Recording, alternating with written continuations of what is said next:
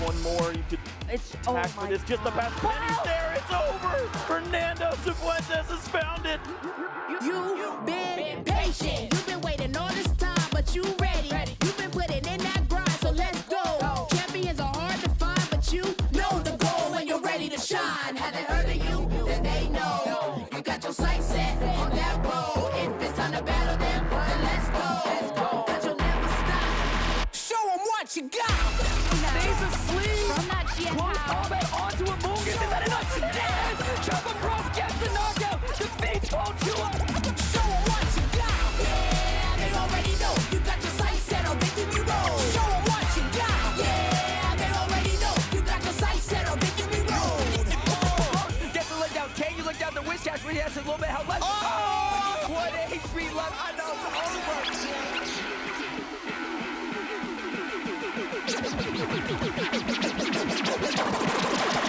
Show 'em what you got. Yeah, they already know. You got your sights set on victory road. Show 'em what you got. Yeah, they already know. You got your sights set on victory road. Put your hands up. Good morning, everyone, and welcome to Poland, where you can Gdansk if you want to, and you can leave other trainers behind. Because if other trainers don't Gdansk, and if you don't Gdansk, well, then frankly, you're just missing out on a fantastic regional competition. My name is Amanda, also known as Lumberger, here alongside three of my esteemed co-casters. Here we have Count Xevious, Tomahawk UK, and Koning Lionheart. How are you gentlemen feeling about this regional competition? I'm excited, absolutely excited to be here because the meta for me has completely delivered. So dynamic, so many things you can do, fast-paced, and I'm excited to see what all these trainers have cooked up for this weekend. I can only echo those words, RB. I think the meta is going to shift quite a lot this weekend, and I cannot wait to see who we see rise to the top. Yeah, I will just also agree on that one. Honestly, Pokemon Go is so dynamic right now. Lille was probably the most hectic tournament I have ever casted so far. There were so many switches, so many fast-paced Pokemon. It is incroyable. Indeed, indeed. Lille was the last tournament. We are in our third tournament here for Europe, actually the last one before the Latin America International Championships. But as you can see from this graph, there are so many more competitions to go. Yes, you mentioned it. The next one is going to be Sao Paulo after Gdansk, which is obviously right now. Amanda mentioned, I think, once or twice in the intro. Then we're going to go to Stuttgart, which is also not too far away at the end of November.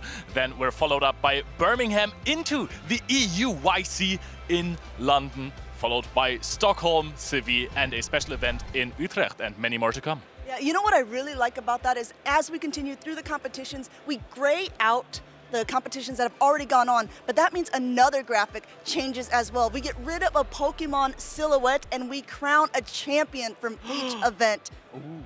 Well, we do have a lot of champions already crowned. Over in NA, we have, over in EU, we have Kazim in Dortmund and in Lille, Boom. Boom made an amazing run in the tournament. It was his first ever tournament, encouraging players to come and show exactly what they got. That's right, 2 tournaments so far in Europe. We've also had 2 tournaments so far in North America, and the 2 champions there are Wadaj in Baltimore and Lyle Jeffs III in Louisville. 2 great competitors as well. They have sealed their place at the World Championships later this year in Anaheim. That's absolutely right. First place competitors get an automatic qualification for Worlds, but every other player are still competing for championship points. And the championship point system is actually a little bit different this season. So this season you get 350 points if you get first place. And you can see there that the number of points for that top 8 placements, quite a lot of points. So these players will be going for those top 8 places. You still get points in the 9th to 16th range and below as well, depending on the number of participants. And it'll be the top 50 players in Europe come the end of the season that will qualify for the World Championships. And not only that, we have a little bit of a thing that is different this year, and that is also the travel incentives. So trainers who have been competing, who are at the top of the leaderboards here, will be able to get travel stipends to go to the different international championships that are going on. And look at the travel awards standing that we have so far. Well, look who it is, finally in first place, Tomahawk UK. Well, and followed by TomTom Batteur's Kazim nickname as well, who will be coming for this regional. And Tomahawk, you know, these are people who are competing to dethrone you from the first place. What do you feel about this? Yeah, that's right. So I have played one more tournament than many of these players, and they'll be looking to try and overtake and get into those top 4 placements, because come the end of the Latin America International Championship in 2 weeks' time, the top 4 on that leaderboard will get a travel award for EUIC. There's already been some trainers that are going to the Latin American International Championships, some who are actually competing here in Gdansk, but we know that Colin Six, Paulo Shaw, San Hudigo, and Pablo Dinas, I believe, are the ones who qualified for the Latin America one. Very anxious to see, because even though that leaderboard looks pretty promising for Tomahawk UK, things will change drastically after this tournament with more championship points being awarded. But you know what? Let's go ahead and look at that European leaderboard, and just kind of a reminder here, we talked about how the first place finishers get an automatic qualification for Worlds. So you see those little golden tickets next to Kazim's name. Boom 20s, Inadequence, who is not on the screen, also has an automatic qualification for getting second at Worlds. Yeah, look at Boom. He got the 350 from Lille. Didn't play anything else. Is still in this top 16 on 14th place. We also have so many other trainers that we have seen in the last few seasons. Colin Six, Mindjoke, Emmy Weedle, Galaxica Bolt. You could just actually read out every single name. You will have seen them in this top cut. And not only are these players playing for points, they're also playing for some fantastic prizes. And my main question is, I mean, the winner of the Gdansk, is he going to open up a bakery? Because look at that. That is a lot of dough. That is a lot of dough indeed. The first place, you get $25,000. $2,500. Whoa, that was, yeah. $2,500. Don't get too excited, everyone. $2,500. And you also get booster packs along with this, which is 108. Second place, $2,000. 108 booster packs as well, and so on and so forth. This is still a lot of money that you can fund your entire travel for all these events and also to Worlds. It's partly why I've been competing in the North American events. And if you can get into those top placements, then it's worth it. So speaking of those top placements, we saw that you're obviously good at the Show 6 Pick 3 format, Tomahawk. How are you in the Blind 3, or what we also call the Go Battle League? That's right, we do have the Go Battle League weekend this weekend during Gdansk. Amanda, I have hit Legend already. Tell me, have you hit Legend? Not even close. But, I mean, I think that there's still plenty of time. Of course, with the Go Battle League weekend, you get an extra amount of sets, you get extra dust, and there's a lot of fantastic prizes that are on the line. Not only that, something special that is going to be cooked up after the Gdansk Regional. You're definitely going to be wanting to tune in for that, but don't go anywhere afterwards because we're going to have Go Battle Day. And not only that, people who are watching are going to get those famous Twitch drops that everyone is always asking about. Charge TMs! Here we go! Those are very important if you're playing, especially Show 6 Pick 3 formats. If you're going to those tournaments, you want to have the access to as many Charge TMs as anyhow possible, because you might want to change up. Please do not let me forget to get those Twitch drops. That will more than triple my number of Charge TMs, but we have some fantastic players who will be presenting the Go Battle Day broadcast. You can recognize many of these as competitors. We've also got Pokedaxi there, a big content creator, Marta Galde, Inadequence, and Soph Toph as well. Yeah, it's also a great opportunity for you to learn how these amazing battlers play their sets. What do they look at? How they build the teams of 3 to counter the opponents as well. Yeah, we're very excited to see what these trainers are going to cook up. Maybe I'm going to have to steal some lines and hopefully I can climb in the Go Battle League, get a little bit closer to Legend myself. But in the meantime, let's go back to the Show 6 format because we were all in Lille in the last competition in one capacity or another. 3 of us on the casting desk, 1 person as a competitor. I mean, what were your thoughts? You think that the meta is going to shift a lot from what we had in Lille, Abby? If anything that Lille has showed us is that the dominance of Ariados. I think it's going to be Ariados and a Pokemon that's going to do well against the Ariados. That's how I think the meta is going to shift. Anything that stuck out to you as a competitor that maybe you're feeling could be different here in Gdansk? I think, as Arby said, Ariados usage I'm expecting to skyrocket, and players will be trying different Pokemon in order to sponge that energy. I think that there are a number of types, Fire, Flying, and Steel, that are strong against Ariados. I'm interested to see which of those players lean into to counter it. Funny that you mentioned Flying and Steel types, because I think that Skarmory is going to have a big impact. I'm saying that Tauntaun Batuz actually figured out the format in the last tournament already in Lille, bringing that Charger Bug and that Skarmory on the same team, because Skarmory takes care of Ariados and plenty of other Pokemon. There are not really too many electrics or fire types in the meta right now. And of course, Charger Bug is so good against those bulky Pokemon that are being run right now, except for probably the Clodsire. But Azumarill and Dugong and Toxapex, they have problem with the electric bug. I mean, we're talking about Pokemon. Let's just give a little reminder for everyone, too, about the players who were in Lille, because we talked about it before. We saw Boom's name on the list, but look at this trainer on the left. Boom 20, his first tournament that he ever entered, playing up against what we call the final boss, Colin Six, a 3-time regional champion, winning the bracket reset here and becoming the Lille regional champion. It was not just Boom. We had in number 2 place, we had Colin Six, we talked about him, and also 3rd place, Paulasha. Both Colin and Paula made a similar read to the meta, bringing both exactly the same teams. And I think many of these Pokemon will feature again this weekend.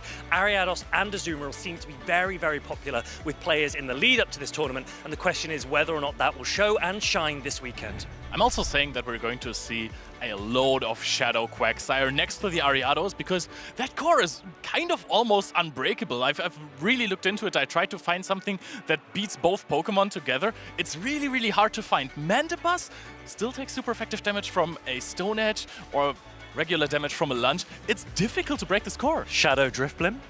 Oh yes, Shadow Driftblim is a really, really good one. But still, Stone Edge, very, very tough to handle. I mean, not very many Shadow Driftblim in Lille. Let's take a look at the day 1 meta usage and see, I mean, everyone just kind of take a screenshot in your mind about this because we're going to have to see how much it will change for here in Gdansk. But Azumarill was king of day number 1 with 49% usage, and Malamar right behind it. We did see Ariados and Dugong, which were very popular, but of course, I mean, we saw how it changed for day 2. What happened in day 2 was a complete shift. We saw that Galarian Moltres come all the way to the top of the meta, followed by Dugong. Dugong has this brilliant place in the meta where it's neutral into a lot of these matchups. It acts as a perfect setup Pokemon for the Pokemon like Galarian Moltres or Pokemon like Feraligatr to get energy. And where has Clodsire gone? That is the big question. Will it make a re-emergence this weekend? Perhaps it might shift back to Stone Edge to counter a lot more of those Ariados we're seeing. I mean, I think that is a good point because everyone said at the beginning of the max out meta, oh, it's going to be the Clodsire, Shadow Feraligatr core, Mandibuzz is going to be everywhere, and they were at the beginning, but they definitely dropped off a lot. And I think it's definitely going to come back because if you're looking at the top 4 Pokemon, Moltres, Stone Edge, Toxapex, Earthquake, Dugong, Stone Edge, Ariados, Stone Edge, it is going to be impactful. You have to at some point decide what you want to pick, right? You need the Earthquake for the big damage, but you need to have that Sludge Bomb for the Azumarill, because one consistent thing that's been in the whole meta is Azumarill. Every regional, it's at least in the top 3.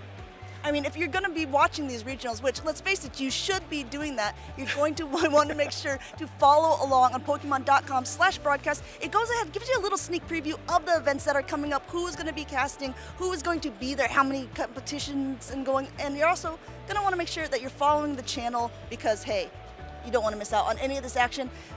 Follow on socials as well. We don't really have the hashtag for it. Just a reminder, it's hashtag Play Pokemon. We want to feature your posts. Anything fun, Leo? I mean, last time we kind of picked on you about, you know, maybe putting a Haunter scaring you. Is there anything that you're hoping that people will post for this event? Yeah, definitely. I want to... I have something in mind, trust me. I want a Darmanitan posing next to Amanda. This is what I want to see this weekend. Okay, well, I'll take that. I mean, Darmanitan is a very, very nice, a little bit, it's a fiery man. I mean, I kind of stole the looks last weekend or last regional in Deal with the eyebrows that not many people understood, which I'm very sad about. But it is my favorite Pokemon, so I want to see people give it some love. Well, I hope that maybe it has some footage of that in the Lille recap video. We're going to go ahead and give you a little recap of what happened in the last regional competition while we get ready for here in Gdansk. Hello there, trainers. I am Count Xevious, and let me take you through the series of events that unfolded during the Lille Regional Championship for Pokémon Go. This was a second regional in Europe, and we witnessed a little shift in the meta. Pokémon like Azumarill and Malamar dethroned Dunsparce and Clodsire from the top 2 spots, whereas Diggersby and Cresselia were nowhere to be seen. The dynamic meta helped Pokémon that punish save swaps, especially Malamar, come to the forefront. Ariados slowly crawled its way up in usage, with access to 2 status-changing attacks of Trailblaze and Lunge.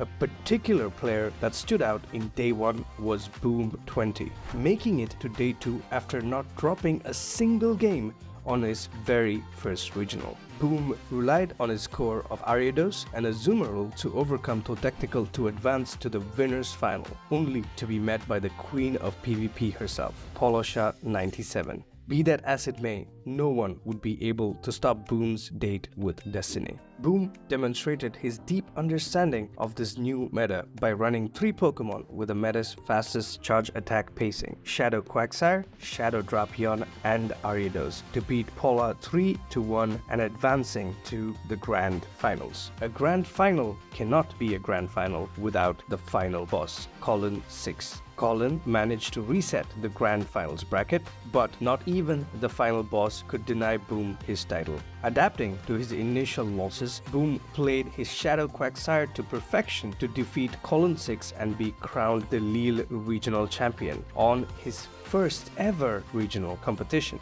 Do you have what it takes to be the best like no one ever was? Register to the regional closest to you.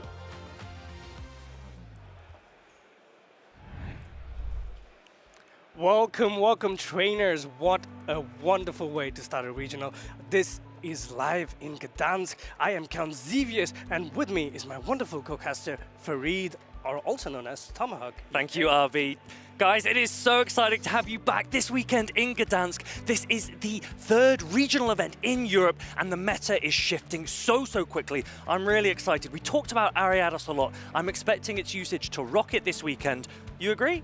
Yeah, I completely agree with you. I think Ariados and I'm definitely going to see a lot of Azumarill as well. But what I'm really looking forward is Quagsire, because it has such good pacing, such good coverage, and we saw in multiple regionals how it did against the Ariados. You can stay in that matchup and then come out with a full HP Quagsire as well. I think we all cannot wait to see whether or not these Pokemon feature. But before that, we want to see which players will feature first up on stream, and you get to decide. Make sure to vote on Twitch. These are our community choice picks. We have Penny Wamix and Fazbury, 2 UK-based players, Stepis5, Akashic Ames, Bakami1 and It's Walshy, and then Blondin and SBen84. If you vote now in Twitch, you can decide which match we have first. Yeah, for me, I would really like to see Bakami play again, because he's been to multiple regionals and he's had a lot of finishes, and most of his regionals has been in Poland. Yeah, he could be a player that could go far in this tournament. He has gone far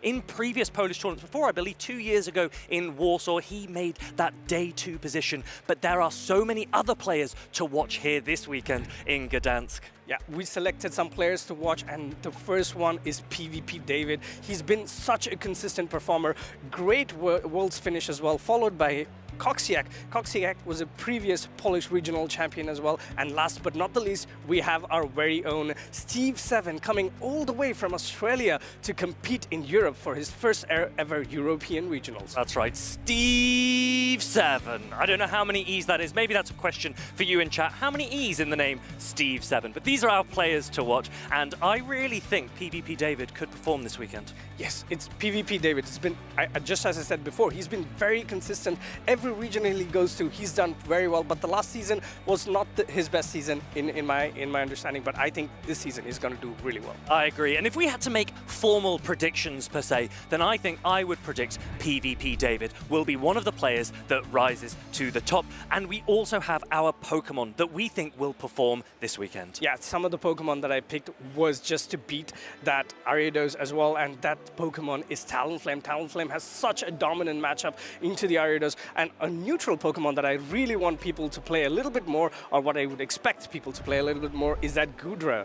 Yeah, and I think that there are a few Pokemon as well that could be good hard answers to some of the common safe swaps that we've seen in the meta. So we've seen so much Shadow Drapion being used before, and that water and dark type damage I think can be sponged very well by Guzzlord. And then we've spoken very briefly about the prominence of Ariados, Mantine, Drifblim as well. These could be 2 Pokemon that players lean into to really punish that bug type. Another Pokemon that I think can really do a great job against this poison type Pokemon is Greninja. Because of its water and dark type typing, it can absorb the energy from Drapion, and that's a great thing to have, because it's so much damage that the Drapion can set out. You might have also briefly seen on my picks, I have opted for non-Shadow Magnezone. I think it has a ton of play into the meta. Lurgan Rocket used Shadow Magnezone last event in Lille, but I think that the non-Shadow, it can tank attacks a little bit better from Pokemon such as Shadow Drapion, and I wouldn't be surprised to see a few players use it here in Gdansk. Yeah, I think one of the reasons why it's a great pick, the non-Shadow version, is that in the 2-shield scenario, it can survive through the Drapion, and that's a great thing to have. Usually, it's a Pokemon that you can counter this Drapion with, but as the more shields are used, if you use a Shadow version, it doesn't work. That's great. And there are so many Pokemon that we will see taking real advantage of the way that the meta has moved this weekend. In Gdansk, we have a meta update, of course, and this is what it looks like. Our top 12 Pokemon for Gdansk regional event. And we see the spooky spider continuing to spook us. It's Ariados at the top place with 65%. That is 2/3 of the teams here in Gdansk are using Ariados. Halloween may be over, but Spider season is only just beginning. Very, very closely followed by Azumarill as expected, and then a bit of a drop-off into the next set of Pokemon. Yeah, we have Dunsparce making a resurgence, probably to check this rise of Ariados. With its charge attack of Rock Slide and fast attack of Rollout, it can be a very good answer to Ariados. Arby, do you know what I'm really noticing with these top 12? And that is the complete absence of Toxapex Diggersby. And that was one of the most popular cores a few weeks ago. We saw it immensely popular in one of the LATAM events, but also a lot of prominence in Europe as well. Nowhere to be seen now. It's one of the things that I was talking about just before the broadcast as well. Toxapex Diggersby can do a great job against what we are seeing right now, because Toxapex has a pretty neutral matchup against the Ariados, great matchup into the Azumarill, and Diggersby is just such a solid Pokemon to have. You do not want to be a Dunsparce if you're going up against a Diggersby. That's right, but Dunsparce third on those usage there. It has access to Rollout, which was buffed this season, and that is pretty good against Ariados, but Ariados can fight back. I think in the two-shield scenario, Arby, Ariados actually can flip that matchup against Dunsparce, so I'm excited to see how players utilize their Pokemon. Yeah, it's one of the best things about this meta, right? We have these core set of Pokemon, and all these Pokemon can win against their counters or their checks, as you would say, in different shielding scenarios, and that's why it's so brilliant to watch. It's so dynamic. You could sit there, two-shield through a matchup and still come out on top because you know your backline Pokemon can deal with what's at the back. Now, there's one Pokemon that we haven't seen a huge amount of, especially on that usage graphic, and that is my favorite Pokemon, Pangoro. I do think that Pangoro still has play in this meta. I'm interested to see which players, if any, lean into it and how far it can go. Yeah, we need the Pangoro to unleash the Pandemonium because it is such high damage Pokemon. Has a very fast charging, fast attack, which is Karate Chop, followed by fast charge attacks in this Night Slash, and a very, very hard hitting close combat that can do a lot of damage against the Pokemon in this meta. Yeah, it would definitely take my vote as the Pokemon to play this weekend. It can do so much damage, as Arby said. But in terms of voting, you guys have voted in Twitch for the community choice match. This will be the first match up on stream, and it is Stepis going up against Akashi Kami's. And I'm excited. I want to see their lineups as fast as possible to see what these two trainers have. But we can guess already, maybe both of them have an Ariados in their team. I really wouldn't be surprised. And if they do, I'm very interested to see whether or not these players have lent into as much attack as possible on their Ariados. Because one thing that we saw a lot of in Lille was that charge attack priority between two Ariados. And it really, really makes a difference once you've had one lunge land and your attack is debuffed. Yeah, I think it's important to have high attack Ariados, right? But what's important is to understand your Pokemon. How have you trained it? Does it have high attack, high defense, or high stamina? It doesn't matter because you know what you can expect when you throw your charge attack. And that's how you try to get an advantage over the other trainer, because you cannot guess the other trainers how they trained it. Yeah, that is exactly how players need to start really thinking about the way that they approach these matchups. And I imagine, even if you do lose charge attack priority, we also saw in the final between Boom 20 and Colin 6, the players were shifting in and out, switching with that 50-second switch timer that we have now this season. So there is a lot of play, no matter the outcome. In this meta, that's also the thing, right? You do not start with an even playing field. There's so much swapping in, there's so much changes that you have to really focus on your Pokemon, understand your Pokemon and what they can do for you, and that's how you try and win. These are two players that haven't featured a huge amount here on stream, so they'll be looking to make the most of their time on camera, but they'll also really want to perform this weekend because this is a great opportunity to get those championship points, coveted championship points, and go up on that leaderboard. Yeah, it's all about the championship points, right? Because in the end, that's what qualifies you or pushes you towards being qualified for World Championships in Anaheim. And it takes the whole season for you to accumulate. It's not just here. You could also have side events in these regionals where you can accumulate championship points, and also in your locals as well. Now, are you playing any locals or regional events this season, Arby? I'm trying to get to Stuttgart, and I will also try to go to Stockholm, but I'm not sure yet. My work schedule is very tight right now. And are you playing Go Battle League in the meantime, in between, to keep up with the meta? Yes, that's how I keep up with the meta. Playing Go Battle League, trying to understand how the meta is evolving, what kind of Pokemon can potentially surprise you in these regionals. You see a random Magnezone and then you're like, my team cannot deal with this Magnezone. How do I play against it? And then you try to understand, maybe somebody will bring it in a Show 6, and we saw Lurgan pilot it. That said, Lurgan didn't use it as much as he would have hoped to use it, but I think this regional, we will definitely see a lot of Magnezones. I think Go Battle League is a great way to practice your skills for Show 6. We have a Go Battle League highlight video so that you can watch what happens. Trainers, it's time to elevate your competitive play. Have you been playing a lot in the Go Battle League, but not in the Show 6 Spring 3 format yet? Allow me to help you on your way. My name is Martijn, also known as the 2024 World's Finalist in Adequance. Like many of you, I honed my skills in the Go Battle League. The Go Battle League is a PvP game mode where you can play against trainers all over the world. In the battle menu, if you swipe left, you can build your team of 3 Pokemon that you can use to battle with in the Great, Ultra or Master League. Go Battle League battles are blind, meaning that trainers have no idea what Pokemon they will go up against. While facing other trainers, you progress through the ranks to receive a numerical rating. Your rating determines matchmaking against trainers of similar skill. You win battles to climb the ranks, starting from Ace to Veteran to Expert and finally to Legend. On top of that, you also earn in-game rewards. The Go Battle League is a great way to develop and hone your skills in PvP. The Show 6 Spring 3 format is a bit different from the Go Battle League, however. You will find that the Show 6 Spring 3 format requires team reading skills and prediction abilities. It offers another dimension of PvP and enhances your understanding of the game.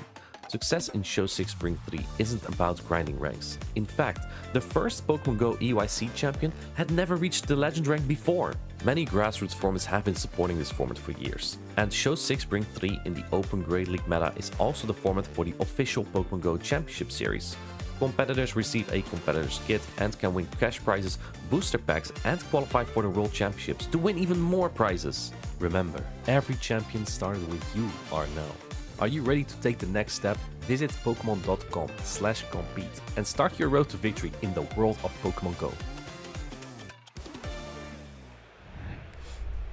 Thank you, Martijn, also known as Inadequance, for that video on the Go Battle League. Martijn was telling me that he has almost hit veteran rank in the Go Battle League. It is Go Battle Weekend this weekend. You get up to 100 battles per day and boosted rewards all weekend. Also, remember that there are Twitch drops, charge TMs on offer.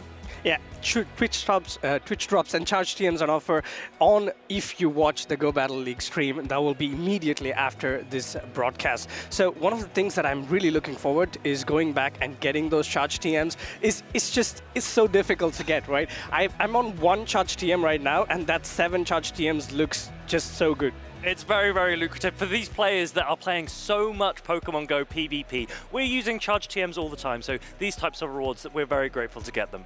Yeah, you could also get charge TMs if you constantly play your Go Battle League sets every day, because it's also, you get a potential drop as well in if you win 3 battles, I would assume, right? 3 battles in your set. Another thing that you can do here is try and do as many raids as possible. So that also slowly and steadily accumulates your charge TMs. One thing I wanted to check is, like, Farid, you're a very competitive battler. If you are going to play this regional, what are the Pokemon that you think you would build your team around? Oh, that's a great question, Arby. As I've mentioned, I think that Pangoro has a lot of play, and I think that a pair for Pangoro would be Shadow Drifblim. I've mentioned it earlier. We're not seeing either of those Pokemon here, but we are seeing a couple of interesting options in Alolan Sandslash, the non-Shadow variant. This has been something that has shifted remarkably since last season, where it seemed to be the Shadow variant that was most popular. The question is, and the question that I want to ask you is, do you go for Powder Snow, or do you go for Shadow Claw?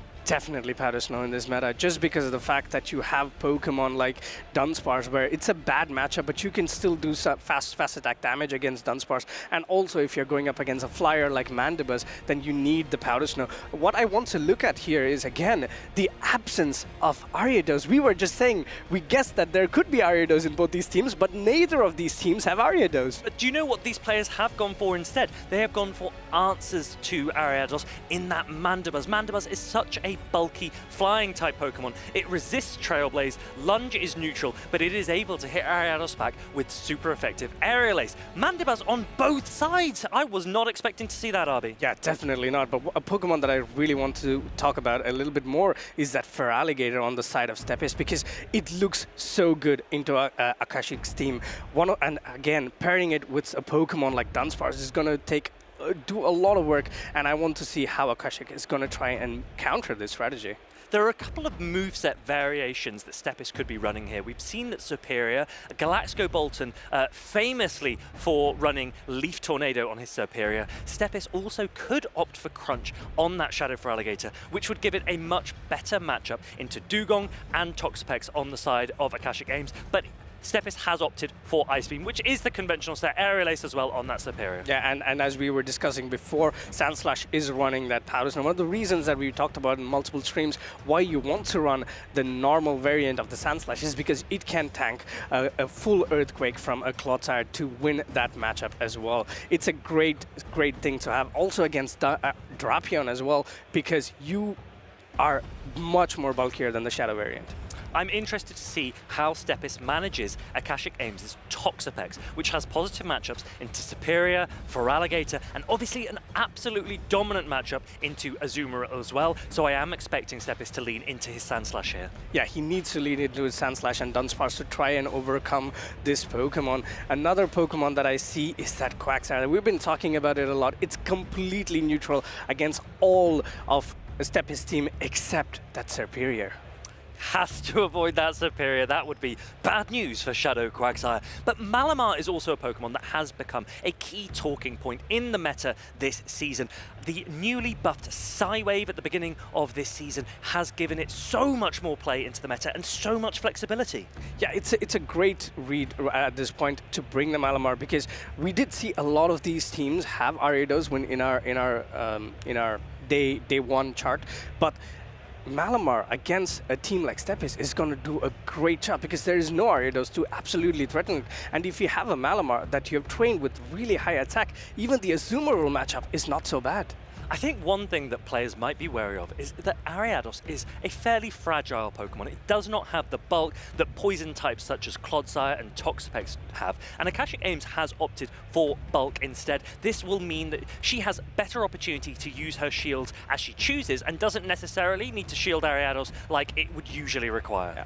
She can set up a strategy which is basically a tried and tested strategy, and a very strong strategy with the limited switch clock is that Malamar lead superpower and then dip, because most of these Pokemon do not want to deal with the superpower. Mandibuzz has an okay time with it, Azumarill as well, but then again, you still have a full healthy Malamar to deal with towards the end game, and that's always difficult. And chat, you voted for this match to be up on stream, so let us know which of these players are you rooting for. Arby, do you think you have an idea of which of the teams have an advantage? I love bulk, yes. So I like to play around bulk as well, and I think Akashic's team is going to be very difficult to overcome, but Stepis also has like a really high damage Pokemon as well. So I have to go for Akashic. I'm really excited to see whether or not that Shadow Quagsire can avoid the Superior. If it gets aligned onto that Alolan Sandslash, then that is a great position for Akashic Aims. Stepis, he'll be composing his team to make sure that the Toxapex doesn't align on his Azumarill. Yeah, and we talked about this as well a little bit about the Dugong and how it's kind of neutral in the whole meta. And look at the teams now. You can safely swap in a Dugong and let your Quagsire get ramped up. Give it a springboard, give it a ton of energy. Even if the Dunsparce comes in, you can completely farm the Dunsparce down after the Dugong is done with it. Yeah, I think you're right. Dugong looks really, really good here. Even into a Dunsparce, Dugong can win the 2-shield scenario just because of that debuff potential. And Steppis, he's not running Leaf Tornado on the Superior. He doesn't have any Pokemon on his team that can debuff Akashic Aims. So I'm interested to see whether or not Akashic Aims can take advantage of that. Yeah, I think Dugong is maybe going to be a key competitor or a key Pokemon. But these two trainers have locked in. We will see what they have decided to go with. We have the Sandslash lead into a Dugong. This is a neutral lead for both parties. Both Pokemon that we've spoken about, but that Sandslash is running Powder Snow, which is doing little to no damage to this Dugong. Both Pokemon have access to ground-type coverage in Drill Run. Sandslash will reach there first. First one comes through, and Akashic Aims lets it land. Yeah, opting to no-shield the Drill Run, knowing well that the Drill Run from the Dugong will be more threatening against his Sandslash because it will do super effective damage. One more Ice Shot and going for the Drill Run. This will do super effective damage, but we know this is not a Shadow Sandslash, so it will tank this pretty comfortably. I think that is one of the really nice things about running the regular Alolan Sandslash. It took that Drill Run damage no problem despite being super effective, and it paces so quickly to its own. Yeah, again, another Drill Run going into the Dugong. Drill Run has energy. Will Akashic opt for the Icy Wind debuff? And that's exactly what happens here. This is a great position to be in. Dugong lead trainers love this. Swap in Icy Wind and go into whatever matchup they want. And either... Oh, we've gone straight into the Mandibuzz. So Mandibuzz will take super effective from these Rock Slides and also from the rollout, but Rock Slide received quite a heavy nerf at the beginning of this season, and so it doesn't quite have the strength that it used to, plus the fact that this Dunsparce is now debuffed. So I'm interested to see, how does Mandibuzz fare? So far, so good. We see it still in the green. In comes the next Rock Slide. Rock Slide can do maybe a little over 15% damage to the Mandibuzz. Mandibuzz already has reached Dark Pulse, but going for the Aerial Ace here, potentially wanting to go back-to-back to put this Dunsparce in a range where maybe the Mandibuzz can snarl it down.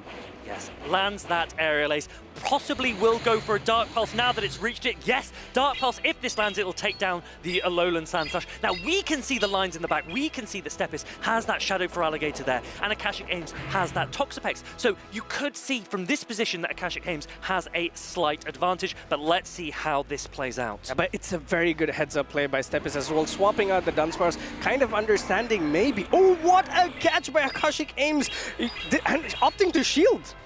That is interesting.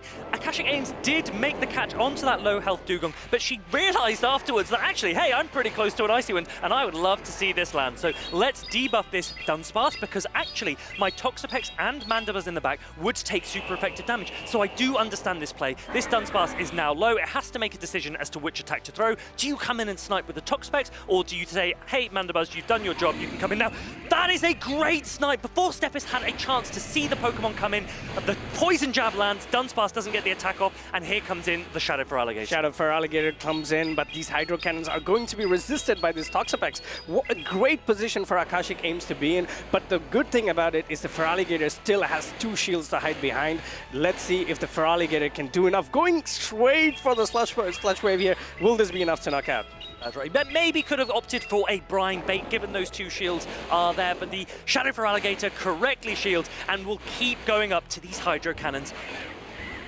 Hydro Cannon comes in here, Mandibuzz being hard swapped in because the fast attacks of the Feraligatr is not going to do a lot of damage to the Mandibuzz. Hydro Cannon comes in, Akashic Aims opting to let go of the Mandibuzz, now basically using it as an extra shield to try and overcome this matchup. This is still looking really close here. It's really, really close. These Shadow Claws do so much damage, and Hydro Cannon, despite resisted, will still do a lot to the Toxapex. The Toxapex is committing to the Poison Jab farm down. If it can hold on to this Hydro Cannon, Akashic Aims might take game number 1. Hydro Cannon is being completely charged and it's let go, and the Toxapex survives, and this is going to be a Poison Jab down. 1-0 for Akashic Aims.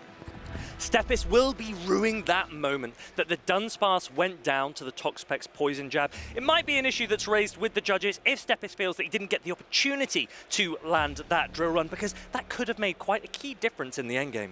Yep, I did see him tapping on the animation to do one fast attack as well. But one of the things that I would like to point out that was a key thing in this is Steppis understanding maybe, just maybe, the Dunsparce could have play at the back. He potentially thought it could be the Toxapex at the back line. That's exactly why he swapped out into the Sandslash. But unfortunately for him, Mandibuzz had too much energy because the Sandslash came in and left too fast. Now, whether or not this match is reviewed or it goes to game number 2, Steppis will have noticed that Akashic Aims played what you could say is triple weak to that Dunsparce in Dugong, Mandibuzz, and in Toxapex. Now, the question is, how do the players adjust? Does Akashic Aims then go, hey, look, I've invited out your Dunsparce, I'm now going to try and counter it with something like Clodsire or Shadow Quagsire? But one of the things that we also notice is that these are 3 really bulky Pokemon, right? She's using bulk to overcome whatever disadvantage she has with the matchup.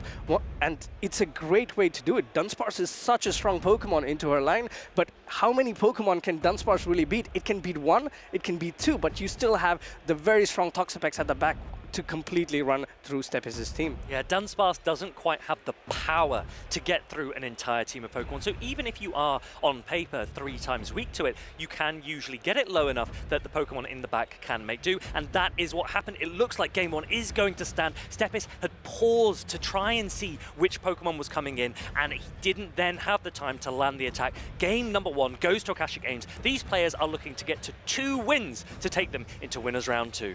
Yeah, and one of the things that I also notice is that the sheer amount of bulk Steppis has to overcome in this matchup. We saw the Feraligatr with a shield advantage going into the endgame. Usually that's a perfect setup for a Feraligatr team. Unfortunately for him, he got met with that Toxapex and the Mandibuzz.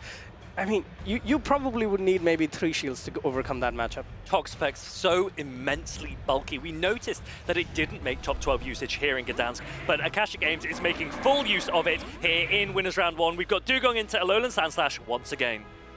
But let's see how these 2 trainers will decide to play this out. But a modification on the side of Steppis is that he bought in the Mandibuzz instead of the Feraligatr, and that towards the end game could make a whole world of difference. It could. Now, we remember that in game 1, Steppis came out and brought in Dunsparce quite aggressively. Question is, will he do it again? Yes, he does. Similar strategy now. Dunsparce comes in. Akashic Aims opting for that Icy Wind to get the guaranteed debuff of Dunsparce's attack. Yeah, and Icy Wind will do exactly what it needs to do to the Dunsparce, putting it in a range where it might be a little bit more comfortable for Mandibuzz. But what is important to see is, will Akashic Aims understand? Has Steppis gone for the same strategy? Can I still play it the same way as I played the last game? Or will he bring a Pokemon that can deal with my Toxapex at the back towards the end game? I think the real question here for Akashic Aims is, can that Toxapex avoid the Alolan Sandslash? Last time, Steppis came back in with the Alolan Sandslash to help take out the Mandibuzz, and in doing so,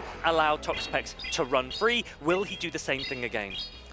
We'll see. Here comes a Dark Pulse from the Mandibuzz. This is enough to put the Dunsparce in a range where another Dark Pulse would knock out, but the Mandibuzz is still not in a range of the Rock Slide to KO. Let's see if Akashic Aims decides to build a little bit more energy to go into the Sandslash and potentially do a little bit of damage there. And this is exactly what we're talking about when it comes to Dunsparce. It has play into all of Akashic Aims' team, but by coming in early into the Dugong, allowing itself to get debuffed, this Mandibuzz is actually taking that matchup, and that is quite key.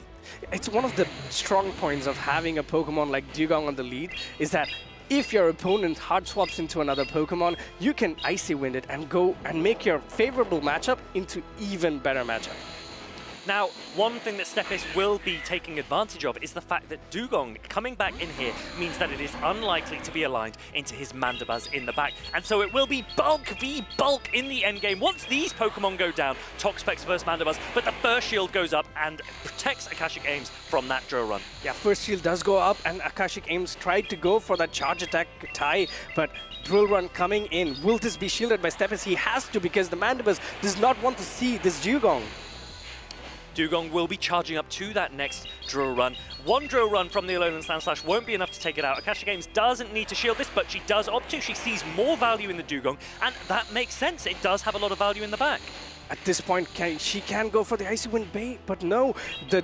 Stepis outpaces the Dugong. Akashic Ames getting a bit more greedy and going for that extra ice shot. Will this drill run be enough? It's still not enough to knock out this Dugong. I think the really nice thing about Dugong is it is able to take Powder Snows like no tomorrow. It's basically gaining health from these fast attacks. Stepis still does not want this Dugong aligned on that Mandibuzz, and the Alolan Sandslash is so close to reaching another drill run, but not before Dugong takes it out. Now, this is massive RB because I think that in the Zero Shield scenario, Toxapex might beat Mandibuzz. Yes, but it is a Zero Shield scenario, but look at the amount of HP that this Alolan Sandslash has. Can this Toxapex Poison Jab it down? I don't think so. It will get to that drill run to do super effective damage to put the Mandibuzz in a position where it can potentially close this game out. Reaching that drill run is massive for Stepis. It completely changes the way that Toxapex will be able to handle the Mandibuzz in the back. It's not the Shadow for Alligator that Akashic Ames really wanted to see.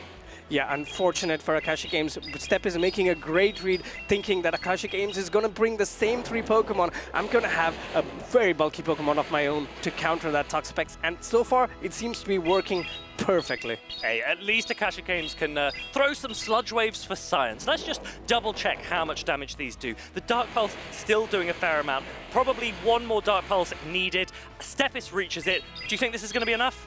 I think this is going to be... No, I don't think it's going to be enough. Maybe there's going to be a little HP left. Maybe one. No, it's enough.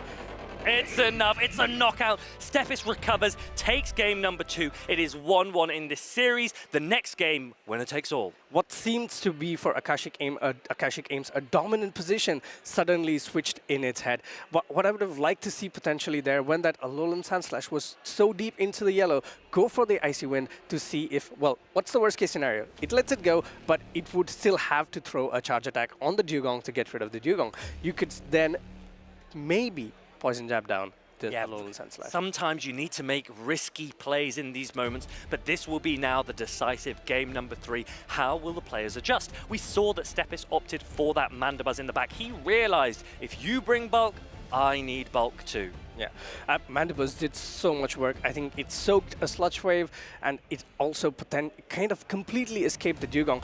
He corrected in such a way, knowing that, all right, if she has to play this strategy of going 3 strong to my Dunsparce, she will always have to lead the Dugong in the front.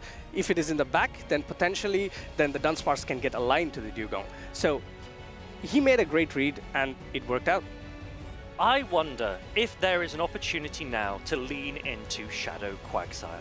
It would have a ton of play into Alolan Sandslash. It has a good matchup into Dunsparce as well, and even versus Shadow for Alligator and Mandibuzz, it has access to Stone Edge, which will do a lot of damage if it lands. Yeah, but one of the things that Stepis, it's a kind of a bit risky for Akashic Ames to kind of go into the Quagsire. Like a Quagsire lead would look really good for her, but understanding that she went Dugong both games, Stepsis could potentially correct himself and run that superior lead as well. It's not a great lead, but it's still a good lead against a Dugong. So many mind games at play for these players. This moment will potentially decide the outcome of the game. What teams are they locking in? How will this game go? Akashic Ames is enjoying herself no matter what. It's the Dugong lead once more, this time into Dunsparce. This is not the scenario what Akashic Ames wants to see, but she will opt to stay in this matchup. Yes, she does, potentially trying to play the 2-shield scenario where Dugong can pull a lot of can pull this matchup out.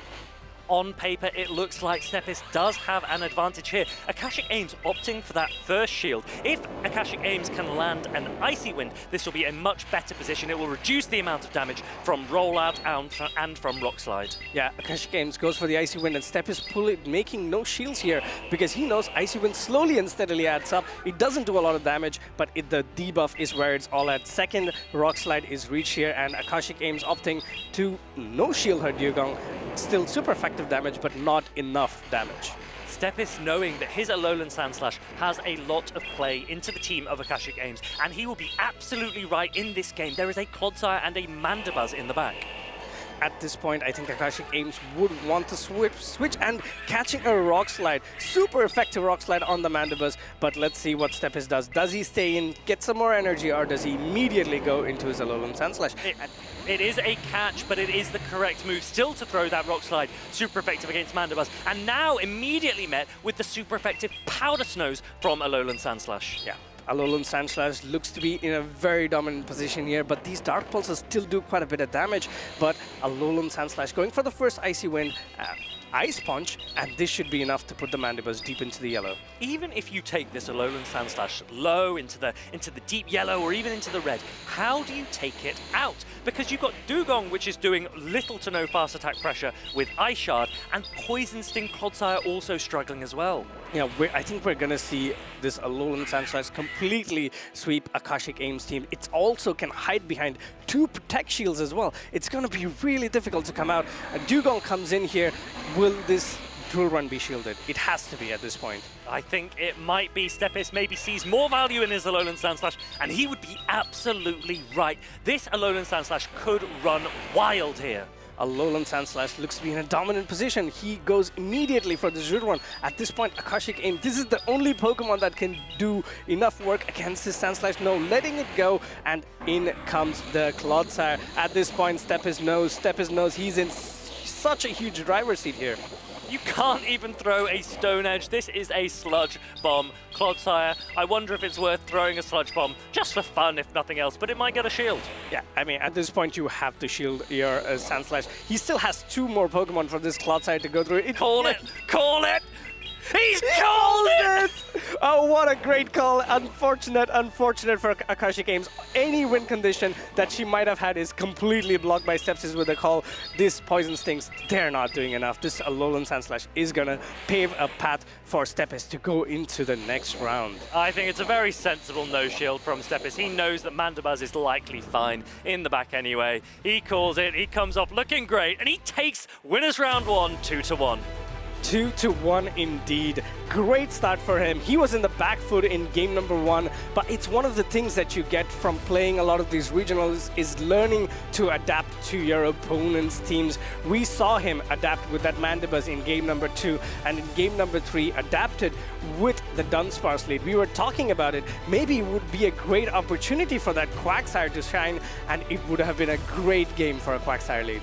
We know that so many players are choosing to bring Alolan Sandslash in this meta, particularly as a very hard answer to Ariados that we have spoken more than enough about. But you saw there that there is no Ariados, and yet Alolan Sandslash still had such dominant in its display. Yeah, it's another key thing, right? Like, you have the Ariados that the Alolan Sandslash can counter, but also another Pokemon that you can use to potentially hard wall the Ariados is also the Clodsire. So again, another positive matchup for the Sandslash. So it's a great Pokemon to bring against all the Pokemon that we see so far. Even against Yazumel, yes, the Shadow Claw variant has more play against Yazumel, but still, you're still going to take not super effective damage from the charge attacks of Azumarill.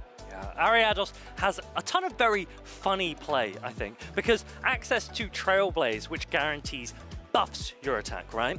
And Lunge, which guarantees debuffing your opponent's attack, can create a lot of very strange scenarios. So we mentioned Clodsire that on paper has such a dominant matchup into Ariados, but I've seen players lunging their way through, and honestly, if we could see some of that this weekend, I wouldn't be surprised. Speaking of lunging their way through, I think it was Rice in Louisville trying to lunge his way through a Registeel. I think he threw 3 Trailblazes and then started going lunge, and he forced the Registeel to 2-shield against the Ariados. That was amazing to watch. It's just these intricacies of the Pokemon, how well you can maneuver around this using the Pokemon. That's what we saw Boom do as well. He had bad leads, he had bad swap-ins, but with his Ariados and Quagsire, he just danced around his opposition, and that's what this meta is all about. Lunge is such a great attack. Let's lunge into a replay of that first game here up on stream. This is the match that you chose, the community match, and here is Steppis landing that rock slide, which then was shielded by Akashic Aims. It was good recognition of the value of that Dugong. It didn't quite have as much value in the end as the Alolan Sandslash. Yeah, unfortunate. This was game number 1, and game number 2, we saw Steppis making this great read, bringing the Mandibuzz towards the late game and closing it out.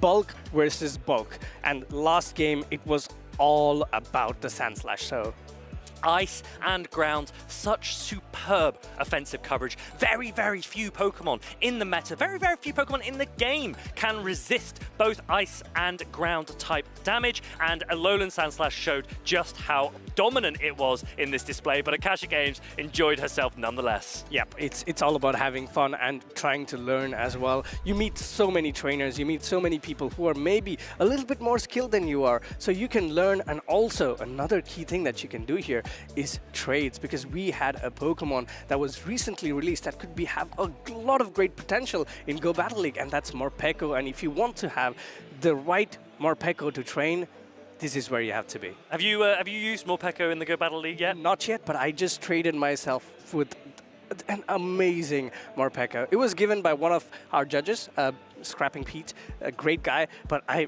love him now because he gave me one of the best Morpekos you could ever have. I love using Morpeko in the Go Battle League. I cannot wait to see whether or not it becomes a staple in the Play Pokemon circuit as well. Did you know it is the only Pokemon currently that has access to 3 type coverage in its charge attacks without changing attacks in between because of that special aura wheel? Yes, of course, I think it's going to have a great impact on the Show 6. We have 2 trainers here, and I wanted to take a quick look at their teams, but unfortunately, it's not there. Yeah, speaking of aura, we have Dancing Rob. He is our first Pokemon Go World Champion. We all know that highlight video, but he has a very tough opponent here. In Winners Round 2, it is Nickname, a Polish player that has top cut already this season, and he will be looking to do the same this weekend. Yes, Nickname is also in contention for taking the top spot away from my co-caster if he does well in this. Let's go, Dancing Rob!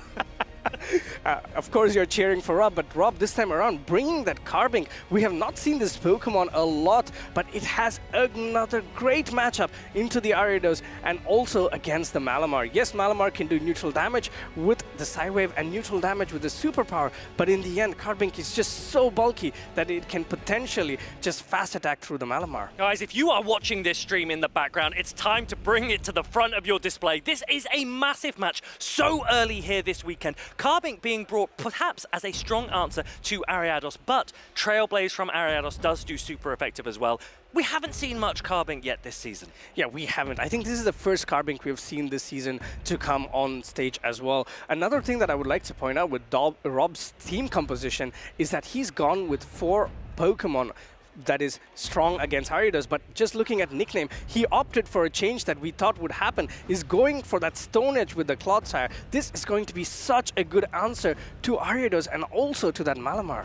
Yeah, and as well the Mandibuzz. All of those Pokemon have a weakness. Mandibuzz and Ariados have a weakness to that Stone Edge. So I think that this is a really smart and sensible adjustment in this meta for that Clodsire. There is no Azumarill to worry about, so Sludge Bomb perhaps not even needed. Yeah.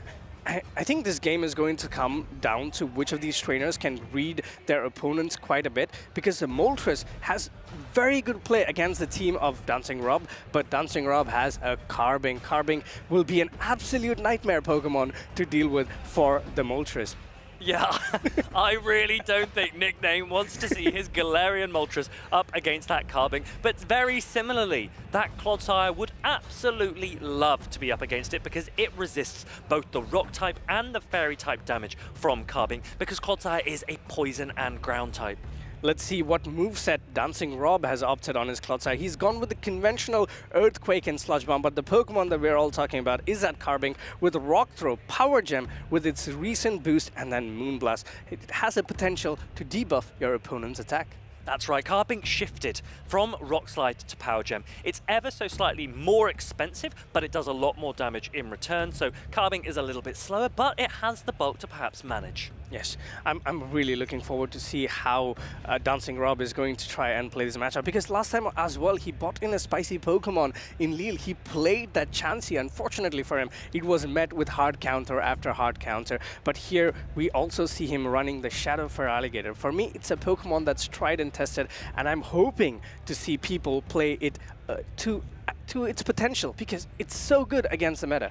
What I really like about these kinds of teams, Malamar, Shadow Feraligatr, Ariados, very flexible Pokemon. You can bring them in and out, take advantage of that 50-second switch timer and really throw your opponent off. And then pairing those with sheer bulk. We saw the benefit of that in Winners Round 1 Akasha Games against Stepis. Will we see it the same? Let's get into game number 1. game number 1. We see a Moltres lead into an Ariados. This is not the place where you want to see Ariados, but let's see if Rob is going to play out the same way like he did it in Lille. He tried to one shield and his Ariados survived with 1 HP to knock the Galarian Moltres out. There are a few things that will be going through Rob's mind at the moment. Firstly, Lunge is neutral. It will do a decent amount of damage like it does there to that Moltres, but Dancing Rob knows that he has a Carbink in the back, right? And if you've got Carbink in the back and you see a Moltres in the lead, then okay, he does shield that Brave Bird, but he knows that there is an answer to Carbink in the back, and he's trying to bait that out with Feraligatr, but Nickname meets it with his own, with a shield up. That is great heads-up play by Nickname. Understanding that maybe his main counter for the Feraligatr is going to be his own Feraligatr, not letting the Feraligatr get to 6 Shadow Claws to outpace his, now forcing Dancing Rob to throw his first Hydro Cannon. This will put Nickname's Feraligatr into the red, but as we can see, Dancing Rob Feraligatr is a few Shadow Claw away from being knocked out.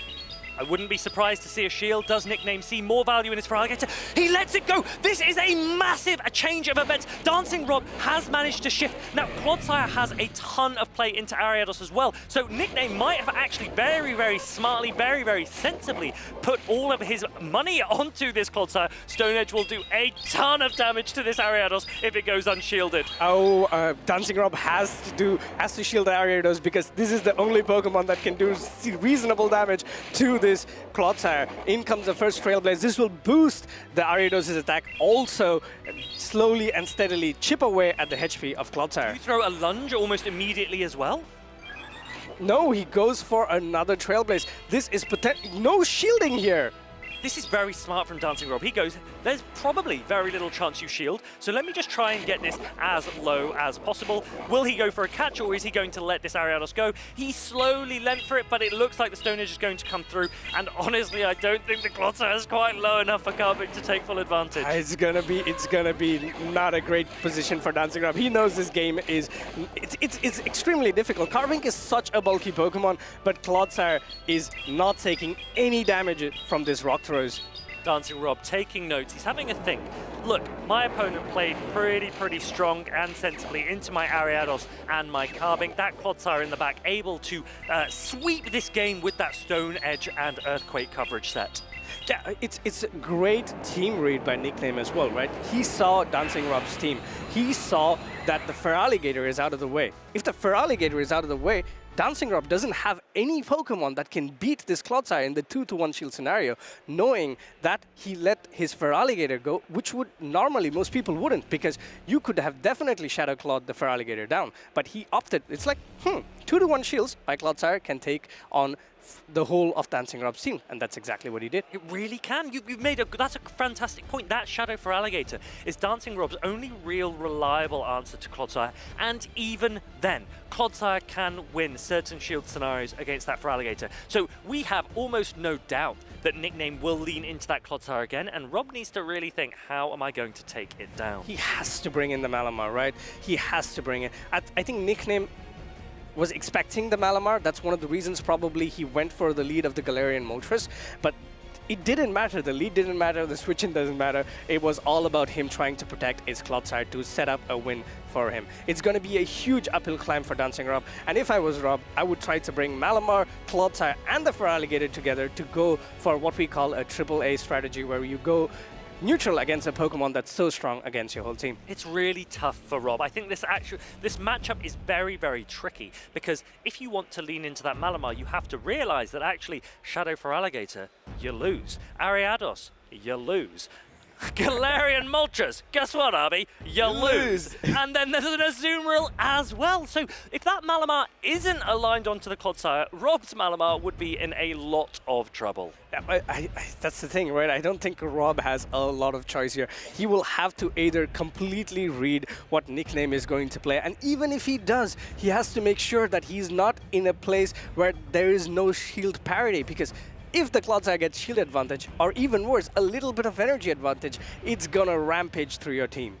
I think maybe a shift into Mandibuzz, at least the Stone Edge, despite being super effective, can be tanked a little bit better on that Pokemon. There is the Malamar that you suggested. There is the Galarian Moltres that we were worried about. but he did in the end make a small change by bringing his own Clodsire here, staying in this matchup, knowing that the superpower is still going to do a decent amount of damage to the Moltres. Let's see what he brings in. Maybe he brings in his own Clodsire to potentially soak the energy from this Galarian Moltres. Straight into that Shadow for Alligator. Shadow Ball resisted by the dark typing of this Galarian Moltres. He has now called the bait, and he's got it absolutely spot on. World champ difference, Hubby. Yeah, world champ difference indeed. But now he has called the bait, but he does have a lot less HP to play around with on his Feraligatr. Nickname bringing his own Feraligatr and trying to set up the same scenario that he set up in game number 1. First Hydro Cannon comes, it lands, so he will be forced to throw in an energy. But here, oh, not even going for the charge attack tie here.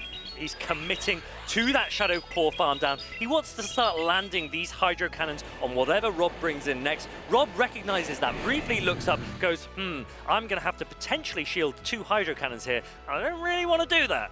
Yeah, we'll have to see which Pokemon he opts to use to come in to take this damage. He cannot bring in the Clodsire because it's going to be super effective damage. First Hydro Cannon coming in, he's letting it go. Going to do a lot of damage. Is Malamar going to hold on, or will it be Shadow Claw down? It does. It's got a little bit of health there. And now the Galarian Moltres comes in. Dancing Rob immediately pivots into his Clodsire, and he does have that Sludge Bomb available to throw, which would take the Galarian Moltres out. Not before Galarian Moltres reaches an attack. This time, Rob does shield the bait. He does shield the bait indeed. Rob, knowing that his Clodsire has plenty of play into the backline of Nickname, so opting to preserve the HP on the Clodsire, but unfortunately getting met with that Ancient Power bait. But at this position, Nickname opting for another shield here. Will he outpace the Clodsire to the Sludge Bomb?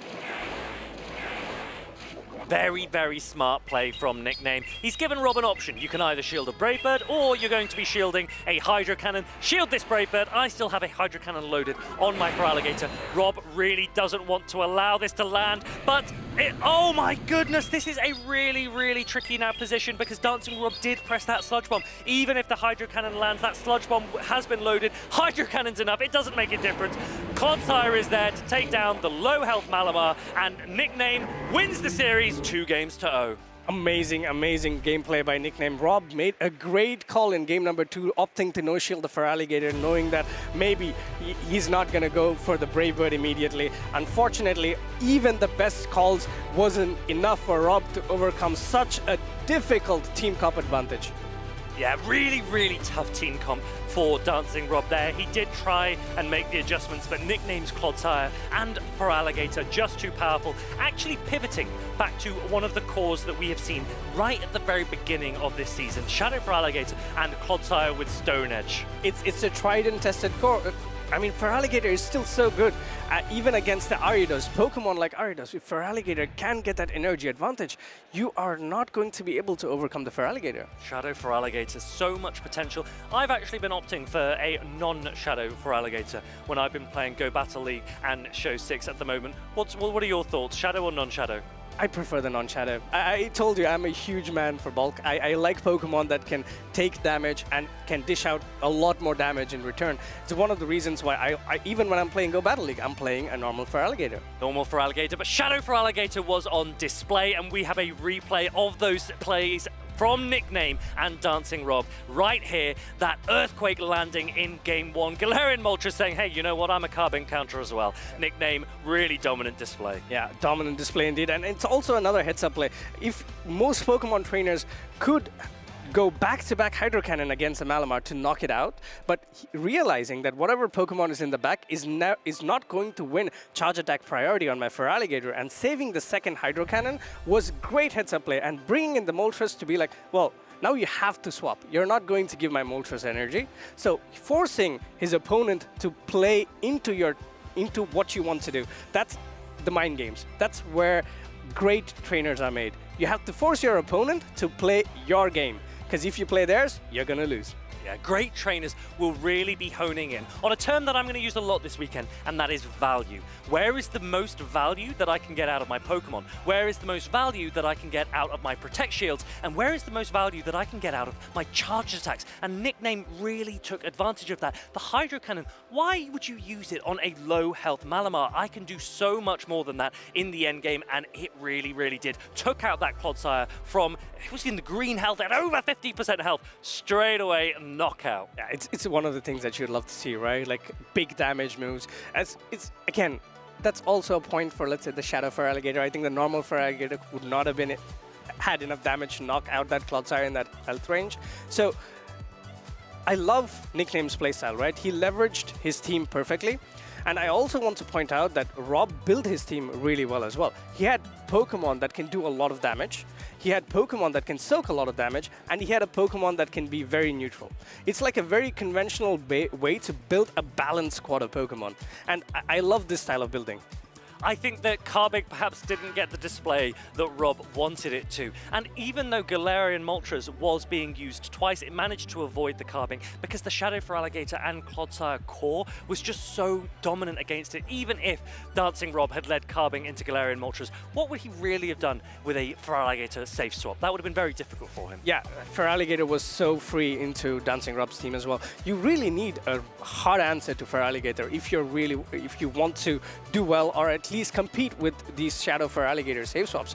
It's one of the reasons why Serperior came into the fore as well. Yes, there was Toxapex at that time, but Toxapex still can lose against Serperior. So, in a way, you need to have grass coverage. Yes, there is an Ariados, but Feraligatr with the energy, I mean, Ariados cannot deal with it. And the other question for players that are opting to run Feraligatr is what second charge attack do you run? We've seen a lot of players opting for Ice Beam. It's definitely preferred, but there is the option of Crunch as well. It's something that I use myself. We've also seen its Axon using Crunch in Louisville. It gives you a better matchup into Dugong and into Toxapex. Thoughts on Crunch? Yes, it gives better matchup into Toxapex. I think it's also one of the things with Crunch, right? If you can get the defense fall in the very first Crunch, suddenly you go from like, this matchup, probably I'm not going to do well in, and you just go straight Hydro Cannon afterwards. It's a great move to have, great coverage, but I think you're absolutely right about Crunch, because right now we don't see a lot of these grass types. We don't see a lot of Serperiors. So you want to use Crunch over Ice Beam. Yes, it's better against Mandibus, but still Hydro Cannons hurt. Yeah, I will be very interested to see what players opt for, but I'm also interested to see a little sneak peek as to LAIC in a couple of weeks. We've got a little video for you coming up now.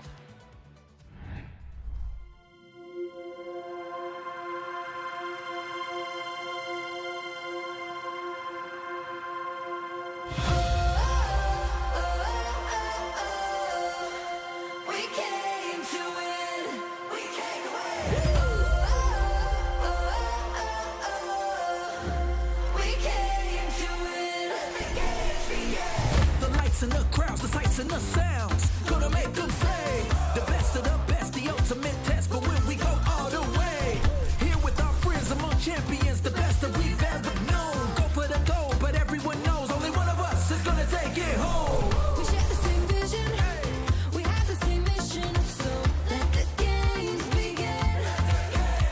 Come on, travel from far to play, gonna give all it takes, 'cause we came to win. Let's go! Come on! We came to win, we came. Here we go! And that is why Fusion are just a smile on his face. Prince. Fabio Musican, Robbie, Marco, Himata, Caladora Silva is your 2024 Latin America International Champion.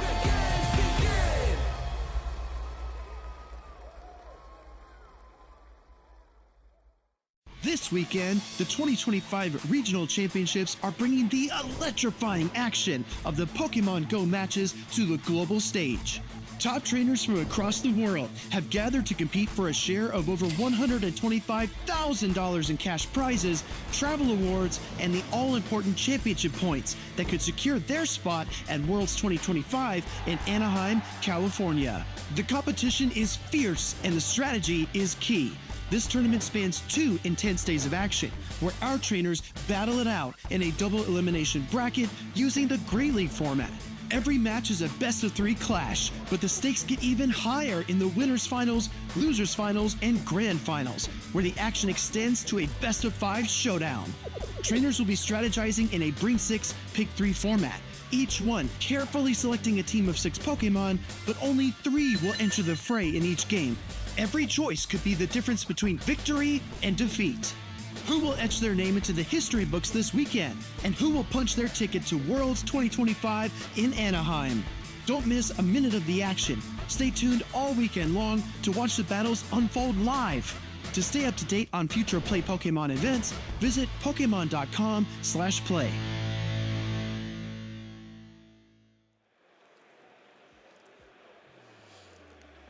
Who will punch their ticket to Worlds indeed? That's exactly why we are here today, slowly and steadily creeping up towards who we are going to crown as the Gdańsk Regional Champion. We saw a great match right now, Nickname going up against Dancing Rob, the result of which is not probably very great, looking great for Tomahawk because his #1 position is under threat. And we've got another player that is going to put my position under threat coming up very, very soon, and that is Tonton Batus, one of the top players in France, one of the top players in Europe. And I'm excited to see what spice he has opted for this weekend. Yeah, Tonton is known to bring spice, right? He's known to have a great sense of the meta and how to adapt to it. In Lille, I think he had the best read of the meta. Bringing that Skarmory was a huge play. Skarmory Greninja made a great core for him, and it was so difficult to overcome. Greninja completely destroys the Shadow Drapion, and Skarmory, you do not want to be an Ariados into a Skarmory, you just get farmed down. I think that he will bring something entirely different this weekend. He's a player, like myself actually, that likes to run slightly off-meta or anti-meta picks, but then run very, very different teams, week to week, event to event. And he'll be up against a player called Fazberry, who I don't believe has had a huge amount of prominence in the Play Pokemon scene. This might even be his first regional event. Yeah, and he's doing well so far. He's now already into round 2, and he's going to play round 4, going to play against a huge competitor. Testing his skills, this is exactly why you want to come to these regionals, because you get to play against some of the best players and potentially defeat them to make sure that everybody knows who you are. Yeah, that's so. We've mentioned that Tonton obviously very high up on that leaderboard, currently in 2nd place. So many championship points available to these players, especially if you can get into those top 8 positions. That's where the points really come in, and the prizes do as well. Yeah, I think Tonton is he's known this stage for so long. He's going to be very comfortable, and as a new player, it's a bit, let's say, difficult to get used to the spotlight because you are there, you have to play this huge competitor while people are looking onto you. That's the feeling that you need to get used to when you come, and that's why, again, as I said, you have to come to these regionals. I think that everyone still gets those little butterflies in your stomach, no matter how experienced you are. There is that slight anxiety. You know that this is the moment that you have been practicing for, but this is also the opportunity that you get to display how strong you are with your Pokemon, with your chosen team, and get to show off some of your skills. Yeah, considering that you do this a lot, right? You are a great competitor, you made multiple top cuts, and how do you prepare yourself when you go, oh, how was your first experience when you started battling it, and what do you have now? I think the most important learning for me has been mentality. And I think if you can approach this in the same way that you would approach a sport and you realize how important it is to keep your head focused, it's the same when you're at these competitive events. You really just have to understand that no matter what happens, if you can stay focused, you're more likely to play a little bit better in that next game, in the match after that, and keep going. It's all about coming and making sure that you get used to the feeling, used to the pressure, and performing in that scenario. It slowly adds up with time. I understand for a lot of new competitors it's difficult. They're like, maybe I'm not good enough. Maybe you are. You need to come, and then you need to test your skills. And there are lots of reasons to come to these regional events, even if competition isn't for you. We get so many different spawns at these events, and the more you travel, the more you get an opportunity to experience different Pokemon. These are some of the regional Pokemon that spawn at these events, some of them very meta-relevant. Yes, mostly the Inkay, because it's very difficult to find the right Inkay to use, what kind of Inkay to trade, and we also have the Scorpy. Of course, it's a normal Scorpy. It's not the Shadow Drapion you can evolve it into, but Scorpy Candy is very useful if you're playing the Ultra League in GBL, because Shadow Drapion in Ultra League is gonna do a lot of work against meta. One of my favorite spawns at these events is that Vullaby, usually locked to eggs only, but here you can get a Vullaby with very low attack, which is slightly better for PvP and the play Pokemon scene, so I'll be definitely trying to catch a few Vullaby whilst I'm here. For sure. For me, it's going to be Shellos because I love and I play Ultra League a lot, and I'm looking forward to finally being able to build that Ultra League Gastrodon. It's so far away from me. It's so far away, but I really want it. And we can see that here in Europe, we do get that East Sea Shellos, the blue variant. What's your preference, blue or pink? Pink. Oh, really? Yes. Okay, well, we'll keep that away from Lou because we know that she is a big fan of the blue Gastrodon. And I think I'm a fan of the blue Gastrodon as well. Yeah, I like the pink one. It just looks a little bit cuter. Yeah? I don't know why. I just, kind of get attracted to it a little bit more. It's just beautiful, and it's also, you don't see it here as much. So when I see it on the map, it's like, oh, cool. Yeah, I mean, I don't. Where I'm based in London, I actually get the pink ones. So seeing the blue ones is what's exciting for me. Yeah. Maybe the grass is greener on the other side. The grass might be greener on the other side. Maybe we need to swap. Yep. You move in, and nobody will recognize that we switched positions. Yeah, exactly. Right? Yeah, exactly. I'll just lower my seat a little bit, and we're all good.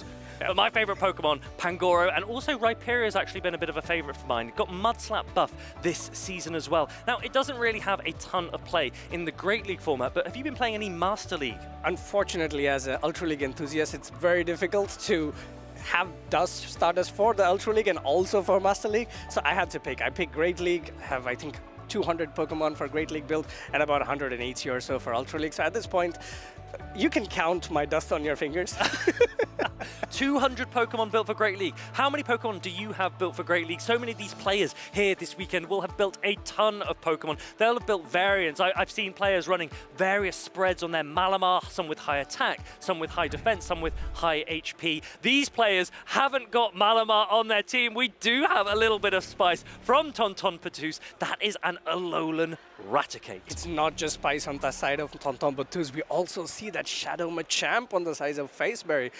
It's a great Pokemon to have. It's, of course, let's say, I think Tomahawk would have preferred the Machamp to be a Pangoro, but unfortunately, it's not.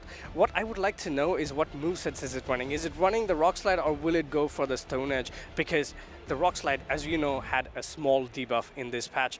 One of the things I really like about Tonton's team is the Charger Bug and Raticate.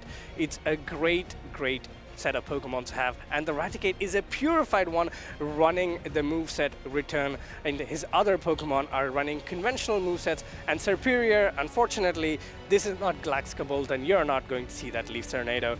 Feraligatr running Hydro Cannon, Ice Beam, Clodsire with Earthquake and Sludge Bomb. A very interesting adaptation to the meta with that Raticate. It probably is trying to avoid fighting types, and I imagine that Tonton hasn't faced too many, but as you say, that Shadow Machamp with Stone Edge, which does a ton of damage into the Pokemon that can resist the fighting type. Karate Chop received a huge buff this season. It paces to that Cross Chop so quickly. I would love to see some Shadow Machamp gameplay here. Yeah, one of the things that actually stood out on Tonton's team was that Raticate, but now looking at this team, you have Ariados, you have Machamp, you have Moltres, you have Azumarill. Can you play the Raticate? One of my favorite ways to bring spice into a team is say, hey, look, I've got a pick that I think will catch a lot of players off, but what I will do is I will cover it with meta, with a little bit of bulk, with a little bit of the conventional play, so that even if my spice pick doesn't look great into my opponent, I can still rely on 4 to 5 other more staple Pokemon.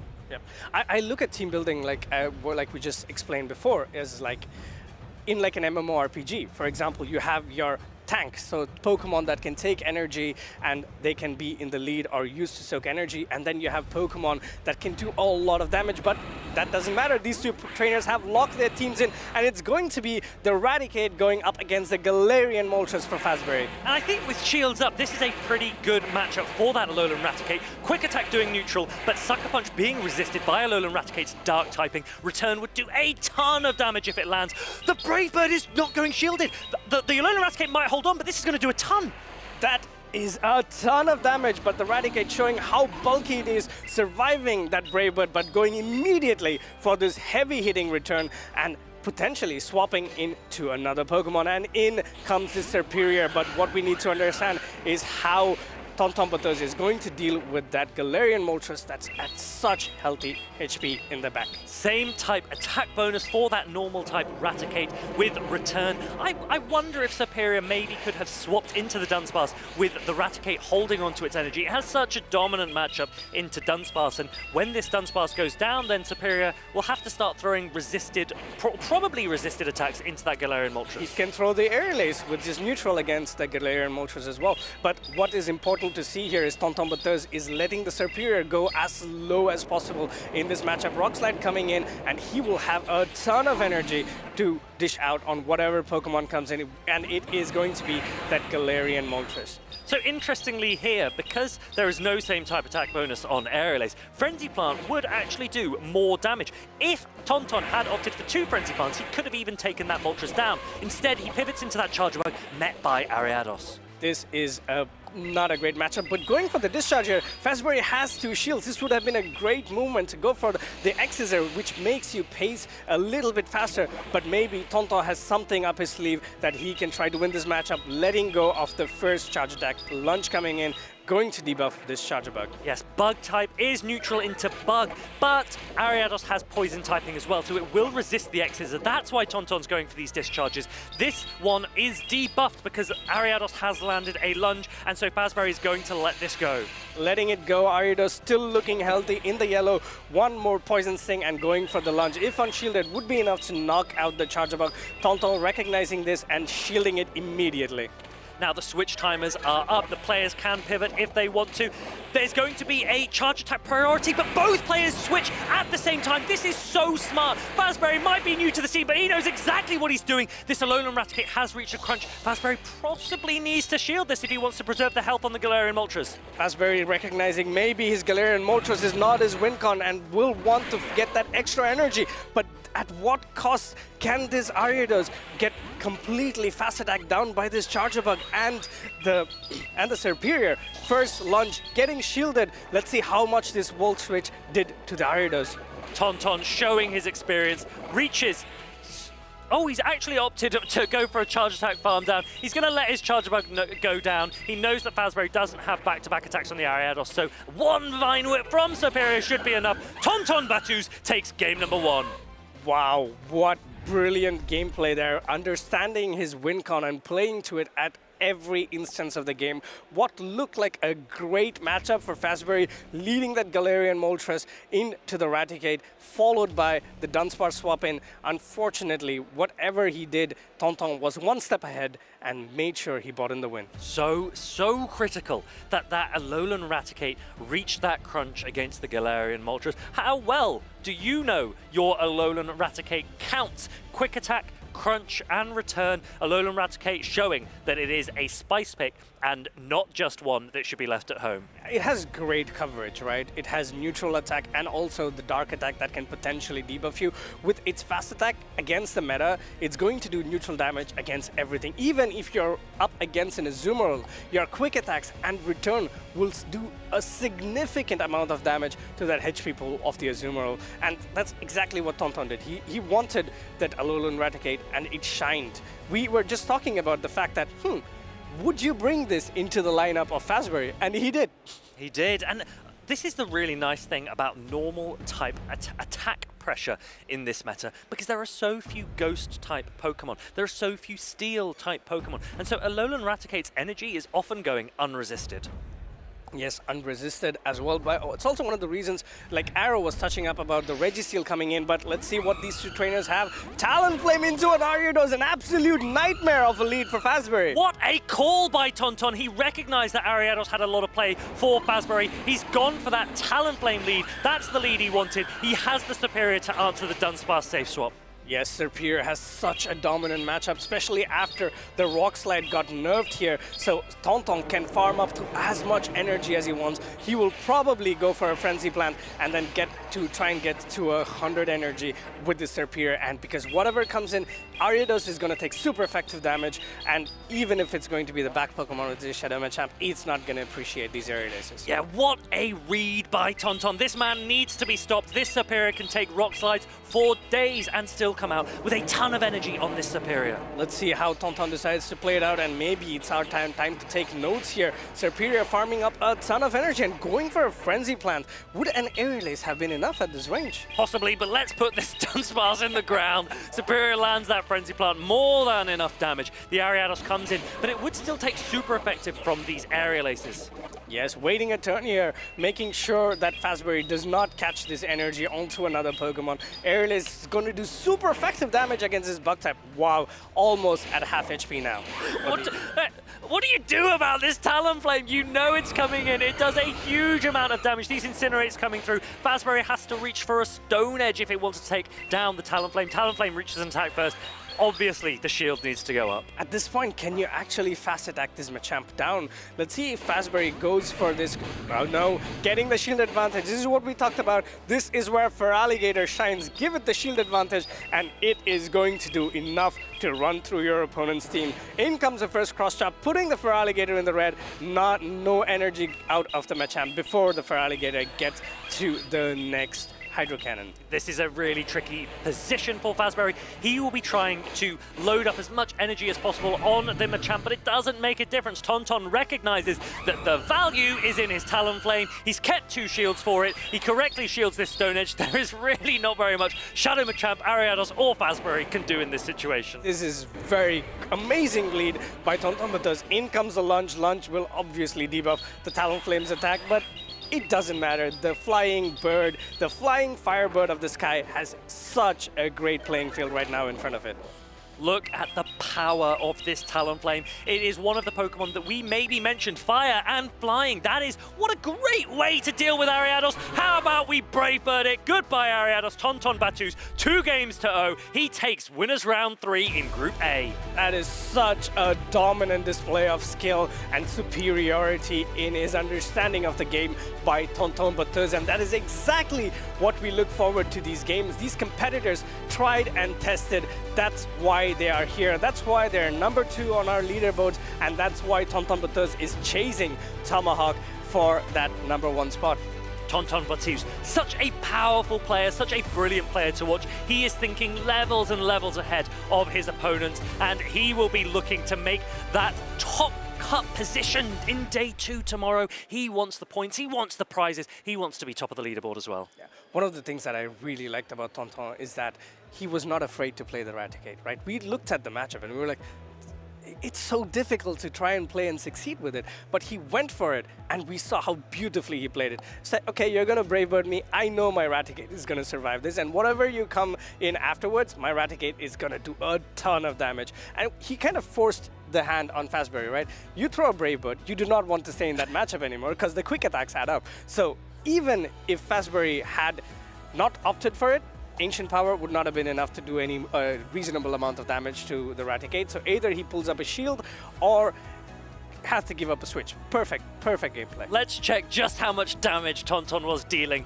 in those games. We've got a replay for you here. Look at this, Ariados. It gets the lunge off against the Charger Bug, but it has such little health as well. Such brilliant maneuvering from Tonton. He's not relying on Pokemon such as Wigglytuff or Skarmory or Giratina Origin and just tapping his way to victory. He is opting for really smart, sensible, intelligent plays. Talonflame showing its value here. Talonflame showing its value indeed. 1 Pokemon to knock them all out indeed. What great games. It was great to see how trainers of Tonton Batus's caliber can read and understand what his opponent wants to do and completely switching up his playstyle. We did not see Talonflame in game number 1, and he said, well, he's going to lead an Ariados. Yeah, but I think that Fazberry can keep his head held high. I thought he played really, really well there. There were some nice adjustments from him. Obviously unfortunate with the alignment that he ended up with, but some smart gameplay, some very high technical gameplay in between. Yeah, I mean, game 1, he played really well. I think it was very close. It could have gone either ways. Even we didn't know how it would have turned out till the very end, where we were like, maybe this Ariados could get fast attack down, and that's what happened. But he did a great job going up against a titan of the game, Tonton Batus. Yeah, so many of these new players, they could be the next talent on the scene. We've seen newcomers such as Boom20 emerge and win. Fazberry will be going down into the losers bracket, so his weekend is not over. But speaking of talent, we have a little spotlight for you from some of our favorite talent here this weekend. My name is Robert Wasmar. I'm also known as Dancing Rob in the Pokémon Go community, and I've been the 2022 Pokémon World Champ.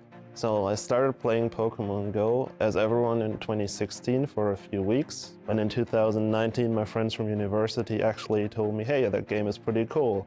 There's a few new features, you might want to try it out. So I started playing again in February 2019, and I had my first community days, and that was also when PvP came out.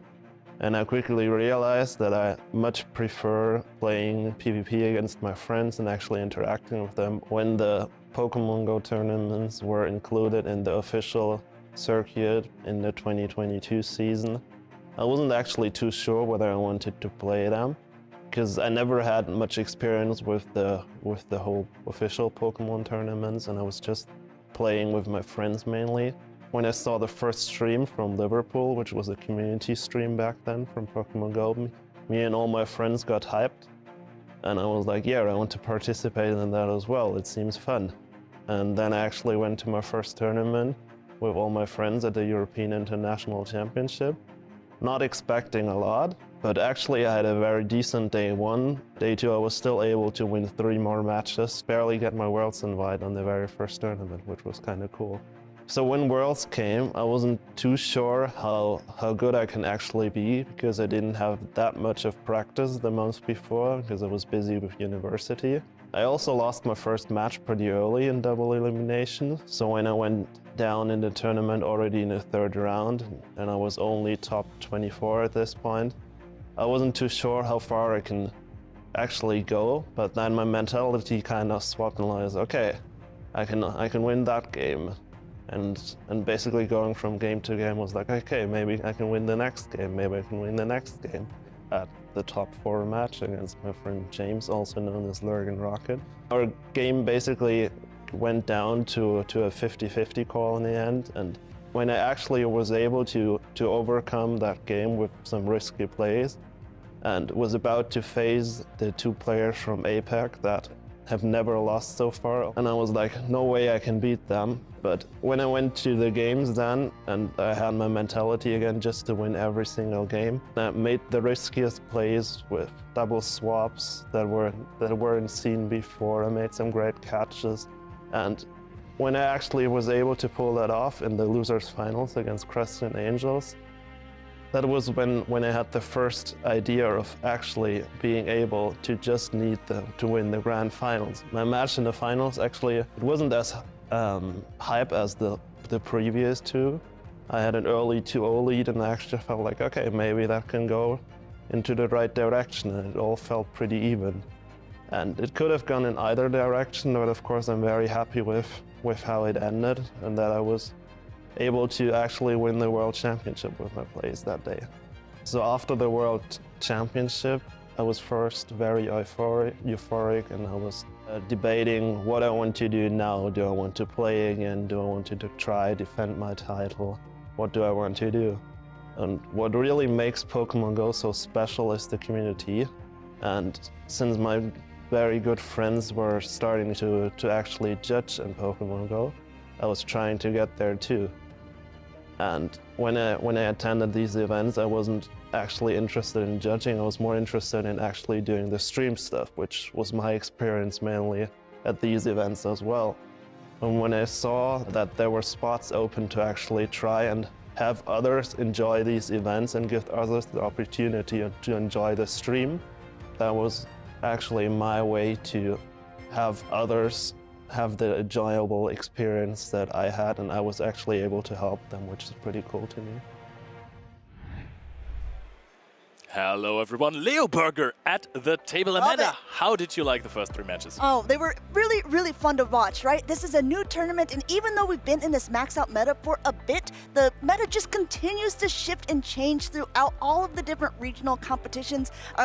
Look at this, we have like a pavilion that coming in. I don't know if you guys can see it. We have a butterfly flying right through their screen, wishing us good luck, I think, and saying, hey, oh, actually just told us that the players are already on stage. Oh, perfect. I thought it said good luck to us. You know, I speak a little bit of butterfly. I learned it in school back then. But yeah, you're right. We didn't see a butterfree yet. This is something, or a pavilion, that I would have loved to see on stream so far. I don't think it's the perfect meta call. However, flying types, good against Ariados, has to work, right? Let's see. We'll swoop down to this stage real quick, see if maybe there's one on the stage. It doesn't look like it, but there are some interesting Pokemon that we haven't quite seen too much of yet in this tournament. 2 fighting type Pokemon here. We have both the Pangoro on the Blondin side and also the Chestnut on Icelandic Laprases. Yeah, I find Chestnut very, very interesting because it is one of those 2 superior grass types right now, right? But you know, Superior has issues with Ariados, but it has Aerial Ace. So if you get to play it like Tonton Batus did in the last match, where you overfarm something, you win a matchup, you can throw Aerial Ace at the Ariados, it's not going to take them well. But Chestnut doesn't really do any damage to an Ariados. It's true, but Chestnut was on the winning team of Baltimore, the very first regional competition in this meta. It does have a definite amount of play, but I don't know if its current place in the meta is really like you were saying, especially with so many of these type Pokemon. One thing that we do want to point out when we're looking at this, the decision between either a Sludge Bomb or the Stone Edge on the Clodsire, we've been going back and forth. Do you want Stone Edge for the Ariados or do you want Sludge Bomb for those Azumarill? Looks like he's opting for the Clodsire with the Sludge Bomb. If this Clodsire had Stone Edge, this would be a field day for Chestnut. Look at this. Has good play into Malamar, you know, resisted foul play is always something nice. Superpower has to be thrown there. Doesn't even do half against a Chestnut, but even though these high waves add up. Dunsparce is also something that you can just you just superpower into it, and then Clodsire as well. Chestnut would have a great time, but I still think that we're going to see a decent amount of play from it. Yeah, I mean, if we're looking at the Clodsire on the Icelandic Lapras' side, it's also running Sludge Bomb, so neither one of them, I guess, too fearful of the Pokemon that is literally the top of the meta right now with over 65% usage. I think that Ariados, it doesn't have the greatest time in the Clodsire anyway, but no one to be found here on the screen. Yep, that is true, and I think Dunsparce has had a little decline after it has been on top for one regional. It was the #1 in day 1 usage, I think, if Lille. Might have also been Azumarill. Could have been an American regional as well, maybe Louisville. But its tiny wings are lifting it up again because it is such a good answer to the Ariados. And let's face it, Ariados is so hard to answer. You basically have only one source of psychic damage in the meta right now, and that is Malamar. And that is so hard to play. Even in the 2 shields, because of 2 lunge debuffs, you're not going to be able to farm it down no matter how much attack you have on it. I'm really looking at these 2 teams here. We've definitely seen a rise of that Shadow Kanto Marowak. I wonder if we'll see on Blondin side in the battles. We're getting right into them here. We got the Glaring Moltres up against the Clodsire. I mean, more in favor of the Blondin's Clodsire, but we have to remember, they're not running Stone Edge. They have to go for the Sludge Bomb. Yep, and Sludge Bomb does do about 40%, I would say. 2 will knock out together with the Poison Stings, but the thing about Galarian Moltres is it is so incredibly flexible. It can just throw a Brave Bird at any point, overfarm a little bit, and then swap out into one of the safer matchups if you want to play it like that. Icelandic Lapras definitely has the options. Throws the Brave Bird before the Sludge Bomb can come out from Blondin, and he's going to shield that. A correct shield from Blondin side, shielding up the Brave Bird. Looks like, and a quick swap out by Icelandic Lapras. Blondin knows that the swap was going to be coming here. Has a ton of energy, but in comes the Malamar. Those side waves do so much damage. Even though Clodsire is one of the bulkiest Pokemon, I mean, I think at this point still, I mean, we might see a switch out from Blondin as well. Yep, does not want to take too much damage from those side waves. Is going to be very, very happy that the Malamar is at this point because he has nothing that walls the energy from this Malamar on the team that he's bringing to this matchup. Yeah, going like foul play, going through here, unshielded. Superior just getting up a nice amount of energy and going straight away for the Frenzy Plant. This is the Community Day attack. It does so much damage. Malamar going unshielded here, going down to the very, very low red, but there's a ton of energy on the side of Icelandic Lapras. Yeah, but those Vine Whips deal enough damage that you can't go to 2 charge attacks here. You can't go double superpower and throw it here. Blondin shields up this foul play as well. Goes down 2 shields. It's 2 shields to 1 here. Has a decent amount of energy on that Superior. Only has the Aerial Ace to throw 1 before the next charge attack from Icelandic Lapras. Are we going to see a shield here? I doubt it. It's like, it looks like, well, we're a doubter, but the Icelandic Lapras is not shielding up the Aerial Ace because it is at an ancient power. But now a quick swap into Dunsparce, but with no shields left, and there is a Brave Bird that it will be loaded. We're going to see how much this does to this little Pokemon. Can we get a swoosh here? Swoosh! Immediately swapping out into the Azumarill, keeping the Galarian Moltres for a possible sacrificial swap in the back, and it's going to chill a little bit,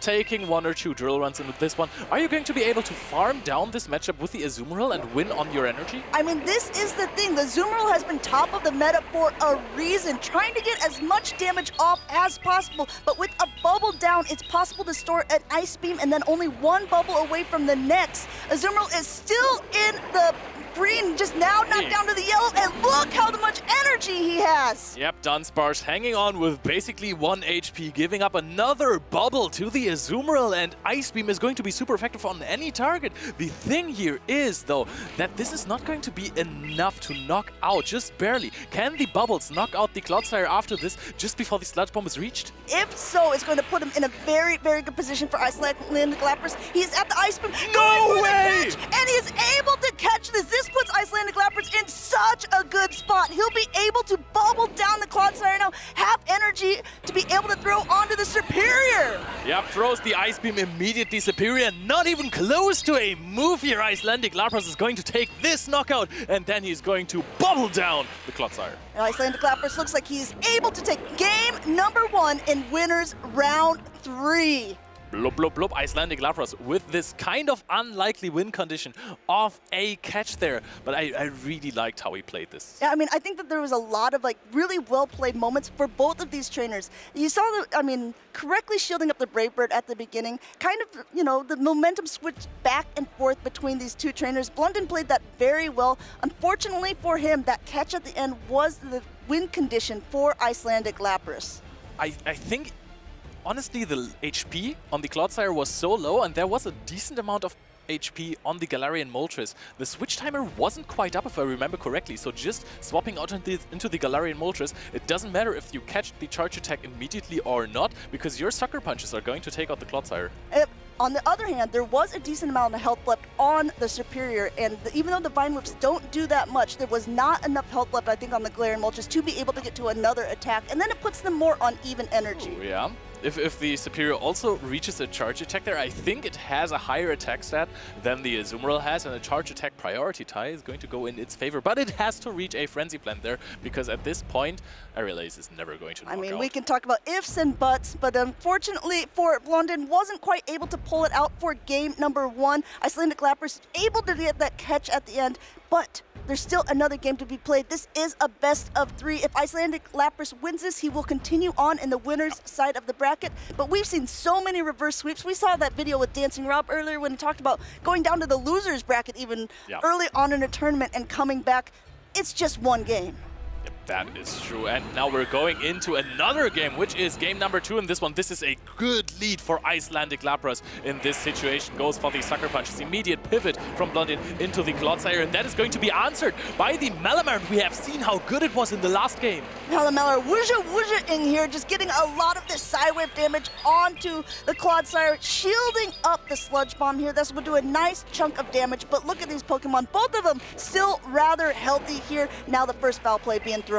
I dig this shield like a Gligar would. This is going to be a foul play connecting here. Not connecting, puts up a shield, knows if I let this foul play go, I'm going to be in a rather decent farm down range, going for the harder hitting Earthquake here. This is going to be no shielded. How much HP is the Malamar going to remain at after this?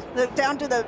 it's a pretty low red, but even still, look how much energy that's still being able to gain here. These Poison Stings are not being able to do much. Double shielding the Clodsire. A very interesting play by Blunden. Foul play might not be able to knock out at this point, but with the Psywave damage, it could. Getting to the Sludge Bomb just at the same time. Charge attack priority. Real question is this enough, Leo? This is barely going to knock out, I would assume, depending on how it, takes out the Clodsire. But now this is extra energy on the Dunsparce. There's no charge attack for Icelandic Lapras. Dunsparce has a 2 rollout advantage here. However, Azumarill is just so incredibly bulky. Icelandic Lapras has a shield left over, and in the back he knows that there is his Galarian Moltres waiting for that Superior. Great timing here by Blunden. They're not letting an extra bubble go through. Drill Run will be connecting, and this time they're a little bit more even on energy. Even though there is a shield left on Icelandic Lapras' side, it's going to be able to still be a little bit closer in damage. Look at this. Already a Drill Run story, going for another bubble here, and now throwing a Drill Run. Will we see a shield at some point?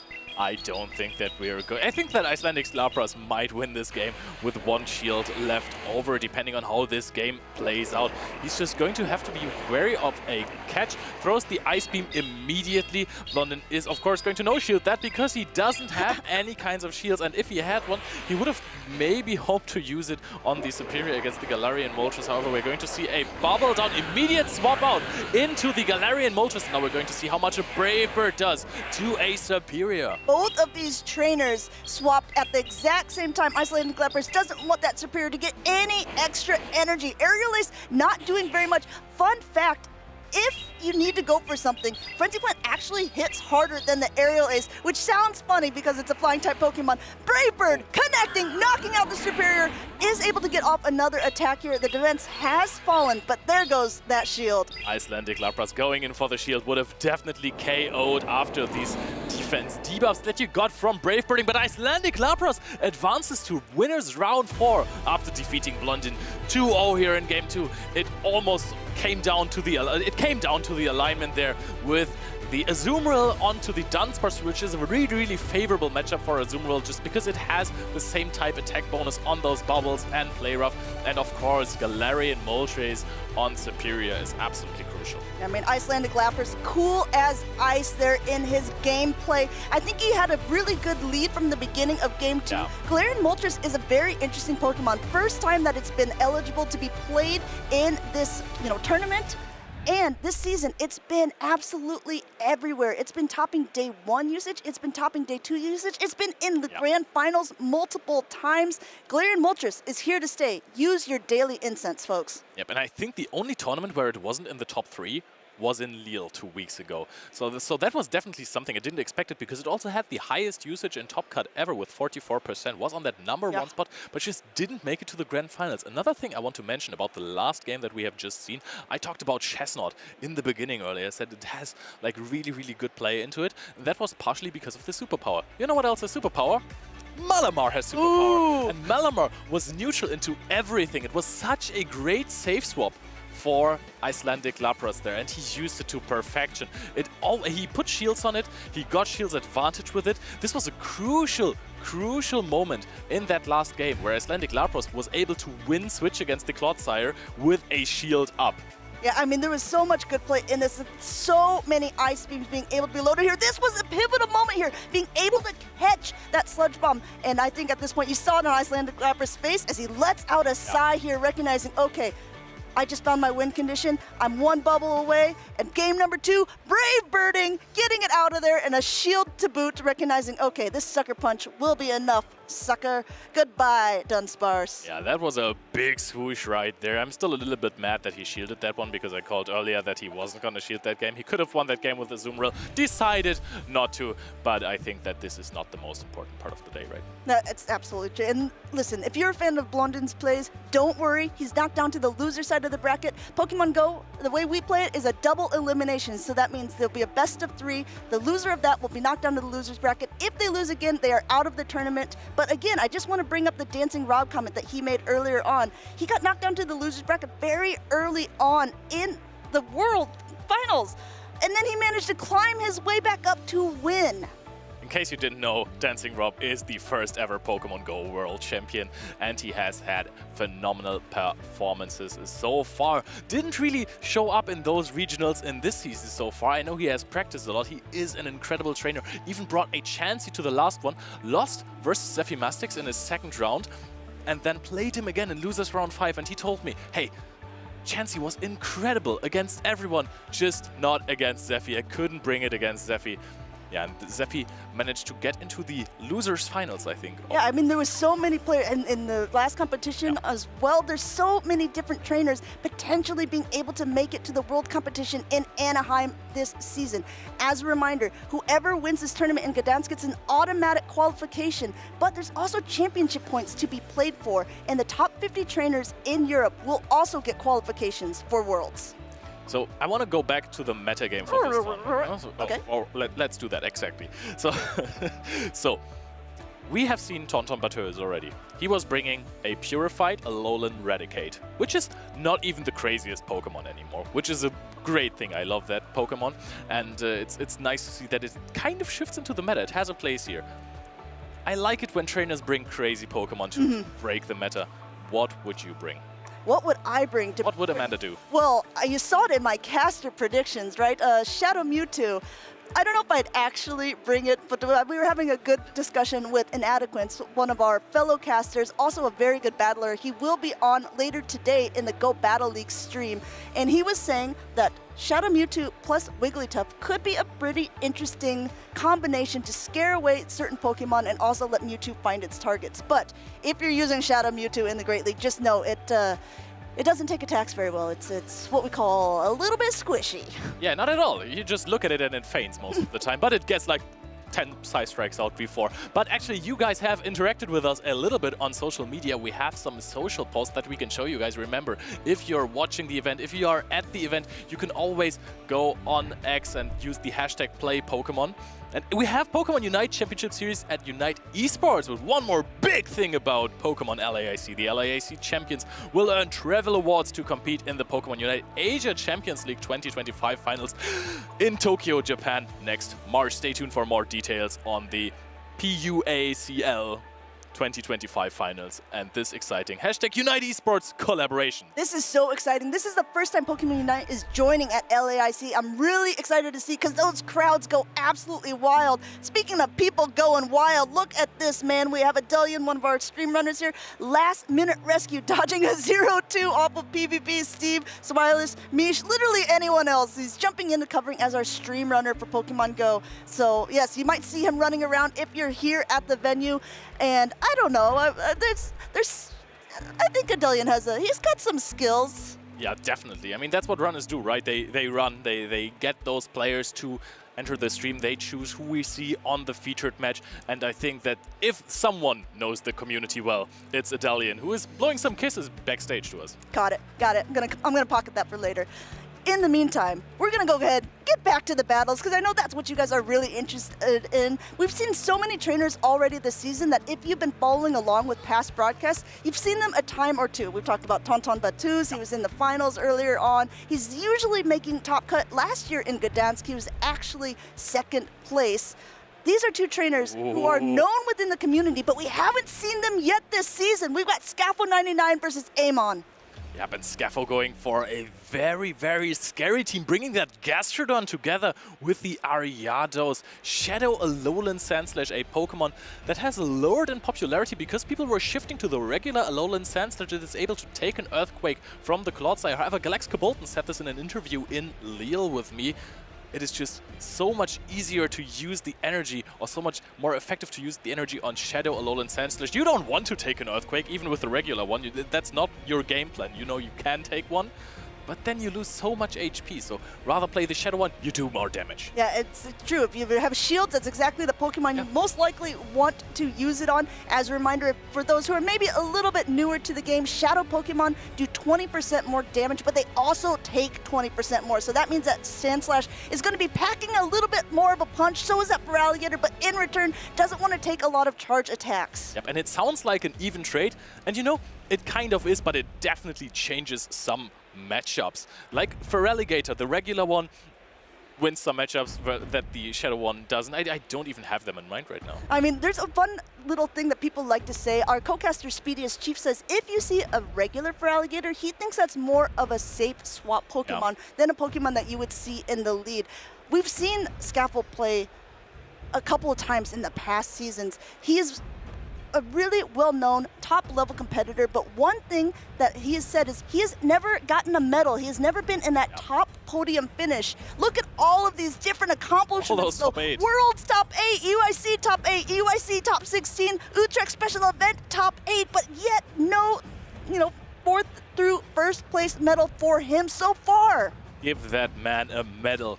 Maybe just because he's a nice guy, he deserves a medal already, but I think he wants to earn it in competition. And then we have Amon CV, who was top 4 in Lille last year, also bringing that Talonflame, if I remember correctly. Also on that Stone Edge Clodsire that we have been talking about. Dugong, of course, a phenomenal save swap. Another Gastrodon. Lou is going to be super happy about this. Serperia as a good answer to a Gastrodon. Dunsparce and Talonflame. I like how many Dunsparce we're seeing just because Ariados is so good. Would you ever even consider bringing Ariados against this left side of the screen. I mean, it's a pretty dangerous Pokemon. Amon is basically saying, I dare you to bring that top usage Pokemon against me. I definitely have a plan. One thing I also want to note about that team is Talonflame this season, usually most of the players are opting to run it with double flying attack, so Fly and Brave Bird, rather than Flame Charge, which ends up boosting your attack. Yep, there is so many bulky water-type Pokemon like Azumarill, like Dugong. Okay, for Dugong, fire is neutral. But you really need this Brave Bird. Brave Bird is so energy efficient when it comes to its damage. Of course, it debuffs you, but that's what switching out is for, you know? You can just land a Brave Bird on something, deal massive damage, get great usage out of your energy, and then swap out so you don't take more damage from your defense debuffs. So, in that regard, because Galarian Moltres and both Talonflame have Brave Bird as an attack, do you think it's sort of a predictable that they'll be in the lead because of these Pokemon's ability to Brave Bird and then get out of a bad situation? And if so, does that make your play a little bit predictable? Yeah, we have seen this so many times already that especially Talonflame was a Pokemon that was used as the lead because Brave Bird is so good, Incinerate damage is so strong, it has polarizing matchups as well, and now we're going to see if that is actually going to be true. It was perfectly predicted by Amon that the Moltres is going to be in the lead. Great shout, Amanda. I mean, an immediate swap out here into the Feraligatr coming in here. It's not a great matchup either way at this point, but you know what? The Drill Run, it looks like it will be thrown first. Amon has a chance actually to throw an Icy Wind, which would deep up the Feraligatr, instead opting for heavier damage here as that Drill Run connects. Scaffold just continuing to charge away, catching an attack on the Gastrodon. But is this really a catch, Leo? No, this is going to deal a big amount of damage. The only question that we have to ask ourselves is here, is Scaffold going to reach another one? Yes, he is. That is not going to be an easy farm down. Amon can preserve the switch in this situation by using up a shield. And now this is going to be kind of good for him because he gets too much shot down before the next Hydro Cannon is reached. However, the energy on Gastrodon is not used too well against the Moltres. Immediate swap into the Galarian Moltres after the knockout on the Feraligatr. This is going to be a lot of energy for Scaffold. Yeah, Body Slam is going to be able to connect, but you're going to see that it's the Galarian Moltres doesn't really care that much. I think what you said, Leo, we're going to see a full farm down here, probably an Ancient Power to throw at the Dugong, perhaps getting another shield, but does Amon want to use both of the shields at this point as the Galarian Moltres continues to Sucker Punch? A quick swap now into the Dugong, but guess what? The Gastrodon doesn't have that great of a matchup against this Pokemon either, and now it's about to be a little bit worse. It is still kind of a decent matchup because you have the damage advantage, of course. Your attack is going to be debuffed from not very much to very, very little, and you're going to reach the Earth Power here, throwing one before Amon reaches another charge attack, exactly, precisely on the side of Scaffold. He has a shield advantage, but in the back there is also the Dunsparce. Amon knows that, so he swapped out, didn't give a full farm down to Scaffold because he knows Dunsparce can handle the Moltres as well. I'm going ahead, Scaffold not using a shield, two shields left. I think he's hoping that Galarian Moltres can sweep what is in the back. Gastrodon able to hang on by a thread, but in comes the other Gastrodon, hoping to just mudslap down. Simultaneous knockout on these two. It's Galarian Moltres against the world, and the world has rollout.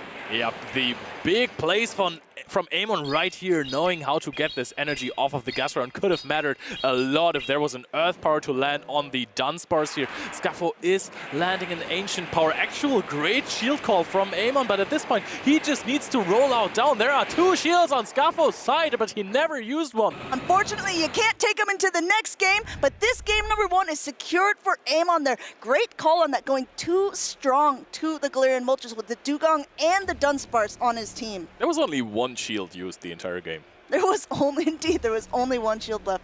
And I really love the no shield from Amon's side. I think it wouldn't have mattered even if he shielded the Ancient Power. The only lose con for him in this situation is shielding the Ancient Power and seeing a defense and attack boost on the side of Scaffold, because then he would reach the Brave Bird and would possibly knock out the Dunsparce together with these Sucker Punches. But he knows, hey, if my opponent lands an unbuffed Brave Bird, Dunsparce is going to be able to take it, and then I can roll out down because the defenses are dropping like crazy. Exactly. I mean, Brave Bird is one of those heavy-hitting, what we call nuke moves, able to just completely take out a Pokemon. But the problem is, if it's not able to actually take out the Pokemon, your defenses are dropped. And with the rollouts already doing super effective, I mean, that Galarian Moltres just would have been gone even quicker. I think that Amon really played that out smart. He knew that he didn't need a shield, because even if it was a Brave Bird, it would have been fine.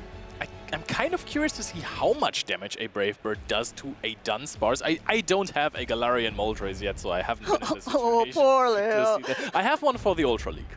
So that is cool, but there is not too much Dunsparce in the Ultra League, I'm gonna be honest with you there. But maybe together with Sucker Punches, this could have been a win con as well, to just throw the Brave Bird and then hope that you are Sucker Punching down the Dunsparce before it rollouts you. But then again, rollouts are going to deal a bazillion damage. Yeah, I mean, that is the problem. We talked about how Dunsparce kind of has been rolling off of the meta, but I think Eamon has been having a great call here with the Gyarados. Another thing I was thinking, a lot of trainers opt to use the Gyarados in the beginning. But if you're Scapo and you know that a Pokemon like a Talonflame that also is used in the beginning often with the Brave Bird, I think he's like kind of potentially scared to bring it. Yep, he has also seen the double strong backline against this Ariado, so I don't think he's going to bring it ever because the team of Amon is just so good against it. And there we see a rather neutral matchup. We have only resisted charge attacks on the side of the Shadow Feraligatr, but Shadow Claws put in some work here, some heavy lifting. Hydro Cannon is so energy efficient that it's still going to deal a big chunk off of the Dugong, so this is not the best matchup for Dugong. And you have to remember, since it is that Shadow Feraligatr, it's doing a little bit more damage. Scapo not shielding just like he did the first game, but this time it's an Icy Wind. This is not going to be doing as much, but it's also going to be lowering the attack. Meanwhile, just charging up a ton of energy here. Scapo wants to throw on good timing. He doesn't want to let an extra Ice Shard go through. No Protect Shield on Eamon's side.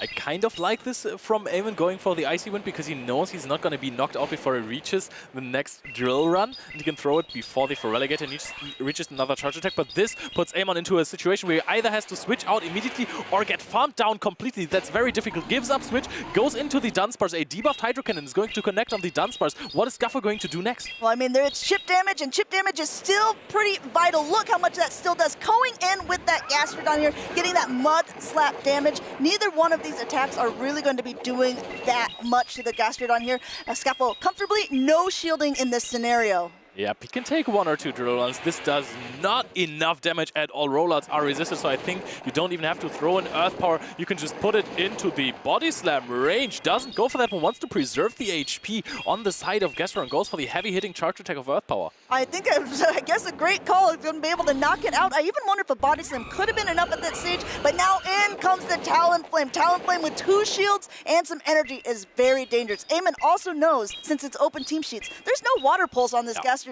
It's only the Body Slams I need to be wary of. I mean, if you would guess, there has barely ever been a Water Pulse in these tournaments on those Gastrodon. Tries to go for the Fly, of course, needs 10 turns, whereas Scuffle only needed 9 to reach the Body Slam here. Is going to throw it. Gets out a shield because this adds up. Mud Slap is just such a good attack. Goes for the Fly. Scuffle, will you shield this? No, I think at this point, going content to let it go down here. Getting a shield was what he wanted. He knows that there's a very, very low health Dugong in the back end, where I think we're about to see the third Pokemon here. In comes the Galarian Moltres, and there's a shield left on both sides. When do they want to use it? Going out for the big attack here. Does Scapo know? Does he want to use his shield? Oh, this would be a game-winning shield if he goes for it. He is going to get the shield, going to get this defense debuff. Oh, swapping into the Dugong immediately. Dugong gets knocked out by this Feraligatr. Scuffle saying, hey, even if you have energy, I'm going to swap out immediately. Farms down the Talonflame. It's tied up 1-1. Scapo takes game number 2, tying up the series here, and now it is going to be down to the wire for this best-of-3 matchup. Scapo really relying on these 3 Pokemon. It's been used for both of the games. I think that if you're looking at the different team compositions, we talked about it briefly, Gyarados really is kind of too dangerous, isn't it, to be played into Eamon's side, and it's the only Pokemon that really has grass-type coverage against that Gastrodon. Gastrodon is like sort of free on Eamon's side. I mean, I think it's forcing Scapo to play that Galarian Moltres. The thing is, even if you bring the Ariados versus the Gastrodon, it is not the best matchup ever, because if you land a Trailblaze unboosted, so if you no-shield the first charge attack, you're still going to be able to hang on to a Slither and reach an Earth Power that would then knock out. If you bait with a Lunge and it gets no-shielded, you are actually in a little bit of a better time, because you can throw the Trailblaze afterwards and you live with 1 HP, so you don't give your opponent extra farm in that matchup.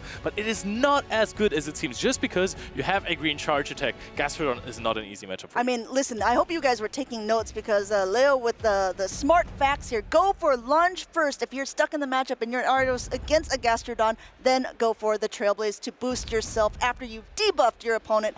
That's the way to play it out. Yeah, you're going to be very, very low. If your Ariados has high attack, you're going to live with about 1 HP, so it might depend on your Ariados, so better try it out before you bring that strategy to a tournament. But blame Leo if it doesn't work. Yeah, don't do that. And we're hopping into game 3! Oh, and that is very, very interesting because we have the Clodsire versus the Dugong, and there is a Stone Edge on the side of Clodsire, so we might see some shields on the Dugong. What a risky play by Scaffold in game number 3. Gastrodon, both times, Gastrodon has such a good matchup against the Clodsire, and now being able to use it in the lead. Not only that, get a shield off of that Dugong.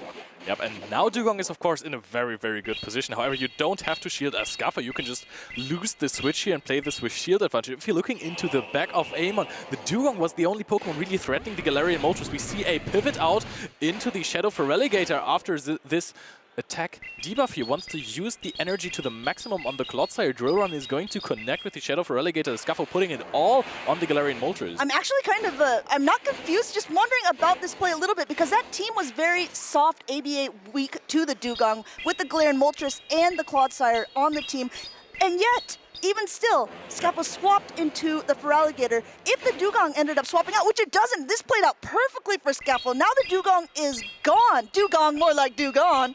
And you're still a shield up on the side of Scaffold, if I remember correctly. Exactly. The Superior wasn't even brought into the Feraligatr. Thinking, oh, that is a big farm down, though. Ooh. Thinking there might be a Gastrodon in the back on the side of Scaffold. Doesn't want to use the Superior that way. And now you're locked in this matchup, which is not the best. You can go for the harder hitting charge attack, which is the resisted Frenzy Plant. We're going to see how much damage this does, because there is a sizable chunk of energy in the advantage of Amon. I mean, I know it says not very effective, but look at this. This grass-type Pokemon, another Frenzy Plant will put that Galarian Moltres so low. Scaffold went down game number 1 with 2 shields, doesn't want to do that again, recognizes that even if it's not the most energy-efficient attack, he still wants to keep his Galarian Moltres as healthy as possible. Amon comes into a fully loaded Galarian Moltres, has to take this Ancient Power, but look how much this does. Yep, he is not happy about that one, and Sucker Punches plus an Ancient Power always knock out Talonflame before it reaches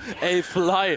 And now we're going to see another Ancient Power. A shield is being used here. Scaffold is still so shielded up right now. Can go into the Clodsire safely, go for a Stone Edge. It is not a Sludge Bomb, so that is something that Amon got going for him. However, this is still going to deal with him. Yeah, listen, no Protect Shields remaining. Stone Edge will connect, and those Poison Stings, if the Stone Edge isn't enough, which it just might be, and Scaffold takes game number 2, continuing on to winners round 4. That was so strong by Scaffold, and that was a perhaps difficult team read for Amon because he didn't swap in that Superior onto that Shadow Feraligatr. However, you have to say, if Shadow Feraligatr is swapped in, an Ice Shard is being thrown, it has a decent energy advantage. You then have to swap out your Superior, and then your pacing to the Frenzy Plant is slower than the pacing to the Ice Beam of the Shadow Feraligatr, and that puts you in a very awkward position because you're already a shield down from the first matchup, shielding a Stone Edge on the Dugong, that it's going to be really hard to win the matchup with Superior against Shadow Feraligatr. I think with a shield advantage, you can just go straight Ice Beam. I mean, listen, I thought that Scaffold's play was confusing at the beginning, swapping in a Feraligatr when both your lead and your back Pokemon were weak to a Dugong. I think, honestly, it just confused Amon as well. He was thinking maybe, okay, if he's swapping in the Feraligatr, he's trying to lure out my Superior. He's trying to get my Grass Pokemon out.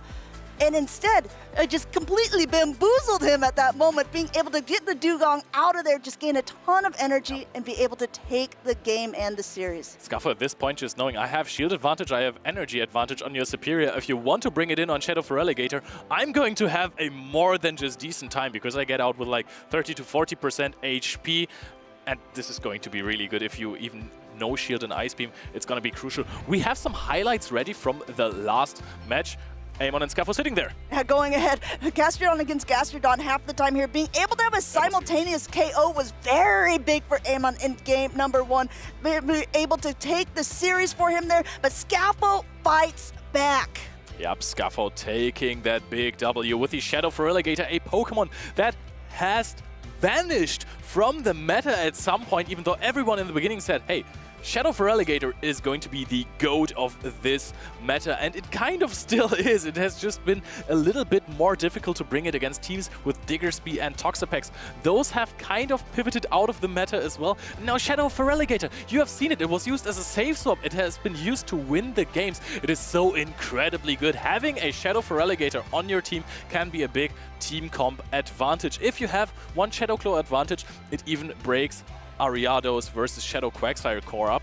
This Pokemon is extremely good, and I like the call. I think that, yeah, you kind of mentioned it earlier on. So everyone was thinking that Clodsire and Feraligatr was going to be the Pokemon to beat. We saw last regionals meta where Clodsire wasn't even in the top 12 usage. It looks like it's kind of made its way back at least a #1 here.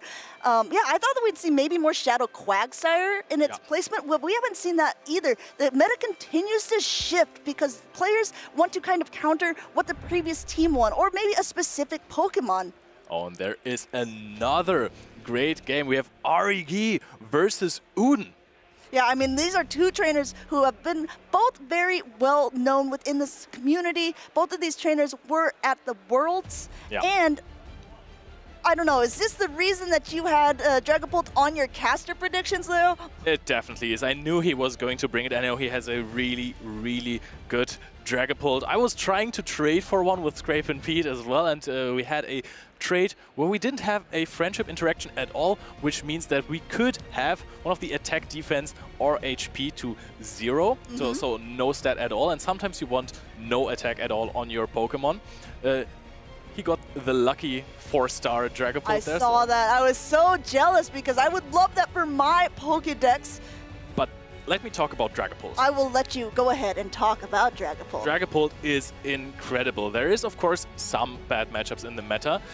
Most of the time, the only fairy type used is Azumarill, and that is actually quite fine. So if you're landing a Shadow Ball, which deals about 50%, maybe even a little bit more, your Astonishes can farm down if you invest a shield. You have the Breaking Swipe, which can give you some artificial bulk, as we call it, if you get the debuff. Then it's an incredible charge attack.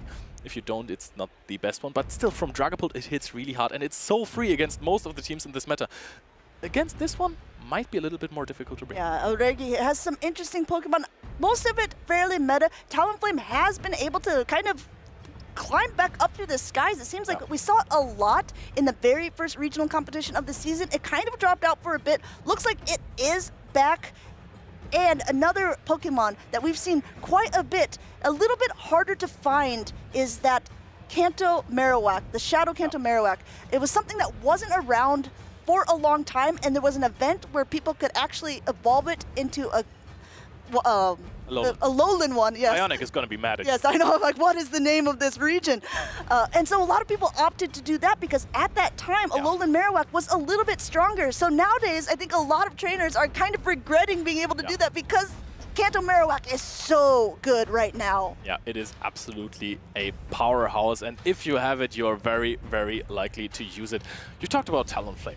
So Talonflame, I think the reason why it is becoming more popular right now is because it answers Ariados so hard. I actually had a phone call the other day with Talonflame, and it told me that it absolutely hates Ariados.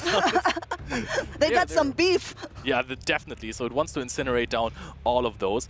But how good does it look into Uden's team? Because I think the Dragapult has a decent matchup. Your Astonishes do so much damage and you resist those Incinerates. Pangoro has a difficult time. Azumarill is fine. Clodsire with Sludge Bomb is decent. Don't want to take a Brave Bird?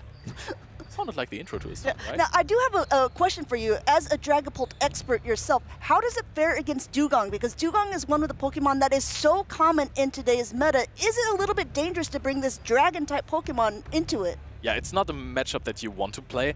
If you have energy advantage and you land a Shadow Ball, you're in a better matchup because your opponent will have to throw immediately, so your Astonishes deal less damage and you can't farm them down. And then you can basically let the Dragapult go after dealing so much damage and try to maybe get a farm down on a dry Dugong. I think that is a way you would want to play that matchup, but it is definitely looking tough.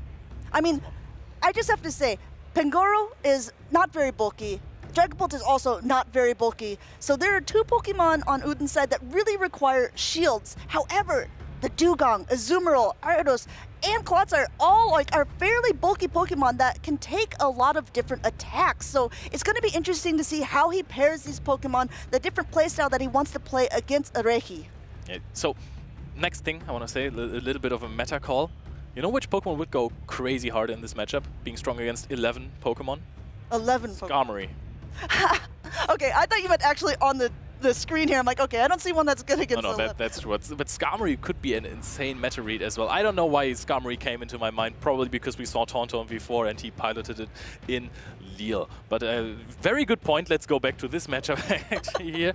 Dragapult is going to be a tough bring. Actually, the Drapion matchup is not too bad because once you land a breaking swipe, you can actually farm it down. Interesting. Okay, we'll have to see how these two trainers want to be able to play this out. Looks like they're still locking in a team. There's a lot on the line, so I don't blame trainers for taking as much time as they need for this. I think if I'm looking at it, Dunsparce has a lot of decent play, but if you have a Pangoro, it's a little bit dangerous, right? I mean, I don't know if anything really wants to take a close combat on a Regi's side. But we are just about to find out here. Uden versus Areching. Coming into that first matchup here, Shadow Drapion against the Clodsire with an Aqua Tail. It's actually a lot closer, and since an Earthquake is the only attack from the Clodsire that really does damage to the Drapion, as long as you have the shields here, you're in a really nice position. Yep, that is true. Just make sure that you're not shielding a Sludge Bomb, but Sludge Bomb is so risky to throw if it goes unshielded because your opponent decides to let it go. This is going to be really, really tough. Uden immediately throws it. You talk about risk. I mean, this is a lot of risk. And Arigi, a last-second shield here, shielding up the bait. He's not very happy about it, but he's got energy to boot here. 2 Aqua Tails already loaded before the next Earthquake is even ready. No Protect Shields on Uden's side. Yep, Uden is not going to shield this one for sure. Are we going to go for a potential catch here on the next one? Throws the Earthquake. The Aqua Tail isn't thrown by Arachin. Is he going to shield this as well? If he calls another bait, this would have been crucial for him. But no, he shields, goes 2 shields down. Dugong comes in. Dugong is so good at soaking energy. However, Double Crunch knocks out if you get a debuff. I mean, at this point, too, Aregi could be going for what we call a chip and dip strategy, just getting some damage off onto the Dugong and then swapping into his own. No, looks like he is opting to go for that Double Crunch. Since this is, once again, a Shadow Pokemon, it does so much damage. Crunch has the potential to debuff your opponent, and we'll have to see if it goes through. He does get the defense ball, tries to catch on the Talonflame, but a quick wait by Uden.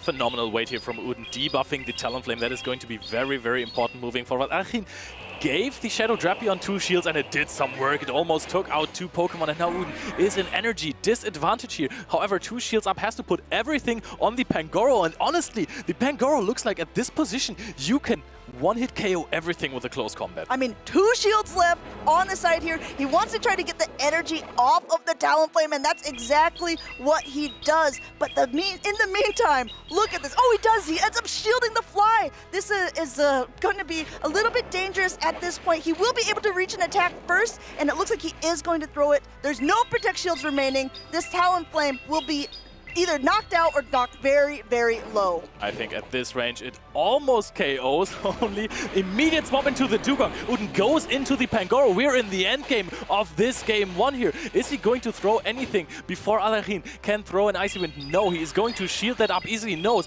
I need more energy. Everything on his side is so low. I don't care about a debuff. I just want 2 charge attacks. Yeah, going for up to the close combat here. He knows he can go a little bit over, but he's at 100 energy. Even though this is debuff, close combat does so much damage, and this is an Ice-type Pokemon connecting here, knocking out that Dugong, and there's still 1 more left. Yep, going into the Drapion, and Uden throws on charge attack priority, the close combat, maximum damage from Karate Chops. This is going to KO here. Aqua Tail is not going to connect on the Pangoro, and there's only the Talonflame left. Night Slash is loaded as well. Another charge attack priority. Perfect energy management. Uden, not only that, I mean, when Areki swapped out, Uden remembered how much energy was on the Drapion to be able to get maximum energy in that scenario to knock out the Pokemon. He knocked out 3 Pokemon with that Pangoro. Close combat for the Dugong, close combat for the Drapion, and Night Slash to boot for the Talonflame. And he knew exactly that he has to use 1 shield on the Clodsire because the incinerate damage that he would have taken could have made a big difference, because yes, there wasn't too much thrown against the Pangoro. It got pretty low in the end. It did get very low. It's one of those Pokemon we talked about, so squishy, and the fact that we didn't see both the Dragapult and Pangoro on that team, I think was probably a good call from Udin's side. But man, when shields are down, Pangoro can go to town. Yep, it was punching its way through the competition, even knocking out the Talonflame in the end with the Night Slash. Very well played.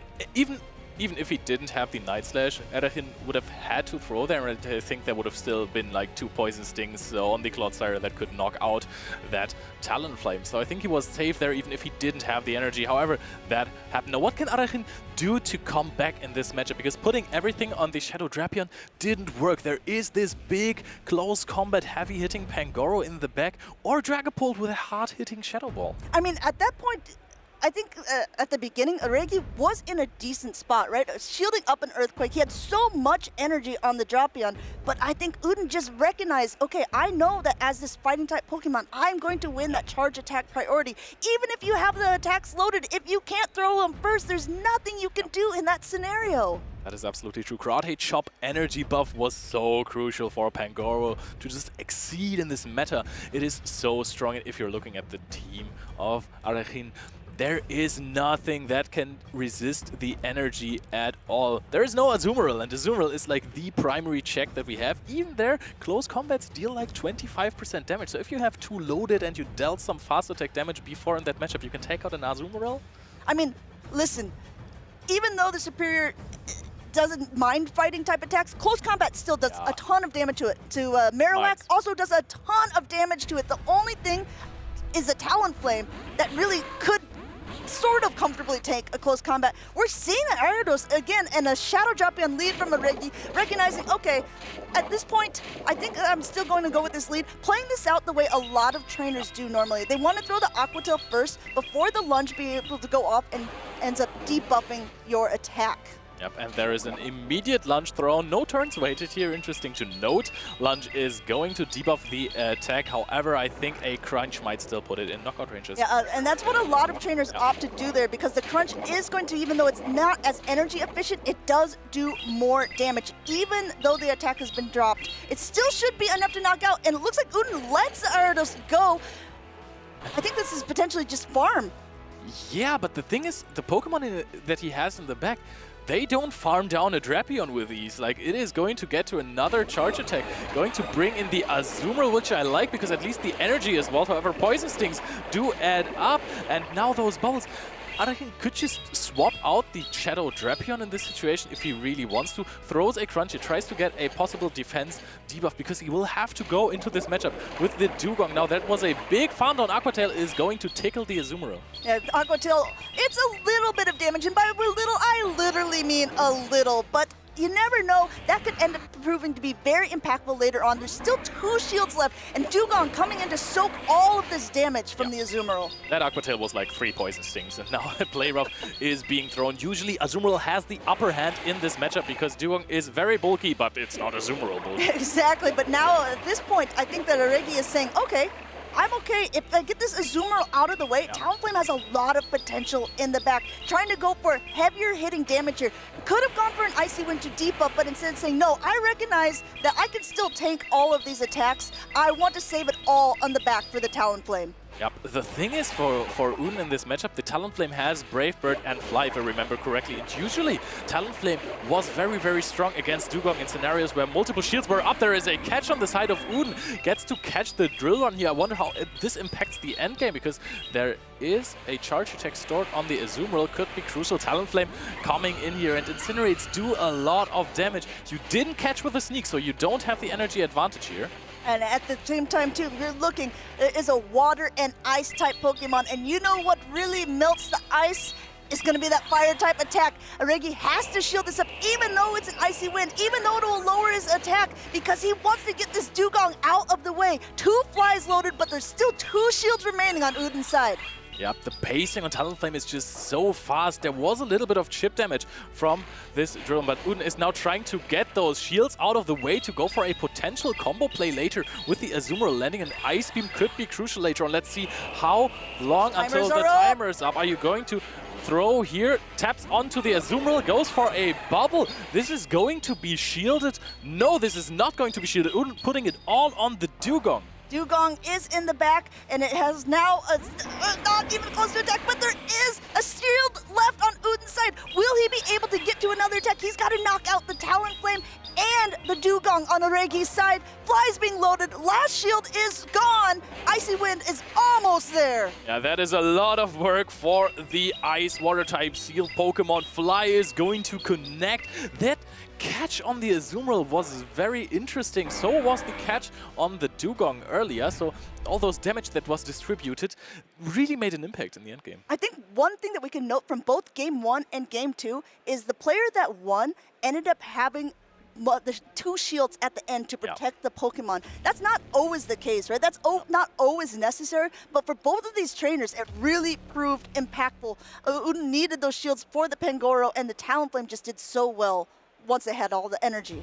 And there you can see how good Shadow Drapion is really against the Ariados in the lead, because it looks neutral. You don't want to take lunges necessarily, but if you go for this Aqua Tail into Crunch combination, you're barely knocking out the Ariados, and then you're sitting there with a comfortable 30% HP, and you know how crazy Shadow Drapion gets with energy. And one thing that I have seen, especially in Lille, since players opt to play this out often, sometimes people try to catch that Aqua Tail onto a different Pokemon. But if you're looking at Uden's side, the only one that you would actually really want to catch on is the Dugong, maybe the Azumarill. But if you're safe swapping Azumarill, it's sort of risky when there is a Grass-type Pokemon on the other side immediately ready to counter you.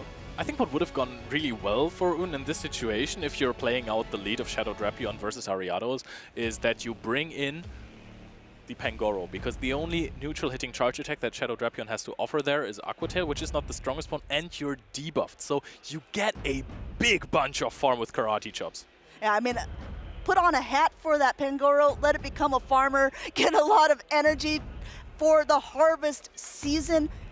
Everyone, we're getting into game number 3 in the winners round 3 between Aregi and Uden here. Both of these trainers fairly well known within this community. Both of these trainers want to remain on the winner's side of the bracket here. There's a lot on the line. Do you think we're going to see the Pangoro come back into play?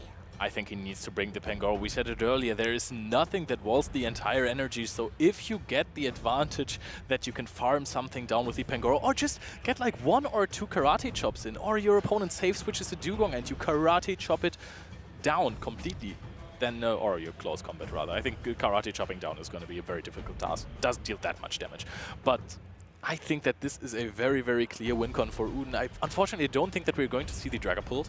Yeah, I don't know if it has so much play actually into the lineups, but we're about to find out because we're hopping into the game. Once again, Aregi leading that, but guess what? The Clodsire is in the front this time, but we completely called it wrong. No Pangoro to be found. Instead, we do see that Dragapult. Yep, that Dragapult is coming in hot in the back if it plays against the Talonflame. If otherwise, this is going to be rather difficult, but I think he kind of likes this because this matchup means that he's going to get a shield advantage. This could be crucial. Is Arahim going to call this? He is nodding and smiling. He is putting up a shield, and he takes the Earthquake. Last second shield. Very good shield call by Aregi there, but I think he also is remembering the last time they played this out. If I double shield my Drapion, it could be potentially dangerous later if that Pangoro's in the back. I think he might play it out a little bit different. Aqua Tail is loaded. He doesn't throw right away. He wants to make sure that that Poison Sting goes through. This will be enough to knock out the Clodsire, but Uden takes a shield. Throws up a shield, wants to get entire shields down here, is throwing a Sludge Bomb here. So you're definitely going to get outpaced after this, I think. Maybe if you want to play the 2s. Arhin puts up another shield, so Uden successfully connects the bait here. Aqua Tail is going to be thrown. Is he going to go for another shield here? Lets it go, takes the 1-0 shield advantage here. Has to bring in the Azumarill, I suppose. Or do you bring in the Dragapult here? No, Azumarill comes up. I mean, the thing is with the Azumarill is, it's, as you can see, taking super effective damage from those Poison Stings, but neither the Aqua Tail nor the Crunch is going to be doing that much damage to this Water Fairy type Pokemon. Aregi going for that heavier hitting Crunch, also for the potential deep up that it could get on the Azumarill. He doesn't get it this time, and already an Ice Beam is loaded. This will be enough, and there's no Protect Shields remaining on Aregi's side. Yep. HP-wise, Arahin has an advantage here. Alignment-wise, he does as well, but I think he's going to bring in the Dugong here, not seeing the Dragapult in the back, and that is very, very good for Uden if he actually gets to keep the shield advantage for this Dragapult, because let me tell you something, even though you are resisting the Incinerate, you don't resist Brave Bird. Yeah, I mean, this is the thing too. If you're a Regi, you haven't seen the Dragapult yet. If you're him, you're thinking that it's most likely going to be that Pangoro, and actually Talonflame has a pretty good matchup against that particular Pokemon. I think Uden is doing a very high risk, high reward, coming in right now into the Dugong, but the Dugong already has a little bit of an energy advantage, gonna be able to hit that Icy Wind, coming now into the Talonflame, banking that for later, a very interesting play. I'm actually wondering if this is the play, Regi. Oh, he throws the Shadow Ball, who doesn't get to throw the Shadow Ball immediately. The Fly is going to be shielded from Uden here. He has so much energy on that Dragapult. Gets to throw a Breaking Swipe here against... Oh, is this going to debuff or not? Is this going to put it in Astonish downrange, or are you going to take another Incinerate? Breaking Swipe connects. I think you're going to be able to handle another Incinerate. Gets to farm up to the Shadow Ball, throws it immediately, and this is going to deal so much damage to the Dragapult of Uden. Going for the Shadow Ball into the Dugong, and it takes it out! That is a wonderful play. Very good call by the end there. Being able to just hang on by an absolute thread. Uden just threads the needle there and is able to knock out both the Talonflame and the Dugong with that Dragapult, securing his victory and continuing on the winner's side of the bracket. It was such a nice bait that he pulled by bringing in that Azumarill, knowing his opponent is not going to throw in their Talonflame into shield disadvantage Azumarill. So he had this Dragapult free from the Dugong, didn't even show it in game 1 or 2, because it would have been probably very problematic if he played it out the other way, if the Dugong actually was safe for the Dragapult in the back. But I think we have seen in game 1 that Pangoro was such a huge win condition. If you see the Azumarill, you're not bringing in your Talonflame, right? You're going to always bring in the Dugong because you don't want it with no shields on a Pangoro later. I mean, we're talking about all that Pangoro action. I actually want to see it in action. Let's go to the replays. Look at how much Uden does in these, because this was a fantastic play by him, getting shields down and letting that Pangoro go to town. Yep, that was for sure the big win condition in game 1. Actually getting the Clodsire very, very low. Arahin with such a great play with his Shadow Drapion that we're going to see an Icy Wind here on the Talonflame. There was also a very, very strong play here. Uden is going to go for the close combat on the charge attack priority. Charge attack priority after charge attack priority. This was just crazy to me how good he was at counting, recognizing, because attacks were loaded on both of these Pokemon. So he needed that energy, and he was able to throw the attacks on both of them, win that charge attack priority, and win that game. Yep, that was so strong, and this was such a close farm down, knowing his Dragapult perfectly, knowing, hey, I can take another Incinerate. I'm throwing Breaking Swipe, so I have the Shadow Ball ready for the Dugong, and this eventually knocked it out. Dragapult Masterclass, I want to say. Yeah, not only that, it was the only Dragapult that we've seen so far in the tournament, so that does put your caster predictions up, even though I think he kind of cheated a little bit. If you know that a player is bringing it... I would never cheat. I mean, what did you have? Did you have like Shadow for Relegator? You knew people were bringing that one, right? Well, I had a Shadow Mewtwo, and if anyone is bringing that, let me know. Well, okay, so the thing is, I want to talk about resources in this game. And you know that Stardust is a resource, Candy is kind of a resource as well. But you know what's also a resource? The HP of your Pokemon. So you can basically, in a matchup like this, you can trade your HP at some point for energy, right? Because you take more and more damage, but you're getting more and more farm. And I think if Uden had thrown like a Shadow Ball into the Talonflame, it wouldn't have used like all of this HP up to stay there with a Slither to throw energy into the Dugong, he might have lost that game because he didn't play his energy right. That's true. Yeah, I mean, if you're talking about Pokemon that have a big amount of HP, also a big amount of defense, the one thing that really pops into my mind is one of the most popular Pokemon, and that is Clodsire. And if you want to get more familiar with your Clodsire gaming, go ahead, make sure to watch this video. With the 2024 World Championship behind us, the Max Out Go Battle League update has more than muddied the waters of the Play Pokemon meta. Taking centre stage in the aftermath of one of the largest meta changes to date, is the benign blobfish, Clodsire. Clodsire, this is its ire.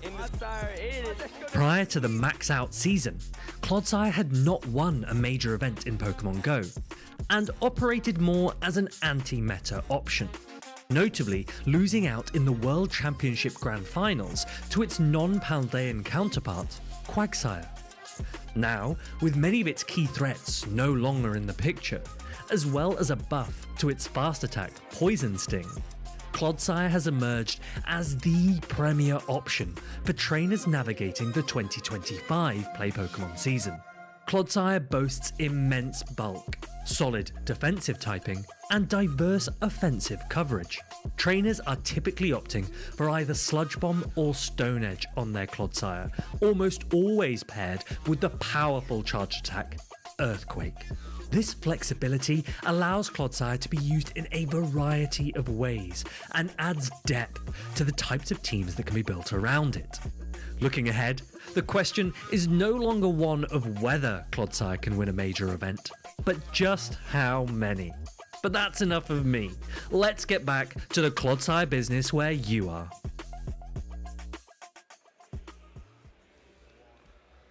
I don't think that can ever be enough of me. I am back, and I am joined here by Leo. Leo, that was some incredible gameplay. Dragapult, that is not a Pokemon I expected to see this weekend, but I'm so glad we have. Well, I mean, I put it in my caster's prediction, so clearly I did expect to see exactly one in this tournament. You had some inside knowledge, didn't you? I knew he was going to bring it, and I've seen it in playtesting, basically, and it was really, really good. Even like the matchups like Azumarill, if you land a Shadow Ball, you can farm down with 2 shields. Yeah, access to Breaking Swipe with a 50% chance to debuff your opponent's attack. Possibly the best Ghost Dragon type Pokemon here in the Great League, or at least Udon will hope it is. Yep, and it has more coverage than this Giratina origin that we have seen used to perfection by Inadequance, for example. But none of these trainers are at the table anymore. It is Tonton Batus, who we've seen previously as well, versus Dane W.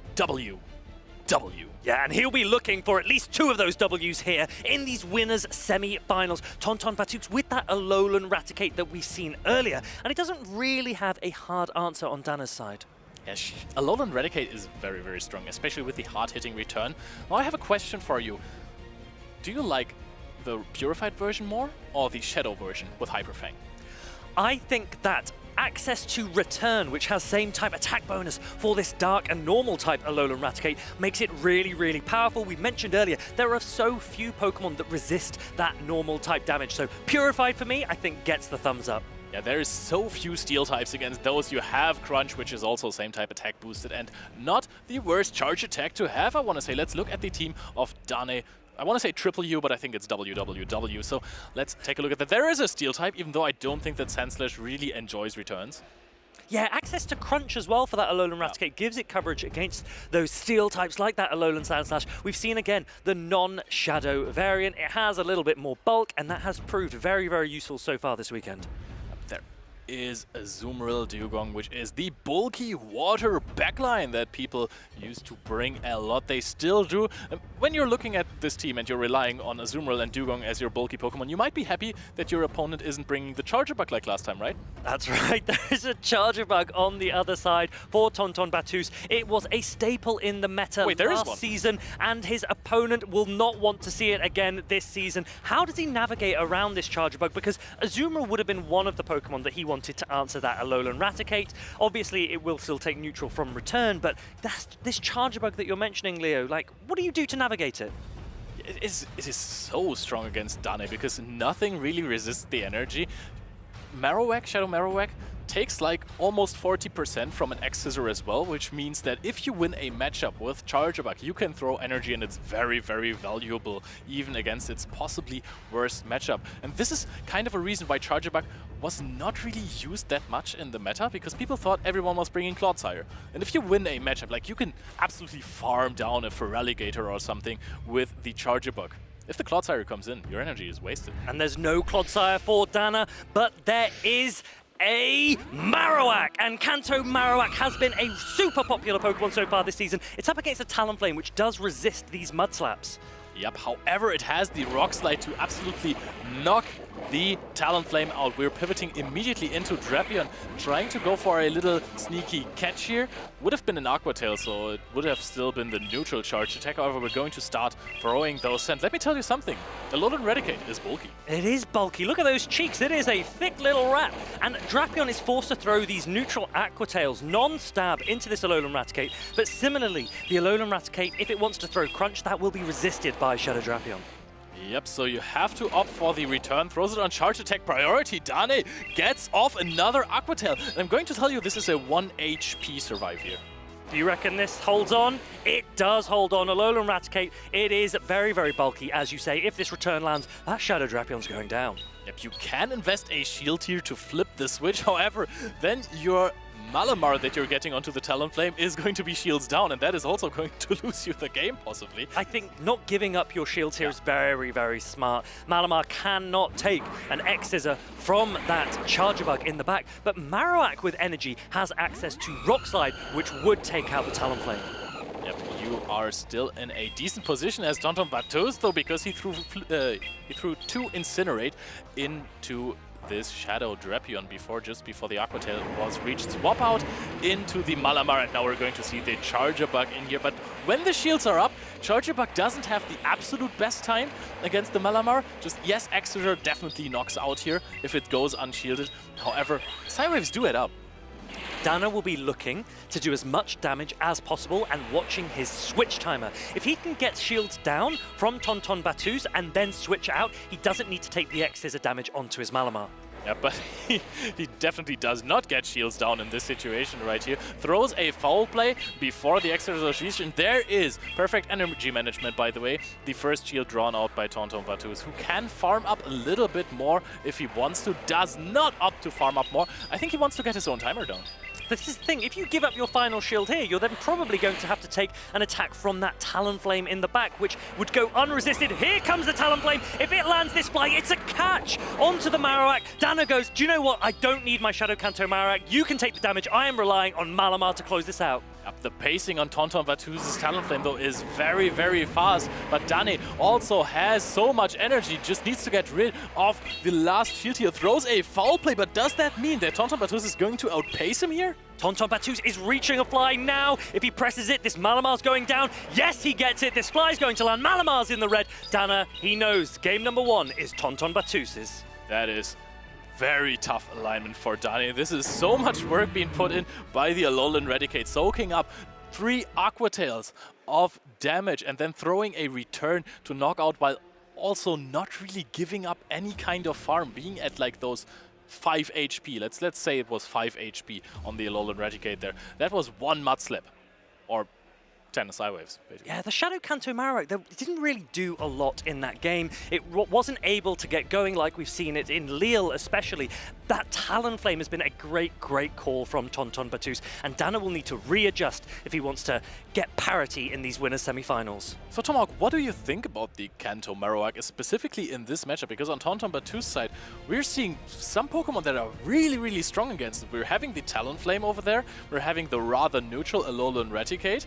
It is incredible against Clodsire, it is so strong in a neutral position versus the Charger Bug. But Feraligatr, Superior, Talonflame don't look like you're going to be in a very good environment for a Shadow Marowak.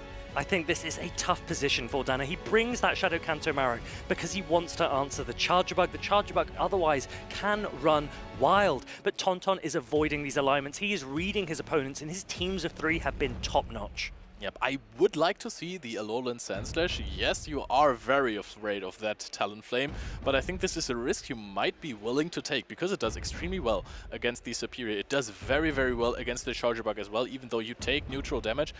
Your combination of fast and charge attacks is just better, and your pacing is on point. And I think it takes out some of the targets. Of course, Feraligatr is a really, really tough one.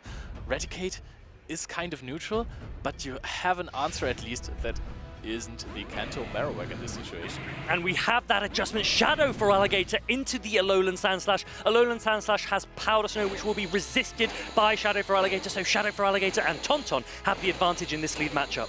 Yeah, and Tonton, I don't even think he has to pay attention to catches of his opponent, because nothing resists Hydro Cannon in this matchup. He knows his opponent isn't going to bring Azumarill and Dugong into a possible Charger Puck Superior, and she's going to throw Hydro Cannons here. And Shadow Hydro Cannon. This will do a ton of damage. It might not be quite enough to take out this Alolan Sand Slash. Dana's going to find out. Wow. Yes, it holds on. It's into the red health, but it's not actually going to make another drill run. So it's going to throw an Ice Punch, but not before Tauntaun. Charge attack priority. It's the next Hydro Cannon. Honestly, good job from the Alolan Sand Slash to take out this much energy and, of course, also HP from the Shadow Feraligatr, because it's looking less like a threat here. You might bring in the Malamar to try and farm it down, but I think that Feraligatr is actually still going to reach a charge attack. Let's see, can he actually reach it? Oh, hangs on with a blink of HP, gets to the Hydro Cannon. That is optimal for Tauntaun Battus. That is huge. This Hydro Cannon will do a ton of damage if it lands. Oh, Dana says, not today. He shields. This Malamar comes in. It's got a superpower loaded, and Superior is going to be the answer.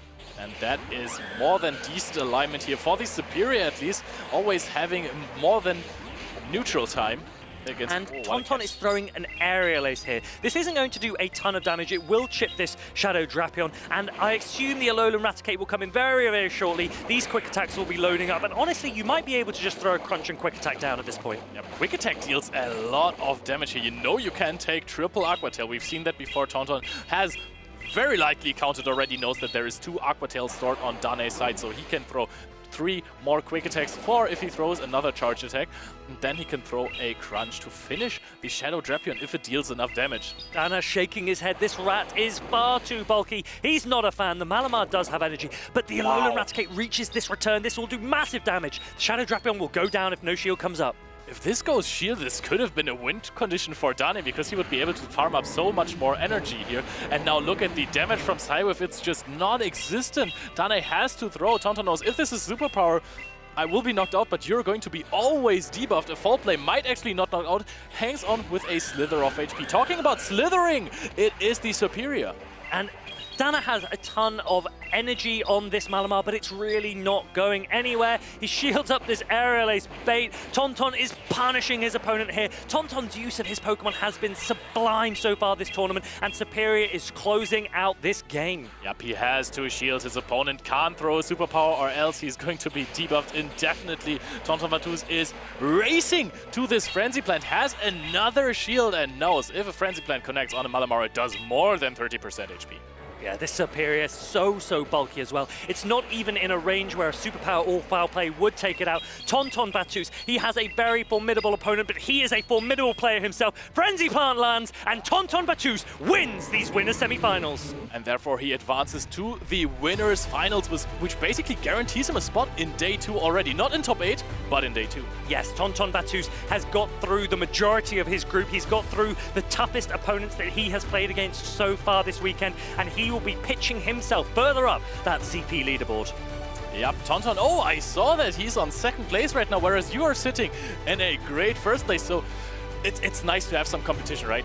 Well, I was rooting for Dana, but Tauntaun, he is a great opponent, and I do want to see him do well. I love watching his team building. I love his lines of 3. He has a very unique playstyle. It makes it very, very difficult for other players to adapt and account for how good of a player Tauntaun Battus is. There is very few trainers in the world that deserve winning a regional champion as much as Tauntaun Battus. He has reached the grand finals multiple times. I think 2 grand finals in regionals, but he just couldn't quite get the win the last time.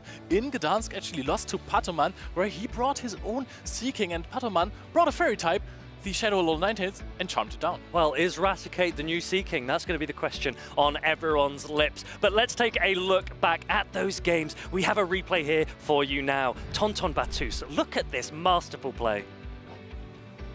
I can see it right there. Look at this masterful shirt. What a beautiful shirt. He is deep in his thoughts, and it's working out for him, switching in the Talonflame. The catch on the Shadow Marowak didn't help him. He had the shield advantage at that point, had the energy advantage. Dane needed too many fast attacks. Actually, it came down to the absolute wire here, and there we can see the Frenzy Plant connecting on the Malamar, taking out the Malamar, advancing Tonton Batus to the winners finals. Some players thought that with the rise of Ariados, Superior might not have as much of a place in this meta as it has before. Tonton Batus saying, no, Frenzy Plant, it's a great attack, and it showed it just there. To be honest, when you're comparing it to other grass types, like Chestnut I think is the other one that is really played in this meta, Superior has play against Ariados. I'm not saying it's good, I'm not saying swap into your Superior into an Ariados, rather also not safe swap it, but if you get a farm down on something and you can reach an aerial ace, or perhaps get 6 Vine Whips in, you will reach 2 aerial ace. Actually, you need 7 to reach it. It's just a ton of damage with that Frenzy Plant, right? We even saw it being landing on a Galarian Moltres, and it was still doing like a hefty chunk of damage. So Superior's not going anywhere anytime soon. Yeah, it is definitely the superior grass type right now. I made that pun before already. What do you think? Which Pokemon? We're always talking about core breakers, you know? Which Pokemon would you have brought to this tournament that is extremely spicy? Oh, I mean, you are a fierce competitor. You might not want to reveal it. I've got a few tricks up my sleeve, but I want to hear a little bit more from Tonton. The tricks up his sleeve took him through into the next round. Amanda is with him now for an interview. Thank you, Tomahawk and Cunning Lionheart. Yes, I am with Tonton Batus, who's now in the winners finals, guaranteed to go into date number 2. How are you feeling about this tournament here in Gdansk? I'm feeling good about this tournament. I was expecting a bit more Drapion on my run because I'm a bit weak to this pick. But I'm really happy to go this far with my Eradicate. Yeah, well, that's a good question that I want to ask you, because I see a little peeking out of your shirt here. Last year, you were in the finals, and you used a pretty interesting team composition. Your team this season has also been pretty interesting through every tournament that you've played in. Walk us through what goes through your mind when you're creating a team of 6? So I will talk about my team from last month at Lille, where I was playing Greninja, Skarmory and Charjabug. So I just wanted to play Charjabug because I was expecting a real drop of usage of Crossfire, which was his only big threat. So I was like, I'll just play this one and build around. I remember that I was playing Greninja and Charjabug a lot last season. And Greninja didn't get any nerf, so I was playing both. And Skarmory is more of a meme because I was hating so much this pick last year. And I was playing it just for the fun. It was really good for these Ariados. I remember at the first one when you were able to make it very, very far, you said, I love this new meta. Now that the meta isn't new anymore, how are you feeling about it? Is this still your favorite meta? Currently, yes, it's my favorite meta, but I think Mudslap is a bit too oppressive. Okay. I think just one less damage, maybe it would be better, I think. Okay, this is your plea, your... Yeah. For one Please move update. All right, well, I'm taking notes, I'm sure. One last question, and it's a little bit of a silly question, but I really want to bring it up. You and a lot of the French players are wearing these very fun floral patterned shirts. Oh, yeah. Tell me about it. Okay, so it was an idea from Sandodu in Hawaii. I think it was Sandodu and Tragicomics. They bought this... Hawaiian kind of floral print shirts. Yeah. They bought this one, looked at them, and was like, okay, I'll do the same. Everyone who went to Hawaii last year bought this one, and we bring a bit of them for like Cacton or Arsenio. That's really, really nice. And it's always fun because it's like a nod to something that's happened in the previous seasons, and you can kind of see who are teammates and friends. Yeah. Thank you so much for taking time to have this. I know you have one more to go, but you can relax, I think, for the rest of the day. In the meantime, there's still plenty more battles. Don't go anywhere. We're going to get right back into the action. Asking for a Mudslap nerf while you're running Charjabug. I see what you're doing there, Tonton. What do you think of Charjabug in the meta? I think Charjabug's a really interesting play, but I love Tonton's reasoning for it. He recognized that the poison Pokemon on the rise is Ariados. The poison Pokemon that's slowly reducing in usage is that Clodsire that Charjabug really doesn't want to see. So timing these picks correctly is so important. That is true. However, being into Ariados with the Charger bug is also really, really bad because you have this Discharge, which is not the best charge attack, Volt Switch is also neutral, but the lunge debuffs, it lets Ariados come out with a little more energy, and it is still at a very reasonable health. And it could be the Ariados show here. We have Scaffo99 against Blissfully. Blissfully is a very young British player. He is very, very talented, so he might not be a name that you recognize, but he cannot be a player that you underestimate. And both of them are bringing kind of similar teams, I want to say. There is Galarian Moltres, there is Gastrodon, there is Ariados on both sides. This could be one of those questions, which Ariados will win charge attack priority. But notice Clodsire with Stone Edge. That could be the tech for this weekend. That is a very good adaptation. Also very strong against the Galarian Moltres. So you have an advantage against the opposing Ariados, against the Moltres.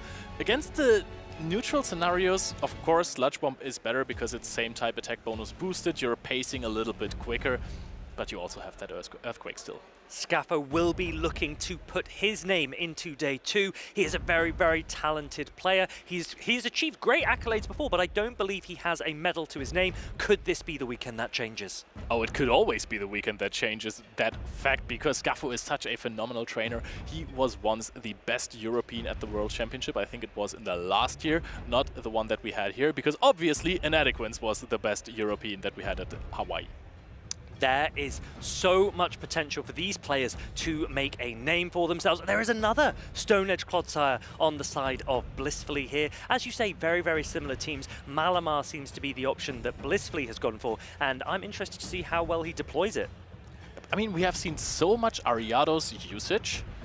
Bringing Azumarill without a really hard answer. I mean, you have Stone Edge Clodsire, so you have a hard answer to that Ariados. I want to see if you can use that Azumarill as a safe swap. I mean, there is very few Toxapex around, but if you're having Clodsire as a backup for Azumarill, there might be a chance that you're fine with your opponent swapping in the Ariados onto your Azumarill. However, if you're playing Azumarill and Clodsire, you're very open to a Gastrodon.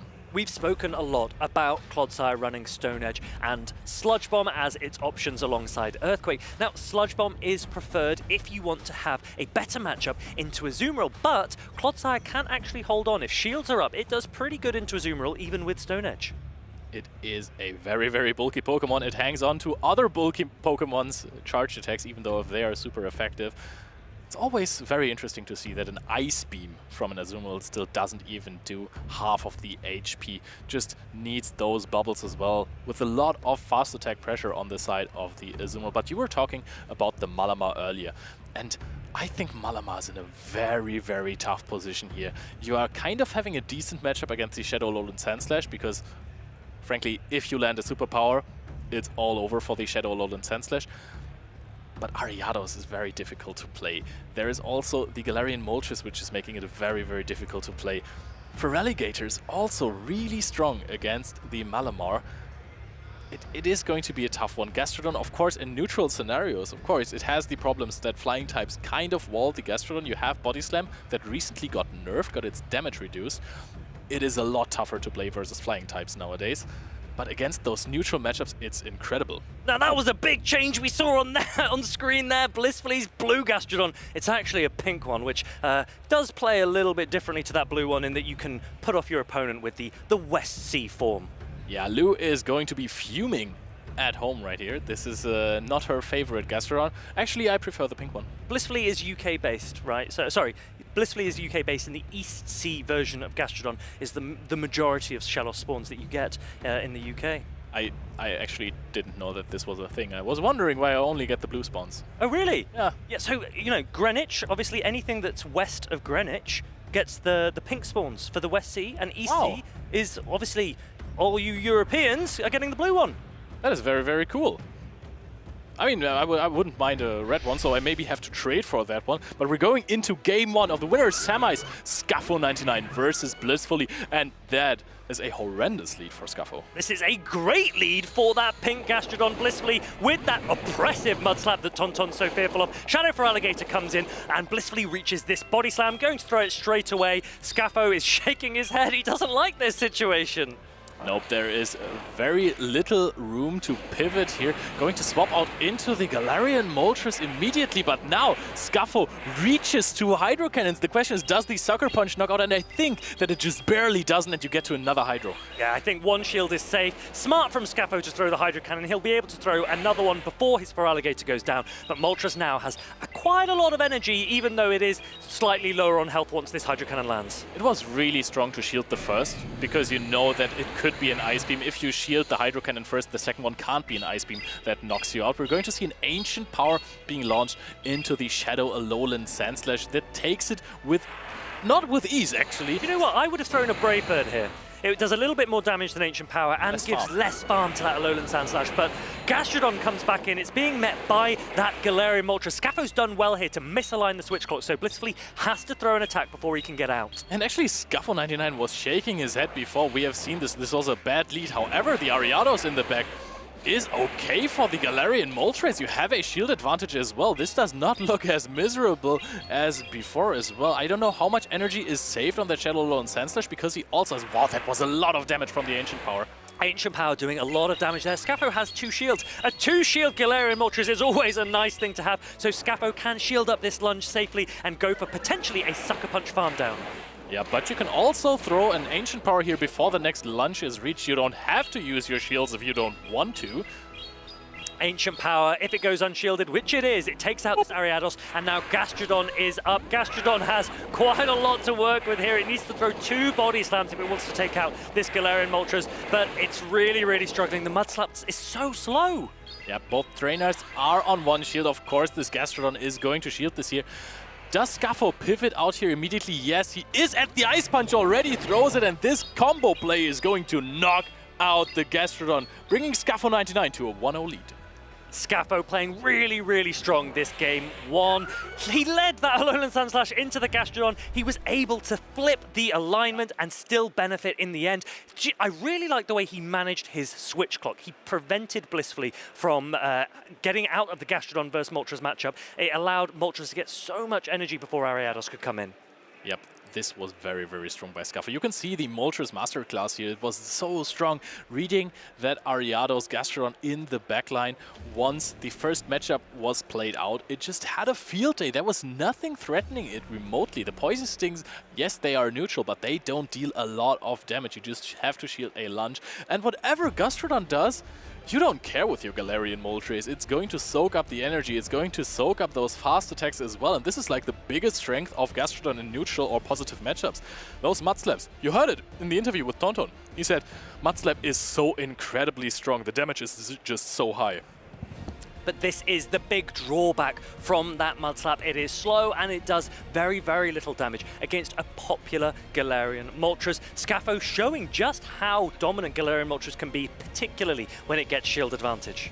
Do you think Scuffle99 can be a regional champion after he has been hunting those medals? Hasn't worked so far. Everyone knows how good he is, but it has always been a stop at top 8. Can he advance further? He's on his best way to already qualify for day 2.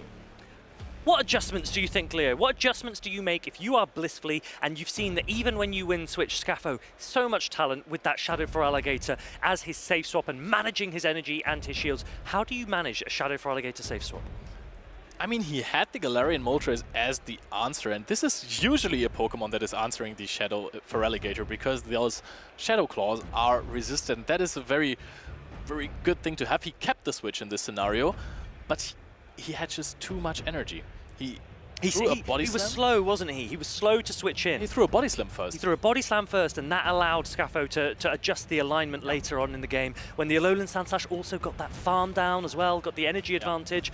Scaffo will be potentially playing a similar strategy here. I wouldn't be surprised.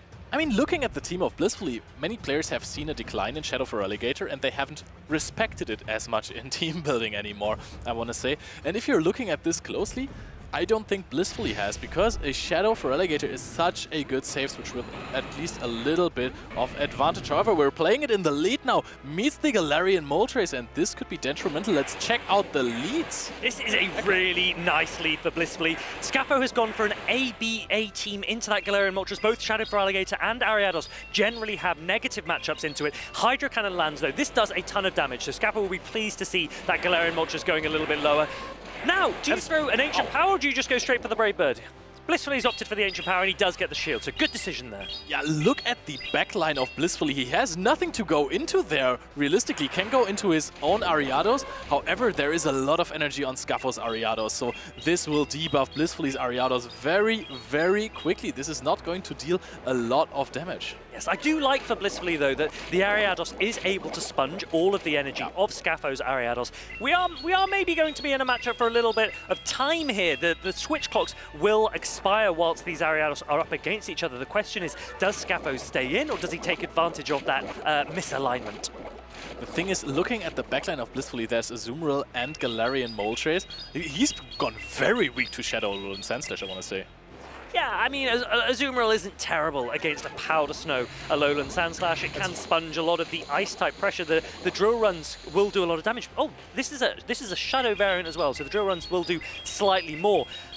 This is smart from Blissfully to lunge first and then probably dip into the Azumarill. Yeah, because otherwise this would be a matchup that could be a little bit worse, especially with all of this energy advantage. Your charge attacks aren't going to deal too much damage unless you're running Hydro Pump on that Azumarill, but you're clearly not in this case. Drill Run is going to deal pitiful damage. Yeah, Drill Run now only doing the damage that a normal Alolan Sandslash would be outputting. Blissfully still has 2 shields. He's got Ariados and Moltres. They're both lowish health, so he will need to think about using them at some point. When is the most valuable time to do so? We have seen games end with only 1 shield being used in total, and it was a Scapho match, so we might as well see some games without shields being used here as well. Scapho is going to let this play rough land. He's going to go into the Ariados, which has so much energy banked. Surely you use one of your shields now, Blissfully. Never shield. Never shield! He's not shielding this. Azumarill takes a big chunk of damage. Attack rises, and now this lunge is going to be very close. Blissfully again doesn't shield. You can use those. You know that it doesn't cost anything. Blissfully could end up sitting wistfully here because his Pokemon are going down. His shields stay up. They have little to no health left. This could be a fast attack. Farm down from Scapho 99. You can use your shield trainers. Galarian Moltres will have to deal the Sucker Punch damage. Yep, but the Poison Stings dealt damage. You can bring in the Shadow Alolan Sandslash just for 1 Powder Snow, then go into the Shadow for Alligator, and you might as well get a Shadow Claw down here. There is not much that Blissfully can do. 2 shields are there. The question is, can that Azumarill reach a play rough? And if it does, will it be enough? I mean, there is going to be 1 more Sucker Punch being thrown. Scapho will need to Shadow Claw down here. There are still 2 shields on Blissfully. You can use those shields, but you don't have to. Who needs shields when you can play like this? This is incredible from Blissfully. He gave Scapho an opportunity. He gave him a window, and he shut it down. Wow, he saw a win condition that we surely didn't see, and it's just not using those shields, putting it all on the Azumarill. Even not shielding the Azumarill, those Trailblaze, it looked very scary. That is such a difficult match for Scapho to swallow there. He needs to recognize that even though he had a ton of opportunity, Blissfully is definitely not a player to be underestimated, as we said. Scapho will need to readjust there. It was dangerous, I think, going to ABA weak to that Galarian Moltres, and Blissfully took full advantage. Yeah, I think that, I mean, Scapho got into the bad lead in the beginning and therefore also lost a shield, had to give 1 up during the fight for switch there. I think that his Shadow Alolan Sandslash was really, really well positioned. Unfortunately, it got debuffed by the Ariados from Blissfully, and then it could absolutely not compete with the Azumarill anymore. However, Blissfully, I don't want to say there was a lot of luck involved, but he was very happy with how this played out against the Shadow Alolan Sandslash. He has to be wary of it. Not bringing a definite answer to the Shadow Alolan Sandslash was for sure very dangerous. I think Blissfully, he'll be licking his lips here. He goes, do you know what? I know what adjustments I needed to make for Game 1. I made them for Game 2, and I am going to go in with confidence against this top player. There is no doubt that Scapho is one of the best in Europe, but Blissfully is wanting to put his name on that list as well. Yep, Blissfully, very, very strong performance so far. Knowing that Scaffo99 might like an ABA strategy, he has done that in tournaments before. And this is also an advantage that you're having if you are one of the trainers that has not been on the stage so many times like Scaffo99 and all those others really experienced trainers are. You might know their strategies. Yeah, and I mean, no matter what happens in this final Game 3, these players must be proud of their performance so far. They get in. It's the Galarian Moltres again for Blissfully, this time up against an Ariados. Scaffo is ABA weak again, but this time Ariados in the lead and for Alligator in the back. Yep, and the alignment looks so bad for Scaffo. He has to stay in here because this is not the absolute worst matchup for an Ariados. You take a lot of damage from Sucker Punch, you don't knock out with a lunge, you really don't knock out here, but there's going to be an Ancient Power thrown just before the next lunge is reached. Does this knock out, or can you no-shield this and put it in farm down range? I think you might be able to hang on. It might be very, very close after the lunge, yes. So you do reach that second lunge, and you can win the zero shield scenario here. Wow. Blissfully, once this Ariados goes down, actually his Gastrodon will put in a ton of work into Scaffo's backline. Yep. He might rotate out of this Galarian Moltres now, to be fair, because it's double debuffed. Yep, and this is a Powder Snow Shadow Lowland Sandslash. Swapping in is the Azumarill, and that frees up the Shadow Lowland Sandslash from the Gastrodon. But I think this is fine, because if your Alolan Sandslash is here, it's not against the Galarian Moltres, and you're not likely to be Shadow Clawed down by that for Alligator. The oppressive Mudslap pressure from Gastrodon in the back will still do a ton to that for Alligator. And honestly, look how bulky Azumarill is. Yep, that is true. Azumarill takes this like a champ. Is this the time where you're trying to soak energy here and then swap out into the Shadow for Alligator immediately to try and get a nasty Shadow Claw farm down? I think Scaffo needs to take advantage of switch timers if he can. Get into the Feraligatr while... There it is! The Feraligatr comes in. You're going to shield up this Feraligatr from any play roughs that come through, and you are just looking to get a ton of energy. Blissfully, he needs to get out of this situation. He cannot allow this Azumarill to be fully farmed down. But I think after this play rough animation, the timer is up.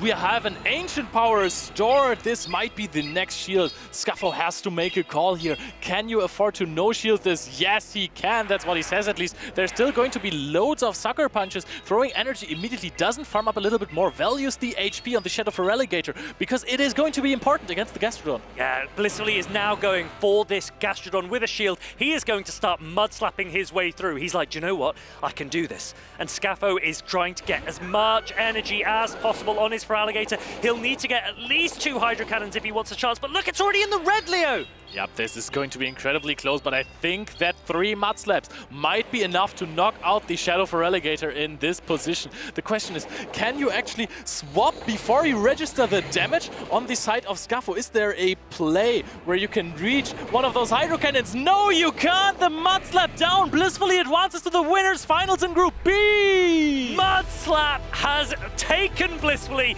through this round. He beat Scaffo99. He was 1 game down. He recovers. He's smiling. We're smiling. He should be so, so proud of himself. Group B stands for Group Blissfully. This was a blissful performance from him as well, trusting in his Gastrodon, reading the lines of Scaffo. Let's be honest, Scaffo had 3 terrible leads. Yeah, really, really difficult for Scaffo there. I'm sure his friends and family will still be proud of him no matter what, but Blissfully is the one who's going to be over the moon and going through to the next round. Yep, he even by going into the winners finals guaranteed a spot in day 2, because if he loses that one, he will go to the losers finals, and those ones will be played out tomorrow. Now, the losers finals and the losers round and the losers bracket all together, it does not mean you're out. So many players, every player but one, effectively every tournament goes through the losers bracket at some point. So Scaffo needs to maintain his resolve, and I'm sure he can get his way into day 2 if he maintains that composure. I mean, even the trainer that goes into the grand finals undefeated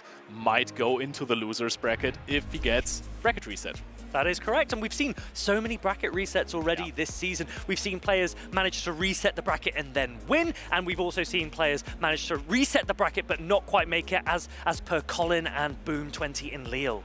Yep, here we are seeing the highlights of the match so far. Very important shield, contemplating whether that might be an Ancient Power and you can preserve that shield, but nope, was a Brave Bird, was correctly called from Blissfully. However, didn't matter, because there was an Ice Punch stored on the Shadow Alolan Sandslash, knocking out that Gastrodon, putting Blissfully behind there, but you can see how he clawed his way back, even though Scarfo99 was the one using Shadow Claw in this. I really like the way that Blissfully managed his shields. I genuinely think he got the best value out of his shields in so many of those games and in those situations, and Scafo's showing frustration there because he knows that this match was his for the taking, but Azumarill holding on to the end in that first game and landing that play rough was massive.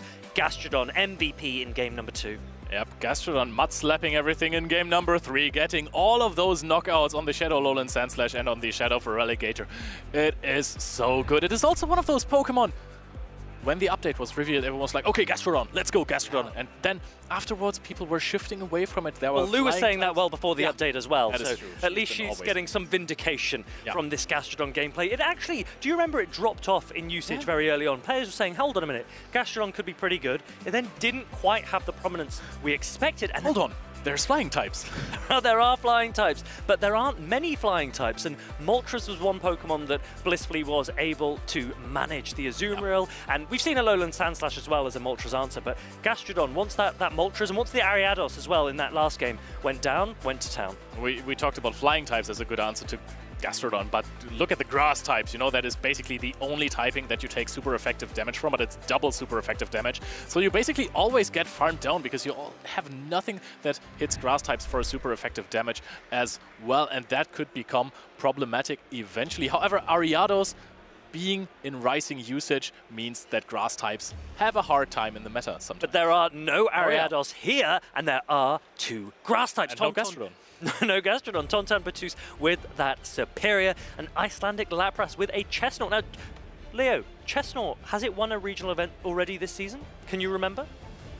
I think it did. Yeah, I think it won the very first one in Baltimore. It was Wadaj, took Chestnut all the way with the those grand finals. Yes, Dunsparce as well. So Chestnut is very, very strong against Dunsparce. And also, Chestnut walls Clodsire energy if Clodsire's running Stone Edge. And I believe Tonton Batus, as we've seen earlier, is running Stone Edge.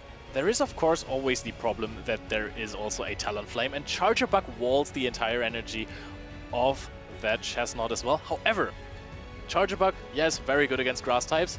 Frenzy Plant is very, very strong. Oh, it says Sludge Bomb here, so I can't quite remember if he was running Sludge Bomb or Stone Edge, but Sludge Bomb would give him a much better matchup into the Chestnut if he has it. Stone Edge would mean that Chestnut has the advantage. As you say, though, Tonton has answers for all of the Pokemon on the other side that he can deal with, and that Alolan Raticate, that return damage, so hard hitting if it goes unshielded. Yep, Raticate is incredibly strong. I like the Shadow one as well with Hyper Fang, because Hyper Fang also is kind of a strong charge attack.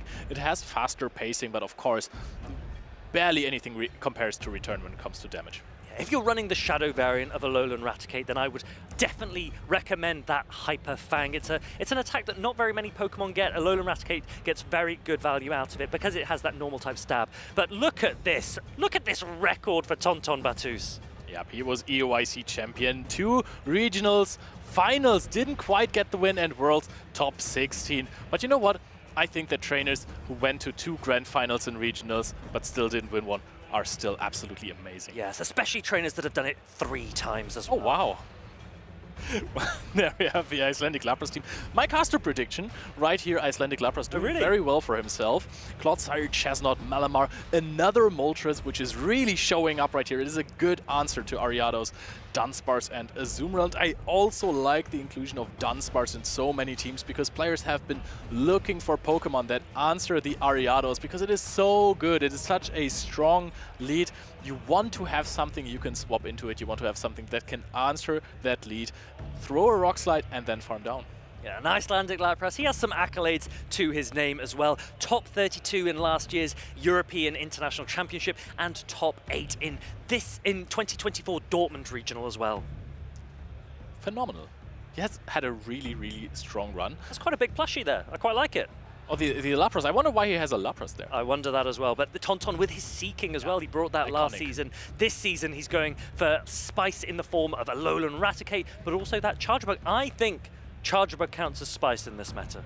Yep, I think so too, but it is such a strong pick in the meta. He has proven it in the last event in Lille already. And it is strong into 4 of Icelandic Lapras' team. Walls the energy from Chestnut, like you said. Malamar, it can one-shot with X-Scissor, and then it has electric type coverage both for Moltres and for Azumarill. So this isn't looking easy for Icelandic Lapras by any means. Also, you would think that Dunsparce is very neutral into every Pokemon on Tontonbatu's team. However, I wouldn't even say that. Even though the typing is neutral, Superior is such a bad matchup because you have to throw those Rock Slides, and after the last update, Rock Slide is still a great coverage attack. However, it is not very good if you compare the damage to the energy that it takes. Tontonbatu, he seems to have an answer for everything, doesn't he? There doesn't seem to be any Pokemon that Icelandic Lapras can bring that you would say is safe, per se. Everything has a response. Even that Sucker Punch damage, which is resisted by that Alolan Raticate, Tonton has also the Charger Bug doing electric type damage. So there are like multiple cores of Pokemon that Tonton can lean into to make things really uncomfortable. The question is, does Tonton have a really good safe swap in this scenario? Because sometimes when one of the trainers doesn't have a safe Pokemon at all and always have one answer, hard answer, it is going to be difficult to find a hard answer or a safe Pokemon for the opponent as well. Shadow Feraligatr has been used successfully as a safe swap so far. However, there is still Chestnut. Now, Chestnut is kind of difficult versus Shadow Feraligatr. If you're in a matchup where you take some time to swap out, if Shadow Feraligatr is answered as the safe swap, Chestnut is going to be outpaced to an Ice Beam, and then you're in a problematic position. Let's see what position these trainers are in. Let's get into game number 1. We've got Talonflame for Tontonbatu into Icelandic Lapras' Clodsire. And now let's see what kind of Clodsire this is. This looks like a Sludge Bomb. Immediate swap out after 1 Poison Sting goes into the Malamar. And I think that Tontonbatu is going to throw a Fly first here. Do you think he's going to switch out immediately? This is a huge amount of Incinerate damage already. Yeah. Yes, Tontonbatu might bank his Talonflame for later, but he might also stay in because, honestly, what answer do you bring into this? You can't take Superpowers on Raticate. You don't want to take Psywaves on Clodsire. He goes, do you know what? I can tank a Foul Play. I'm going to land another attack on this Malamar and get your shields down. Oh, this is going to be very, very close, and I like this. However, if Icelandic Lapras decides to invest another shield, the backline of Tontonbatu looks kind of strange into the Malamar. However, Tonton hasn't used a single shield. And then the Eradicate matchup. Okay, we're going in, taking super effective damage from Psywaves on the Clodsire here. I thought he was going to go in with the Eradicate and Quick Attack down, shield the superpowers. Yeah, would have needed 2 shields, and giving those shields back to Icelandic Lapras might not be what Tonton wants. He goes, do you know what? I'm going to sponge all of this damage on my Clodsire and maybe save 2 shields for my Alolan Raticate, which you don't have any Pokemon that resists the returns from. Oh, that is a very, very good point. There is no Steel or Rock type to be found. Their Sludge Bomb is going to be thrown. Clodsire deep in the red. Malamar is putting in some work. Malamar has put in work, but it's required 2 shields to do so. So will that benefit Icelandic Lapras in the endgame? Tonton will reach a Sludge Bomb. By the time that he lands this, his switch timer will be up, so I'm expecting him to go straight into Alolan Raticate afterwards. Yep, and Eradicate resists those Sucker Punches, so that's not too much damage. The question is, are you going to get outpaced? Do you return? There's going to be an Ancient Power. Do you shield this? He immediately does, thinking that that might be a Brave Bird and Dip, meaning switching out the Moltres, and that is what's happening. So we're going to see a Clodsire after. And here comes that first return. Stab return from this purified Alolan Raticate. And honestly, there was something quite funny about seeing this legendary Galarian bird up against a rat. Yep, and this rat is putting in some work. Those Sucker Punches don't do anything, whereas Quick Attack is a really strong attack against this. No shielding the Sludge Bomb here. Tontonbatu is making the best calls left and right. Can he get to another return here before the next Sludge Bomb? No, he definitely can't. Throws another Sludge Bomb instead of Earthquake. The shield is going to be used here. Now Tontonbatu will have to over-farm a lot. Can he put it into crunch range? Smart from Icelandic Lapras. Recognized he's going to need 2 attacks to take out this Alolan Raticate, so goes for those Sludge Bombs. But we've reached another return here. Icelandic Lapras, he will need to reach an attack on the Galarian Moltres if he wants a chance of taking out this really, really thick, dark, normal type. And it looks like Alolan Raticate's getting pretty close. Yep, and I like what Tonton is doing. Maybe doesn't know the exact energy on the Galarian Moltres because I'm going to throw the crunch here at such low HP. I have 3 Pokemon. You will have to fast attack down everything.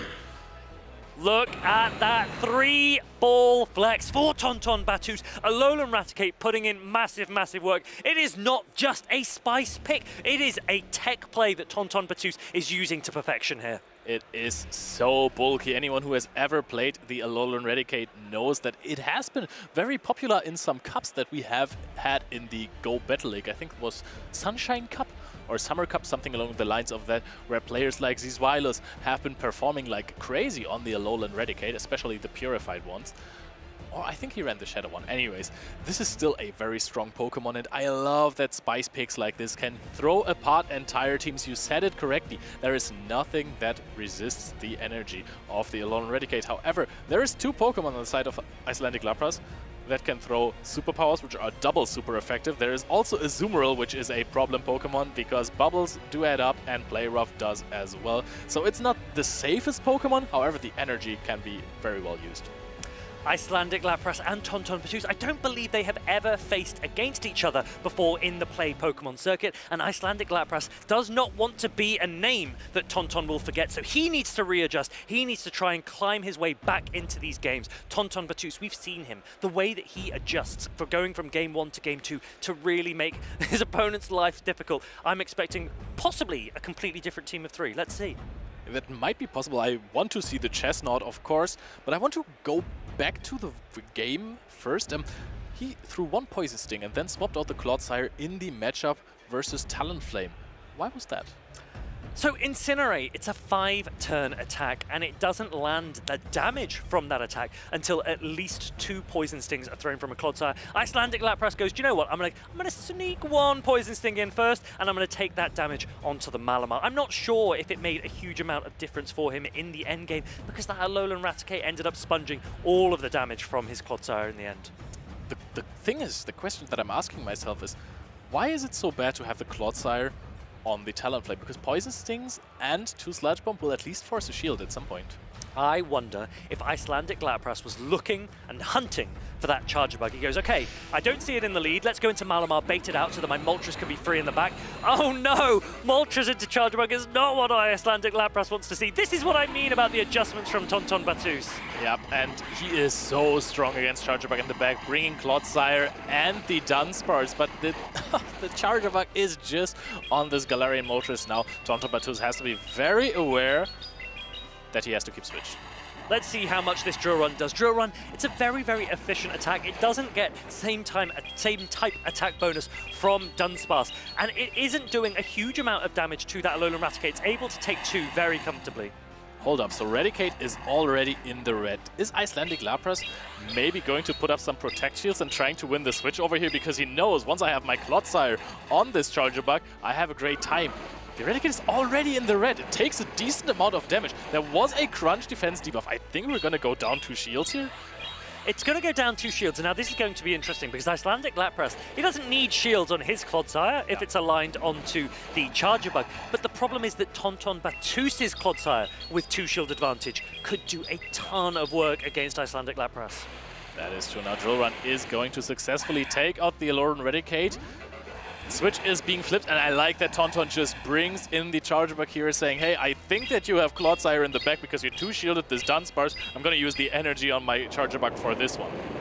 I'd be interested to see if Lapras stays in here, because he is debuffed, and I would have maybe it would have been nice if Icelandic Lapras had gone straight into his own Clodsire as well. This X's a lands, takes out that Dunsparce. Now we're expecting Clodsire to come in, and Tonton will respond with his own. Tonton actually throwing 1 more Volt Switch, not pivoting out immediately, giving his opponent quite the fast attack advantage. I love the animation sound from Poison Sting versus Poison Sting. It's a Look at these 2 blobfish just up against each other. Earthquake is the only way that they're going to be able to do damage. Icelandic Lapras is going to save his Clodsire. He wants to put it onto that Charger Bug, and Tonton doesn't have Stone Edge, so these Sludge Bombs will land, but they're not going to do a huge amount of damage. At least 3 will be needed to take out Galarian Moltres, unless the Poison Stings are enough. Yep, and I was going to ask a question, but this one was already answered here. He's going to throw this Sludge Bomb immediately into the Galarian Moltres, so I think his plan is to never bring in the Charger Bug in this matchup again. But the thing is, if the Brave Bird goes unshielded, you are very vulnerable to an Earthquake. That is true, but you might need to consider shielding this, and now you're getting pretty close to Earthquake range, but I don't know if you're actually quite in it. So this could be interesting, because Icelandic Lapras, if he lands an Earthquake here, Poison Stinging down afterwards would be troublesome. That is true, and Tauntaun will surely outpace 2-2, I can tell you that much. He is looking at his opponent saying, hey, I think I got this in the bag, but this dealt a lot of damage. This was slightly over 50%. Let's see how much damage Icelandic Lapras can really do. There's only one more Poison Sting needed for Tauntaun Battus after this to reach the next Earthquake, which will surely knock out. How much damage does it do? Nope. Oh, it's not even close to taking it out. Tauntaun Battus reaches that next Earthquake. He is so dominant. What a play. Yep, incredible. Qualifying for day 2. Safe spot in the top 8 on the winner side. Once again, Tauntaun Battus, the powerhouse from France, advances to the next stage. And I think that is enough for Tauntaun Battus to take that #1 spot on the EU leaderboard. Oh, well, you must be delighted about that. I am very happy for him. Tauntaun is such a great player. I love seeing his teams. I love seeing the different ways in which he team builds and approaches the matches against his opponents. So let's see just how far he can go this weekend. I also like the play that he made with Charger Bug. We had him in an interview before. He said, hey, I'm bringing Charger Bug because I think that Clodsire usage is going to decline.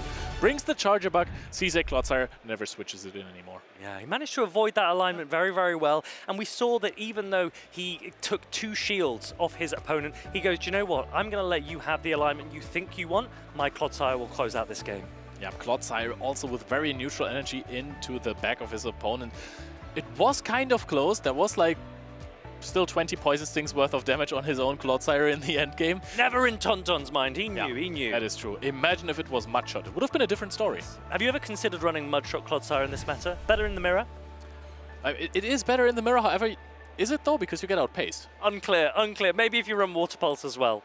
Oh, that sounds like a great idea. That sounds like a lot of fun. I'd love to see someone else try it and not me. I love this crunch from Tauntaun Battus.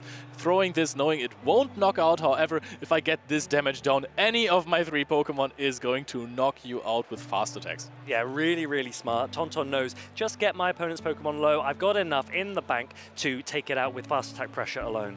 And the ground shakes as Tauntaun Battus' Clodsire knocks out Icelandic Lapras' Clodsire. Should have brought Lapras. Tauntaun Battus, he's done for the day now. This is the nice thing about when you are in Group A. He was our #1 seed in this tournament, and now he can relax. He can watch his opponents, he can go have some lunch, he can do what he wants. He can go have some pierogi, explore Gdańsk, which is a beautiful city. We've been out last night in the city. We've seen some beautiful buildings, met cool people. We've seen so many people from the community already. Even some visits from Australia. Yeah, Gdańsk is one of the most beautiful cities that we have our regional events in the Play Pokemon circuit here in Europe. And Tauntaun hopefully will get an opportunity to explore, and maybe he'll have more of a think about the Gastrodon mud slap that he seems to have an issue with. Speaking of Gastrodon, we have a little spotlight video for you coming right up. Gastrodon. Then in Gastrodon. Gastrodon. We're Team Gastrodon over here. Hello, Pokemon trainers. The Pokemon Go meta is always evolving, allowing new Pokemon to join trainers in their exciting tournament battles. For some Pokemon, the journey to meta viability is a test of patience and determination. So today, I'm going to tell you the story of the rise to the top for the best Pokemon I know, Gastrodon. In the 2024 season, Gastrodon dreamt of being in the top usage stats for Pokemon Go, but unfortunately wasn't ready for the spotlight on center stage.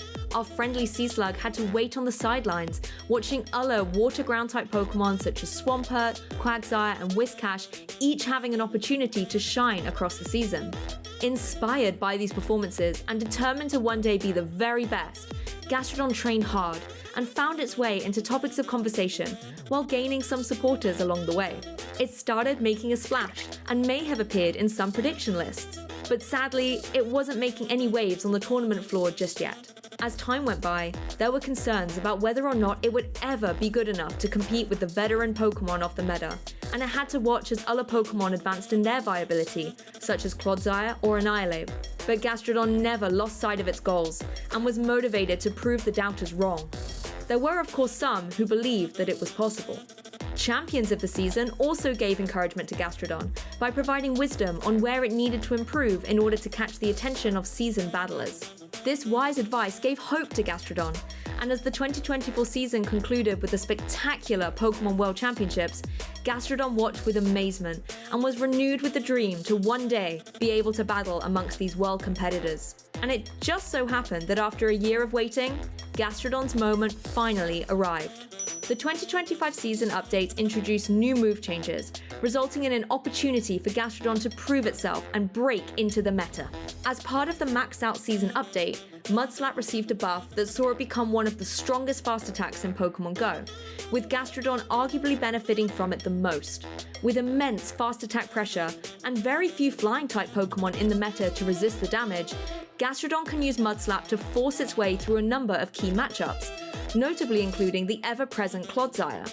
With a low-cost charge attack in Body Slam, paired with the high-damage Earth Power, Gastrodon has finally achieved its goal of overtaking the likes of Whiscash, Quagsire and Swampert, and is now widely regarded as the premium water and ground-type Pokémon in the competitive game. But if you want to keep it safe, then Gastrodon needs to stay indoors and avoid touching grass, as this Pokémon type can deal devastating damage. But if you avoid grass-type Pokémon, then victory and success could be yours. Who knows what success Gastrodon might achieve in the 2025 season, but its story of perseverance and patience is a lesson we can all learn from. If you believe in yourself, then there's no limit to what you can achieve. Good luck, trainers, and Gastrodon in your future battles.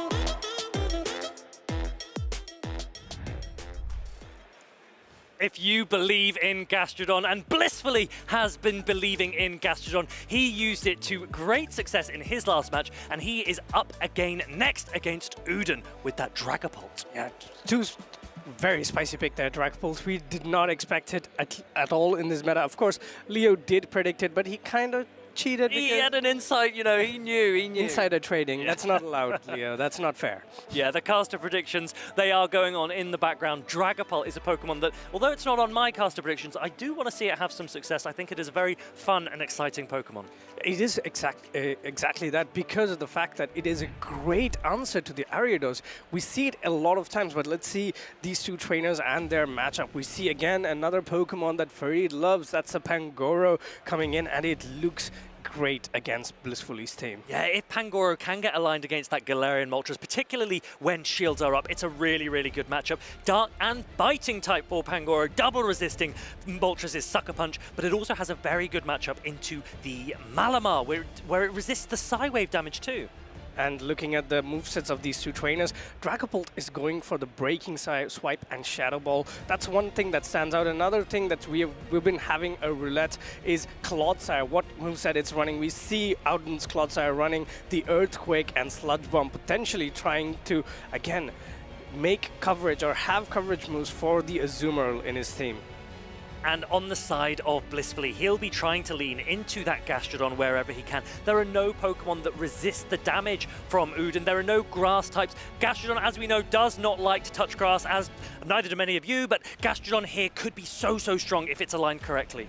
Yeah, I think at this point, Blissfully can effectively use Gastrodon with a little bit of energy advantage, or giving it the shield advantage to potentially mud-slap down the competition.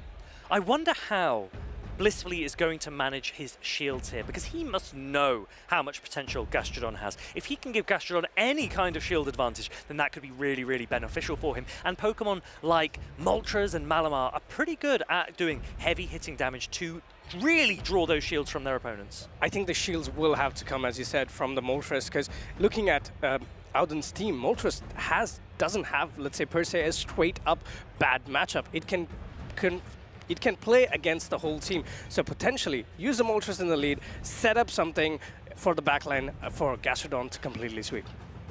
Uden will really need to think now. There are a couple of difficult Pokemon that he is going to need to manage, but it is that Gastrodon that is probably flashing out to him, because even if he wants to lean into Dragapult, right? But what does Dragapult do if it's up against a Galarian Moltres? That's a really tough matchup for it. So Uden will probably, I would expect, lean into his Dugong a little bit more. Dugong and also the Ariados, just looking at the matchup here, yes, Clodsire is a bad matchup, but then again, if you give the Ariados some shield advantage, it can do a lot of work against the Clodsire. Another Pokemon that he can use to leverage against the whole of Blissfully's team.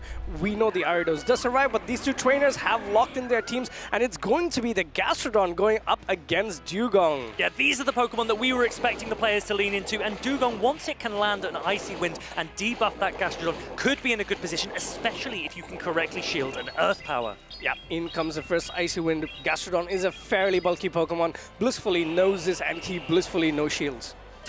He does. The attack drop comes in. Blissfully now opting for Body Slam or Earth Power. Which one's he going to press? He goes for that Earth Power. Big shield decision here for Uden. He's going to let it go. He's letting it go immediately, and this will potentially put the Dugong in the red. And no, Dugong, such a bulky Pokemon here, going for that extra Ice Shot and getting this Icy Wind in. Will this be enough to knock out the Gastrodon? Could be very, very close. Gastrodon's going to shield it up anyway. Blissfully says, I've got more value I can get out of this Gastrodon. I put you into Body Slam range. I'm going to charge up as much as I can beforehand. Go for charge attack priority on that Body Slam. This could be worth a shield here because it was charge attack tie. This means Auden could let that Icy Wind go, but no, opting to no shield and potentially wanting energy on one of his backline Pokemon. Will that be the Dragapult or will that be the Azumarill?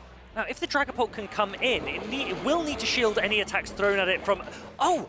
Blissfully's actually gone into a Clodsire. These Poison Stings are resisted by Dragapult's Ghost typing. Ooh, this is interesting. Auden makes a very heads-up play, trying to understanding that maybe the energy on the Dragapult will come in handy towards the late game, charging all the way up to the Shadow Ball and swapping into the Azumarill. Azumarill does take super effective damage from the Poison Sting, but Blissfully's Clodsire is not running that Sludge Bomb, so it's not going to do a lot of work against the Azumarill. What I really like there from Uden is he took plenty of Poison Stings on the Pokemon that resist poison. And then he goes, do you know what? I don't want to shield my Dragapult just yet. Let me go and sponge the damage on the Azumarill. And like you said, no Sludge Bomb. So these are just Stone Edges or Earthquakes coming through instead. And Azumarill's reaching Ice Beams and super effective Bubbles as well. Yep, again, Blissfully trying to play his energy a bit more smart. He saves that Earthquake and then goes into his own Azumarill. But Auden's Switch Clock is up. Will he immediately swap into his Dragapult and treat this Azumarill with a flurry of Shadow Balls? Yeah, Astonish got a huge buff this season. Shadow Ball already a very, very strong attack. It got same time attack bonus from this. Look at that massive, massive damage to the bulky Azumarill. Yeah, this match is still not done and dusted because we have a move stored in the Gastrodon. We have a move stored in the Clodsire. Dragapult cannot afford to pull up another shield. Can it get the full farm down here? Oh, Uden needs to throw Breaking Swipe straight away, get that charge attack priority. He does get it. Now, if Blissfully shields this, then Uden can shield and reach another Breaking Swipe against the Gastrodon. Unless Gastrodon comes in now and snipes. Yeah, that could happen as well. In comes the Stone Edge. Okay, I think the play here is to swap into your Azumarill if you can. But your switch time is ready, you can do it. You can do it. Oh, wait a turn. Oh, he waits a turn. Unfortunately, swapping into the animation of the Fast Attack, and the Fast Attack damage lands on the second turn because Dragapult is running a 3-turn move. Really, really well played there from Uden. Understandable from Blissfully. So you and I, we noted, right, that Uden was able to switch into the Azumarill and catch the Earth Power if he wanted to. Blissfully recognized that as well, and he didn't want that to happen, so he waited. He goes, okay, whoa. I don't want you to catch. Let me just check that you're going to use your Astonish, and then I'll bring my Gastrodon in. But it was too late. Yes, it was too late. It's how fast attacks register in the game. We have multiple fast attacks that go from 1 turn to 5 turns, and each of these fast attacks register 1 turn earlier. So 5-turn fast attack like Incinerate registers on the 4th turn, 4-turn fast attacks like Volt Switch register on the 3rd turn, and then 3, 2, and 1. Uden getting that Astonish through up against the Gastrodon, taking it out. There was a ton of energy that went to waste. Blissfully, again, he lost game 1 in the last match we watched on stream, but he readjusted superbly. Can he do the same here? Yeah, I think this was too close for comfort, right? If Blissfully didn't wait a turn, and if he had immediately swapped in, he would have won the match. But then again, it's just so close as it is. It's very difficult to say who would have won this. Auden made perfect energy management throughout the game, but Blissfully as well went for the save the Earth Power, save the Earthquake, tried to play around the neutral matchups as much as he could, and he almost came out on top.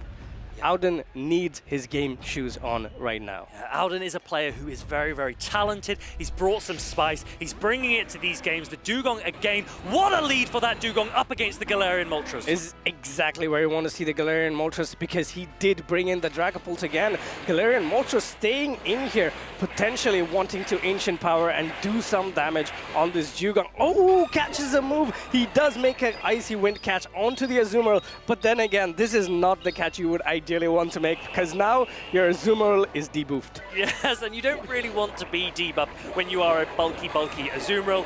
Your damage, it takes so long to get to a play rough, and now each time you do, it really won't do a lot of damage. But let's remember, the Moltres has energy, the Dugong has now switched out, and it doesn't have energy. Yes, it only saved one Ice Shot worth of energy, but whatever it is, it's gonna come all the way down to the backline. But let's enjoy this Azumarill Minor for the next 20 minutes. If Uden can maintain this alignment, he will put that Dragapult on the Ariados. That is the Pokemon that Dragapult is hunting here this weekend. That's the Pokemon that Dragapult wants to be up against. Let's see if Uden recognizes that and maintains his alignment here. Yeah, and also at this point, you will want, if you are Blissfully, you would want to come back in with your Galarian Moltres as fast as possible, because this is a debuffed Azumarill and he comes in with the Ariados. This is perfect for Auden because now he can finally unleash the power of the Dragapult. Once this Ice Beam lands, Uden's Switch Clock will be available for the Dragapult to come in. It resists Lunge as a Ghost type. It resists Trailblaze as a Dragon type. And these Astonishes are doing big damage. Yes, Lunge coming in. Auden knows that he is in the driver's seat. He is feeling it. Lunge number 1 comes in, connects, not very effective damage. Slowly and steadily, these Astonishes will add up, and he almost gets a full farm down on the Ariados. Lunge number 2 coming in, but Tomahawk, we have the Galarian Moltres. Which of the Pokemon will opt to come in here? Will it be the Azumarill or will it be the Galarian Moltres? Yeah, Uden will need to pay attention. He gets the Breaking Swipe off early. If he holds on from this Sucker Punch damage, right? If it doesn't take out the Dragapult, then he will get another Breaking Swipe as well. That is really helpful. He gets the attack drop on the first. He holds on to the Sucker Punch. The next Breaking Swipe, same type attack bonus from this Dragon type attack. It is huge for Uden here. Yeah. That puts the Galarian Moltres into the red at this point. You can come in with whatever Pokemon to try and sneak in a win here. Azumarill comes in, immediately swapped in with another Azumarill from Blissfully, but Auden looks like he's got this game in the bag here. Drill Run coming through, Blissfully shielding it in the very last second. Yeah, that is a correct shield there, but Uden able to take so much damage on these two bulky Pokemon in Dugong and Azumarill. Dragapult put in a ton of work. Uden is nodding his head. I think we're all nodding our heads. We love to see Dragapult gameplay. Yes, but this could come down to the late game. The Moltres does have a lot of energy. Auden needs to manage his shields perfectly and also the HP on his Pokemon perfectly to come out on top here. Blissfully will be trying to remember just how much health and energy his opponent's Pokemon have. He maximizes up to that play rough, but there are 2 shields for Uden. Uden can rely on his own Azumarill if he wants to close out the game. It looks like he's going to do that. His Azumarill's going to come in. It has a move stored already, and he can take out both Pokemon with this Azumarill. Yes, in comes the Galarian Moltres, immediately met with an Ice Beam. This looks like it's enough to knock out the Galarian Moltres, and also pretty close to another player of 1 bubble, 2 bubble, and 1 more bubble for the knockout. Play rough is reached. Uden doesn't need a shield. Blissfully knows there's no point throwing an attack. His opponent has played so well. He takes this series 2 games to 0. And on to day 2 he goes. What a dominant display. Blissfully came in hoping to replicate the run that Boom had, but amazing so far. Great energy management. I think his playstyle is completely different, but unfortunately for him, Auden met with the lead. He had the exact right leads. He called the lines perfectly, made perfect energy management, and takes the win and going on to day 2. Is this the first Dragapult ever to make day 2 in Play Pokemon history? I think it just might be, and I could not be more pleased to see it there. What a time for Dragapult to shine. It comes in and first tournament ever goes into day 2. It's a great pick. We saw the most dominant match I've seen on the Ariados. It's not a very bulky Pokemon, but getting out of that matchup with that much energy, whatever Pokemon comes after is going to take a ton of damage. With Shadow Ball and Breaking Swipe, you have great coverage over the meta. Yeah, it was able to hold on to 2 lunges from the Ariados and reach 2 Breaking Swipes instead at the end of the game, and that was so huge. But do you know what it also means? It also means that there's a Pangoro in day 2, which I'm also very pleased about. Pangoro in day 2, indeed. Let's see some critical moments of this game. It is this one in game number 1 where we saw blissfully waiting for a turn, and unfortunately gets stuck in that charge fast attack animation, and this was enough to knock him out. Yeah, so blissfully, he didn't take advantage of the 0-turn swap after he threw his charge attack. He then waited another turn to see if Udon would swap, and by the time that he eventually brought in the Gastrodon, the Astonish had landed. And in game number 2, this was a pivotal moment in the game where Dugong, yes, you caught an Icy Wind, but at what cost? Your Azumarill is completely debuffed through the whole switch there, and that put Audun's Azumarill completely in the driving seat, making sure that he always had the switch under control. There are only 3 certainties in life, and all 3 of them are Azumarill in PvP. Yeah, and at this time, it's 2 out of 3 times. Yes, so Azumarill on both sides there. Udon's Azumarill makes it into day number 2. He joins Tonton Batus. Both players with very, very spicy teams. I'm here for it. I think players are slowly figuring out the meta, and they're going for, let's say, Pokemon that can counter the meta rather than Pokemon that are part of the meta. That's why we see 2 of these players running really spicy teams, bringing these Pokemon up to the forefront, even though you see, maybe these Pokemon are not relevant, but there are tons of Pokemon that you can pick that can completely break cores, and these are core breakers, and you need to have a few of them in your team. Yeah, I really, really like the Dragapult pick. It's not a Pokemon that many players have. A lot of players are trading to try and get a better spread for their Dragapult. They want a higher defense and a higher HP stat so that they can hold on to attacks. And we saw that Dragapult, it held on from that Sucker Punch from the Galarian Moltres, and that was pretty critical. It can be very, very important there. So Udon, I'm very, very proud of you. I think I might be your biggest fan now. It's not just the Sucker Punch that it withstood. If you remember, in the previous game, it survived with 1 HP on the Talonflame in his previous bout, and that was enough to throw a Shadow Ball at the Dugong to win him the match. Dragapult. If you have Dreepies, you have to come to these tournaments and try to set up a trade to get the right spread, as you were talking about. Yeah, it's so nice to be able to meet new friends at these events. You get to do what we call low friendship trades. It means that there is a different floor for when you trade your Pokemon. The stats are a little bit different, and it's very, very beneficial for PvP here. So I'll probably be looking to. Do you have any Dreepy? We could maybe do some Dreepy trades afterwards. I think I have 3 Dreepies. So if you have Dreepies and you are not friends with me yet, I'm more than happy to do a low friendship trade, because the last one I did was a Morpeko, but the first Morpeko I got had 1 stamina and 1 HP. Oh, really? Yeah. So that's not the bulk that we're looking for, maybe. But lots of players, they are building Pokemon how they think that they need to tune them for this meta. We've seen Ariados in the past running very, very high attack, but do you know what we haven't really seen? We haven't really seen Ariados have the spotlight that we thought it might. It had a huge percentage usage in this day number 1, but it seems to be the Spice picks that are kind of taking all the glory. Yeah, it's normal, right? I think people are over-preparing for Pokemon that are going to be key part of the meta. You saw how dominant Ariados was. Like, all top 3 trainers in Lille had the Ariados, and they played it amazingly. So when people watch, they're like, maybe I should play the Ariados in my team, and they go for it. Unfortunately, there are also players who are like, maybe I should just counter the Ariados, and they come out on top. It's all about reading and understanding the meta. That's where meta usage charts, etc. come in, and that's why we do it all the time in these regionals, to make a highlight like, these are the Pokemon that you need to prepare for, and you can do it however you want. Players have watched people use Ariados, and they want to bring it themselves. Now we've watched Udon use Dragapult, and you might be wanting to use it yourself. Let's go find out a little bit more about that pick. Leo is interviewing him right now.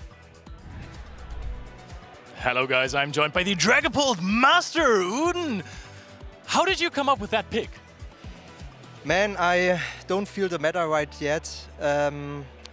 2 weeks before, I was so bad in Lille and Dortmund, and then I have to make a better decision. I spoke a little bit with Martijn about the Pangoro Dark type core, and then I go to create a Dragapult, and yeah, I love this core.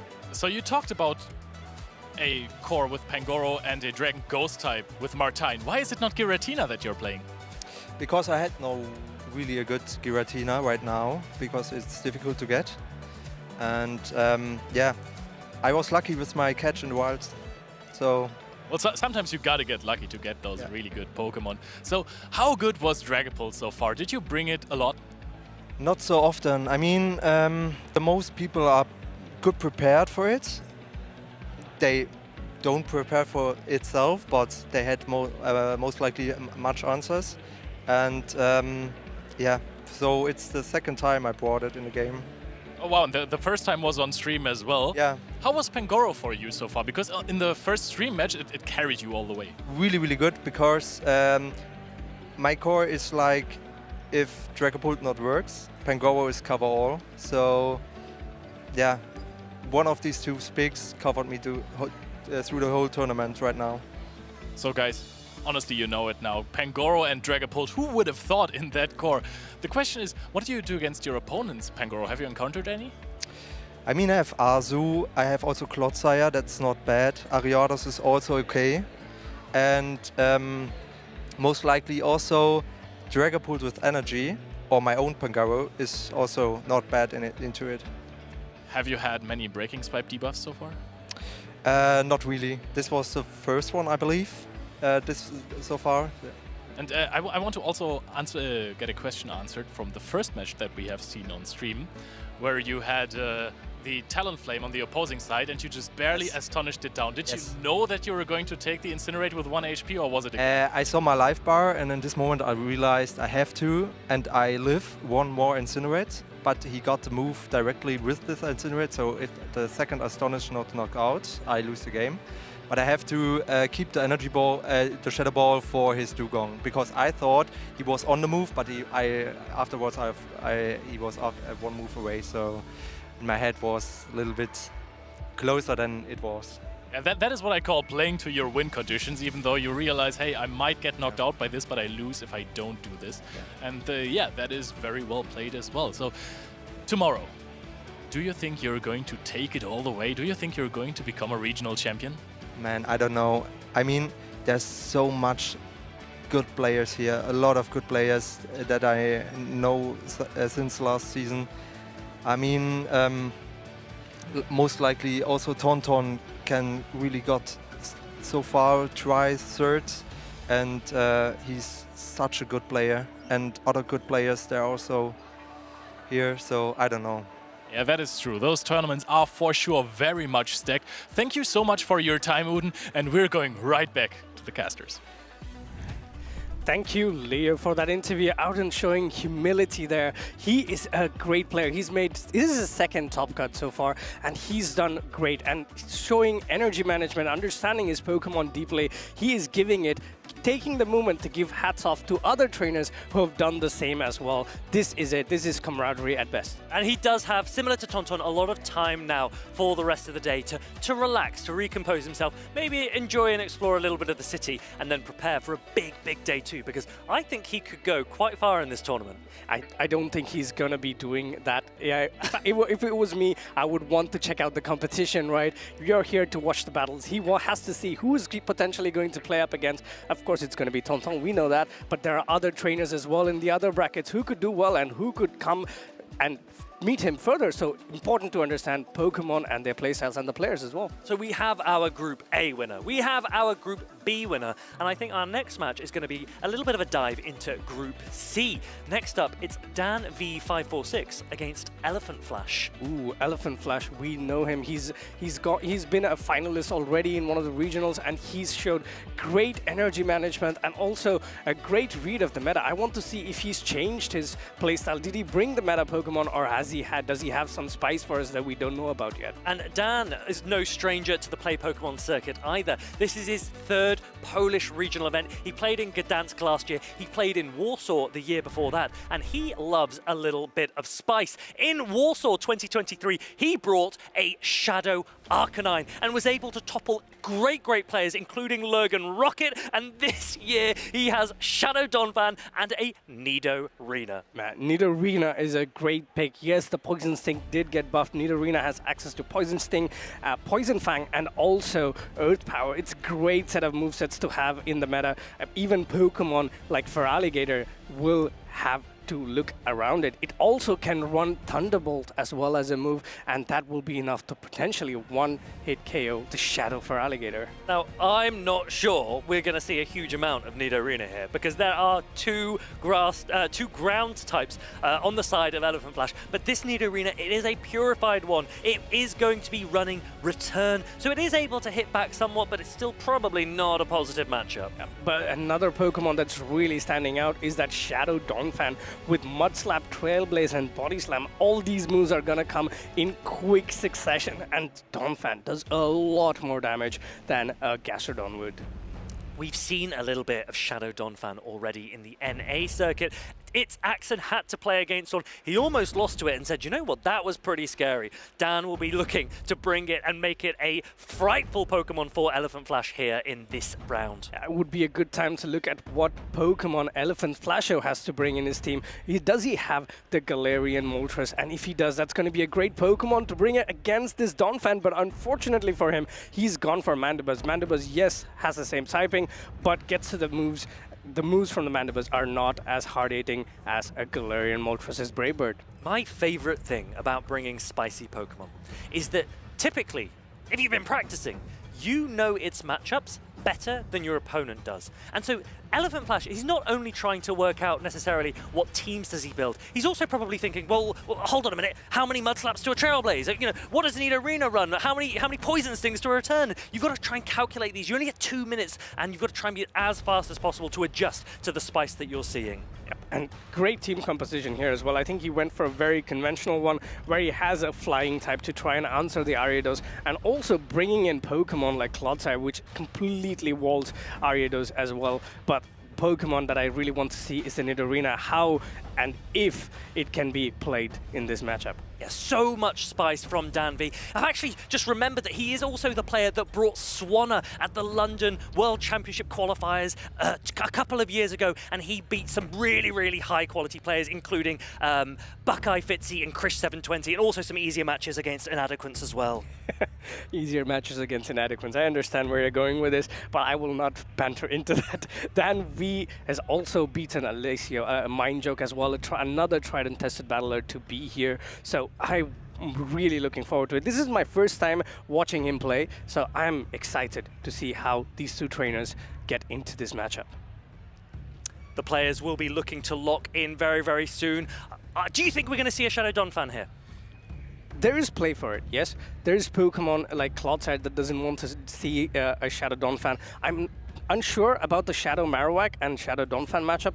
Which of these Pokemon win Charge Attack priority? But then again, it's all going to come down to, can you play it and can you keep it away from Pokemon like Mandibuzz? Mandibuzz is such a great Pokemon to have when you're against a Shadow Donphan. I think that's a really good point. These players are not only trying to work out how to deal with the spice, but what is the charge attack priority? How well do you know your opponent's Pokemon? Do you know the attack stat of a Donphan? Do you know the attack stat of a Nidorina? Elephant Flash will be trying to memorize as much as he can in advance. Yeah, I think Nidorina is fairly bulky Pokemon. I think you had to build it up with XL Candies as well to get all the way up there. So I would assume its attack stat is not that high. No, but Donphan will rival for Alligator and Ariados for charge attack priority. It naturally has a higher attack stat. It depends on the ones, the Pokemon that Elephant Flash has built. It could get very, very close, but does Elephant Flash know that? Dan V probably does. Yeah, another Pokemon that's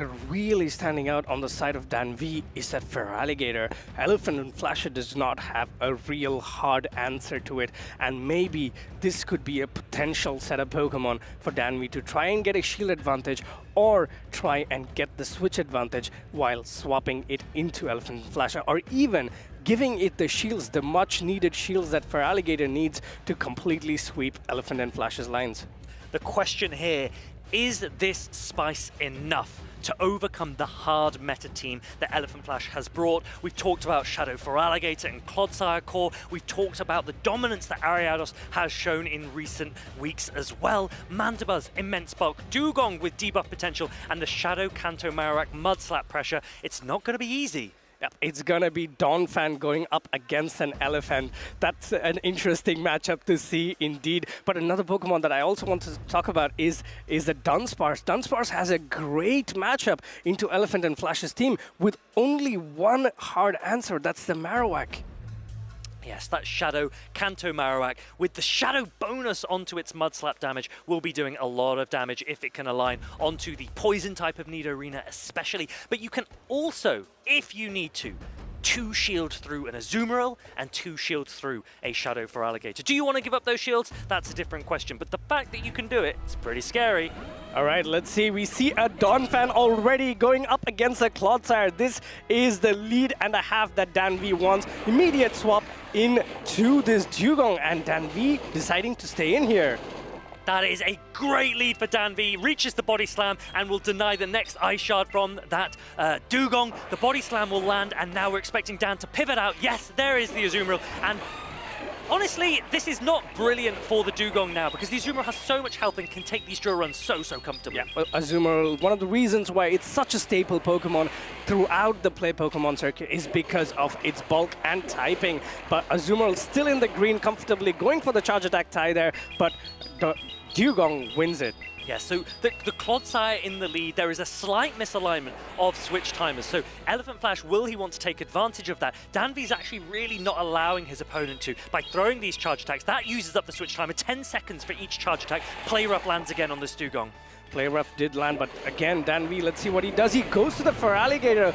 No cards hidden from Danvi, so Danvi now has all the information he needs to try and secure a win in this matchup. He knows all of Elephant Flash's Pokemon. Will we go straight into Mandibuzz here to resist that Shadow Claw energy? Yes, we are. You'll take Super Effective from Ice Beam, but you have 2 shields to use if you need to. Hydro Cannon coming in first. Technically a bait, but will still do a lot of damage. Yeah, at this point, it would make a lot of sense to just let the Mandibuzz go, and that's exactly what Danvi does. Letting the Mandibuzz go, getting to the Dark Pulse, but unfortunately for him, Feraligatr gets to another Hydro Pump. One of the key things about Mandibuzz is it's bulky and also resists the Shadow Claws. Yeah, Elephant Flash pumping out those Hydro Cannons. Dark Pulse is reached. This will do a lot of damage to Shadow Feraligatr. Elephant Flash probably doesn't want to give up another shield because that Donphan could run wild.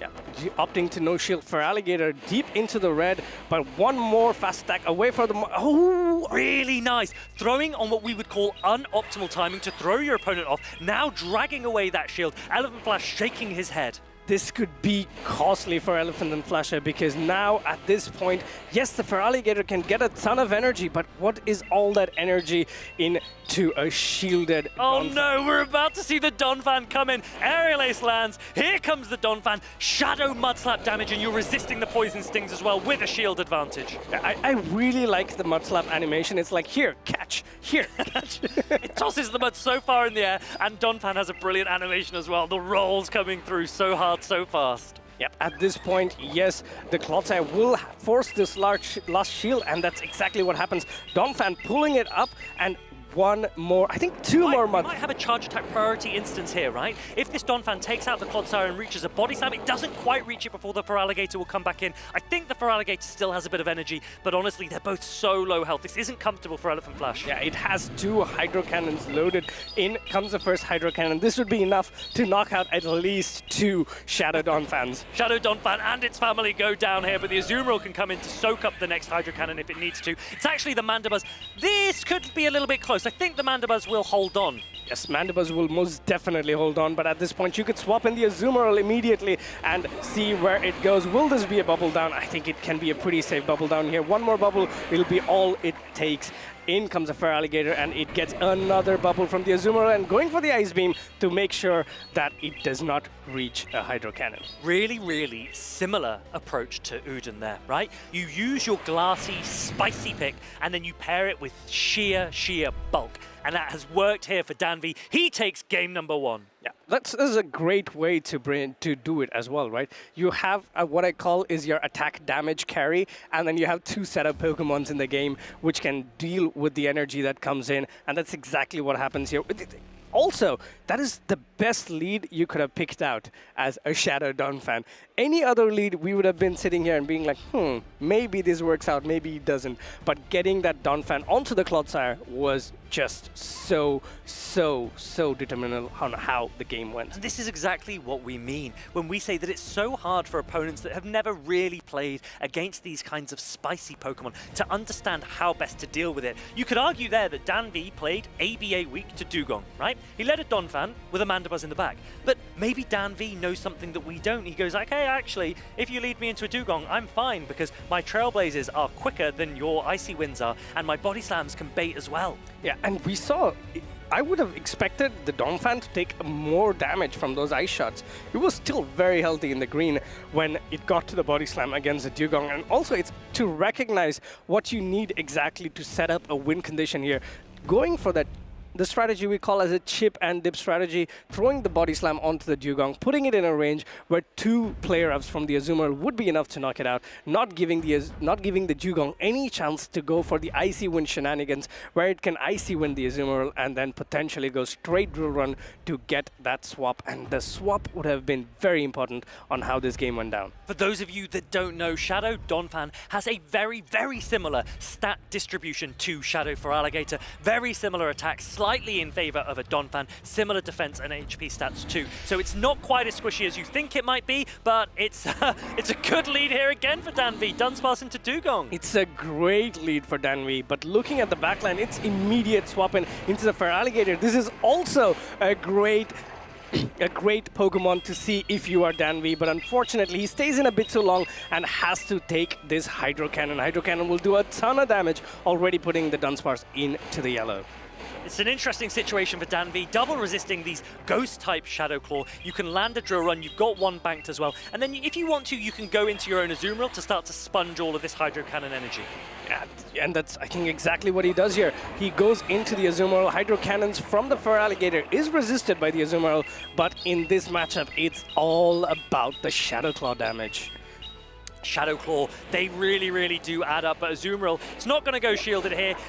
Dan V again with the shield advantage, but there is no Shadow Donphan. Instead, he's gone for his Shadow Feraligatr in the back for this game. Yep, Shadow Feraligatr in the back, and we just talked about how good Shadow Feraligatr at the back will be with that shield advantage. And oh my, what a catch by Elephant Flasher, going and taking this resisted player up from the Azumarill. But this is not over yet. This is not over. We still have 2 Pokemon that have a great matchup into the Clodsire at the back. Azumarill reaches that Ice Beam. It's going to allow one Poison Sting to come through, but you really wanted to make sure that you reach this attack. Dan V now has to have a think. Do I bring in my Shadow Feraligatr now and have to take all of this energy from the Clodsire? Because Earthquake would do a lot. Do you shield? You're shielding the Stone Edge bait here. Yeah, you do shield the Stone Edge bait, but it will come down to will the Clodsire outpace the Feraligatr, but I don't think it can. Getting to the Hydro Cannon 1-2 turns before the Clodsire gets to that Stone Edge and forcing a shield here. Elephant Flash really wanting to take shields down. He's going to bank that Stone Edge and come back in with the Dugong. Now, this Shadow Feraligatr, it doesn't have Crunch. It's going to throw the resisted Hydro Cannon into this Dugong. No shields are remaining. Like, this still does a bit of damage, but it is resisted. Yeah, it does quite a lot of damage indeed. Looking at the Dugong has already lost most of its HP. At this point, Dan V saying, all right, you pulled up all your shields, I'm going to do it as well. Remember that Dunsparce has the Rock Slide loaded, and that's exactly what happens. You're coming in, throws a rock rollout for good measure, and goes immediately for the super effective Rock Slide. Yeah, Dunsparce putting in a lot of work, super effective rollout, super effective Rock Slide as well, and it will win charge attack priority against Dugong, so Dugong has to throw a Drill Run first to take out this Dunsparce. Yep, dude, that's exactly what Dugong does here, but this is still looking very close. Both the Pokemon for Elephant and Flasher has a lot of energy. He tries to go into the Feraligatr, and oh my, the Elephant and Flasher's Feraligatr gets to this Hydro Cannon. Will this be enough to knock out? It might be able to hold on and reach a Hydro Cannon of its own. Yes, it looks like it will. Hydro Cannon is reached. This will take out Elephant Flash's Shadow Feraligatr as well. Can Elephant Flasher close this out in the end game? His Pokemon are very low health, but does that Clodsire still have an attack? Yes, the Clodsire does have a Stone Edge loaded, and Azumarill comes in immediately met with his Earthquake. Earthquake will be enough to knock the Azumarill out, giving Elephant Flasher parity in this matchup. Really strong play from Elephant Flasher. Poison stings down that Shadow Feraligatr. It's 1-1. 1-1, and that was great gameplay there by Elephant Flasher, understanding that his matchup was not good playing around, dancing around. This is what we've been talking about this meta, is that it's all about how you manage your energy, how you manage your switch clock, because we saw how misaligned it was. And one catch from that Clodsire completely flipped the game there. And we talked about Dunsparce and the potency of Dunsparce before, or maybe its lack of. Elephant Flash went 3 times weak to Dunsparce there, in a way, you could say, right? So Rock Slide super effective against Dugong, Shadow Claws resisted from the Shadow Feraligatr, and Drill Run available for the Clodsire as well. So on paper, Dunsparce could have put in a lot of work, but it just cannot take out 3 Pokemon alone. Elephant Flash equals the score.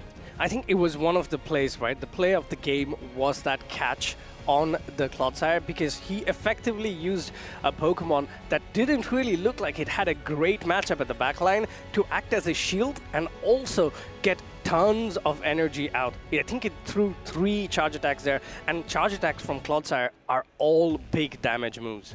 A huge amount of energy on that Azumarill gone to waste. Such a good catch from Elephant Flash, and he will be thinking to himself, he goes, look, yes, I'm against some uncomfortable Pokemon here, but I am a top player, and if I can just produce top plays, I can take this series. Yeah, and just looking at his team, the Azumarill was 3 times okay against his team. The Dunsparce was also very good against his team, and the Feraligatr was also very good against all 3 Pokemon. So in a way, he went triple weak to 3 Pokemon that Danby bought and still managed to come out on top. This is what it takes. This is what it takes to come all the way here and then try to be crowned the regional champion. I would assume that Dugong is going to come again. Let's see if it does. There it is, up against this Donphan. Now let's see how Danby plays this out. This is interesting.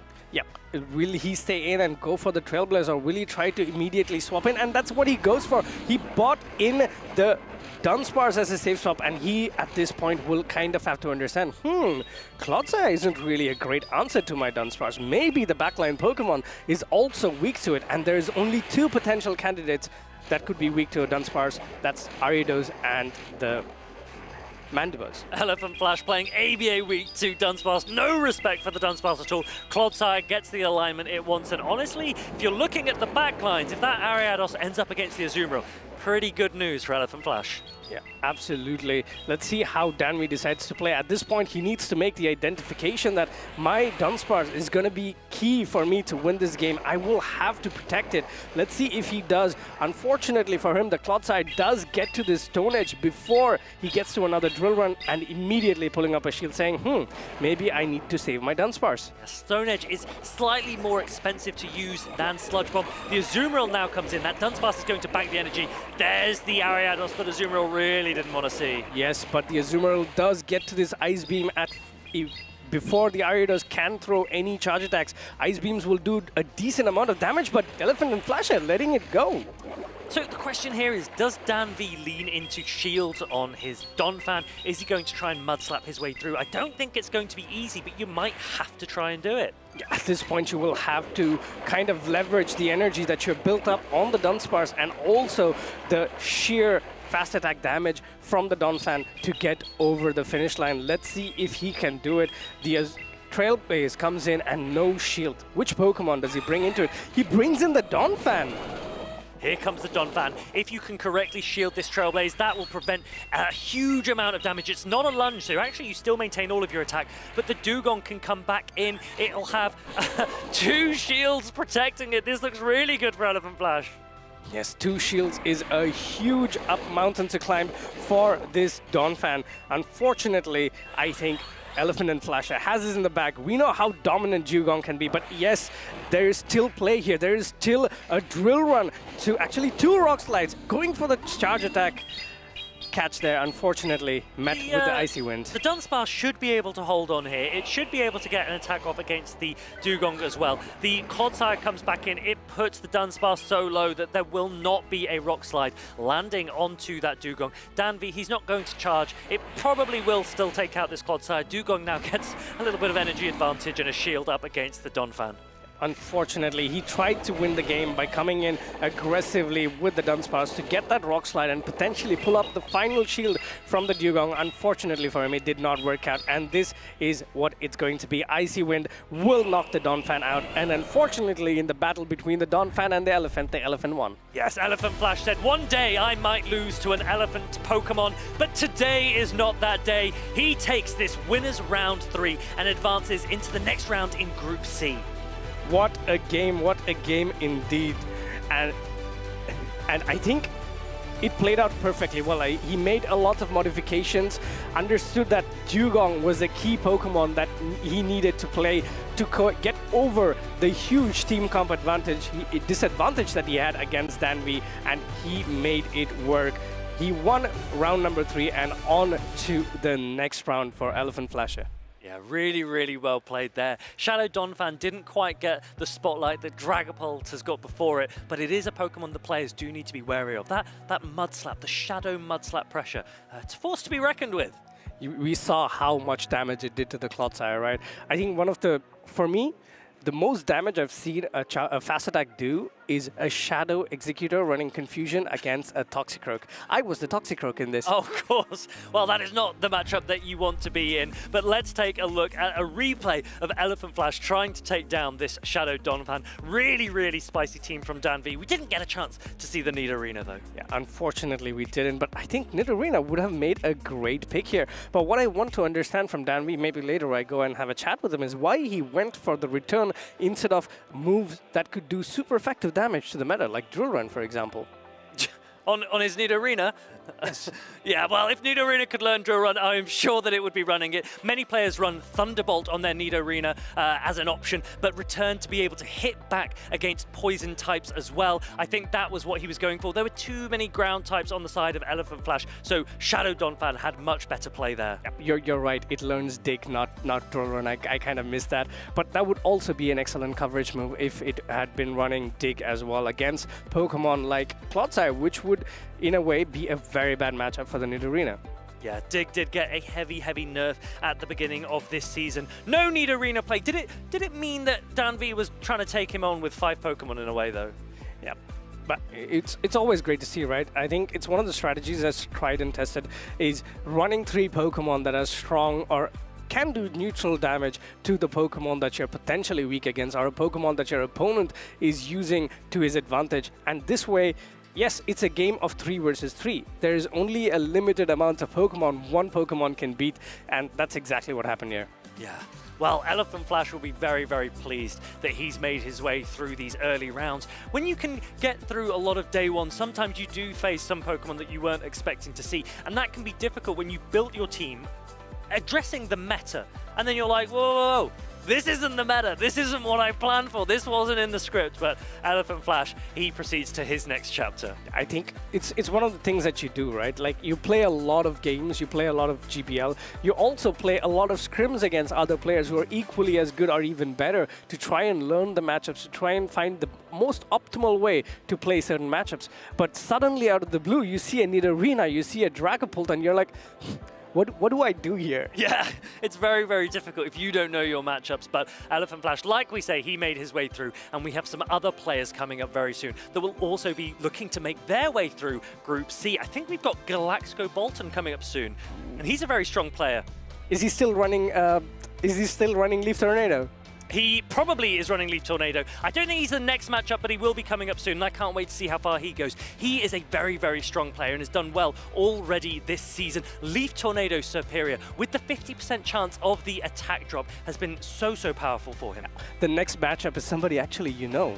It's going to be Kazim going up against Consuela Bunny. We know Kazim, he kicked off his play Pokemon Championship with a win in Dortmund as well, and that was a great way to kick off. And now he's vying for the top spot and trying to get that top spot from you. I think we all enjoyed watching Kazim 33 in that Dortmund Regional Championship, and we get a chance to watch him again. We've got a little video for you right now.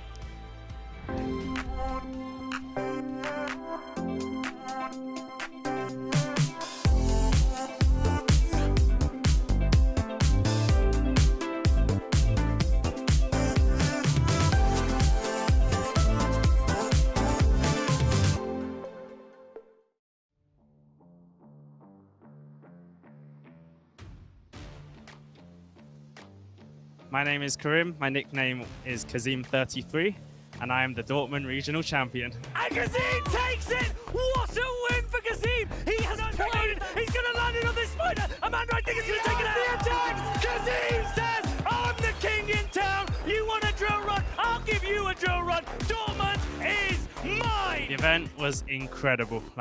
I'm the champion. It could not have gone better. I did not expect anything near this level of success. So just to be here. So I'd say everyone, my supporting friends and family were always pushing me and believing that I could win. That is something I might have struggled with before and that doubting myself. But overall, I felt fairly confident with all the matchups that I have played both yesterday and today. But yes, honestly, Tonton being the EUIC 2023 champion, I know I'd have to play on point and get team calls and get my lines of three spot on and not run anything silly, which I might have done in the previous round against Alessio and just about got away with it. So I know talent-wise, I believe in myself based on my success in both Go Battle League, grassroots tournaments and practice tournaments, which I just play with my friends for these regional events. And in the past, I might have been a bit unlucky in some of these regionals, might have made some misplays.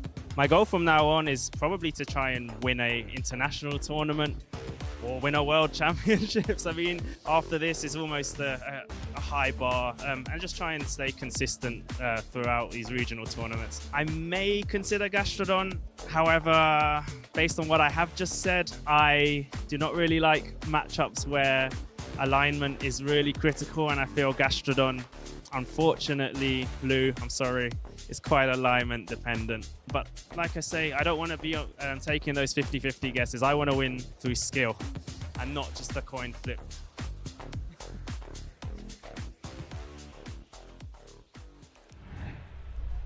So what do you do when you've already qualified for the World Championships? When you've already got a gold medal, do you start to bring some spice? I'm really hoping that Kazim is bringing something juicy for us. Well, I mean, Kazim did go back on his word on Gastrodon as well. He did bring the Gastrodon in Lille. I want to see if he brought it up again. And one more thing is that, yes, of course, you want to try and play against the best players because these are the players who are going to stop you from winning World Championships later on. Or as Kazim said, he wants to win an international competition. These are the players he'll be coming up against. So it's better to practice with them, better to practice against them, understand their playstyle and leverage it to your advantage. If I'm honest, there was once that I got a little bit complacent and I brought a Whalmer to an event and I was like, I'm just here to have fun. And then you lose and you realize I could have had more fun if I'd brought a proper team and won. But Kazim33, I think he can play with so many different Pokemon. He's a very, very talented player. And he's going to be up against a player called Consuela Bunny, who has played in all of the Polish events so far that have been around in the Play Pokemon circuit. And Kazim needs to make sure that he can get through these early rounds, just like Elephant Flash did earlier. Yeah, it's not just getting through the early rounds, right? He did beat one of the top competitors, Tonton Bateuse, to win the regional championship. He could potentially set up a rematch again to get our Tonton Bateuse might want to set up a rematch versus Kazim to say, you beat me once, you can't do it twice. Yeah, Tonton Bateuse definitely wants his redemption match against Kazim33, but Kazim33 has a long way to go before he can get there. And I am interested to see if he will lead into Pangoro, because this is a Pokemon that he's spoken about a little bit before. He goes, you know what, Fried? I do quite like Pangoro. If he brings it, then I think I have to root for him, right? You have to root for every Pangoro. I think that's in your nature at this point. It's on the table if you want to see it as well. Peep loves Pangoro. Why do you like it so much? I think that when Pangoro received the Karate Chop buff, it paces so quickly to close combat, and Night Slash, because it has same type attack bonus, does a lot of damage as well. And there is another fighter on the horizon that's going to be in a similar position, and that is Primeape. After Mankey Community Day next week, it'll have the same pacing as Pangoro with access to Rage Fist from that Community Day, as well as close combat. It's going to be an interesting Pokemon to see on how it can potentially change the meta. It's a great typing. For example, if you're running the Annihilate version of it, it's a great typing to have going up against an Ariados or even going up against Pokemon like Clodsire as well.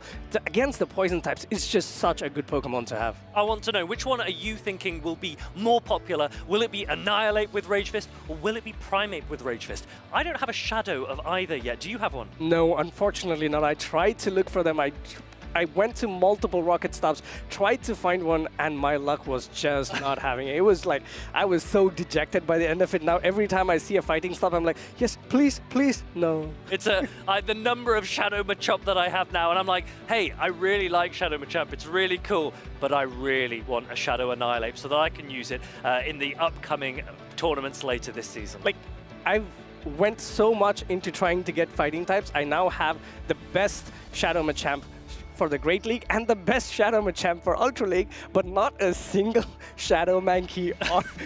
It's just, it is what it is. That's why you need to go out there and play the game. And hopefully there's also quite a lot of Pokestops in the regionals when it's ongoing. You can try to find the Rocket Stop that gives you fighting Pokemon, and maybe you're a little bit luckier than I, actually quite a bit luckier than I am. In your opinion then, Shadow Machamp in this meta or Pangoro? Which is the fighter of choice for you? Pangoro. Good. Pangoro. Good. Coverage. I agree. Pangoro is, as you can see right here, is one of my favorite Pokemon to use. And I've mentioned this Drifblim as well as a potential pair for the Pangoro. We haven't really seen that yet this event. Maybe it's not the play, but if we see a Shadow Drifblim, it's an option as a ghost type, as an answer to Ariados as well. So I think I would like to see one or two pop up. It's a huge wall against Ariados, right? Like, it's super, completely resists everything that the Ariados can do. And also maybe another path that Uden could have taken is, instead of the Dragapult, he could have gone to the Drifblim as well, because then Pokemon like Gastrodon just... You know, I told you, I love the Mud Slap animation. You can see the Gastrodon trying to fling mud at the Drifblim, but it falls down just before the Drifblim because it does no damage whatsoever. Double resisted by flying, and the ghost typing of that Drifblim resists the lunge and the poison sting from Ariados. The flying type also resisting the Trailblaze, so that's a really, really dominant matchup. But Drifblim does not want to see Dunsparce, and we have seen a few Dunsparce performing so far this weekend. And Dunsparce has made quite a bit of resurgence. We just saw the meta breakdown earlier, is that 44% of the team does have Dunsparce. So we already see both of these teams have Dunsparce, and you do not want to be a Drifblim in this matchup. Another Pokemon that we've always constantly been touching up on, or a Pokemon that I've been constantly touching on, is the Quagsire. The Shadow Quagsire can do a ton of work against the core meta Pokemon. Pokemon like Galarian Moltres, Pokemon like Dunsparce, Pokemon like Clodsire just struggle against the Shadow Quagsire. One of the best things about this Pokemon is that coverage. Stone Edge and Aqua Tail and Mudshot, perfect coverage against all Pokemon in the meta. Yeah, really, really nice coverage for that Shadow Quagsire, and it pairs so well with that Galarian Moltres. And Kazim33, he's lent in here to that Shadow Quagsire, the Moltres, the Clodsire as well. These are three Pokemon that actually he played against in Dortmund. The Tauntaun used, right? He used all three of those. He's brought Dunsparce again, which he brought in Dortmund as well. And then there's that Ariados that so many players are bringing this weekend. Consuela Bunny has one on her side as well. Quite similar teams, actually, when you look across it. A lot of similarity there. Yes, I think the main change is Malamar and Drapion on the side of Consuela Bunny, and we have Clodsire on the side of Kazim. And I was just going to ask, what do you think the moveset would be on the Clodsire? And it is Sludge Bomb, because if you do not run, it's also one of the things that we talk about a lot in the regional streams as well, is trying to set up coverage for your opponent's teams or Pokemon that you could potentially be weak against. Just on the outset, looking at Kazim's team, you would think a Azumarill can have a good time against this team. So you need to make a Clodsire that runs Sludge Bomb to do that super effective damage against the Azumarill, and that's exactly what he's gone for. We've seen a lot of teams that run Stone Edge. Maybe these teams, if you take a closer look at it, could be potentially soft against Ariados. So you need that coverage of the Stone Edge. Yeah, not a lot of spice for Kazim33 this weekend. Maybe he's fully locking in. He's taking this seriously. He's realized, hold on, I'm pretty high up on the championship point leaderboard. I could get one of those lucrative EUIC positions if I can perform again this weekend. He's on 2 top cuts out of 2, and one more should be a pretty good position for him. Yep, I think all the competitors that you potentially would want to lose are winning. You must be sweating in your seat for that top position. But here we see Consuela Bunny's Pokemon. We see the Drapion running Crunch Aqua Tail like what we expect. All these Pokemon are running conventional moves as well. But Pokemon, again, yes, these are conventional moves for a reason. What I always say is meta for a reason. And this team is meta because this is Boom 20's winning team from Lille. So Consuela Bunny has gone, do you know what? It's tried and tested. Let me see how I can fare with it. Yep, and one of the things that Boom said in Lille as well, that the Dunsparce was the one Pokemon that he did not use as much as he wanted, and every time he bought it, he was always at a disadvantage. It's a great Pokemon, great coverage, but it just doesn't do enough damage to in neutral matchups to make sure that you can come out on top with it. I don't know if we're going to see a ton of Dunsparce in this matchup in particular from Consuela Bunny. Kazim has a double ground. That's never where you want your rollout user to be, and Azumarill, it just outbolts Dunsparce as well. Yep, you have to try and play around. I think Drapion, for example, could be a great Pokemon to bring in here. Yes, it's going to be hard countered if it's met with that Shadow Quagsire, but in the end, one of the key aspects about Drapion is that you can play multiple shielding scenarios. You can stay in a matchup long enough because you get to those charge attacks so fast that your switch clock is back, and you swap out, and you swap in, and you swap out, and you swap in, and then you win. Yes, so Shadow Quagsire, Ariados Core for both players here. Which of them are going to get the alignments they want? Kazim has his head in his hands already. What are we about to see here? We see an Ariados into an Azumarill. This is a great lead. He shouldn't have his head in his hands. But we see what it is. Azumarill immediately swapping into the Drapion, but this is not a great position to be in as a Drapion because Ariados gets to that launch. This does not do super effective damage, but it is still going to do a ton of work against this Drapion. Do you know what? If I had to guess, I think Kazim has locked in his team, and as he's waiting for his opponent, he realizes, hold on a minute, I may be weak to Dunsparce. Please, please don't see a Dunsparce. And maybe that was why he had his head in his hands. But actually, this matchup looks to be going just the way he would have wanted. Yep, he's got his Quagsire onto the Drapion, immediately throwing the Aqua Tail, hoping that, I do not want to give this Drapion any energy whatsoever. But Consuela Bunny pulling up a shield here, saying, my Drapion has a lot of energy and I want to get some on to this Quagsire. Going for the Aqua Tail, this Aqua Tail is not enough to knock out the Quagsire, and Kazim knows this and makes a no-shield call here. Kazim 33, no shields that Aqua Tail. He's a bit surprised. He might have expected a crunch to come through. Consuela Bunny was trying to reach 2 Aqua Tails, didn't quite make it, and now the Shadow Quagsire reaches this Stone Edge against the Azumarill. Can Consuela Bunny here go for an aggressive swap in and farm down on the Dunsparce here, because back to Pokemon for Kazim does not want to see the Dunsparce. Let's see, Ariados will potentially come in here and the Azumarill might throw an Ice Beam or go into the Dunsparce. Kazim needs to have a think here. If he allows this Ice Beam to come through, actually go straight into this Dunsparce, this is probably a better position for Kazim because the Ariados has a ton of health, still got 2 shields, and you can start to debuff this Dunsparce so that it is really, really ineffective against the Moltres. Yeah, it's all going to come down to how they are going to manage the late game here. Galarian Moltres comes in, it's taking super effective damage from the rollouts, and it's also going to take super effective damage from this Rock Slide, but luckily for Kazim's Moltres, it's been debuffed. Rock Slide still doing a ton of work as well. And Consuela Bunny has reached another one before Kazim 33 is able to throw an attack. Kazim now has to think, do I want to overfarm a little bit? Because I ideally would like to land a Brave Bird on that Azumarill as well, but I need to be mindful of the switch clocks. They are misaligned. Yes, and the Azumarill does have the energy for the Ice Beam. At this point, going for that Ancient Power, if you're Consuela Bunny, it makes sense to shield this because you're Dunsparce is so important for you in the game. In comes the Azumarill, but waiting a bit too long here. Not throwing the energy, and Kazim gets to the Brave Bird. The Brave Bird, the bravest of birds, should be enough to knock the Azumarill out at this range. And boom, there goes the Azumarill. Ariados comes in at this point. Whatever the Dunsparce can do, it cannot overcome the Poison Stings and the Trailblaze coming in from the Ariados. Consuela Bunny really trying to maximize energy on that Azumarill before throwing, not before Kazim 33 was able to reach a Brave Bird. Kazim shaking his head, knowing his team was a little bit soft to Dunsparce, knowing he's got away with it. Yep. I think at this time, if you're Consuela Bunny, you need to sit down and try to think a little bit. Would it have made sense to throw the energy on the Galarian Moltres a bit earlier? Because then you would be forced to throw the Brave Bird, and that potentially could have set up a rollout down for your Dunsparce to set up a win against the Ariados in the back.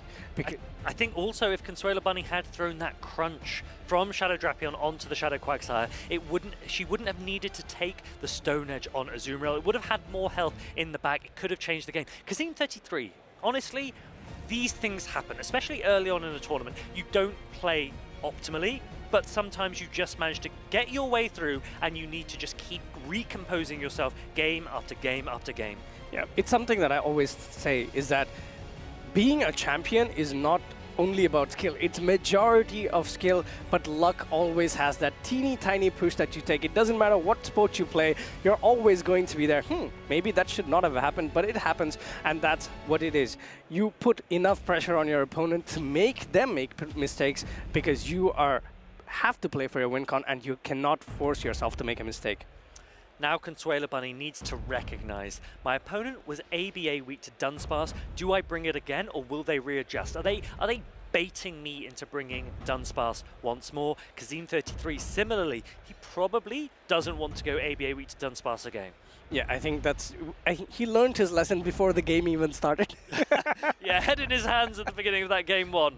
Yeah, and what we saw here was Galarian Moltres doing a lot of work here. Yes, it's kind of a neutral Pokemon. It's into the game, but we have these two players locked in, and Ariados again into a mirror. This is going to come down to which of these Pokemon win charge attack priority. This is the mirror we have been waiting for. Kazim33 with his shiny there. Generally speaking, he will have opted for a higher attack stat. He does win that critical charge attack priority, and he's celebrating it as if he scored a goal.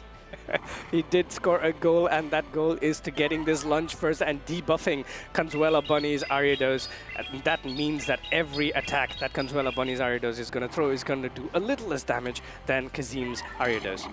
So one thing that Consuela Bunny needs to do now, recognizing that you lose charge attack priority, is bank the energy yourself. So this lunge is going to come through on this Dunsparce. Maybe you could have let it come through on your own Ariados first and then come in with Dunsparce, but either way, Ariados has energy in the back that could be useful, because a Trailblaze later against Quagsire or the Azumarill will be very, very useful. Yeah, at this point we see Kazim coming in with the Quagsire. This is a great matchup for to be in as a Quagsire. You did give a ton of energy to the Dunsparce, but what you have done is that you have debuffed the Dunsparce attack, so these drill runs are not going to do as much damage as they should. Aqua Tail number 1 comes in.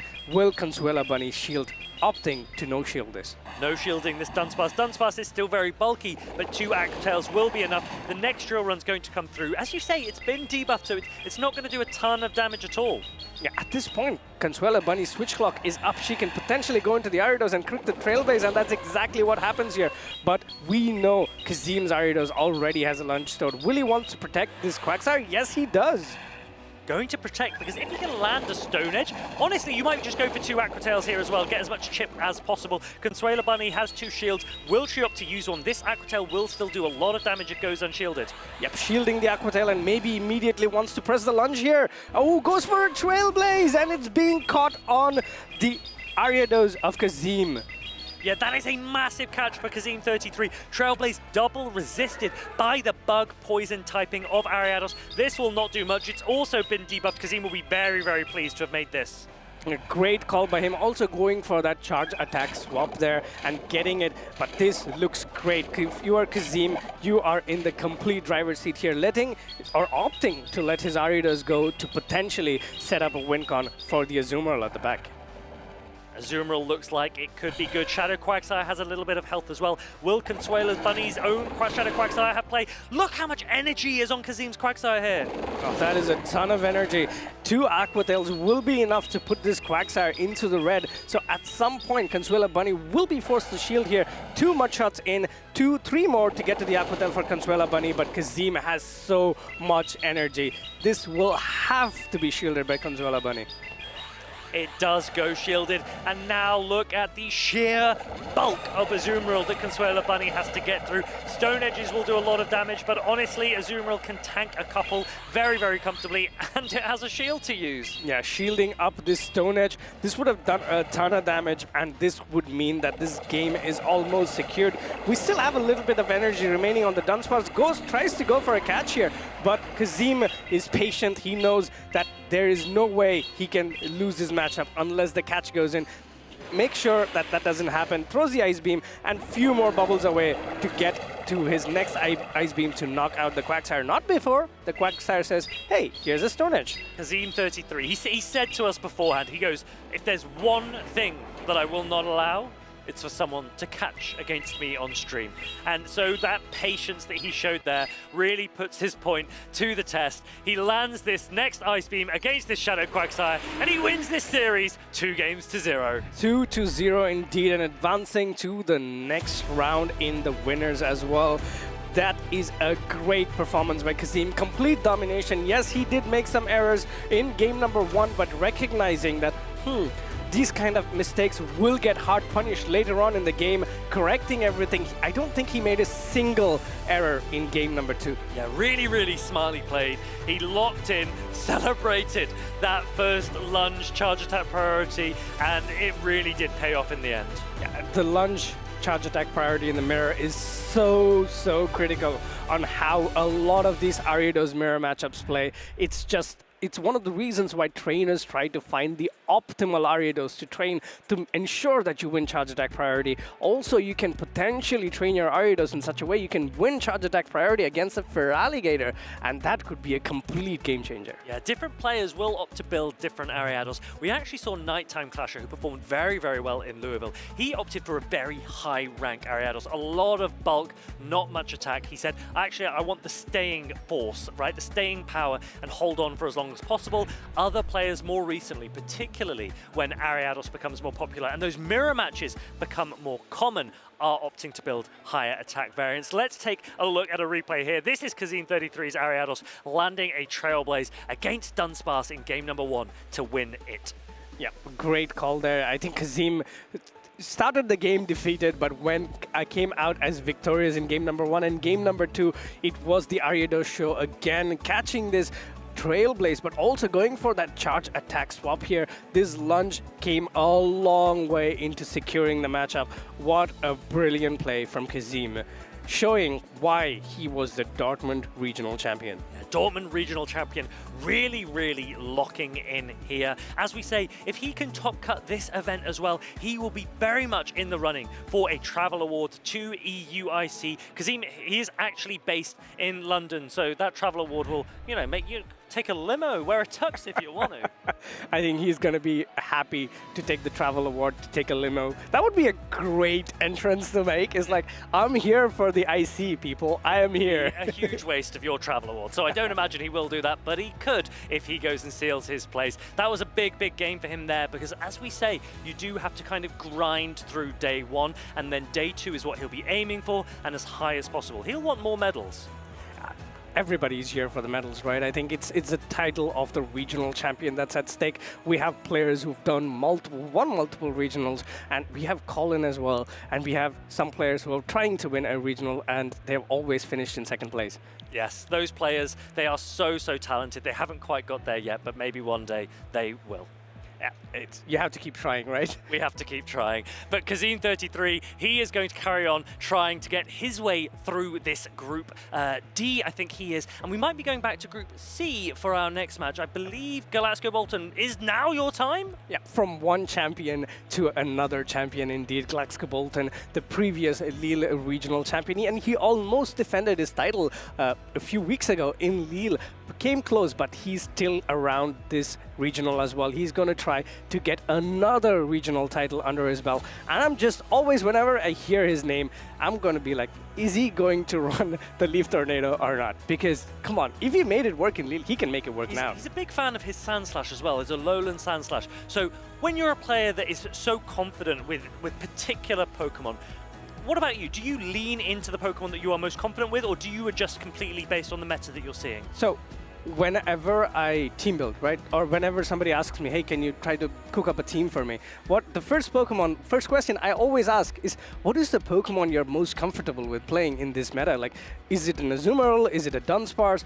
Then decide that, and let's try to build on it. We build 4 Pokemon or 3 Pokemon around this centered pick, and then add maybe a spice that you want, something like a Shadow Driftblim or a Mantine, or even a Dragapult, and then work around what is the last Pokemon that you need to finish the puzzle, and that gives you complete coverage. I think it's a very how do you call it, comfortable way to team build, because in the end, you need to know the Pokemon you play, and even if you know just 1 or 2 of your Pokemon completely through, you're definitely going to make it to day 2. Yeah, I think you need to know your Pokemon really, really well. You need to enjoy using your Pokemon. Galaxco Bolton, he goes, well, I really enjoy Superior and Alolan Sandslash, and he has brought them again with that Talonflame as well. Galaxco Bolton, he says, you know what, the meta can adjust around me. Yeah, unfortunately for him, the meta has adjusted around him, and we see Welton bringing that Skarmory. It's an absolute nightmare Pokemon for Superior, and also with those Steel Wings, it's gonna do a ton of damage against the Ice typing of Shadow Sandslash. That is a great Pokemon to have into this team. And we do have Leaf Tornado on that Superior. It doesn't want to be up against Ariados. It doesn't want to be up against that Skarmory, as you say. So will we see Superior here? It could be quite risky. Yeah, I think but yes, it is risky, but we do see a huge bench pressure from the side of Galaxco Bolton, and that's that Talonflame. Imagine being switch-locked as a Skarmory into a Talonflame, because that would be the end of the game just there. Talonflame is one of those Pokemon that can absolutely ruin your day with energy. Ruin your day, or in Galaxco Bolton's case, make his day. He will want that Talonflame up against Skarmory if possible. But now that players are opting for Fly and Brave Bird, Skarmory can actually tank the charged attack energy from a Talonflame. So if you want to, you could swap a Skarmory into a loaded Talonflame, because not many other Pokemon resist flying type damage.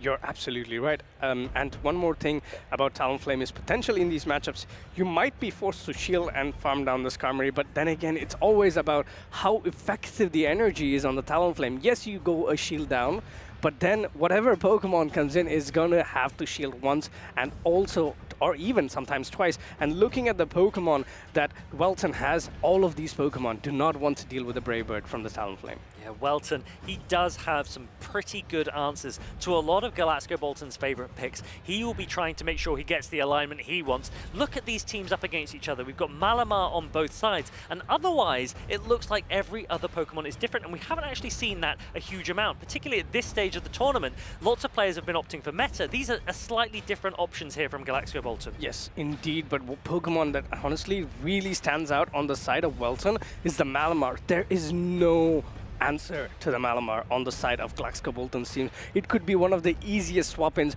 or the easiest leads to have as Welton to set up the Skarmory to make sure that he gets alignment whenever he wants. Now, Malamar is a very interesting Pokemon, particularly up against a Toxapex. If you are opting to build a Malamar with very, very high attack, you can actually do more damage per Psywave against an opposing Toxapex. But a Toxapex, on the other hand, if you opt to build one with very, very high defense, can stop that from happening. So is that something that these players have considered? Let's find out, if we see those Pokemon up against each other, just how much damage those Psywaves are doing. Yeah, it's not just the Toxapex, but the next point we will come back a bit later. It's a Malamar lead as expected, going up against the Sandslash. We've seen Galaxco Bolton play this out multiple times in Lille as well. He has mastery over this matchup, and we're going to learn a lot from this. Let's see if Welton goes for the superpower. No, opting to stay in here, almost at the back-to-back superpower, and letting it go just one turn before it gets to a second superpower. The first superpower is going to go shielded. Galaxco Bolton now, if he can land an attack, it's being caught. This is a catch onto the Dunsparce because Welton knows that Galaxco Bolton wants to offload this energy as fast as possible. And Galax has to think, well, what do I actually bring into a Dunsparce here? I'm going to bring in my Ice-type Dugong, which takes super effective. This should give a great message towards Welton, is that, wait, what Pokemon could it be at the back? This is where you have to think, you have to strategize on eliminating the back Pokemon, because this is not a great matchup. You do not want to bring your Dugong into a Dunsparce that's swapped in. Yeah, the Shadow Drapion has access to Aqua Tail in the back. Talonflame doesn't really want to be up against that, but Crunch will also do a ton of damage to Shadow Alolan Sandslash. So I'm interested to see, what Pokemon does Galax invest the last shield into? it has to be. Oh, undercharging here, making sure he gets energy or tries to ramp up another Pokemon. A Pokemon like a Drapion or a Pokemon like Malamar. A Malamar with energy, looking at the backline, is gonna do a lot of work here. Immediate swap into the Drapion, only to be met with this Alolan Sandslash. And we've got a charge attack priority here. This time the Shadow Drapion will take it. This is a very, very close attack stat distribution for these Pokemon. Crunch does a massive amount of damage, but Galax has 2 attacks. He will be able to throw both of them before the Poison Sting takes Sandslash down. This is going to be interesting. Has Welton kept track of energy? Does he know that the Sandslash does not have a Drill Run? And he does. No shielding this perfectly. This will set up the Drapion for an amazing late game against Talonflame. Or is it just going to be farmed down by the Incinerates? Yeah, the Drapion has a little bit of energy already. It might even be able to reach an Aqua Tail here. It's not going to be able to reach 2. This is probably going to go shielded. Yes, it is. He has to shield it. Aqua Tail would have done super effective damage. Let's see which Pokemon comes in now. Will it be the Malamar? Yes, it has to be the Malamar here, going immediately for this Foul Play. Foul Play is neutral, but will still do a ton of damage against this Talonflame. Now it's going to be a race to the second fly. Will the Talonflame be able to get to the back-to-back fly before it gets met with a superpower from the Malamar? You know what's really hard here? When does Galax throw the fly? Yeah. Because if Welton goes for a catch, that'll be so uncomfortable. It's close. There's the catch, and Galax predicted the catch. That is superb from Galaxco Bolton. He knew his opponent would try to catch. He knows that his Talonflame wins charge attack priority. He has played that perfectly. What a great foresight by Galaxco Bolton, but what? The Malamar wins charge attack priority. Oh my! Welton has trained his Malamar to flip this game on its head. We all thought the Talonflame had it, but Welton with his Malamar completely flipping it. A high attack Talonflame can beat Malamar. It looks like Malamar had even higher attack. Really, really smart from Welton to build his Malamar in that way. Charge attack priority event going in the favor of Malamar. Welton takes game number 1. It was one of the things that I wanted to touch up on earlier as well before the players kicked out, is that a Malamar with a high enough attack can do extra damage on the Foul Play against the Talonflame to beat it in the one shield scenario. That is another thing that maybe Welton went for, understanding his Malamar quite well, knowing and comfortably relying on it that it's gonna win. Yeah, really, that's really smart there from Galaxco Bolton to play to his win condition, and he had to assume that he won charge attack priority. That was the only way he could see any line of victory for him. Welton, this is exactly why we talk about building your Pokemon specifically for the meta that you're anticipating. So much attack on his Malamar that he was able to overtake the attack stat, win charge attack priority, and take that game. Very big heads-up play from Welton. Understanding your Pokemon, it's something that I've been talking about as well. Is you cannot control which is the stat product of your opponent's Pokemon, but you can control how you train your Pokemon. So it's very important to understand what your Pokemon can do. Both these trainers relying on that knowledge, but unfortunately this time it was Welton's Malamar coming out of top, giving him the 1-point lead in this series. Big game for Welton there. Galax needs to readjust. Learning that charge attack priority is quite critical for him. It might affect the way that he composes his team going into game number 2, but he looks ready, he looks locked in. It looks locked in indeed, and both these trainers are ready. We see a Sandslash lead into a Drapion from Welton here. This is a neutral lead. At this point, we'll have to see if they can call these baits, but immediately Welton switching to the Malamar to take some damage from this Ice Punches from the Sandslash. Yeah, and the advantage here of the Malamar swapping into the Alolan Sandslash is that Alolan Sandslash will now always outpace the Ice Punches. The problem is that Ice Punch isn't enough to take down the Malamar with one attack, so Welton is going to get a shield here straight away. Yeah, gets a shield, but this means that it can put Galaxco Bolton a little bit in the driver's seat here, over-farming a little bit, understanding and knowing his counts to perfection, knowing that Welton is not at his superpower yet, and Galaxco Bolton picks up a shield. Shield parity is now achieved and immediately met with a superpower. Does he two-shield his Sandslash? And he does. Galaxco Bolton wants to get a lot more value out of this Alolan Sandslash. We've mentioned before, ice and ground type offensive coverage is very rarely resisted. And look, it can still put in a ton of work. Drill Run would be super effective if it lands on that Shadow Drapion. Yeah, at this point, Drill Run will be the one that I think both these trainers will want to go for here. The Shadow Drapion still has a ton of play against the backline of Gdańsk Bolton. If the shield still exists, it's going to have a field time here. One more to get to the Drill Run and immediately letting it go on the Sand Slash, and this will be enough to knock it out. It will be very interesting to see which Pokemon does Gdańsk Bolton bring into this matchup. You can see Welton, he wants to come straight back in with that Shadow Drapion. He knows how much play it has, especially when it gets the shield advantage. Are we going to get a Leaf Tornado? Yes, we are. Gdańsk Bolton's fingers are crossed. He needs this debuff. He's been fishing for this debuff since Lille. Will he get it on the first ever attempt on screen? Yes! And he does! Gdańsk Bolton shaking his head. He goes 50% for you guys, 100% for me. Yeah, but again, Drapion can even this out if this crunch debuffs, and unfortunately for it, it is not going to happen. Today is not the day where the Drapion gets its debuff.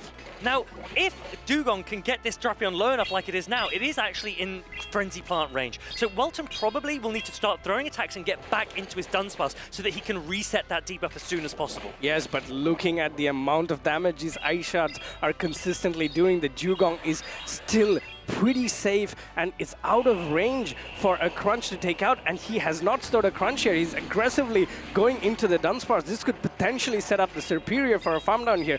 Dugong is saying, I know this matchup is bad for me, but I'm still going to debuff you, and I'm going to try to set up my Superior for the win, and that's exactly what he does here. Yeah, Superior has a ton of health. It will be able to take these rock slides pretty comfortably. That Shadow Drapion is so low, it will need to land an attack on the Superior and then an attack on the Dugong if Welton wants a chance of taking this game number 2. Yeah, and what we also know is that there is no attack stored on the Drapion. It does have the crunch. Will this be enough to knock out? We know how bulky Superior is as a Pokemon. This will not be enough to take it out. Superior is so bulky. It is able to hold on. It does have an attack ready. It's going to land on this Shadow Drapion, and Gdańsk Bolton, relying on that Leaf Tornado debuff, takes game number 2. That it must be really disheartening if you were Welton there, because that completely flipped the outcome of the game. Another thing that we saw that was really close was that the Dunsparce almost got to the Rock Slide. If that Rock Slide went in, this game would have been done. It would have been very close because the Dugong still had a bit of health as well. Fair. The Dugong did have a bit of health, but then again, the crunch would have been enough to knock out the Superior, and then there was still a little bit of play left for the Drapion. Yeah, it would have been very close. Gdańsk Bolton relying on Leaf Tornado once more, showing the world why it could be the optimal set on Superior. It's like everybody agrees, right? Like, I'm gonna go Air Lace and Frenzy Plant. Gdańsk Bolton says, no, I will play Leaf Tornado and show you how it works. And it worked brilliantly. We were talking about how Drapion will have a great time with the backline, but that one attack fall completely flipped what could have been a great game for Welton.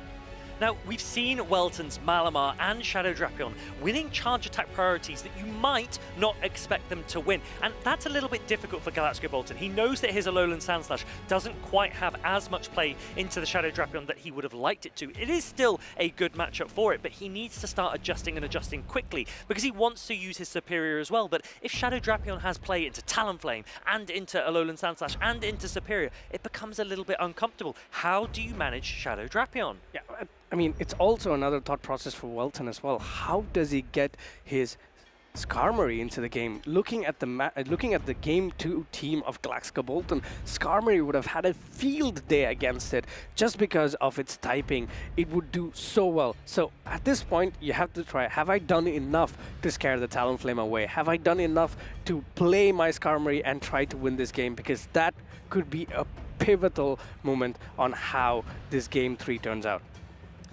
Gdańsk Bolton, he probably will be leaning into Dugong once more. Welton will know that, and so I wouldn't be surprised if Welton composes his team of Pokemon that are able to manage that Dugong. Dugong has a ton of play into everything, and even when it's losing, you can still leave your opponent debuffed. Fair. I think at this point, a very neutral lead for Welton would be trying to lead with that Dunsparce. It's going to have a great time against the whole of Gdańsk Bolton's lead. Let's see what happens. It's a Talonflame into a Drapion. This is a positive lead. Drapion comfortably outpaces his Talonflame for the super effective Aqua Tails there. You need to make sure you throw in the right timing, because if you let Incinerate sneak through, that's 20 energy that you give to your opponent for free.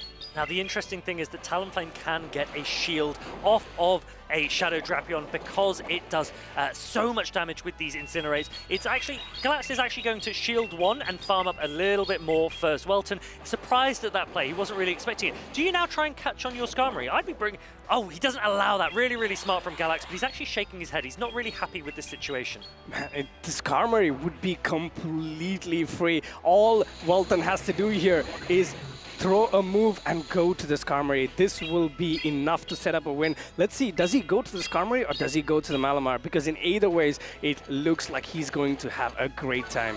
Look at that damage. You get the defense drop as well. These Psy Waves are coming in so hard and fast. How can a resisted move do so much damage to a Sandslash? I think Galaxgobolton now will be regretting that he did not go for the normal Sandslash. He might get a shield here, not before Welton goes for that foul play. So that's actually not too bad for Galax because he gets a lot of energy off that Malamar. That farm down isn't as potent as it could have been.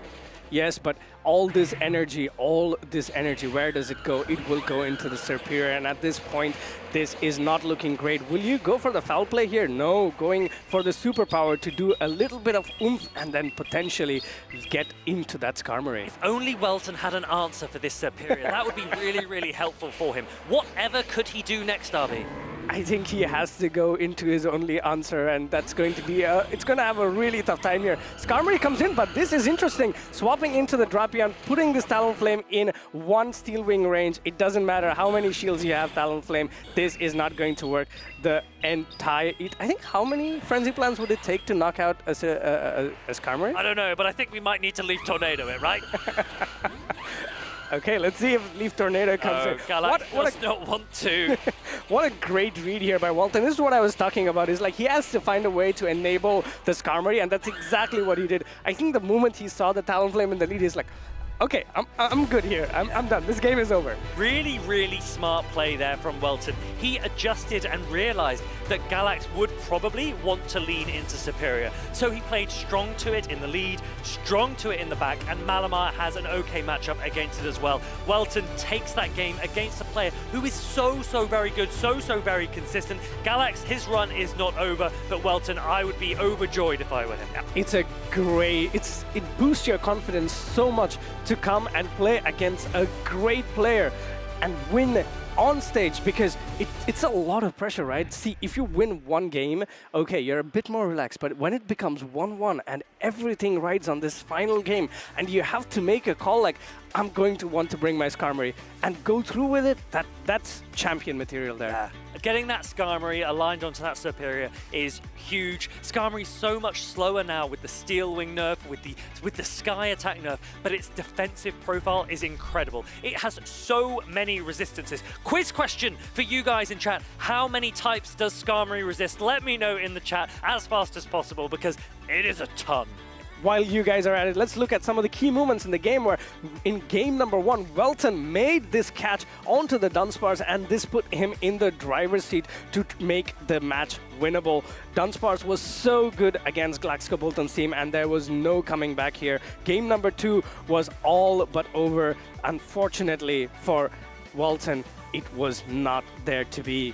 In comes the Talonflame, going for the CAP tie there. Charge attack tie won by the Malamar, and that was enough to secure Welton the first point in game 1. And he also almost threw 15 super effective charge attacks. Yeah, that is a lot of super effective charge attacks. If you want to throw super effective charge attacks, a good way to complete those kinds of researches is in the Go Battle League.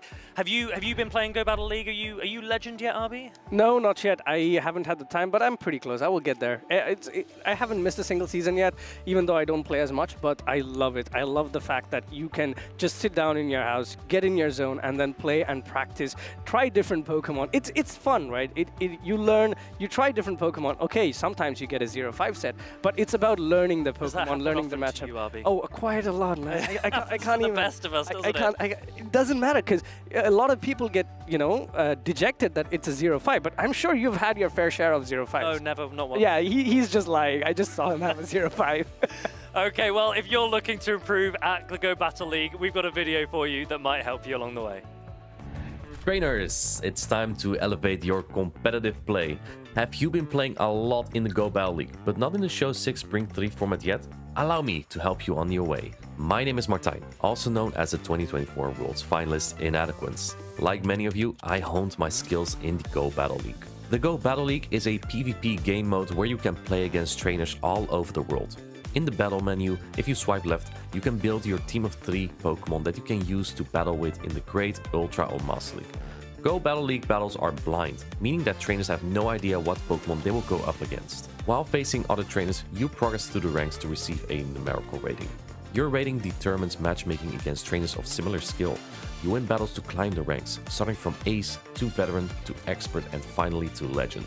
On top of that, you also earn in-game rewards. The Go Battle League is a great way to develop and hone your skills in PvP. The Show 6 Bring 3 format is a bit different from the Go Battle League, however. You will find that the Show 6 Bring 3 format requires team reading skills and prediction abilities. It offers another dimension of PvP and enhances your understanding of the game. Success in Show 6 Spring 3 isn't about grinding ranks. In fact, the first Pokémon Go EYC champion had never reached the Legend rank before. Many grassroots formats have been supporting this format for years. And Show 6 Spring 3 in the Open Great League meta is also the format for the official Pokémon Go Championship series. Competitors receive a competitor's kit and can win cash prizes, booster packs and qualify for the World Championships to win even more prizes. Remember, every champion started with you are now. Are you ready to take the next step? Visit Pokemon.com/compete and start your road to victory in the world of Pokemon Go.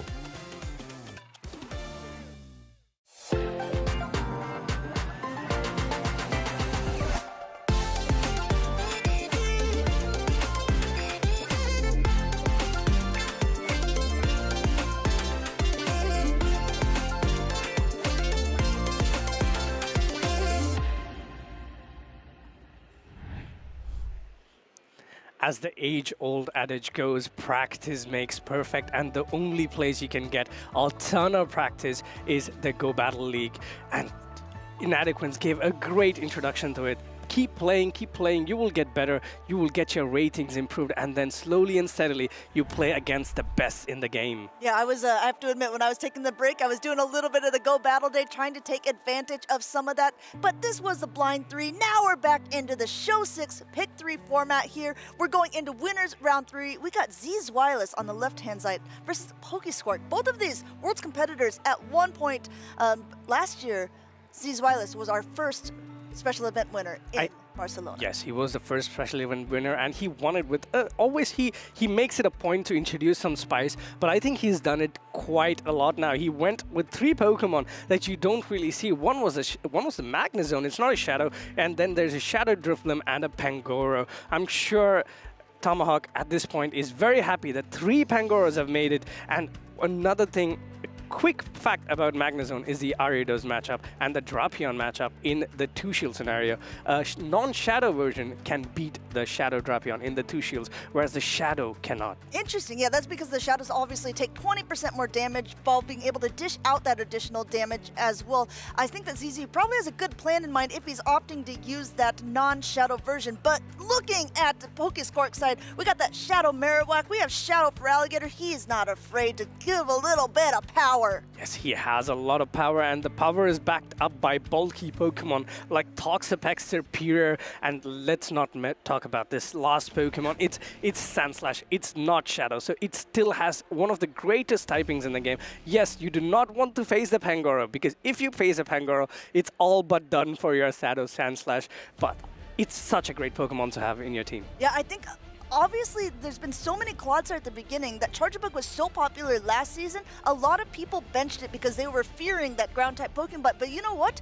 I don't see one around, and that makes Pokesquark's Charjabug look a little bit better. Gastrodon, obviously, a big block to it, but you know what? Even those X-Scissors are going to start hurting that Pokemon way more than it would the Clodsire. What will be crucial in this matchup is what I see is that the Magnezone is great into 5 of Pokesquark's team, but these 2 trainers have already locked in. Let's see what they do for us. In comes the Ariados lead into the Charjabug. Ariados will get to the lunge a lot faster than the Charjabug will get into its charge attacks. Yeah, not only that, the lunge is going to have a debuff possibility, something that Charjabug doesn't have. So no matter what is thrown past this point, it's not going to pack quite the punch that it would before this lunge would go through. Meanwhile, Pokescork just going ahead, going for the discharges is the more effective attack against Ariados, and no shield from Zwiles' side. Zwiles knowing that, all right, I know you're going to do a discharge, it's going to do neutral damage, but I've already debuffed you, and it's not going to do enough to scare me here.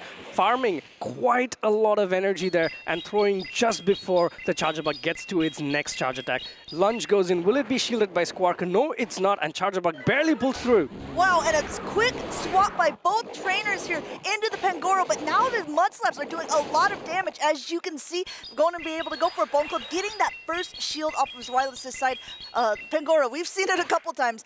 If it doesn't have shields, it doesn't do so well, but we've seen it knock out 3 Pokemon earlier on, going for the Night Slash bait a little bit here and getting that first shield from Pokescork as well. Does he get the boost with the Night Slash? Because if it is, then this match is done and dusted. Unfortunately for ZZ, the boost does not come his way, but another Night Slash being thrown into the Marowak, and the Marowak opting to shield again.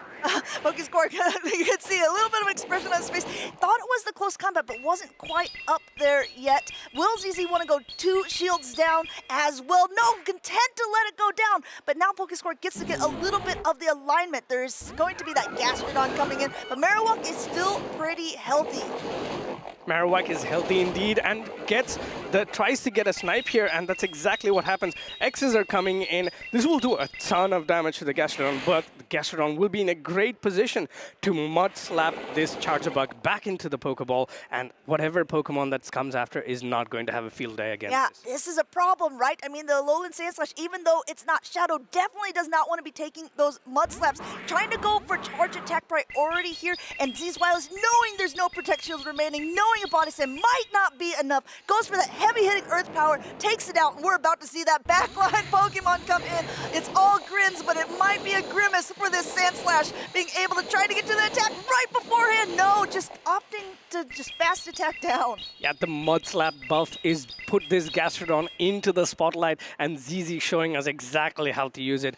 He made a great decision mid-game, pivoting into the Pangoro, potentially trying to lure out any Pokemon but that can do well against the against the Gastrodon at the back, and he got exactly that. The Shadow Marowak came in and he took 2 shields, and he's like, he could have actually gone for the switch there, but opting for getting the shield advantage, understanding that, 1 shield advantage would be enough for my Gastrodon to pull me through the game. And Gastrodon really ended up doing that. And that's exactly why you saw Pokescork just going for fast attacks. They're not even opting to throw. When there's a shield left in play, I mean, at that point, he would have been able to comfortably shield it up while still getting an extra fast attack through. Pokescork at least used that game number 1 to get a little bit of information, but he might have to change up his game plan a little bit if he wants to get securing game number 2. Yeah, I think ZZ made a great call there. He understood that there could be a potential grass type or potentially a Pokemon that my Ariados can do well against, but my Gastrodon cannot. So he saved the Ariados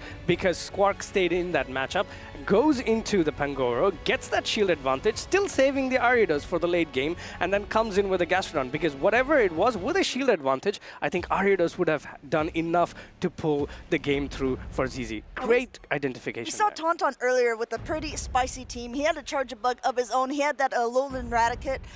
I have to ask you now, who do you think is the king of spice actually in this tournament? Because if I'm looking at ZZ's team here, I think it's got a little more spice opportunity. We haven't seen so many Shadow Drifblim in this competition. Well, let's see if we will see it in this match. It's going to be a Sandslash into a Gastrodon. I'm sure one of our casters, Lou, somewhere is smiling right now, because this is the lead every Gastrodon wants to see. Now swapping out into that Kanto Shadow Marowak, only to be met by one of the harder counters here. Pokescork going straight for that heavier hitting Rock Slide, getting that first shield up of Zwiles, but Zwiles is in a very, very comfortable position. Not only is the Icy Wind going to be super effective, he's going to be able to outpace to be able to get there as well. Looks like he's going to throw right before the Rock Slide is available, forcing Pokescork to make a decision. Does he want to use a shield to try to get this off? He I know at this point you have to try to set up your back Pokemon to win, and that Pokemon is Sandslash, but Sandslash is not running the super effective Shadow Claw, so whatever is coming from this Drifblim is going to do a ton of work. The Astonish has already taken a lot of the HP away from the Sandslash. Shadow Ball would have knocked it out. Pokespark knows, and he pulls up a shield. Well, I mean, Powder Snow is also going to be doing pretty nice against this Drifblim, getting a little bit of extra energy, going a little bit over here, but he knows that Gastrodon's coming back in. He's got to make a decision. Zizwilus lets the Drifblim go down, and I think we're going to see a quick pivot here into the Superior, but he already knew. You can see the smile. The Ariados in the back just patiently waiting.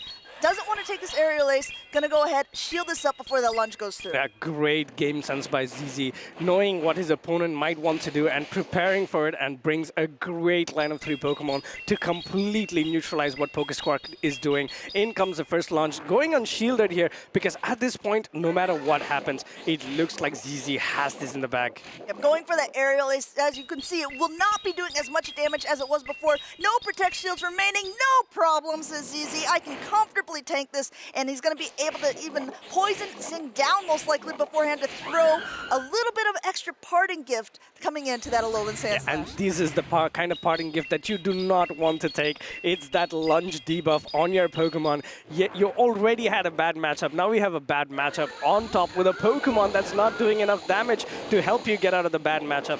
These Mud Slaps being caught by the Sandslash and doing super effective damage to it. Sandslash trying to claw its way back, but it might be a little, too late, as Mud Slap 1-2 goes through, and Zwilus takes both game 1 and 2. Unfortunate for the Sandslash there. Tried to claw its way back, but unfortunately, only thing it was catching were those Mud Slaps, and they hurt.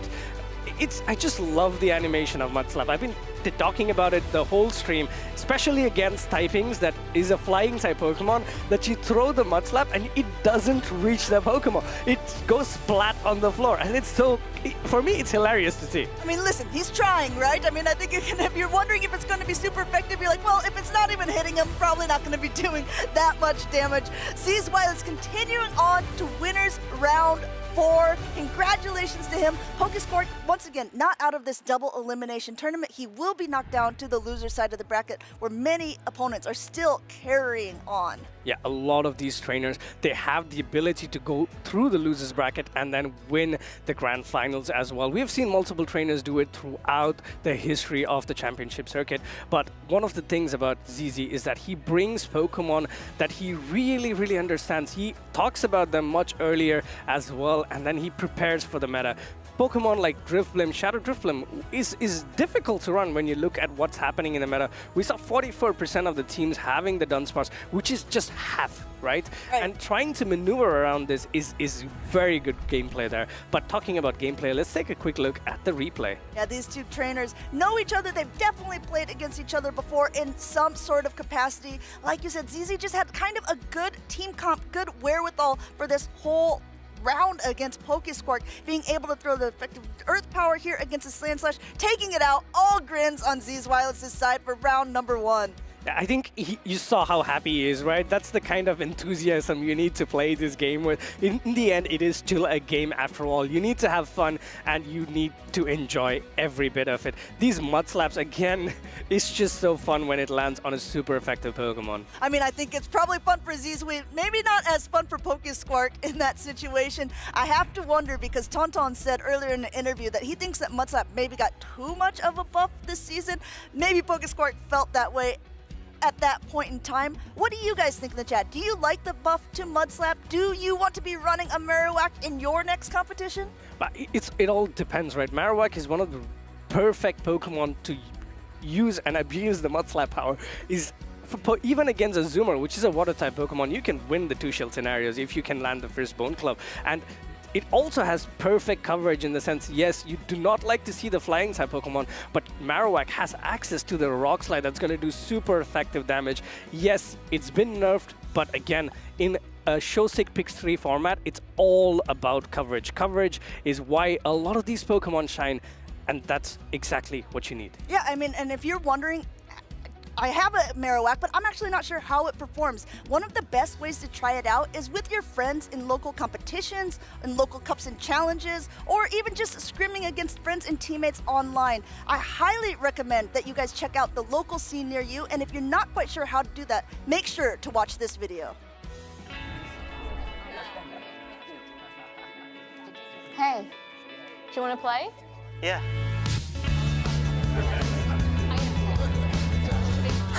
Nice. One shot? Wait, that card, yeah.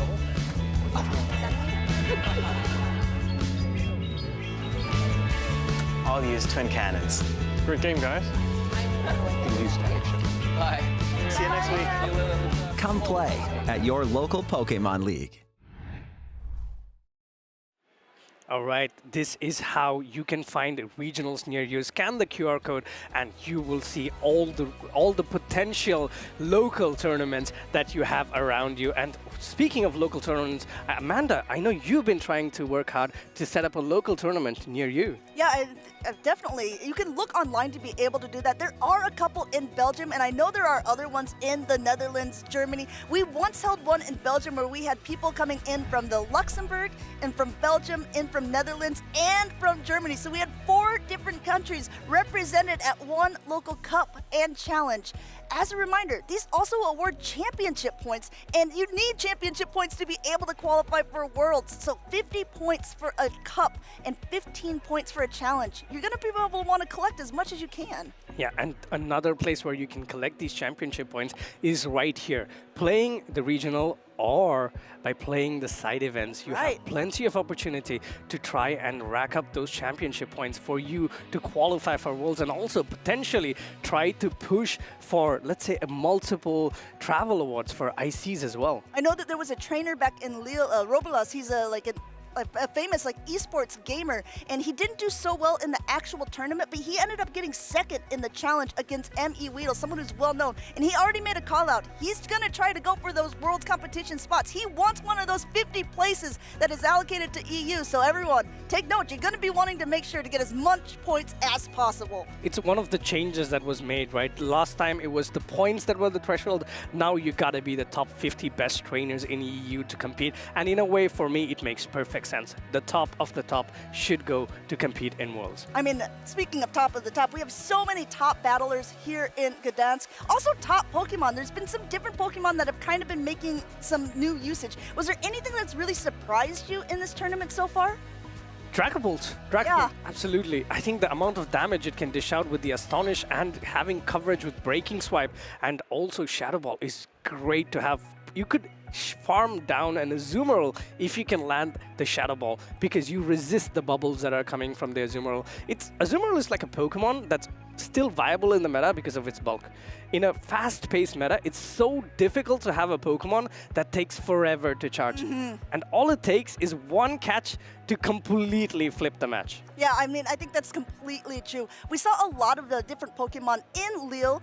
One of the trainers who is actually not here, but she will be at the Latin America International Championships, is Palasha, and she's actually very high on the leaderboards. If we saw earlier on, we know that she has potential not only to get the travel incentive for LAIC, but also potentially for the European International Championship as well.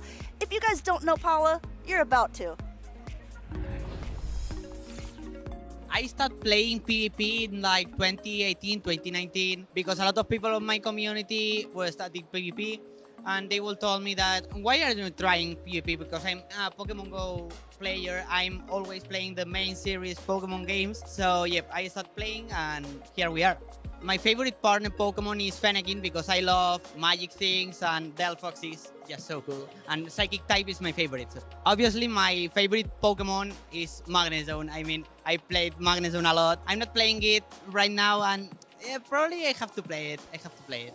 Having some fun. I'm talking with friends, meeting a lot of people, and playing the game that we always love. My favorite Pokemon player is Inadequance. He's so good. He's the top 2 of the world. So yeah, he's my favorite Pokemon player.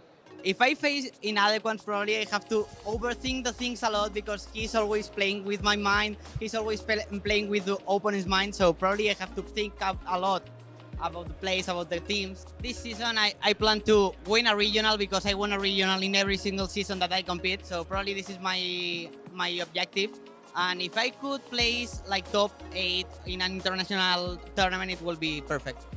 My favorite part is just build spicy teams because I always love to play like something different for the people. So yeah, probably building teams, just think about the matches and yeah.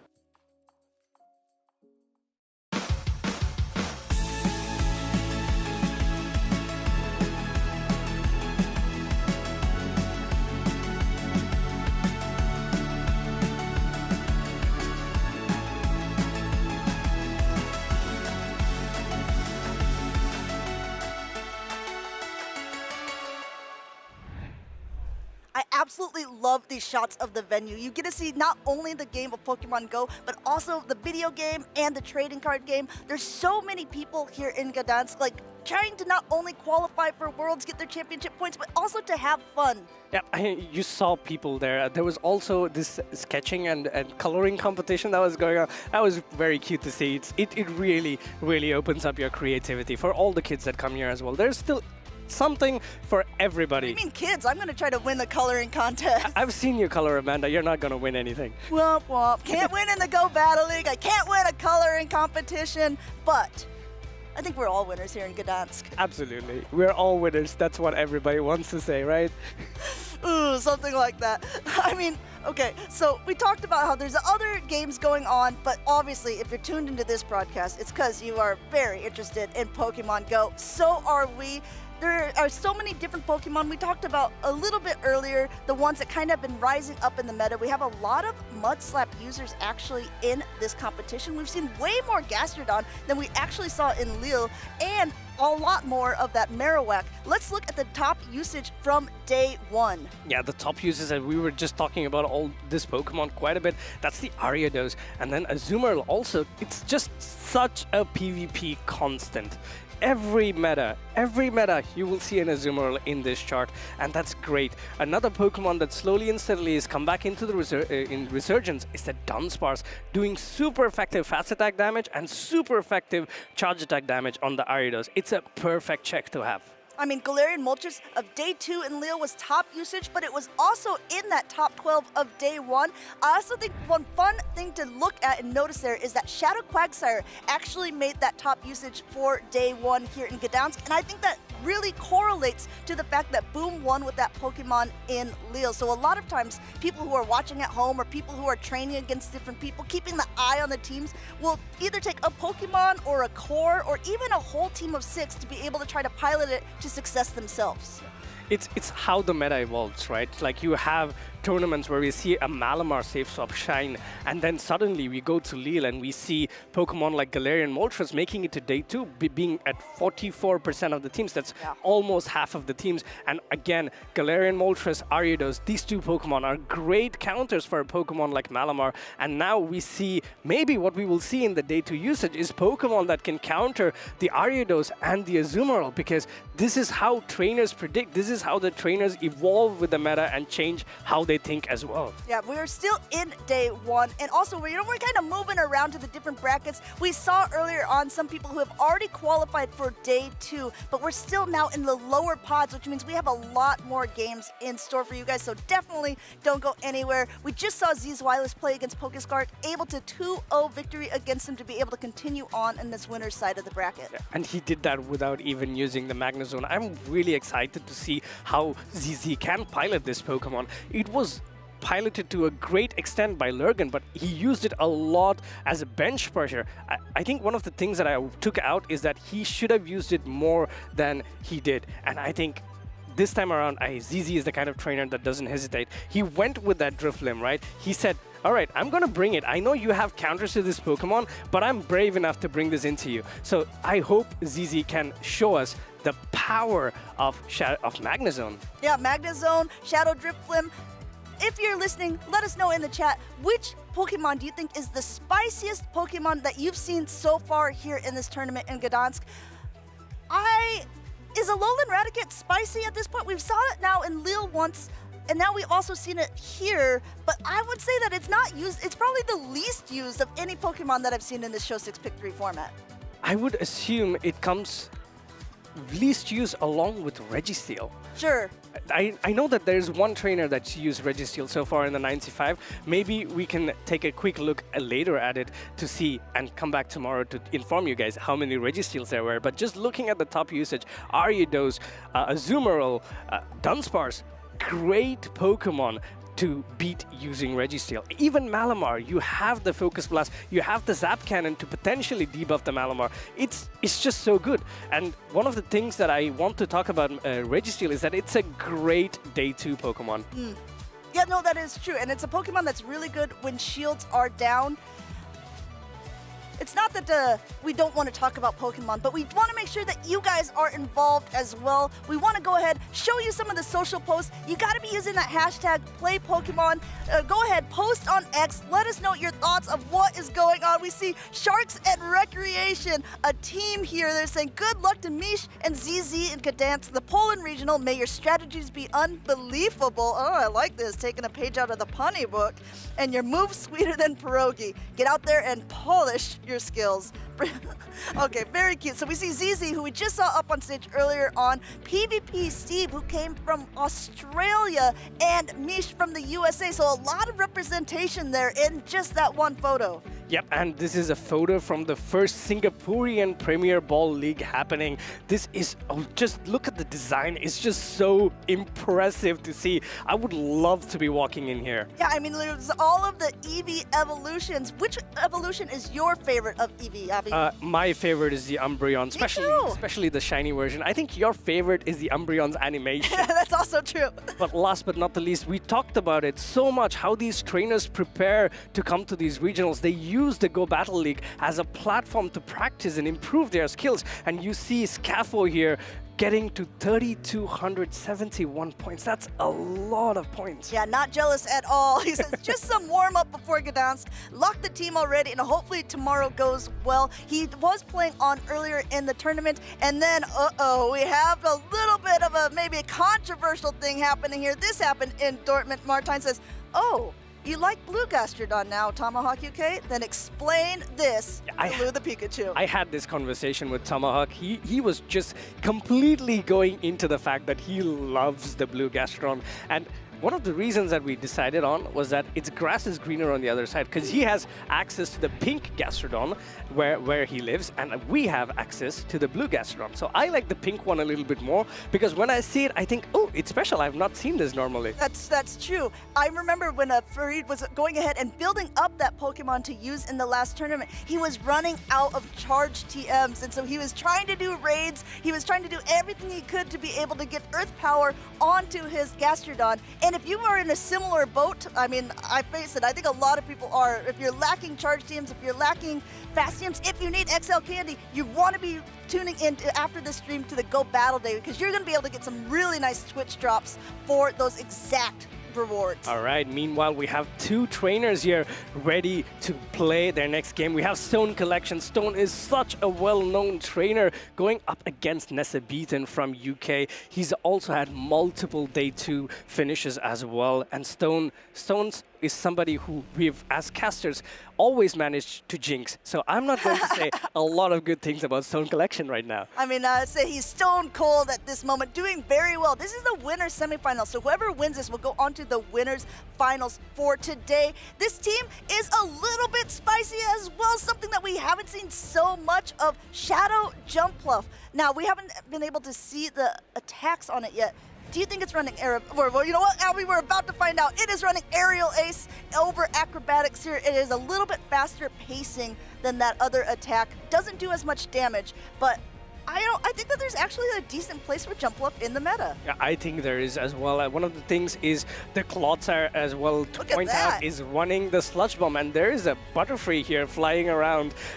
Jumpluff is a great pick as well. Why? It gets to these aerial aces so fast that it can do a ton of work against the Ariados. Yes, it's a grass-type Pokemon. Yes, it takes super effective damage from the fast attacks of Ariados, but those lunges are neutral, and aerial ace adds up much faster on the Ariados than the lunges would on the jump bluff. Yeah, I mean, I gotta look at that Cloud Star. We gotta bring it up one more time, because most of the time, if you're running that Pokemon, people are running it with either Earthquake and Stone Edge or Sludge Bomb.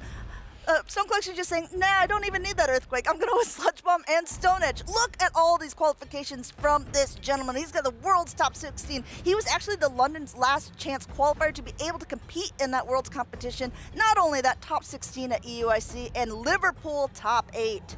Yeah, slowly making a comeback into these accomplishments. But on the other side, we have Nesebitan. His team is fairly meta. But what I always say is meta for a reason. Absolutely. It's there because it's tried, it's tested, and we know this team was run to absolute perfection by Boom in Lille, and this team is great. Why? Because I love Shadow Quagsire in this meta.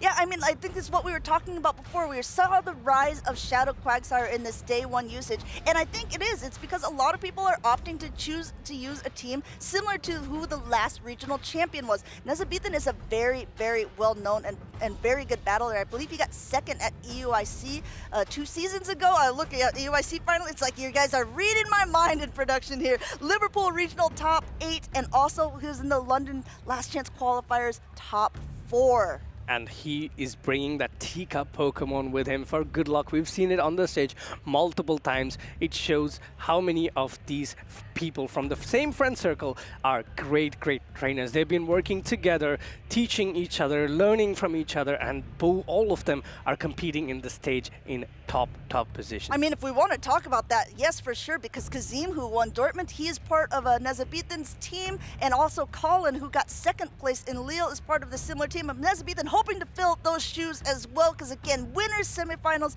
if he can make it past Stone Collection here, he'll be going on to the winners finals. Yep, again, one thing that really still stands out for me is the Quagsire. It's gonna do a great deal of work against Stone Collection's team. Remember, the Clodsire of Stone Collection is a very mad matchup against the Quagsire of Nesebitan because it's running Sludge Bomb and Stone Edge, but these two trainers have locked their teams in. Quagsire into the Drapion. What a great lead for Nesebitan. Yeah, immediately swapping out to the Malamar here. Malamar Psywave's got an update this season, and look how much damage that is already doing. Mudshot, meanwhile, got a little bit of a nerf, so they're not doing as much. Aqua Tail now coming through, knocking that Malamar down to about half health, but there's so much energy on Stone Collection side, and he's going to throw right before that next Aqua Tail is reached. Yeah. Goes for the foul play here. Foul play will do neutral damage, but it is a Shadow Quagsire, so Nesebitan knows and understands this. Pulling up a shield, going for the next Aqua Tail. This Aqua Tail, if unshielded, will be enough to knock out, and Stone Collection, knowing this, pulls up a Protect Shield. Protect Shield ready, because he's already got another one basically ready to go, already at it here, and he's going to once again throw right beforehand. Great timing by Stone Collection. It makes Nesebitan make a decision here. Do I use my last shield? And it looks like he's going to. He's basically right at that Aqua Tail, so he wants to be able to throw. He's going to go a little bit over, but now Stone Collection has the opportunity to let this go down and be able to have a shield advantage. No, he pulls up a Protect Shield in the last minute, trying to get the switch here. But one of the key things that Nesebitan noticed is that he understood both his backline Pokemon are strong against Stone Collection's lead, so he does not need the switch. It's not going to be key for him to win this matchup. Coming in with the Ariados and completely farming the Malamar down. This is great because Ariados is going to be getting to this lunge quick and fast. I mean, normally the Aqua Tail goes through first if they're on even energy, and that's the way a lot of trainers like to play this. Because Nesebitan already had a couple Poison Stinks advantage, he was able to throw first, and I like this play by Stone Collection. He's going for that heavier hitting crunch because he knows he's going to get outpaced regardless, and he wants to do as much damage as possible and get a potential debuff. Doesn't get the debuff, but it looks like he will be able to at least catch here onto the Azumarill, and even though this Azumarill is now debuffed, it does negate a lot of that energy that the Ariados was gaining. Great game sense by Stone Collection here, understanding that his opponent was always going for the charge attack tie there, and exactly bringing his Azumarill into that when he got to the charge attack. But this is a great situation to be in. If you're Nesebitan, normally a Dunsparce into an Azumarill is not a great matchup for the Dunsparce, but the Azumarill now has been lunge debuffed. Not only that, if you guys were paying close attention, Nesebitan just gained a ton of energy back up onto his Ariados, so he already has a charge attack ready, and he's going to win charge attack priority. So he banked that energy for later, and then came in with the Dunsparce to just soak up as much of this energy as possible. Going for the drill run, it is the heavier hitting attack here. Nezabethan, lots of heads-up play here. He is charged up to almost 2 charge attacks, so that even if Stone Collection switches out, he is going to be met by a charge attack. This is a great position to be in. It's all going to come down to, will this crunch be enough to knock out the Dunsparce? I don't think so. And the Dunsparce get to this drill run to knock the Drapion out. Yeah. Do you think it's going to be a very quick swap into the Ariados? I mean, Nezabethan, honestly, he doesn't even need to at this point, right? Because he knows he wins that charge attack priority. He doesn't want to have that potential at all. He's just going to come in, he's going to go ahead, Trailblaze, hit it first, and even though both of them had the attacks, again, the Pokemon with a higher attack can throw first. Trailblaze coming through here, Nezabethan taking game 1 by the narrowest of margins. 1-0 to Nezabethan. Stone Collection now needs to sit down and try to understand how he's going to crawl back into this game, because he's 1 game away from being pushed into the losers bracket, and that is a strenuous journey than the winners bracket as well. This is the winners semifinals, 1-0 to Nezabethan, and he's 1 game away from going to the winners final. Yeah, I mean, we saw Elephant Flasher play a little bit earlier, and I remember last season we were talking, and he came into Lille on the winner's side of the bracket, and what he said was, oh, I should come in from the winner's side more often, because yes, you don't have to play as many games. Of course, you have just the same amount of opportunity to win a whole regional championship from the loser side. It's just really a slog through the bog to be able to get there. You have to play so many more opponents. It wears a little bit more, but you do get a lot more practice against a lot of different teams. Yeah, but sometimes it's battler's fatigue, right? If you play a lot of games slowly, you start fatigue building up, and that's not great. So going through the winners bracket is always a great advantage to have. One of the things that I noticed is that looking at these teams, Azumarill did have a lot of play into Nezabethan's team, and unfortunately for Stone, he identified this as well, but it was matched up against the Ariados. That's a scenario that you do not want to be in. It's also something Nezabethan played to for his advantage. He bought 3 Pokemon neutral to the Azumarill, and it worked out perfectly for him. I mean, you called that earlier on as well. When he swapped into the Malamar on Stone Collection side, Nezabethan was okay to actually let that Quagsire go down, because there was actually other Pokemon in the back that could also handle the Drapion. So the way that Nezabethan played it was very, very well calculated, but even still, even from that bad lead, look how close Stone Collection made those games. Yeah, I think a few more turns of advantage here and there, it would have been enough for Stone Collection to pull a win here. Very, very close battle and very, very good battle. I think both these trainers need to really bring in their A game. You cannot take a breather as Nezabethan because you're 1 game ahead, because that 1 game ahead came in very slim margins. Yeah, exactly right here. And one thing that we have to remember this season, this max out meta, instead of the 60-second timer, which we've had in the previous seasons, it's 50 seconds now. So trainers are like kind of learning how to dance around with energy a little bit differently than they have in previous metas. Let's see how these 2 trainers dance. We have the Pokemon loaded. We have Clodsire into an Ariados. What a lead. This is one of the dreamiest leads you can have if you're Stone Collection. It met with the safe swap into a Quagsire, immediately met with the grass-flying Pokemon Jumpluff. But this is where Quagsire shines, because super effective Stone Edge from a Shadow Quagsire does a ton of damage onto the Jumpluff. Yeah, I mean, a Shadow Jumpluff at that. Look, that's super effective. And though those Mudshots aren't doing very much damage, Stone Collection just gaining a ton of energy on his side. This would be enough to knock out the Quagsire. Nezabethan is forced to shield here, but because he took so much health off of that Jumpluff, he's still in a decent position where he could probably even go for Aqua Tail baits, and that's exactly what he does. Yeah, going for the Aqua Tail bait here, this will still be not enough to knock out the Jumpluff, but Stone Collection falling for the bait and pulling up a Protect Shield. This was Charge Attack tie. Does Nezabethan go 2 shields down to try and secure his Ariados away from that Clodsire? I mean, last time it was Stone Collection going 2 shields down here. This time it looks like it's Nezabethan, but another Aqua Tail already loaded. Does he want to go for shield parity? Because he is quite close to another Energy Ball, but like we said, 50-second timers. The timers are back up, and we see a quick pivot out to the Jumpluff, but an even quicker response by Stone Collection here, throwing the aerial ace, and then I think we're going to see him just get out of there. Yeah, he's going to bring that Marowak, and we're going to see my favorite animation of the game, which is that Mud Slaps. Look at the amount of damage it's doing onto the Dunsparce. This is a great matchup for the Shadow Marowak, only because of the fact that the rollout, which got buffed, is resisted by the Marowak. And it's not doing any damage, but these Mud Slaps are slowly adding up. Not only that, because Dunsparce is a normal type Pokemon, the fact that it's throwing ground and rock type attacks means it's not going to have that same type of attack bonus. They're able to hang on by a narrowest of margins here, being able to throw that parting gift saying, okay, if I'm going down, I'm at least getting you low. Yeah, but this is great for Stone Collection because he gets that extra Mud Shot to be able to get to the Rock Slide, so you cannot bring in the Ariados if you are Nessa beaten. This will be enough to... Will this be enough to knock out the Quagsire? I don't think so, but a few Mud Shots will. Yeah, coming right back in with a jump up, making Nesabethan make a decision here, has to waste that energy, throwing the Aqua Tail. Jumpluff has done its job here at this point, though wasn't able to completely knock out the Quagsire. Quagsire is pretty much negated at this point, coming in,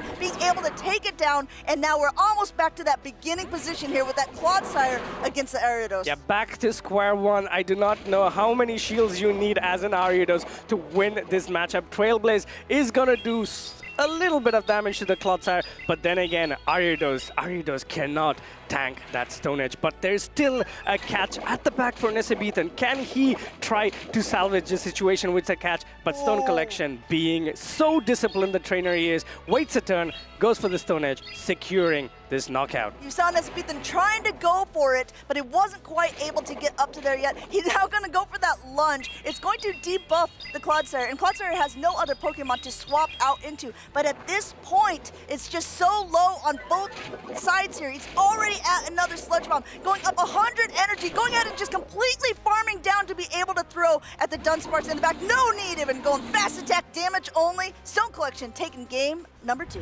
Stone making sure that he ensured that the Ariados is always going to be up against that Clodsire. One of the things that was great, or in a way, Stone Collection was kind of like, this didn't work out as well as it should, was that Drill Run and the Dunsparce surviving with 1 HP to get the Drill Run off. What it made and what it ensured was that the Marowak could do one more Mud Slap and the Rock Slide was ready. You could not, as Nesabethan, go into the Ariados to take that super effective Rock Slide. He was forced to bring in the Quagsire, and that's where the game was decided. I mean, coming in with the Quagsire safe swap is normally pretty safe in general, but when there is that Shadow Jumpluff on the other side, Stone Collection just really read his mind in that scenario, saying, okay, Shadow Quagsire looks so good against my team, I have to bring in my counters for it, because Clodsire also does, let's face it, especially if he doesn't have Earthquake, not the greatest against it. He needed to have 2 good counters for that Quagsire,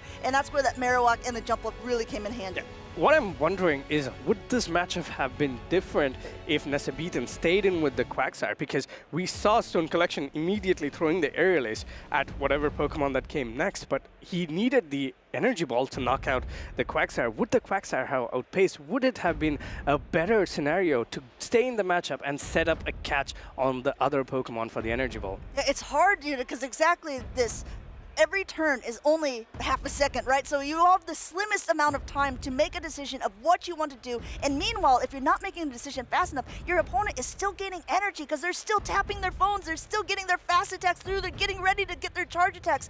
Every second wasted is a potential to give your opponent just a better advantage to win. Yeah, and you know, it's one of the things that I was thinking about as well, is can you safely run Stone Edge Sludge Bomb in this meta as a Quagsire? Because some of your counters, you don't really need the Earthquake in this meta, just looking at it. Yes, of course you need it against a Drapion, but I'm pretty sure 2 Stone Edges knock out a Drapion. But let's see what these trainers have. It's a Malamar lead into a Drapion. This is neutral lead for both sides. Yeah, I mean, Malamar does pretty decent, but obviously those Psy Waves aren't going to be that effective. Meanwhile, Go's Aqua Tails just pace a little bit quicker. They don't do as much damage, but now basically at 100 energy, and Stone Collection baiting here. It goes a little more energy, but he does get that shield because the superpower would do so much to that Drapion. A great bait there by Stone Collection, and Nesabethan unfortunately pulling up that Protect Shield. Let's see if Stone Collection pulls up a Protect Shield. Crunch coming in. This is going to do a ton of damage. It's still neutral, but the partial Psychic type of the Malamar is going to be enough to put it in the red. Not only that, he does get a shield because if you're going Aqua Tail this time, definitely would be enough to knock out Stone Collection's Malamar. But Stone Collection is at the superpower, going a little bit over. You know he's counting it. He definitely really is here.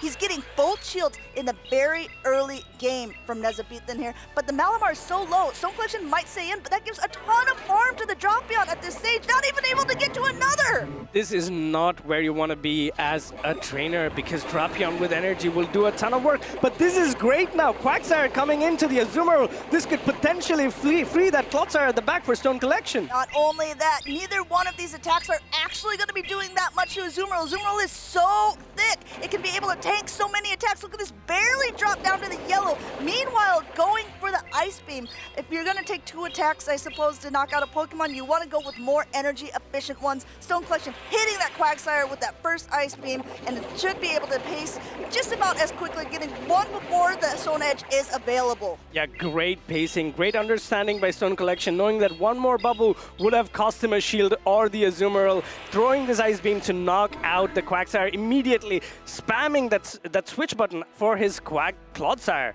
Yeah, I mean, look at this point, you can see Nezabethan patiently waiting out the timer, coming in with the Azumarill here. But again, like you said, is there merit for running Stone Edge and Sludge Bomb? I think that we're seeing the merit here. Ice Beam is super effective, but there's still a lot of energy, I think, on the Dropion as well. So I think Stone Collection needs to be worrying what is going to do the most damage to my Clodsire, because Clodsire has a lot of weight, and it's definitely going to have to carry the rest of this team. Yeah, it is slowly carrying the team here. Sludge Bomb will be super effective against the Azumarill, but because of the bulk of Azumarill, it's not going to do enough. But the Dropion coming in, this could be a great call here. If Stone Collection does not protect shield it, he will force Nezabethan to throw another charge attack, and the Poison Stings do not add up, but it's going to be a charge attack tie here. This is going all the way down to the wire. This is going to be protect shielded. This is a problem also, because Stone Collection needs to be able to not only get the energy off on this, he still needs to throw an attack onto the Azumarill, but the Azumarill bubble damage is going to do way more. He recognizes this,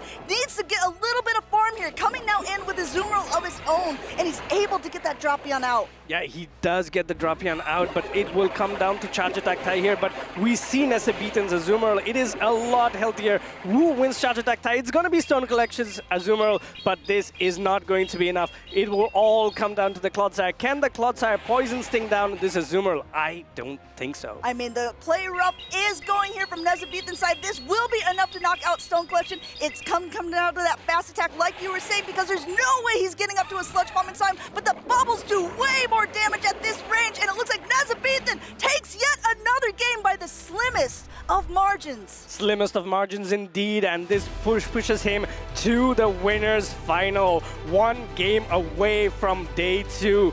Great understanding. We thought Stone had this game just because of the fact that he relied completely on the Clodsire, but that energy on the Dropion, which so many trainers have underestimated, that letting the complete farm down of the Malamar happen just proved too costly for Stone Collection to come back into this game. Yeah, but I understand the position, right? Because if you have a Pokemon with such little health left, you don't want to swap out and give them the opportunity to swap their Pokemon as well. Unfortunately for Stone Collection, Nezabethan just gathered way too much energy, and also at the end, you notice they had that charge attack tie with the Aqua Tail.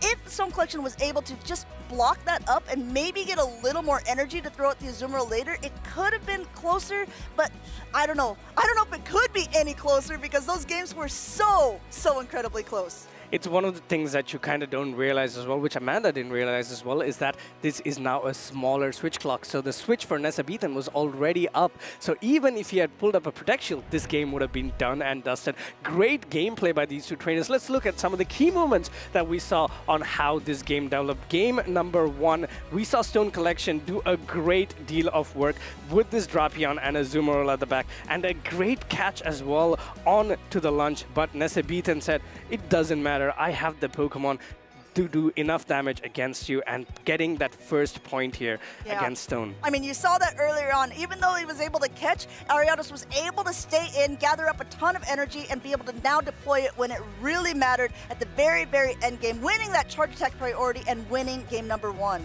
Yep, game number 2, it was all about that Clodsire from Stone Collection, getting that huge lead on oh, this is game number 3. We saw the Azumarill try to bring parity here, and then in comes the Clodsire trying to climb the big hill of getting over 2 Pokemon. One is the Dropion and the other one is the Azumarill, but unfortunately Nezabethan maneuvered around with the energy he had to bring this point home. Yeah, look at this. 1 bubble, 2 bubbles, just enough to do it. You see Stone Collection nodding his head as he understands that just wasn't quite enough, even though Clodsire is one of the bulkiest Pokemon in the Great League, even though it's used by a lot of opponents. Unfortunately for him, not quite enough to pull out that victory. But I really applaud him for those charge attacks, because running Stone Edge and Sludge Bomb is a very interesting combination, and it really took him to the winner's semifinals. I mean, it's Stone Collection, right? He has to be running Stone Edge. He's collector of stones, so he needs to be throwing Stone Edges at people and the Pokemon. One of the things that I noticed in that game as well is how well Nesabitan understood what he needed to do, because getting all that energy made a lot of sense. And one of the reasons why I think Clodsire is a great Pokemon to have to soak in energy, but Clodsire on its own cannot win games because of the pacing of its charge attacks. You need so much time to get to this. And in the time you get to 1 Earthquake, a save swap Drapion can get to 2 Aqua Tails, and you're already in the yellow. What are you going to do? Yeah, Poison Sting got a buff this season, and Drapion was already good, already fast-paced. Now it just has a little bit more of a punch packing to everything that it seems to be doing. Also, I don't know about you guys, but it seems like every time I play against a Drapion, it always gets that crunch debuff on me. It's me and Kingdra as well. I've never won a competitive game against a Kingdra ever. Whatever happens, grassroots tournaments or something, if I see a Kingdra on my opponent's team, I just like, this Octazooka is gonna debuff me once, twice, thrice, and I've lost as a Melmetal against the Kingdra because of these Octazooka debuffs. Sometimes it is what it is, right? You can't do anything about it. But it's all good fun in the end. There are attacks in the game that are guaranteed going to debuff or, you know, boost you, like the Lunge and the Trailblaze of the Ariados, like and the icy Wind of a Dugong. And then there are the ones like Crunch, Night Slash. They have the potential to be able to either buff or debuff different opponents. Speaking of different opponents, we saw a video earlier on introducing Paulo Ashaj, a very, very well-known Spanish battler. But there's another really well-known Spanish battler who's been climbing through the ranks through this season. He'll be at the Latin America International Championships, which will be the next event that we will be watching. So I want to introduce you all to San Hudigo.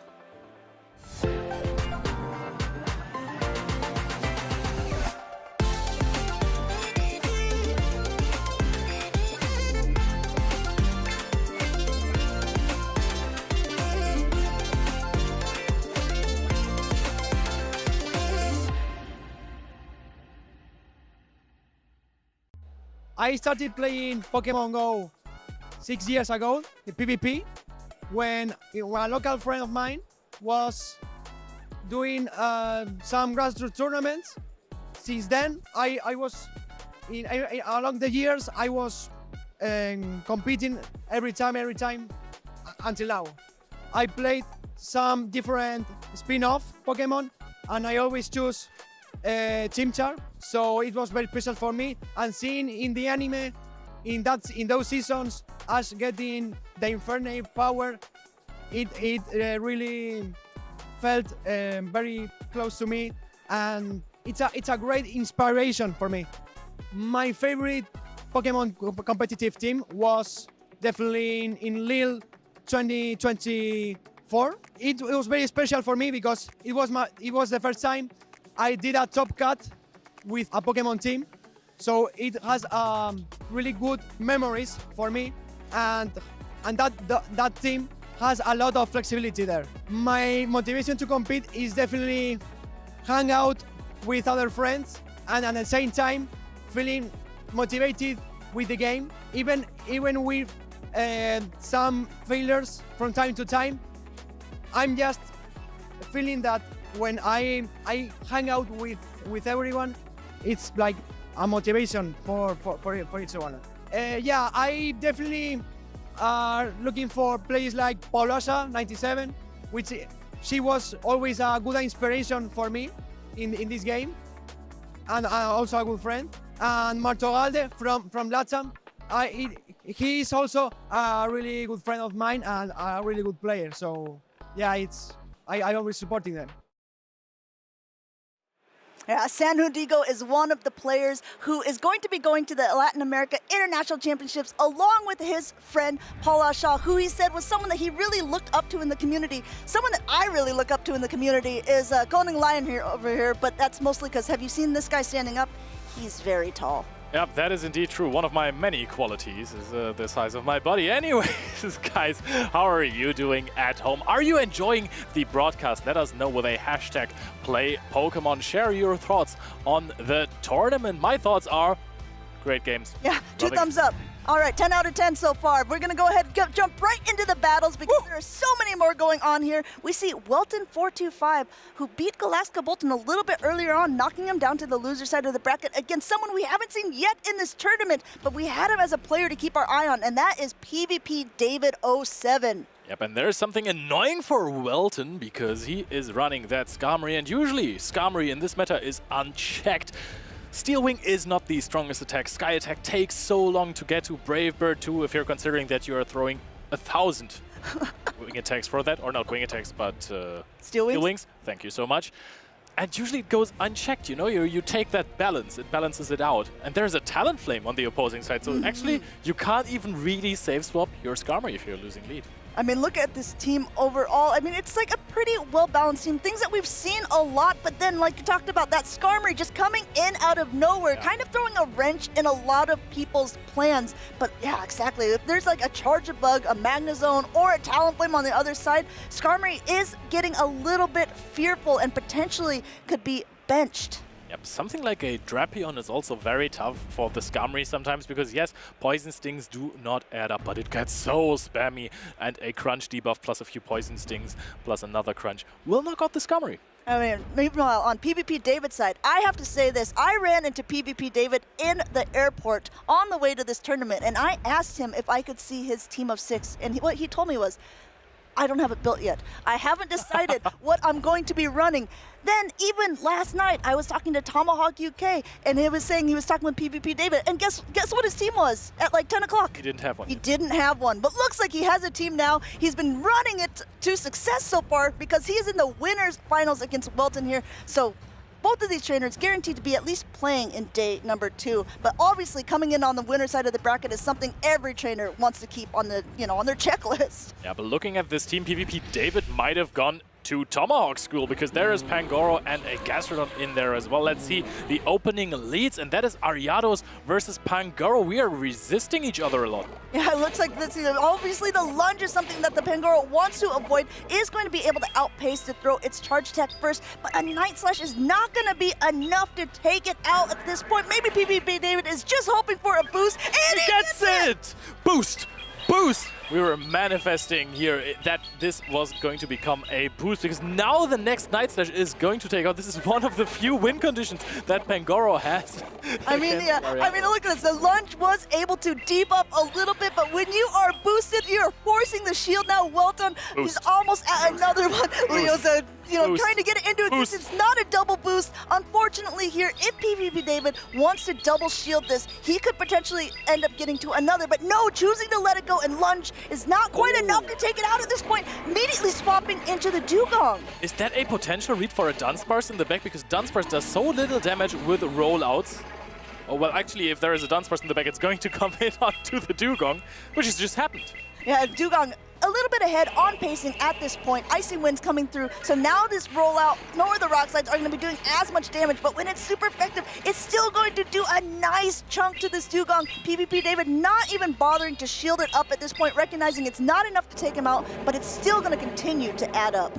Yep, we are chipping on both sides. Actually, both trainers are dealing like the exact same amount of damage almost. Rockslide is going to connect, is going to leave the Dugong at a slither. Then the next Icy Wind is going to connect, and that might put the Dunsparce in a very comfortable farm down range for later on. Yeah, I mean, great timing by Welton as well, recognizing the Wind's charge attack priority there and throwing right as that Dugong was going to throw that Icy Wind. The Dugong will be able to be knocked out pretty soon, but look at this debuff here. One more rollout will get to another attack, but it's not going to be doing that much damage. An immediate pivot into the Azumarill here, and an interesting play because I think if you're PvP David, you don't want that Pangoro anywhere near it.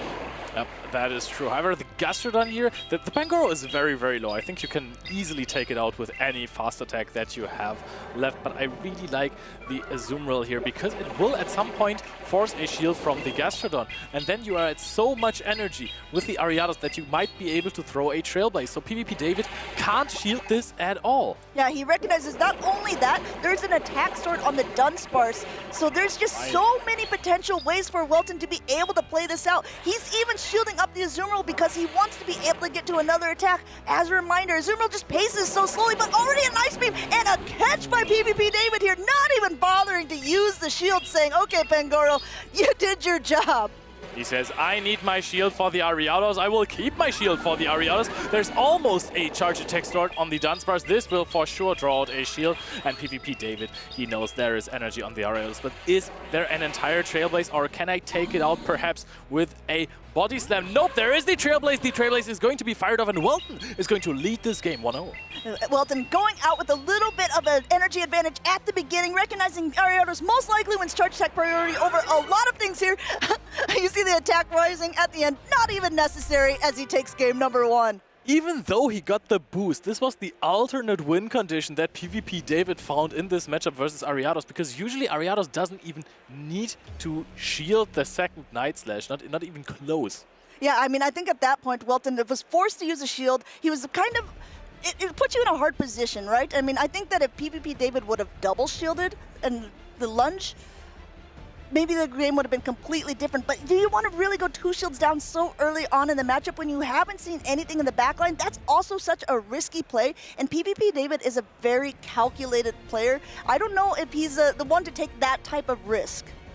Yeah, for sure he did not in this game. However, it didn't work out for him. He brought in the Dugong, and then there it was, the Dunsparce, potentially hoping to scare it off with a Pangoro that he's bringing.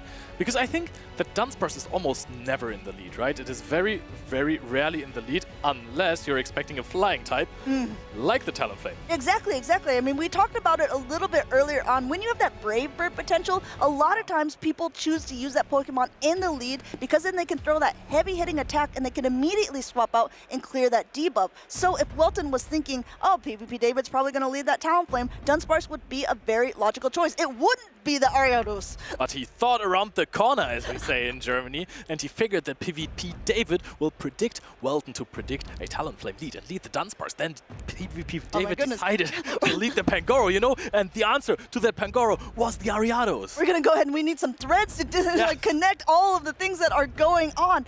But Game 1 is over. It's for Welton. If Welton wins game number 2, he's going into day number 2 on the winner's side of the bracket. PvP David needs to reverse sweep in this best of 3, winning 2 games in a row to keep him on that winner's side.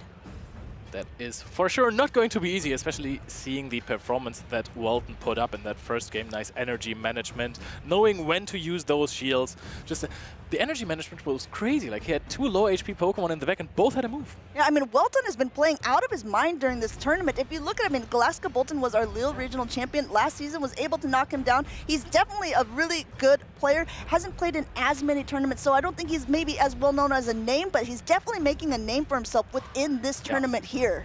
This is a very, very skill-intensive meta that we're having right now. You can see how many times the trainers pivot per battle, throw these charged attacks, and this is again a good lead for Welton. This time the Dunsparce is in the lead. And not only that, the Talonflame is in the back, so it's a little bit soft ABA to this Dunsparce, and Welton called it out perfectly. PvP David doesn't want to swap out into a Pokemon that does well against Dunsparce because that gives Welton an opportunity to swap out as well, and having a Dugong and Talonflame against Dunsparce in the back is not good.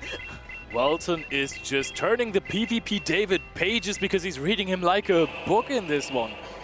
But you know, one thing that I think is nice about the fact that it's a Dugong in the lead, he's predicting, okay, even if it's a Dunsparce, I'm going to stay in this and I'm going to soft lose, but I'm going to be able to chip it down a lot. Not only will I be able to take all these attacks, I'm going to debuff it with all these Icy Winds, actually opting to go for the Drill Run, which is a little bit heavier hitting. It doesn't have that attack debuff, but at this stage, I think he's just trying to get off some raw energy.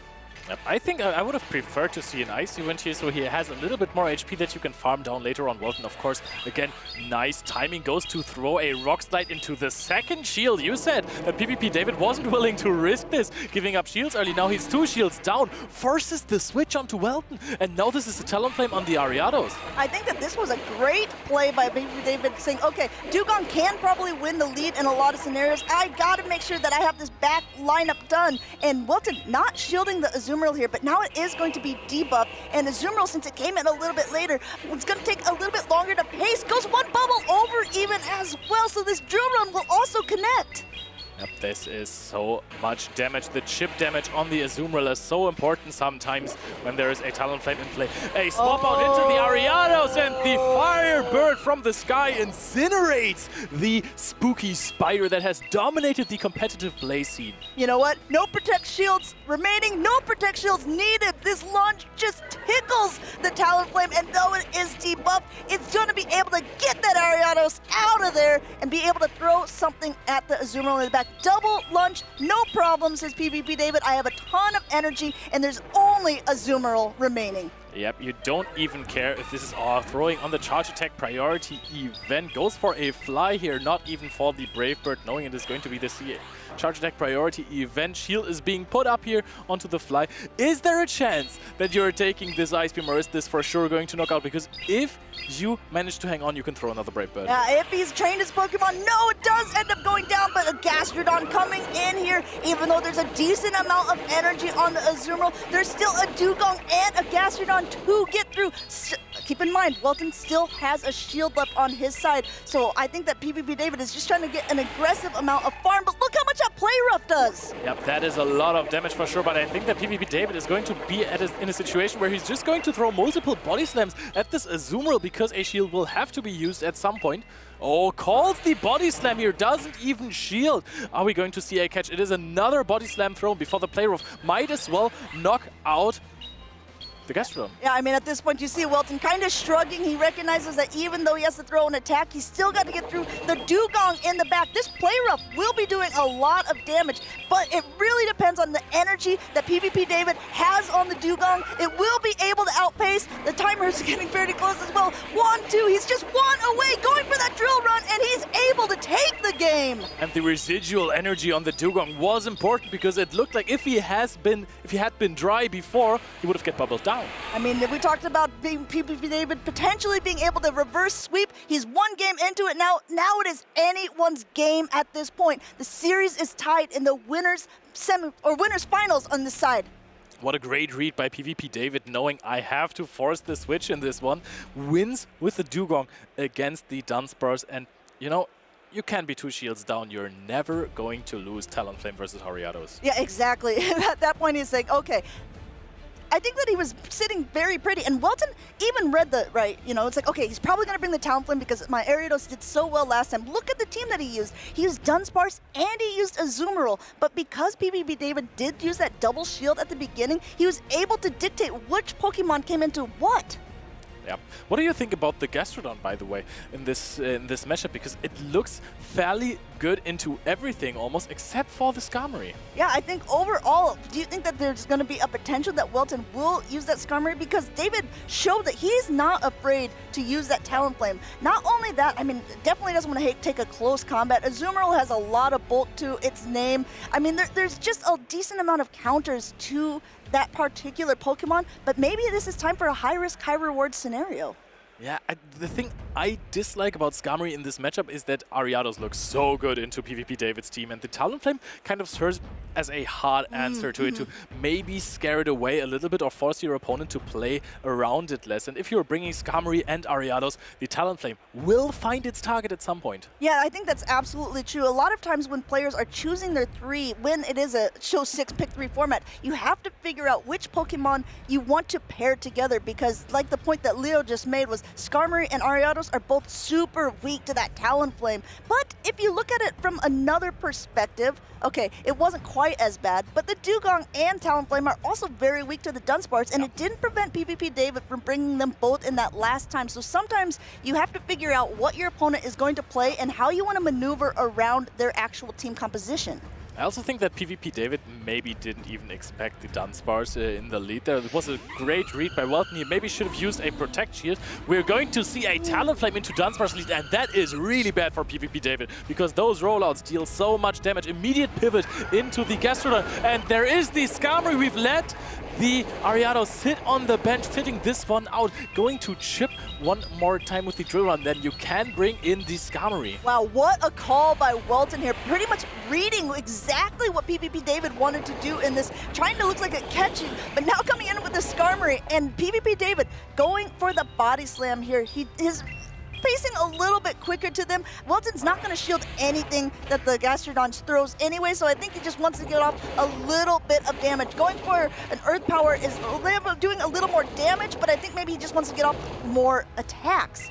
Yeah, I appreciate the bait, but maybe you're trying to get the timer off. Now we're going to see an undercharge into a shield. This is going to deal even less damage than Welton thought. He was also giving this a quick nod there. There's another body slam. Do you even consider shielding an Earth Power at this point from Welton's side? I mean, look at PvP David before. The Dunsparce, he went double shielding.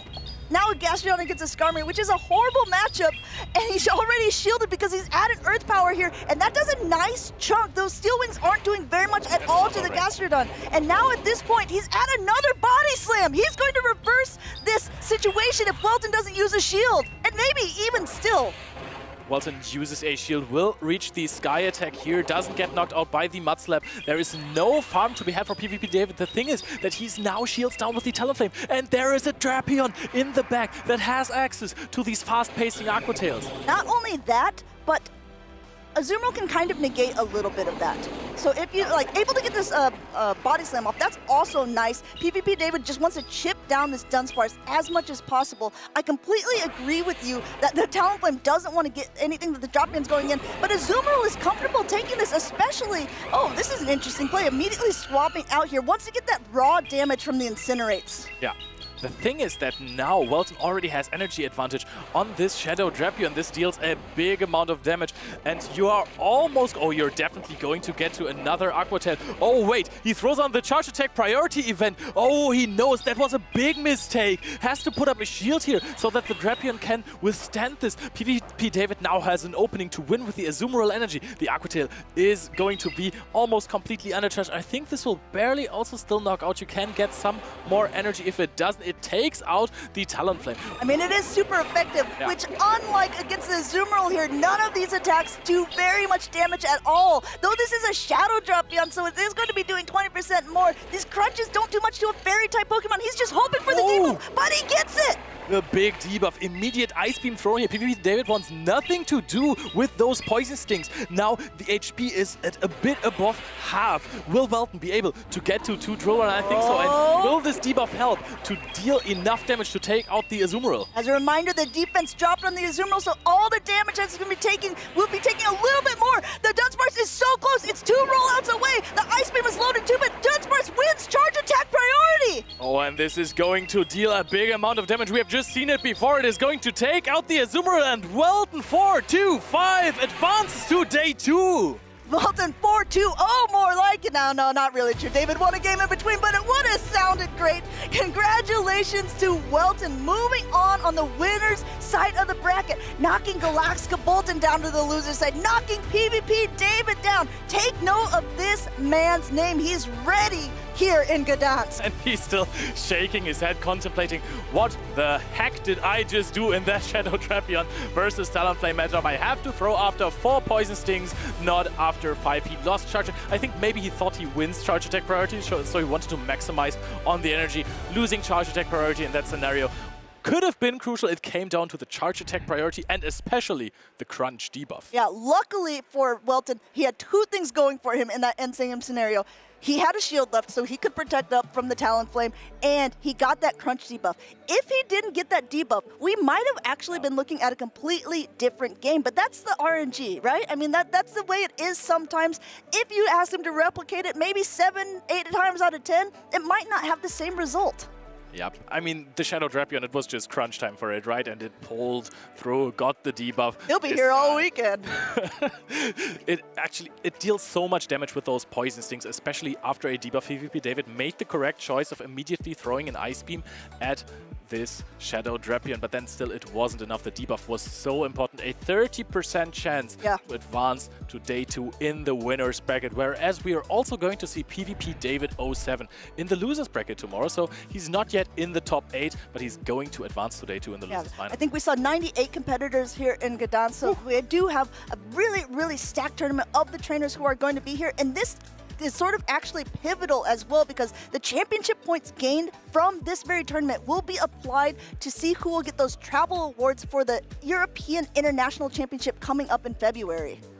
Indeed, here we can see another crucial moment. I thought it was going to be a charge deck priority event drill run, knocking out that Azumarill from Welton. This was a great game by PvP David, identifying that his win condition was to go 2 shields down in the lead matchup with the Dugong. Yeah, it was such a risky play, and it really paid off for him. This was a play of all plays, though, calming down that charge attack priority. This drill run doing even more because the defense is lowered of the Azumarill. Azumarill barely standing, knocked down right there, and you can see it on Welton's face. He's very happy about that win.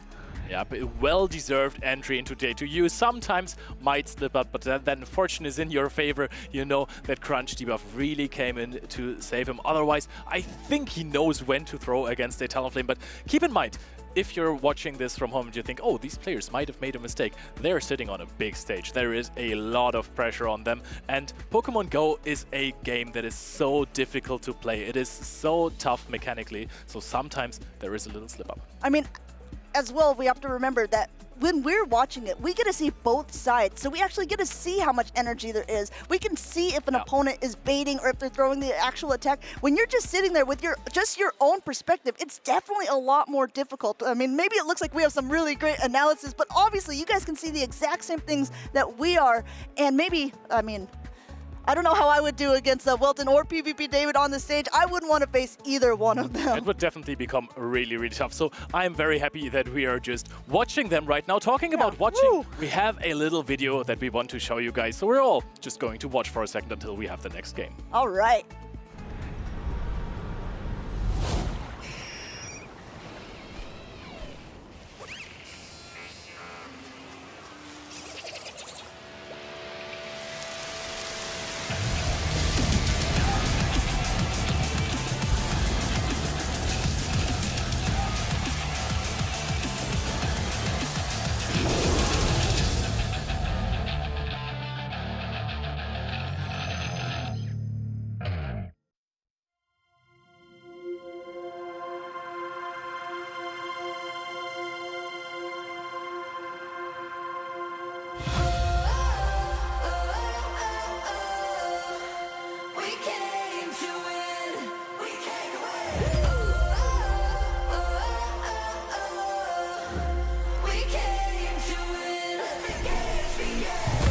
And the crowds, the sights and the sounds, gonna make them play the best of the best, the ultimate test. But when we go all the way, here with our friends among champions, the best that we've ever known. Go for the goal, but everyone knows only one of us is gonna take it home. We share the same vision, we have the same mission, so let the games begin. Come on, travel from far to play, gonna give all it takes, 'cause we came to win.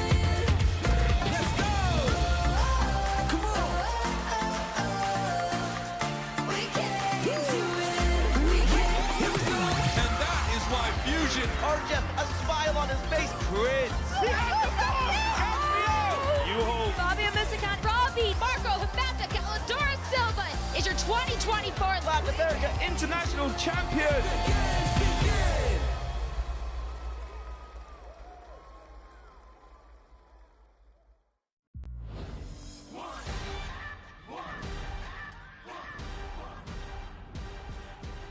My name is Colin Six, and I've been playing Pokemon Go for about 2 years now.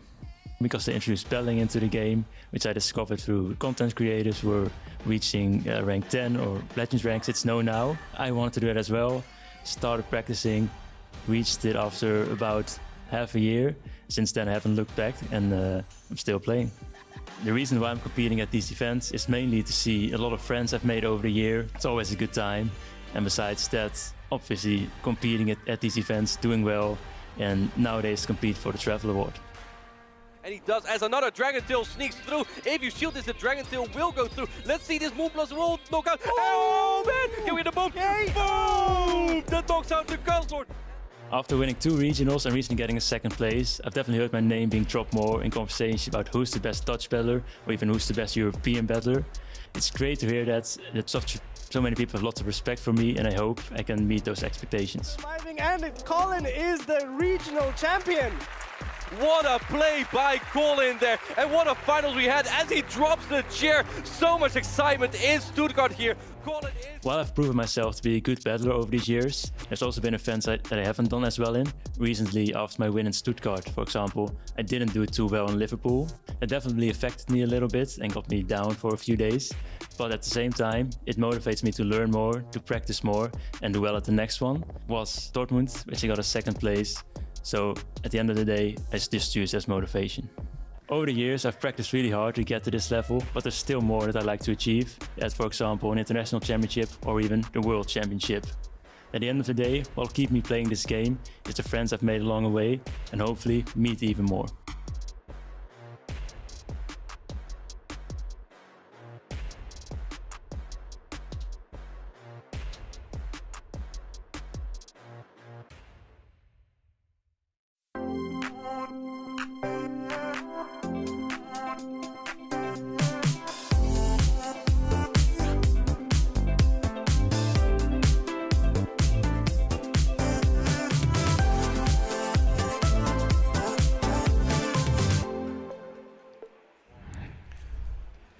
Colin 6 is not a trainer to be messed with. I faced him multiple times in many tournaments, and I only managed to beat him once. I mean, the thing about Colin 6 is this video was already when he had won 3 European Regional Championships. And he had only 1 2nd place finish, but Lille, just the last regional for Europe, he got his second place finish, so he's got a lot of accolades to his name.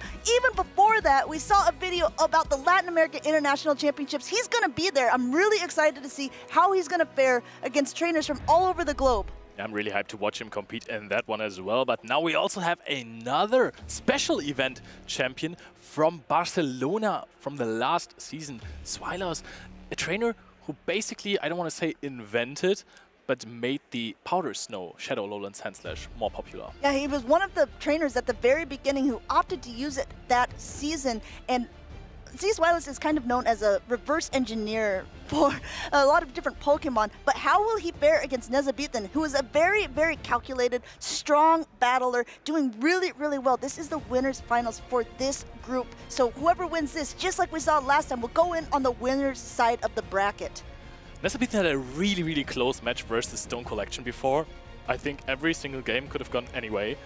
It came down to like minor decisions in the end for both trainers, so I think he's very, very happy to have advanced from that round. And now he's sitting next to 3 Swilos. However, there is a Magnezone that is not a Shadow. Yeah, not only that, there is a Shadow Drifloon and a Pangoro on that team. If you're looking closely at Nezabethan's team, I believe it's the same team that Boom ran in Lille. So being able to use a team that is already very well done. Boom had said in that tournament, I don't understand why people aren't using Shadow Quagsire. It's the best Pokemon right now in the meta. We're going to see if we see it in game 1. We're going to see that Magnezone, which can take these a little more comfortably, actually, because it is not a Shadow. An immediate pivot out into the Shadow Quagsire, and now being met by the Azumarill.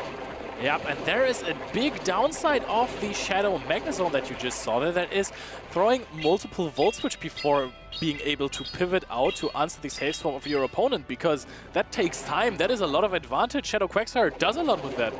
Yeah, going ahead, Stone Edge is reached and able to take the Azumarill down to the yellow, but even still, this play rough is going to do a lot of damage, and it is not shielded up by Nezabethan. Even if it gets to another Stone Edge, I don't think it's enough to take out the Azumarill, and ZZ, it might come out on top here, going for an Aqua Tail bait. Does Swilos want to use a shield here? Looks like he's going to let it go. Wow, the call is very, very big here because it would have been really, really close. Oh, the Stone Edge is not reached. Nesselbeathen got really punished for his bait there. With the mud shots together, I think the Stone Edge could have knocked out eventually. And now Zweilos keeps the switch here. Of course, the Ariados comes in, is going to take some damage from that Ice Beam.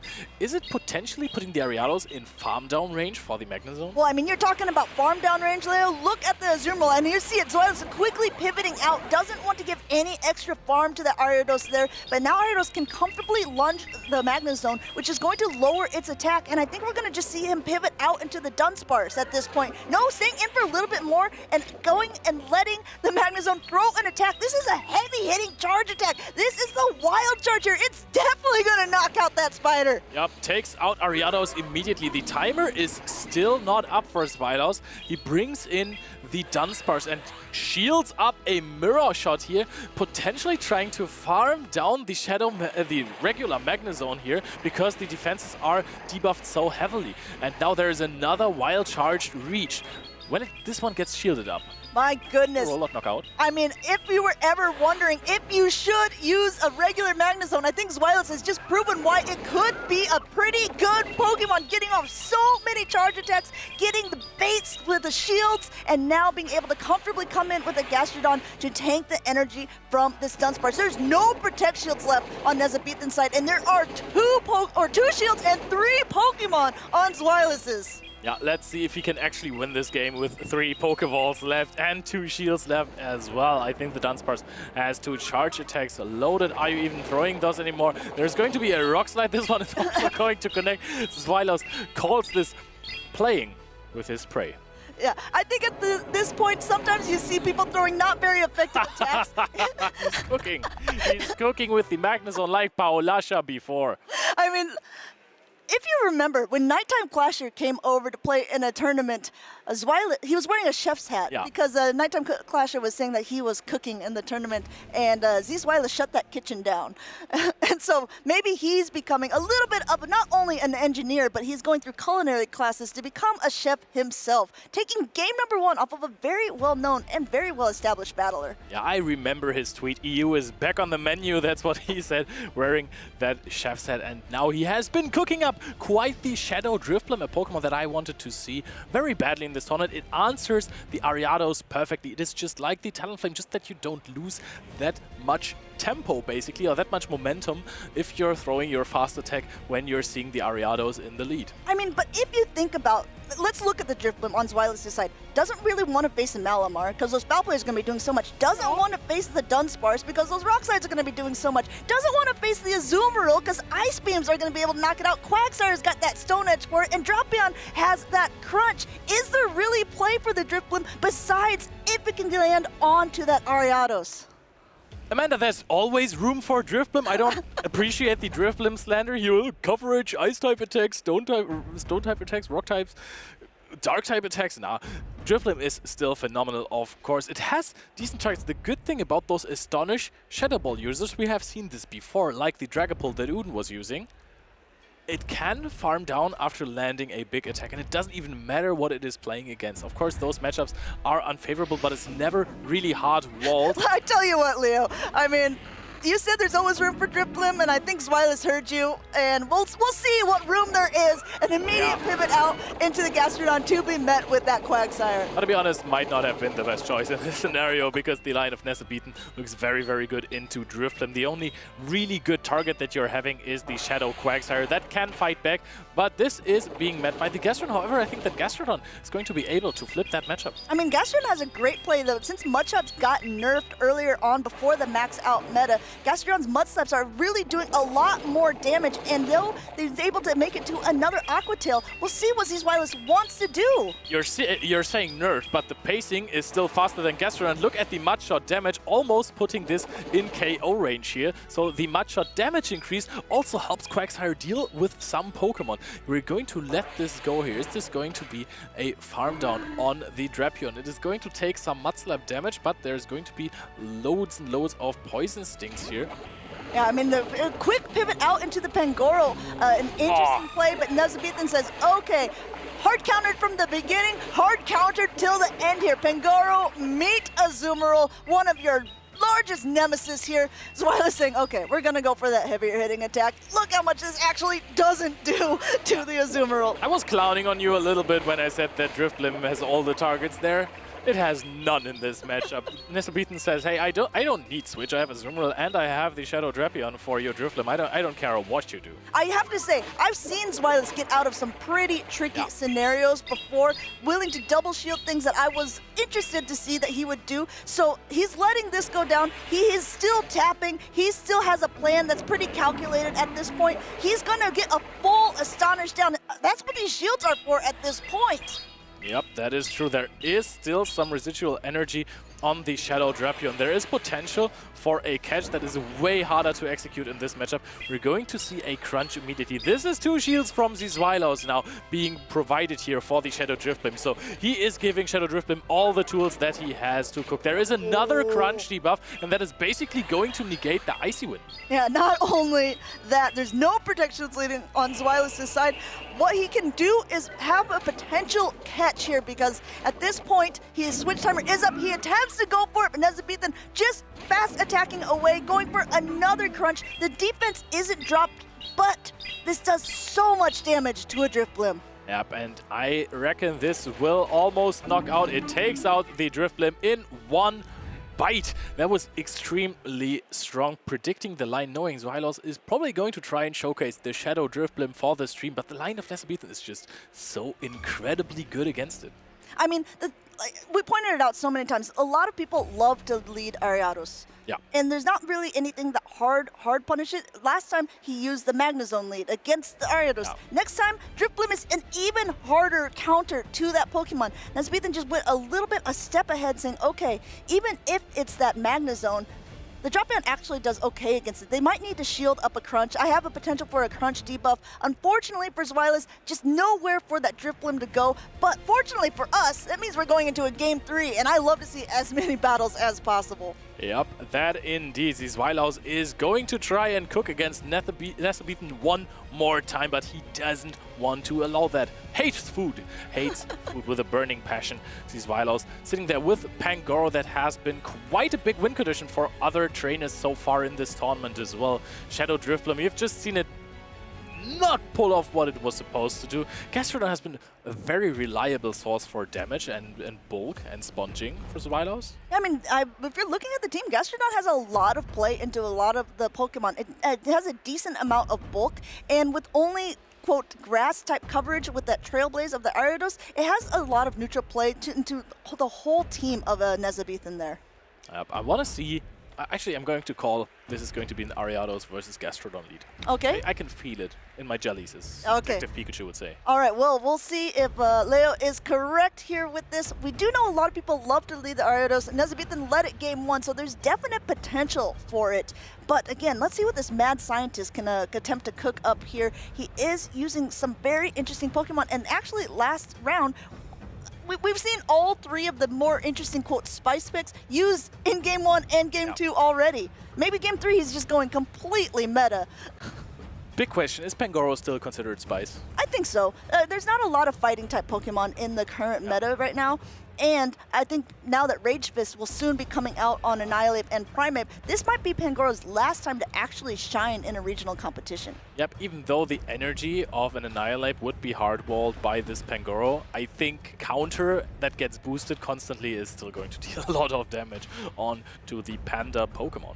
Yeah, I think that a lot of times trainers at this moment really are playing a little bit outside of what they normally would, right? I mean, there's a lot of risk here. I think we just heard ZZ say good luck, so it looks like they're getting locked in at this point for this decisive Game 3. Reminder to everyone, this is the winners finals. Whoever wins is guaranteed to go on to Day 2 on the winner's side of that bracket. We got a Gastrodon, but you are half correct here, because it is an Azumarill in the lead. Actually, an immediate pivot out into the Ariados. Yep, and this was so much energy given to the Ariados before we pivot out into the Shadow Quagsire. This might be crucial. Nesabethan shakes his head. Zweilous is firing off the first Trailblaze. This is going to be shielded, and that means that 100% the next one is going to knock out. And at this point, too, there was a big energy advantage because you saw how long Nezabethan waited to get into this. Zizwiles can comfortably shield up both because he's still going to outpace at this point. Already going a little bit ahead now, going for that charge attack priority. Nezabethan not even bothering to actually throw at that charge attack priority. Wants to get a couple extra mud shots in,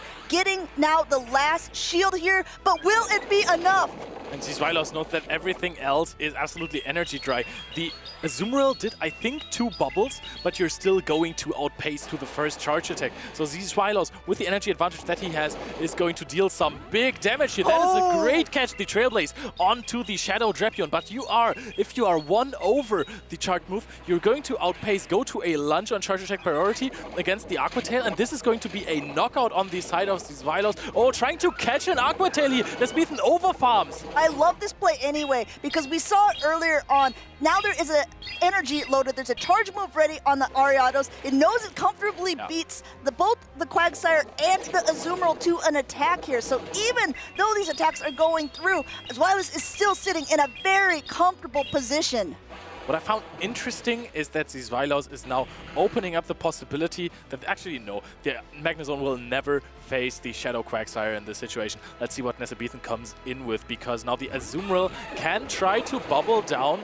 The Gastrodon Earth Power is going to connect. Will this put it in Trailblaze range is the question. Well, the bigger question is, why wouldn't you just come in with the Magnezone first and make the Quagsire throw an attack? I think that we'll have to see how he wants to do this. He's content to let this go down, even though this Azumarill has so much energy. Neither the Ice Beam nor the Play Rough does that much to, and going for that charge attack priority. Quick swap by Zizwilos here. Trailblaze coming at you. Oh, that was a very quick one. Great reaction on both sides. Nezabethan is sighing because this is not how he wanted this one to go. The Azumarill has a big energy advantage on the Shadow Magnezone. Zizwilos is going to let this go. Of course, he doesn't have a shield. He doesn't have the option.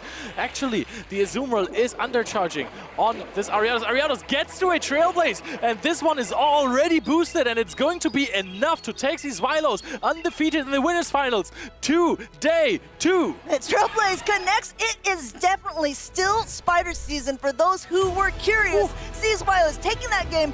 Very well played by both trainers here. Our Barcelona special event champion coming in on the winner's side of the bracket here in Gdansk. He's Gdansky on his own here, let me tell you that. Definitely, he's having a great time with those spicy picks, the Pangoro, the Shadow Driftblim. But who needs those spice picks if you can go for the all-reliable Ariados? I mean, there was so much play for that Pokemon, and I think that though the writing was on the wall, a little bit in the middle of that actual matchup, Nezabethan still made it as close as he possibly could, but you could see him shaking his head. He was a little bit discouraged at how slow he ended up swapping into that Quagsire, because Quagsire actually isn't a great Ariados counter because it's running that Trailblaze. Yep, those mud boys, as we call them, these water ground type combination Pokemon, are really, really, really, really vulnerable to grass type charge attacks. And that is a big issue for them because Ariados paces so incredibly quickly. I mean, I was talking to 23 EJB about how to play the Ariados and Quagsire matchup because he is in a firm belief that even though Boom ended up winning, it's because Colin didn't play it right, or Boom didn't play it right, and that you should actually go for the lunge first, because they're going to shield it no matter what, because it's a Trailblaze, so then their attacks aren't going to be doing as much damage, so there's no potential that they're going to be able to knock you out. Oh, that is a great idea. I think if you're winning charge attack priority always anyways, I think there's no harm in throwing a Trailblaze. Yeah, it's also true. It's also true. But, I mean, we'll have to see. I think that was more for the Quagsire potential ways to get around it. Look, it's easy. Sort of cooking, question mark. He was not really sure with that response. And you know what? I think he got a little bit overcooked here. The stove was left on a little bit too long because he definitely got burned by bringing in this Drifblim into game number 2. Chomping away. Crunch, crunch, crunch. Nezabethan taking that game. But here it goes into the very end. Great charge attack priority, great wherewithal, being able to get this Trailblaze off, knock the Quagsire out, and basically secure that victory for Zizwilos going into day number 2 on the winner's side of the bracket. Man, I want to get into some team building discussion with you. Okay. We have talked about it in the intro as well, how metas change, how teams change. Nesabethan has done really well in this tournament so far. Yeah, and he's not out. He's on the loser side of the bracket. That is true. And he has taken the team that Boom used to win the Lille Regional Championships. So in that tournament, Ariados wasn't as prevalent, and it was basically the star of the show. It was at least neutral in basically every single matchup, so it got time to shine. Now we have so many more trainers that are running hard answers. We have seen Talonflame over Talonflame, Shadow, Driftblim even, Skarmory.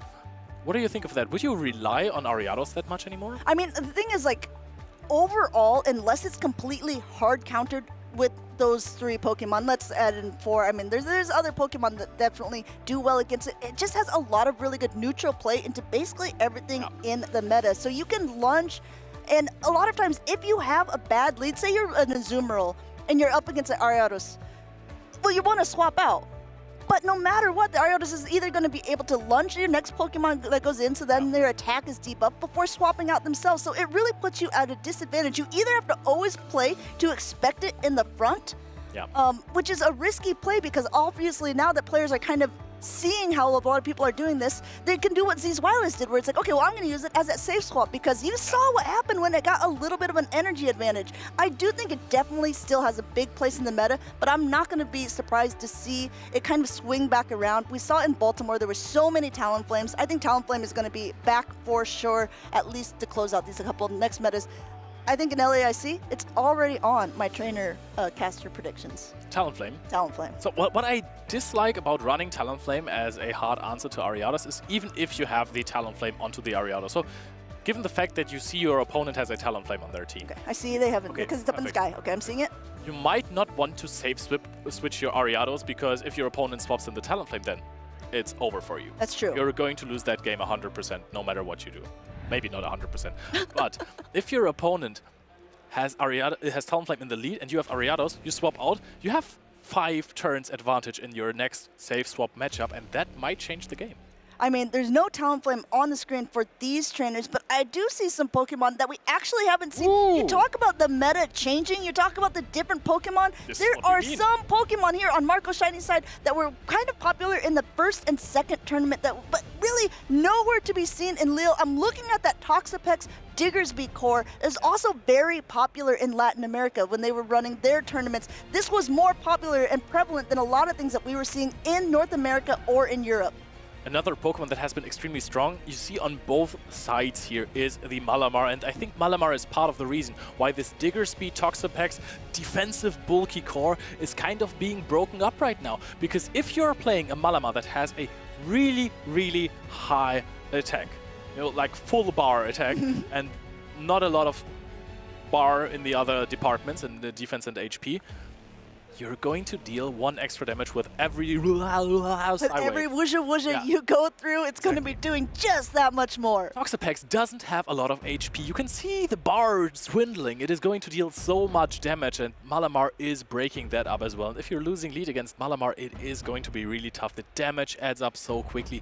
It is big. And not only that, since Malamar is actually so popular, a lot of trainers are opting to run ones with the higher attack, like you're talking about with that full bar, because they also want to win charge attack priority. Because if you are playing and you have the charge attack at the same time as your opponent, whoever has the higher attack is going to be able to throw first. That can be crucial in a lot of scenarios here. I also want to focus on the fact that Marco Shiny is running a Goodra. Goodra is a Pokemon that our good friend Arceus Aurelius, he's playing down in Latin America right now actually, has said that he thinks that this is actually the Pokemon that's being the most slept on in this current meta. Really? Because he thinks he's like, oh, it's good in the beginning. That Dragon Breath damage is so oppressive. It's good in a safe swap position because you can get back, you know, a lot of the times that you can get your switch advantage back, or it's a really great closer. There's few fairies. The only fairy that I've seen constantly is Azumarill, and you have this Thunder Punch for it. Right. In that matchup, I also kind of prefer Power Whip because whip it. Exactly, because it just deals that much more damage. And if your opponent decides to throw an Ice Beam because they might not know the matchup perfectly, you're actually almost able to flip that matchup with a little bit of Dragon Breath advantage. But unfortunately, at least for, or maybe fortunately for Dana in this scenario, there is no Power Whip. This is open team sheet, so he's able to see that it's running Aqua Tail and Thunder Punch on that Goodra. Meanwhile, the team of Dana, he's opting for that regular Alolan Sandslash rather than the Shadow, but he does have 2 heavy-hitting Shadows on his team, being that Marowak and that Drapion. How do you like Shadow Kanto Marowak's performance so far in the tournament? How do I like it now? How do you like it? I am loving it. It is a Pokemon that I know that as not a lot of people have the opportunity to have, but those who use it, those who have it, definitely want to use it. It's been making top cuts in a lot of different places. Lyle Jeffs actually won a tournament with it in the US, and that kind of skyrocketed its use here in Europe as well. It was really, really crazy in Stone Collection versus Nether Beaton, because Stone Collection decided to aerial ace the Dunsparce to chip it, then go into the Shadow Kanto Marowak and farm up to 2 Bone Clubs. However, it left the Dunsparce at 1 HP and it got to fire off a Drill Run before getting knocked out. So let's look at actually the Kanto Marowak here. How do you think it fares against a lot of the team here? I mean, the thing is, it's a Pokemon that you definitely want to save shields for because it doesn't have the most bulk, but it has a lot of raw power. So what is some Pokemon that could get the shields down on the other side and then maybe just be able to completely powerhouse through with that Marowak? Drapion is a Pokemon that always likes to take shields from your opponent, but I think Marco Shiny, looking at this team, he knows that he has to save those shields for a Kanto Shadow Marowak because this might come in every game. Versus Toxapex, incredible. Versus Alolan Sandslash, incredible.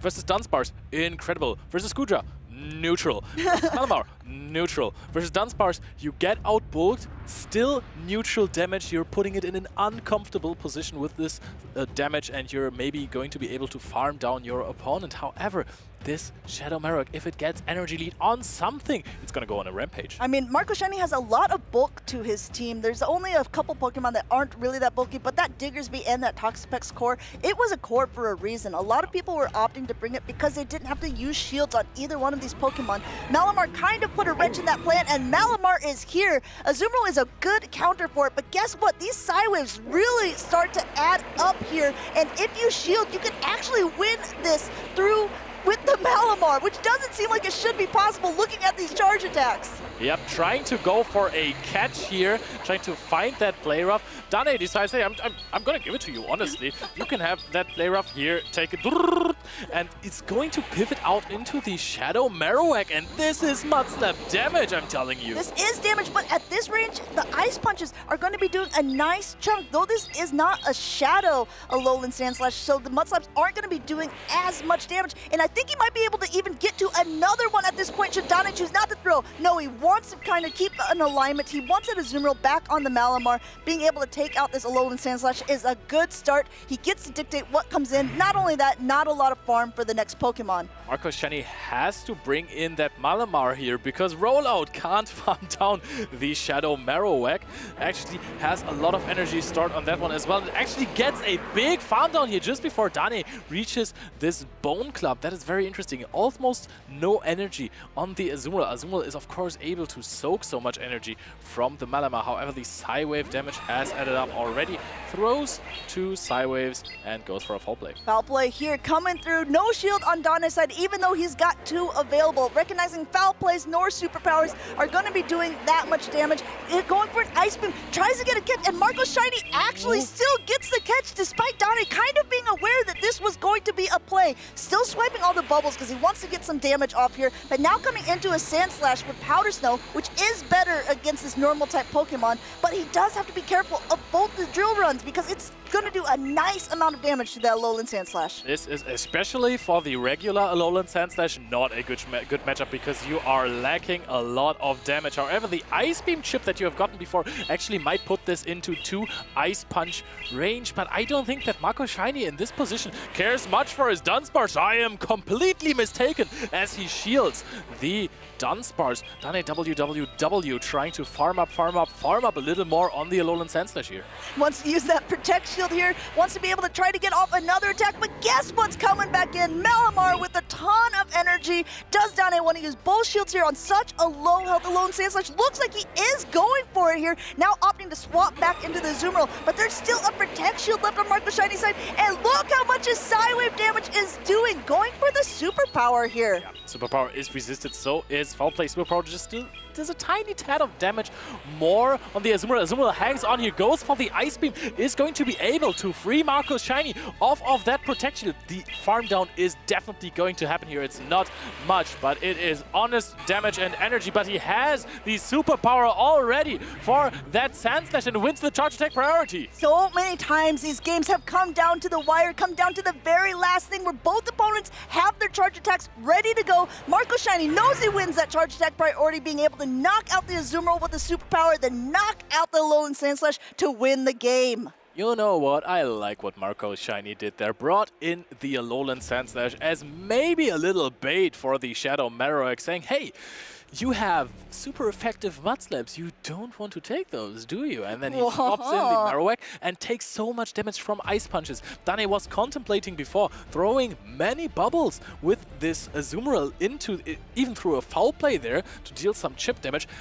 This gave the Sandslash so much energy advantage on that Marowak that the Ice Punch, they just came flying. I mean, what I also loved about that game is it's a good indication that just because you lose the lead does not mean that you lose the game. There's still so many ways to play out matches. I think sometimes, often, you know, you see like, oh man, I have such a bad lead at this Malamar into Azumarill. All hope is lost, but not for Marco Shiny here. He recognized his win conditions. He recognized how he could play around with the energy when he needed to debuff himself, when he needed to get to attacks quickly, and it really sealed the deal for him in game number 1 in the loser semifinals. Now, as a reminder, this is the loser side of the bracket. That means whoever loses this is unfortunately out of the tournament. Not everyone can win. Not everyone. That is how tournaments work, unfortunately. we want them all to win an event, but it is just simply not possible. We're going into game 2. Marco Shiny is up 1-0, and now we see the Shadow Marowak into the Malamar. And I want to know how this is going, because like this is the best matchup that Marco Shiny has for this Shadow Marowak here. I mean, going ahead and just both of them continuing to fast attack away here, getting that first Protect Shield, stripping it off of Marco Shiny, content to use it here at this point. And of course, at this point, you don't know if you're Dane what you want to do. Do you want to swap out and try to catch on something else? No, going for a superpower here. No shield on Dane's side. It looks like he's deciding last second to put it up here. He's got a lot of health left and energy, but oh my goodness, Marco Shiny with the catch. Yep, but how good is this catch really? There was defenses debuffed on the Malamar side, but this is just regular damage. And of course, Dane has the option to just catch back here, throw 4 Mudslaps and go into the Azumarill and catch back the Drill Run with the Azumarill. Dane says, anything you can do, I can, you know what, I guess I can also just do that here. Catching this Drill Run onto the Azumarill, all that energy negated because Azumarill is still in the green and it's now starting to ramp up energy. It's been revealed, obviously Malamar at the health range that it's at on Marco Shiny's side doesn't want to take very many attacks. I think he's content to stay in this, try to get off as much damage as possible onto the Azumarill, but the switch timers are very misaligned at this point. Dane going for the heavier hitting play rough, guaranteed to knock out the Dunsparce if there's no shield. Yeah, Ice Bomb could have done that as well, I suppose. However, you're maybe preventing a catch from the Alolan Sandslash in this situation. Now, what is Marco Shiny going to do? Because he deals more damage with those Psy Waves. However, your energy is walled by the Azumarill, and you definitely don't want that. But this Azumarill is also going to deal so much damage onto this Alolan Sandslash. I mean, neither one of the charge attacks, Nice Beam nor the Play Rough, are going to be doing that much, but it is going to slowly start to chip away with that bubble damage. Going for a combination play on Dane's side. He had that Bone Club stored, getting that last shield off of Marco Shiny here, but Marcos has a lot of energy on the Alolan Sandslash. He's basically got 2 Ice Punches already stored up here. Yeah, I always feel like combo plays are a lot less effective when there are still shields in play, because then you could have just gotten that shield with something else. Let's go off the Kanto Marowak. Says, hey, you got me 2 shields. That is definitely good enough. You did so much damage onto that Dunsparce, and Dane is going to bring in the Azumarill, trying to soak up more energy, make this way free for the Malamar in the back, because for those 2 Pokemon remaining, you only need 2 superpowers in total. I mean, and there's no Protect Shields left. As a reminder, on Marco Shiny's side, meanwhile, Dane does have 1 left on his side. Will he be able to get to an attack? He's not able to get to it. He didn't even throw the Ice Beam because he wants to be able to get a small amount of farm. But in comes the Malamar on the other side. Though there's no shield left on Marcos' side, guess what? He's got so much energy going going straight for that heavy-hitting superpower. It's going to do an absolute ton of damage. Yep, and Dane will have to farm up a little more, identifying that he needs 2 superpowers himself. This is not going to knock out. There is a charge attack on the Alolan Sandslash from Marcos Shiny. Very, very patient from Dane here, knowing that he can go up to 2 superpowers. It's going to knock out both of these Pokemon, throwing the superpower into the Malamar, and it is going to be a charge attack priority tie in the last one, but he also still has a shield. Going for 1 superpower here to knock out the Malamar, and you talk about the combination play when no shields are left remaining. You got it at the end. There's 2 superpowers. Dane takes game number 2. Superpower, super strong here. Use 9 super effective charge attacks. Almost got that quest done. I think Dane was donning WWW, adding 1 more W to his name here. But will it be enough? This is now going to the decisive game number 3 in the losers semifinals. Go big or go home moments, and I know that we love watching winner side brackets stuff, but for me, the loser side of the bracket is where things get really interesting because you see players pulling out different techniques. It's really where it comes down to the wire because everyone wants a chance to stay in this tournament. Everyone wants to be all going on to day 2. They want to crown themselves that champion of Gdańsk. Yeah, that is true, and especially both you and me, we can identify a lot more with those losers bracket players, right? But also, I wanted to say, hey, maybe we're going to see a Goodra game 3. And then I looked at the team of Dane. Ice type, Fairy type with an Ice type charge attack, another Ice type. I don't think that Goodra has a place here. Yeah, double Ice, not so nice for the Goodra. I think potentially benched for Marcos Shiny in this specific matchup against Dane WWW. Once again, if you guys are just joining in, you're coming in at a very crucial moment because we're jumping right into game number 3. We got a Toxapex coming in for the first time against an Azumarill. It has found its mark. Locked in, locked on. And we go into the Shadow Marowak immediately, and that one is going to be able to flip the switch, definitely if Dane wants to. And he's going to throw more Bone Clubs. Could have thrown immediately to cut off the Dunsparce of 1 more turn, which would basically equal another rollout. I mean, I think if you're Dane, you're just content to be able to stay in this at this point, getting so much extra energy. Another rollout does go through because both of these attacks are 3-turn attacks. But this Bone Club is going to do a nice chunk of damage. And guess what? There's already another one loaded as well. Opting to shield this up, wants to play it safe. He knows he's going to get that switch advantage. He desperately does not want that Azumarill anywhere near that Toxapex. But guess what? That Malamar doesn't want to see the Azumarill either. Dane has come out not only with switch advantage, he gets to throw at whatever is going to come in. Yeah, the Toxapex is going to face a Malamar now, and we have talked about it before. That is such a positive matchup for a Malamar. If the attack stat of the Malamar is high enough to reach that breakpoint, dealing 1 more damage with each Psywave, we're going to see a Bone Club unshielded. Let's see how much damage that does. About half, almost. This is like 30%, but we have another Bone Club already, and guess what? Another Mud Slap is gonna equal another Bone Club. I mean, 1 shield has already been used now by Marcos Shiny's side. 1 Pokemon completely out, another Bone Club already loaded. Does Marcos Shiny want to use this here? It's going to do so much damage to the Toxapex in the back. He has to use a shield. Yep, uses the shield immediately. I was looking forward to saying bonk after this one, but we're going to go in with the Azumarill now. You know your Azumarill has an advantage in this matchup, and you want to get out of this one immediately. Malamar comes in there, and it is dealing a lot of damage. Those Psywaves just adding up on the Toxapex here. Marcos Shiny going for that heavier hitting attack. It is going to do a lot of damage here. And actually, surprisingly, no Protect Shield from Dane at this point. He wants to get this Toxapex nice and low, recognizing he still has a shield left. As long as this is out of the way, his Azumarill is going to be absolutely fine.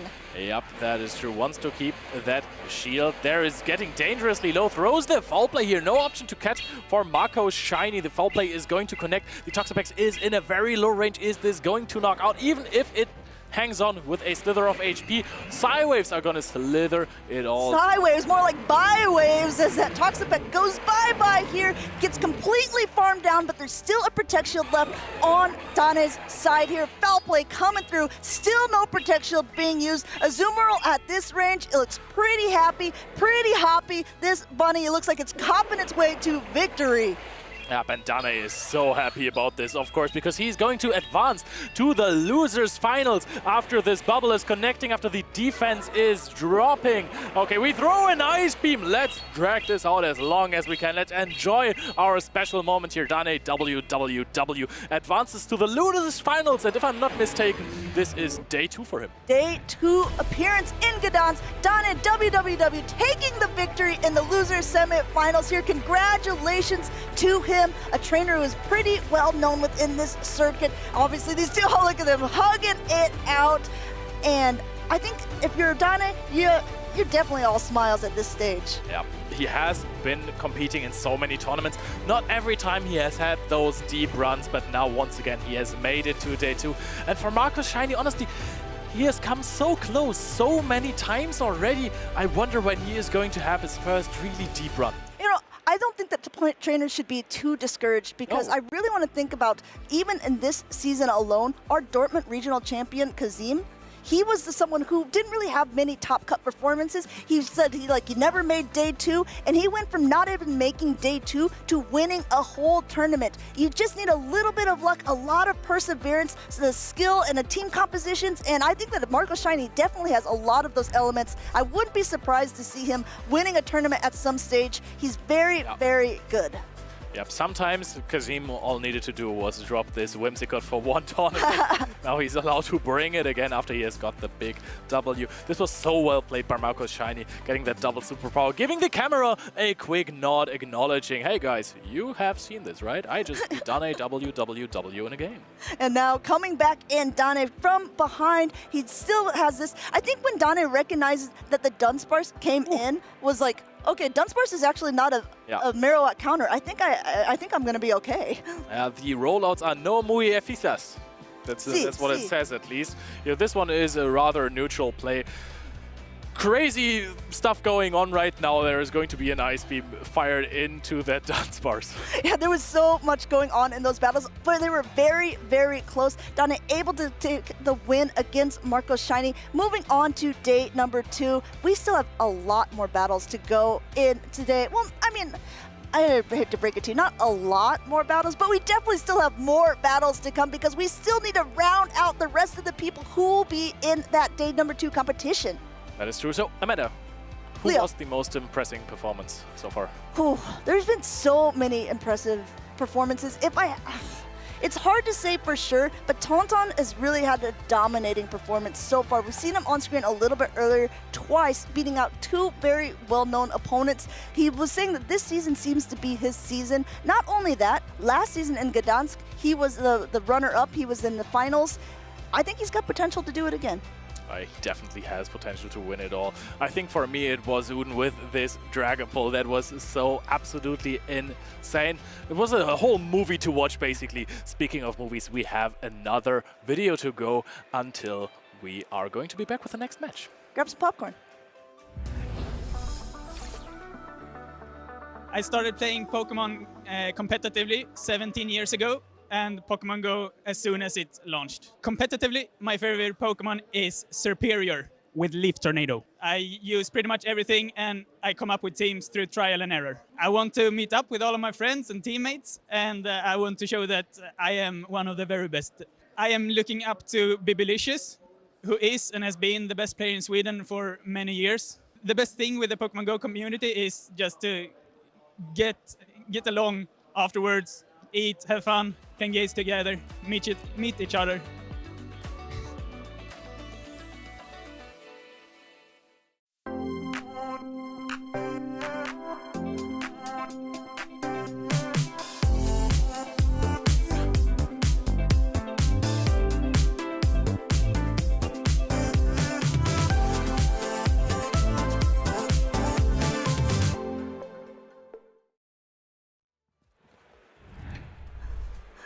Tomahawk UK cutting it very close. If you could see any of this backstage behind the footage, racing up to the camera, it was like a slow motion movie, pushing people out of the way. I was like, oh no! I was finishing a muffin. It was very tasty.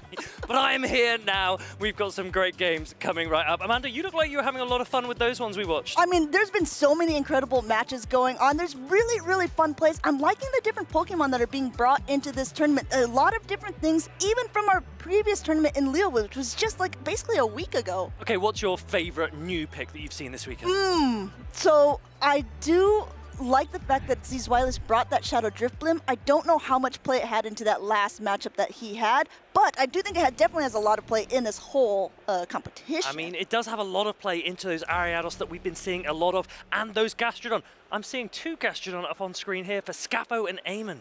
Yeah, and not only that, there's a different team composition than what we've seen. Feraligatr was like so popular in the beginning of the meta. Where has it gone? Scappo says, nope, still on my team. I still know how to use this Pokemon. He really masterfully played this earlier on. And I also want to point out, I believe this is a grudge match. This was the very matchup that we saw earlier when Eamon played against Scappo.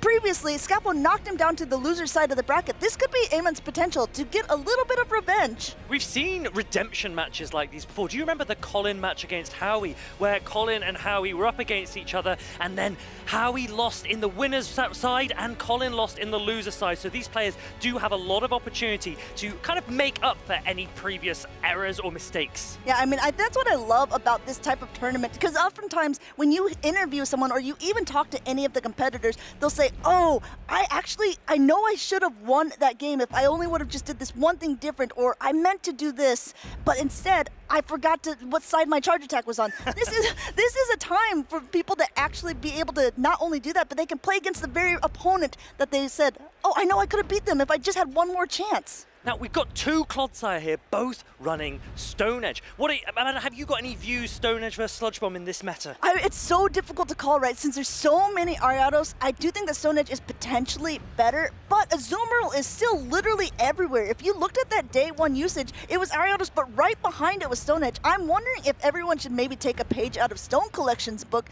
and not run Earthquake at all, but run it with Stone Edge and Sludge Bomb if you're running a Clodsire. That was another sneaky change from East Sea Gastrodon to West Sea Gastrodon. I have promised Lou that I will condemn any pink Gastrodon we see on stage. She recalls that I threw her blue Gastrodon plushie. Oh, no, Inadequance put it in a social post, which we threw a little bit earlier on. We have a Farid throwing a blue Gastrodon off of the stage, but there's still 2 on the stage. Well, 1 blue Gastrodon, 1 pink one. It's maybe a battle of the sea slugs. Well, I think I have to be softly rooting for Scappo here in solidarity with Lou's love of the blue Gastrodon. But I think both of these Gastrodon have to watch out for the flying type Pokemon on the other side. And Scappo especially needs to watch out for that Superior. So last time that they played, Scappo ended up playing a little bit ABA weak to Dunsparce, still able to win the matchup, squeaking by just barely. We'll have to see if he can do it again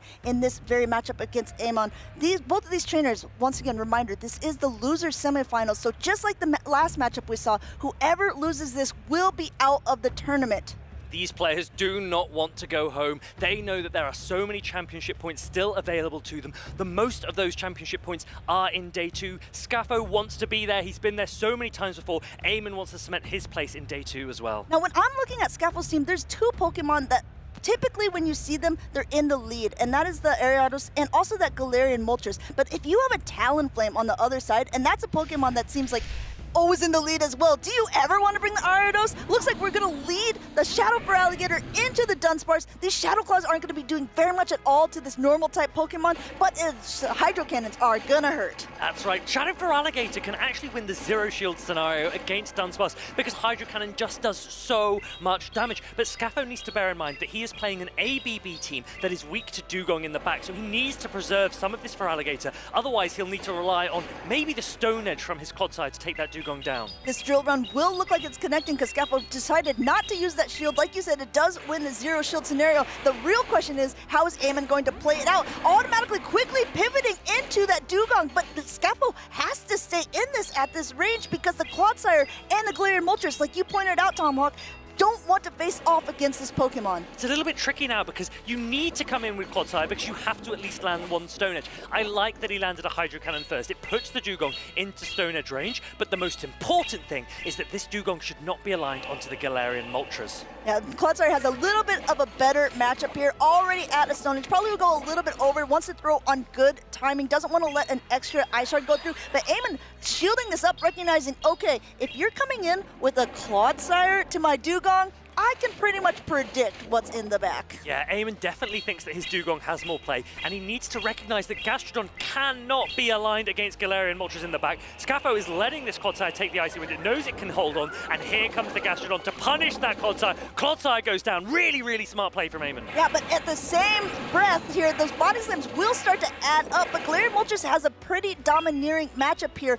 He just needs probably 2 Ancient Powers to be able to get that Dugong out, so it's still anyone's game at this moment. Scafo content to just get a lot more energy before throwing any attack. He will have to throw at some point against this Gastrodon, going for the Brave Bird, Farid. I think if he can land this Brave Bird, he should still be able to dip back into Feraligatr to reset that debuff. But look, there's a Dunsparce and a Dugong still to go, so it's not like Feraligatr has an easy time. It's already really low on health. Yeah, and at this point too, he wants to be able to get to this Ancient Power. He is able to reach it, but there's still so much to go on Scafo's side. The Feraligatr is so low. There's still so much left on the Dunsparce, which does well against the Galarian Moltres. A quick pivot out, but there's still a shield left on Eamon's side, and you can see Scafo shaking his head as Eamon basically takes, Eamon is gaming, let me tell you that, taking game number 1, just opted to completely roll out farm down Scafo, saving 2 shields for the next game.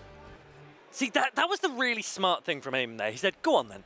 If you want to throw a Brave Bird into my Gastrodon, you'll be debuffed, and I have plenty of health on Dunsparce and Dugong in the endgame. And if you don't throw a Brave Bird, then why would I want to shield an Ancient Power? Eamon basically had both scenarios accounted for. Yeah, and well played by him. I think, if I'm remembering correctly, when they first played, Eamon took game number 1, and Scafo went down game number 1 with 2 shields. So we'll have to see if this is pretty much an exact mirror of the first time these 2 trainers played earlier on. We also mentioned it once before, Scafo, though he has a lot of accolades to his name, he has never had quite a podium finish at this point. He's very well known within this PvP circuit, but he is still really wanting to get, at least 4th place, he said. When will Scafo use his first shield of this match? That is the question. He knows he's going to need to if he wants to take this series back under control. But Eamon, he is now licking his lips. He goes, hold on a minute. I could potentially take down this pretty top competitor. I mean, and Eamon took game number 1 off of him last time. He just needs 1 more game to be able to stay in this tournament, make it on to day number 2. He's so close that he can taste it, but will he be able to have the team composition to beat Scafo 99 once again? I think we're about to find out. That Gastrodon from Eamon, the way it sniped almost that Clodsire. The Clodsire was so close to reaching an attack, but Scafo was locked in. His switch timer hadn't yet expired, and that oppressive mud slap damage came in clutch. Now coming back in, we have the Feraligatr against the Dugong. You can see Scafo a little bit more content about this because, again, that Dugong just looks so good into Scafo's team. Not only can he go for the drill runs to do some nice damage, he can go for the Icy Wind and potentially lower that attack of whatever is coming in. Hydro Cannon coming through, it's not enough to knock out Eamon comfortably, no shielding in this first scenario. So when shields are up, Shadow Feraligatr doesn't do too bad against the Dugong. Look how much damage the Shadow Claws and Hydro Cannons do already, but this drill run will do a lot of damage to Shadow Feraligatr. Not so much that it can't reach even more Hydro Cannons though. Here comes the Dunsparce to sponge some of that energy. Dunsparce takes this away. Now again, those Shadow Claws from the Feraligatr aren't going to be doing much. I wonder if we will see a pivot. Yes, we are. We're going to see a pivot into that Clodsire. Clodsire has a decent matchup against the Dunsparce because even though these drill runs are super effective, again, not same type attack bonus, so it's not going to be doing as much damage as, say, an attack from a ground type Pokemon would be. Look at this. Clodsire still smiling, that little derpy smile, still in the green, opting to go a little bit ahead and going for that heavier hitting Earthquake instead of the Stone Edge against Eamon's Dunsparce. Now looking ahead slightly into those backlines, Scafo has an Ariados there and we can see Eamon with his Stone Edge Clodsire as well. So this is looking good for Eamon, but Scafo really needs to preserve as much health or energy as he can on Clodsire or Feraligatr. Oh, the drill run will connect at this point, but he is almost at another attack. He will outpace. He's going up for another another Earthquake, but now going for that Stone Edge bait. Eamon going to let this go through. This will knock out the Dunsparce, so Clodsire, while it doesn't have much HP left, it also doesn't have much energy. An immediate quick pivot back into the Feraligatr. And what do you do here? If you're the Dugong, you know that you can just throw this Icy Wind. If Scapho shields it, then he's debuffed. He would still need to throw resisted Hydro Cannon. This isn't a comfortable position. He's putting it all onto his Ariados in the back. Now, that will be the real question. Will he be able to maneuver through not only the Dugong, but also the Clodsire? Coming straight in with the Clodsire here, recognizing, okay, this is not going to be the quite matchup. I don't want to let the Ariados get too much energy on that Dugong, but Trailblaze #1 is already being thrown, and now the attack is going to be boosted on the Ariados. It might not actually be too bad for this Ariados. It does have 2 shields. It had a little bit of an energy advantage, and these Trailblazers, especially boosted, will start to add up. When Scapho chooses to, he can pivot back into his own Clodsire, and it's not like Clodsire can poison sting it down. Yeah, at this point, Trailblaze #2 coming through. There is 1 Protect Shield left on Eamon's side, but I think he's recognizing, okay, if it's going to be more Trailblazers coming through, the attack is going to be boosting each time. I need to save this Pokemon and the shield for a very pivotal moment. Look at this, Clodsire continues to farm up. It does reach that Stone Edge. Scapho is going to shield it. This would do massive damage to the Ariados, but Ariados is so boosted right now. Scapho knows, I want to get as much damage off as possible, and Eamon's going to need to shield soon. Yeah, will he use the shield? That is the real question here, because there's still another Trailblaze going through, and no shield from Eamon's side. And these Poison Stings are doing so much at this point. If Scapho is counting, he knows that, oh, he's not even able to reach a Stone Edge. Huge damage output from that Ariados. Eamon was desperate that Scapho was going to try and throw a lunge. He didn't want to shield a boosted lunge, but he took a boosted Trailblaze instead. And look at Ariados taking game #2. I mean, you thought that it would be a little bit of Eamon's game. Clodsire is actually a great counter for the Ariados, but not when there are 2 shields involved. We talked about whether it should be Stone Edge or Sludge Bomb. Doesn't even matter in that scenario. Ariados showing that it is the dominant poison in this meta for a reason. So much more fragile than the Clodsire, but the pace and power of its damage output is really, really impressive. Yeah, I think. Now, again, these trainers, you've probably been in this seat before. This is a big moment. You're on the loser side of the bracket. Whoever wins this continues on, goes to day #2, but whoever loses this is out of the tournament. This is such a big, pivotal moment for both of these trainers who want to be able to go in. They want to be called the champion of Gdańsk. You really need to just take a moment, breathe, think. Which Pokemon is my opponent really liking at the moment? How can I stop them taking advantage of it? Eamon's going to be wary of that Ariados. He knows that he had the advantageous alignment, but he didn't have the shield scenario he wanted. That's something that he really needs to consider going into this game #3. And what if you're Scapho in this position? What are you thinking if you're in this mindset? He's really been favoring that Feraligatr, and actually using it in the lead. Well, normally he likes to use it in that safe swap position, because being able to get a Shadow Claw or 2 advantage can even put some work or get a shield from, say, even the Superior, because the Superior doesn't want to tank an Ice Beam. Galarian Moltres as well, that was starting to put in some work in that early game. The Gastrodons, will they come out to play? It's so hard to predict. The players get into game #3. Here's a Gastrodon into a Dunsparce. This is a great lead for Scapho. Now, Scapho nodding his head. He likes this lead that he is in, and we'll see if Eamon wants to go ahead and switch out. He does. He moves into that Dugong, and now Scapho responds with the Ariados. This isn't actually that bad, though the Icy Wind does a nice chunk of damage and will lower the attack. Scapho has so many opportunities to actually bring the attack back up, because the Trailblaze is basically already loaded as well. Yeah, Dugong honestly not too terrible into Ariados at all, especially once you've got that Icy Wind. The Trailblaze will put the Ariados back to its normal attack parity, but Dugong is, look, these Ice Shards are doing a pretty hefty chunk of damage. Yeah, but Trailblaze will be able to connect beforehand. Eamon makes the decision here, wants to be able to shield this up because he's very close to another attack himself. At this point, Scapho has to make the decision, right? Okay, am I going to shield? Will I even be able to make it to another Trailblaze with the HP that I'm at? Looks like he's definitely going to try, because 2 shields have been used on the other side, and he wants to be able to do it. Both trainers have used a shield, going 1 over, going for yet another Trailblaze. Does Eamon want to go 2 shields down in the mid-game? It's very difficult. At least if you do go 2 shields down, you can probably debuff the incoming Pokemon. But look at that Superior, and let's remember, Scapho does not have... Oh, interesting. He actually goes for this Icy Wind. He maybe didn't need to. He could have farmed this down, but he doesn't want to risk it. He goes, you know what, Ariados, once you're out the way, Superior could sweep. Yeah, and now Gastrodon coming back in. This isn't so bad at this stage because the Dugong might not even be able to make it to an attack. No, goes down right before the Drill Run or Icy Wind would be able to come in. In comes the Superior, but there's already so much energy on the Gastrodon side here. Able to do a little body slam, and as a reminder, no protection left on Eamon's side. Every little bit of chip damage could be very, very useful. This Superior has a lot of play into the backline because this Clodsire does not have Sludge Bomb. It is forced to throw Stone Edge instead. Yeah, Stone Edge will be the one. And you can see Scapple wondering, okay, yeah, I guess I'll shield this up. Frenzy Blade does a lot of damage. In comes the Dunsparce. This is actually a more comfortable matchup for the Clodsire, but Gastrodon doesn't want anything to do with that Superior, and they have potential to be lined up in the back. Even though there's a lot of energy on the Gastrodon, a Frenzy Plant from the Superior would do so much to knock it out at this point. Drill Run already basically being loaded, but a Stone Edge is ready to go on Scappo's side. This is a bit of a funky matchup, isn't it, Amanda? Because you've got those resisted rollouts, but those super effective drill runs. And Eamon will be looking to try and get a drill run onto this Clodsire. So I'm expecting Scappo to land this Earthquake and then pivot back into the Gastrodon. We'll see if you are correct. If Farid is using Future Sight, he is going for one more. No, not able to get it in time. Drill Run will connect with the Clodsire, getting it very low. And at this point, it could be curtains. We have to see how they want to play it out here. It's getting close to being loaded. Will Stone Edge be able to knock it out? This is the real question. How much damage does this do to the Superior? Gastrodon might have energy as well. He might go for the snipe with that body slam. I think there's a body slam already loaded, but does he remember? Oh.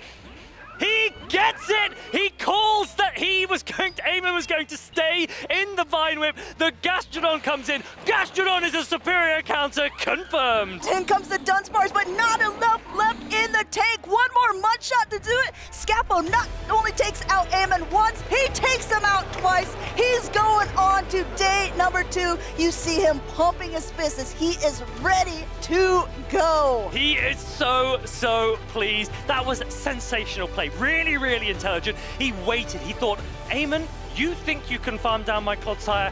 Gotcha. And I think that's exactly what happened. If we saw the replays end up later, I mean, he was waiting for the fast attack to go through from the Superior because he wanted to be able to throw off that body slam. That's exactly what he was able to do. Scappo 99 taking it into day 2 in Gdansk. That was really well played. I really liked that matchup as well because we thought Superior has quite a lot of play here, but the way that he was patient and he goes, do you know what? I'm going to throw one body slam early and I'm going to bank one for later. Perfection. And I really like the way that these two trainers played. Both games between those two went to the 3rd game in a best of 3. So they actually played full 6 games here in Gdansk against each other. Eamon, he's going to be knocked out of the tournament, but he's going home with a decent amount of championship points. And honestly, that's what a lot of trainers are going to be going for at this stage, saying, okay, if I want to be in that top 50, I need to gain these points. Scaffo, he's going to be brewing for more points as he progresses into this round. Let's see just how he did it. We've got this replay here. The Shadow for Alligator coming in. Not enough to take out that Dunsparce in game 1. As you said, Amanda, Eamon took game 1 against Scaffo both times, both matches that they played. But Scaffo's resilience, really, really impressive. I mean, Scaffo's a trainer who has been playing since almost the beginning of Pokemon PvP here. We've seen him compete throughout the seasons. He's someone who's like, yeah, he has a lot of resilience to his name. And I think that's something that obviously you need to learn as you continue to play, being, okay, I'm not going to get panicked that I lose game number 1. I'm going to make sure that my body slam connects with the Superior, and I'm going to go ahead and take game number 3. Really, really nice. That shiny Superior going down there. Not really a lot that Eamon could do, but maybe try and predict a snipe at some point. But such a hard technique to overcome. And look how pleased Scappo is. I love that for him. Yeah, I mean, I love the energy. A lot of times you see when trainers are battling, sometimes we saw it with Marco Shiny too, when he had a good play, he looked at the camera and gave a little moment. I know some trainers, especially like Lurgan Rocket, very famous for being very expressive when he plays. But that just shows the passion, I think, that people have for this game. Yes, it's a game, but obviously you want to win, you want to do well, and the Scaffold 99 doing pretty well. What would you be like, Amanda, if you were up on stage competing? Do you think you'd play with the camera a little bit, or would you be locked in and focused, like PvP David is, very much in the zone? That is a good question. I probably, if I was competing, there'd probably be a lot of this. I reckon you'd be playing with the camera. You play with the camera here, you'd be playing with the camera out there, I have no doubt. But Scaffo, he will be so pleased. He doesn't need to play with the camera, right? He is going to be playing in day 2. And not only that, I think a lot of times all these trainers, they're getting practice because they're playing at their local cups and challenges, right? This is a way to test out a team of 6, or maybe even a specific Pokemon that you're like, you know what? I think this core breaks a lot of things. I'm maybe gonna bring it in. And we showed it once before, we're gonna show it again. This is how you get connected with your current local cups and challenges. Hey, do you wanna play? Yeah.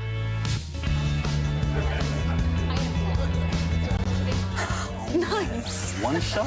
Wait, that card, yeah.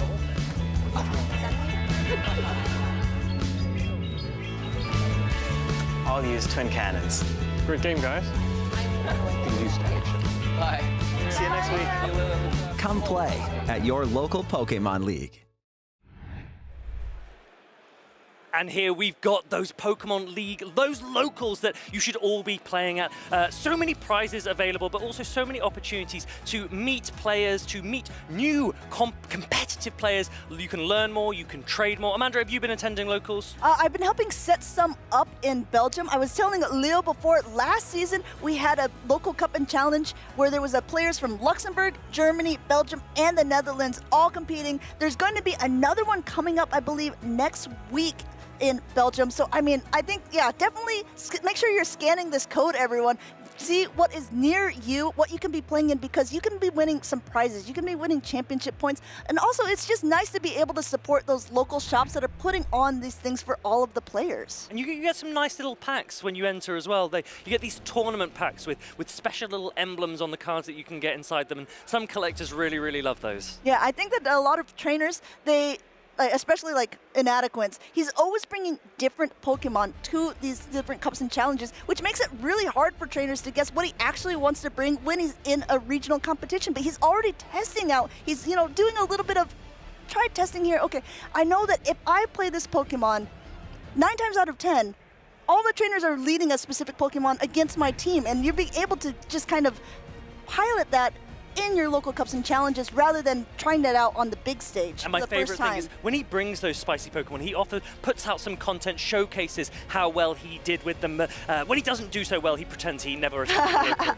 in the first place. But Pataman and XXL Cactus are the players we have up next. And can you see a little pick on Pataman's side that I haven't seen much of yet this weekend? I mean, we were talking about spicy Pokemon that we haven't seen too much in competition. I said Alolan Raticate was maybe the most spicy. I maybe have to now take it down to Patoman's Golisopod there. What a pick. And not only this, keep your eyes on Patoman because he was last year's Gdansk winner. And though he's in the loser side of the bracket, that doesn't mean that he can't do it again. We've talked about Sandslash, right? And how it has ice and ground type coverage and how so few Pokemon in the meta can resist both. But Golisopod is one such Pokemon, a bug type that resists ground and a water type that resists ice. Golisopod, a very interesting pick. I'm interested to see if it really does have play. I mean, he's been doing quite well. It looks like he's still in the tournament with one of the spiciest Pokemon that we've seen so far, running X-Scissor and Liquidation. There are other charge attacks that Golisopod kind of runs or could have potential to run. I know Aerial Ace is one that a lot of people are considering. Liquidation does have a chance to lower your opponent's defense. So it could be why he's running that. Also, water damage is pretty nice for those Clodsires. We do like water damage, and Pataman really likes regional events. Look at these accolades. Gdansk Regional Champion. He's a Liverpool Regional finalist. That is no easy feat. Barcelona Special Event finalist as well, and Bologna Special Event top 8. So he is used to the stage. XXL Cactus, we've actually seen him a couple of times more recently in the Play Pokemon circuit. Yeah, I mean, he's definitely making a name for himself. He's been doing rather well, and he's running a team that we've actually kind of seen, I mean, not the whole team composition. Toxapex is something that was really popular near the beginning of the meta, but now at this point, it seems to be kind of taking the back seat. But with so many Azumarils around, Toxapex seems like a really great pick. Yeah, this team, so many Pokemon that were used by Colin Six and Paul Asher in their Lille runs as well. Slightly different because he's gone for both Toxapex and Ariados in this set. And he's got this Gdansk Regional top 4. He's here in Gdansk again, and maybe he wants to repeat that achievement. Yeah, I think that he's well on his way, but he's got to make it through Patoman. He's got to make it through last year's champion first to be able to make it into the losers finals tomorrow, day 2. Looking at these team compositions, is there anything that is really standing out to you besides that Golisopod? Because, I mean, if you look, there's actually no ice type on XXL Cactus's team. Yes, but that Golisopod, in resisting ground, it must have a much, much better matchup into that Shadow Kanto Marowak that XXL Cactus has. And what resistances does XXL Cactus have to Pataman's Shadow Kanto Marowak? Good point, good point. We'll have to see how much that will come into play. The main thing I'm looking at is, will the Galarian Moltres come into play? Because if there's an Azumarill on the other side, if there's a Alolan Sandslash, and even the Ariados, I mean, they're can be able to put up quite a fight against that Pokemon. It's one of the top used Pokemon this season, but will it have any play in this loser semifinals? Do you know what X-Scissor is really, really good for a Golisopod? Oh, maybe that Galarian Moltres? Yeah, and also one-shotting a Malamar. And I think that I wouldn't half mind seeing a Golisopod in this matchup, because I think it probably, if it can avoid the Azumarill especially, it has a reasonable amount of play. Yeah, I mean, even if it doesn't end up avoiding the Azumarill, good question for you. Would you throw Liquidation in hopes to lower the defense of the Azumarill, or would you throw the X-Scissors to do a little bit more damage? That's a really good question. I think partly it might also depend on whether or not you want to get rid of the switch timer as quickly as possible. X-Scissor slightly cheaper to throw, and Pataman with shields up, I think Golisopod probably doesn't fare too badly into an Azumarill. So I think what you're saying is we're probably going to see some Golisopod play. I think that there is definitely some Marowak play that's going to be going on with 2 of them on the teams.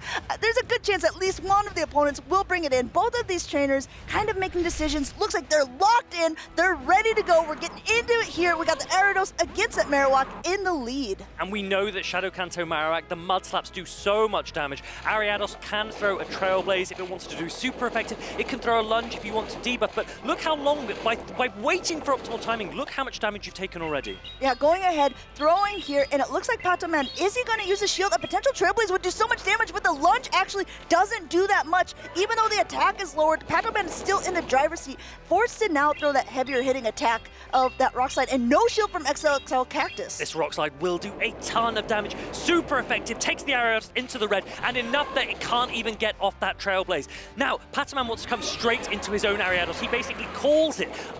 This is really smart play. Ariados has played into both of these Pokemon in the back. Yeah, going and doing the same play as the Cactus is there, going for that Lunge instead of the Trailblaze. No shield left on the other side either.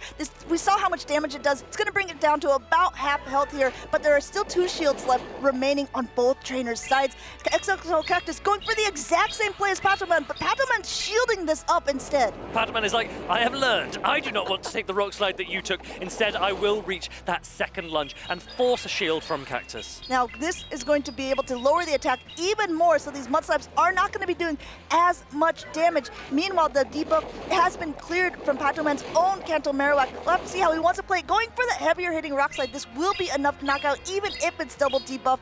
And I don't think Pataman wants to use a shield. No, he does! He uses both shields here in this moment, correctly calling that, because he's got so much energy on the Ariados. He sees so much value in this Ariados, and it is paying off. Will Cactus shield? No, he will let this Marowak go down. How's he going to take out this Ariados? Because he's going to get lunged or Trailblazed again. Yeah, and this is the thing. This is the last Pokemon on XXL Cactus side, so I really like this play by Pataman. He could have gone for the Trailblaze. It does more damage, but he's guaranteeing that whatever the Azumarill does now is not going to be hit as heavy, and now he comes in with the Alolan Sandslash to completely negate the charge attack energy, because neither the Play Rough nor the Ice Beam already do that much damage to this Steel-type Pokemon. Really, really smart play from Pataman. As you said, he leaves the Azumarill debuff. The Azumarill doesn't have any way of clearing that debuff, and both of its charge attacks are resisted by the steel typing in Alolan Sandslash. It's a non-shadow Alolan Sandslash as well, so it can withstand so much more pressure. And being able to just go through,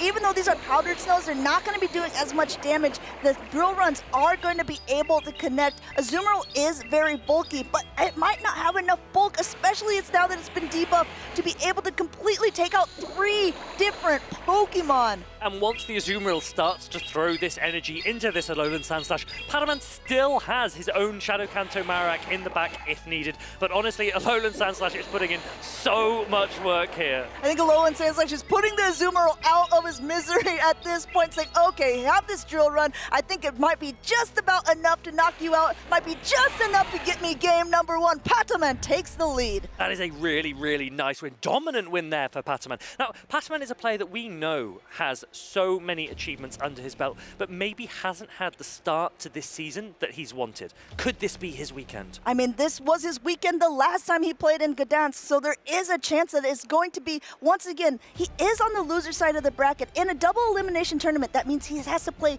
that many more battles to be able to make it onto date number 2. But in my opinion, that just gives him that much more experience against all the different players, against all the different teams that his opponents could be running. I like that. I like that. Padaman goes, do you know what? I'm going to drop down into the losers bracket. I want a little bit of extra practice before I make day 2. Yeah. He will really, really be pushing. He wants to get into that day number 2. He wants those championship points and he wants those medals. It's what we call like a, you can take a game on hard mode. So he already just put himself in a hard mode saying, okay, I want to be able to play as many games as possible to really showcase my skills here. But XXL Cactus is going to try his hardest to make sure that is not possible. He said, okay, you know what, Pataman, you won it once. Let's go ahead and give someone else a chance here.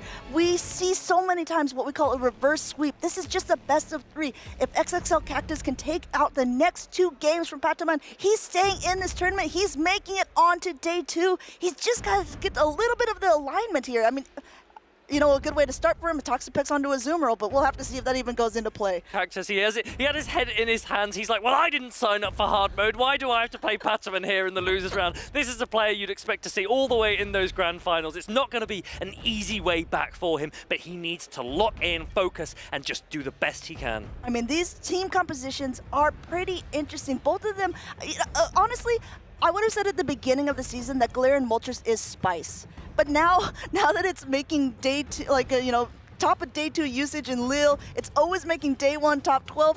Can we even consider this Pokemon spice anymore? It's so relevant. Do you know what's really crazy? Just how different the meta is right now to how it looked in the World Championships. Yeah, the changes absolutely. have been immense. We have a Shadow Kanto Marowak against a Gliscopod. Could you ever have imagined saying that a few months ago? Pataman already nodding his head in the slightest amount, saying, okay, this is exactly what I want. Like you mentioned, these Mudslaps are not doing very much at all, and going for an X-Scissor rather than a Liquidation is, like you said, it's a little bit cheaper, and not only that, it gets a shield because Liquidation is going to do so much damage to the Marowak. That's a really nice bait. Will Cactus respond with a bait of his own? Yes, he will. Padaman, are you going to shield it?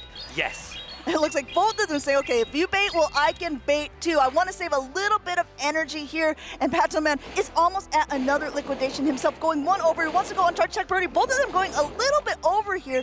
Does XL Cactus want to shield? Doing 2 shields in the very first part of the matchup, Farid.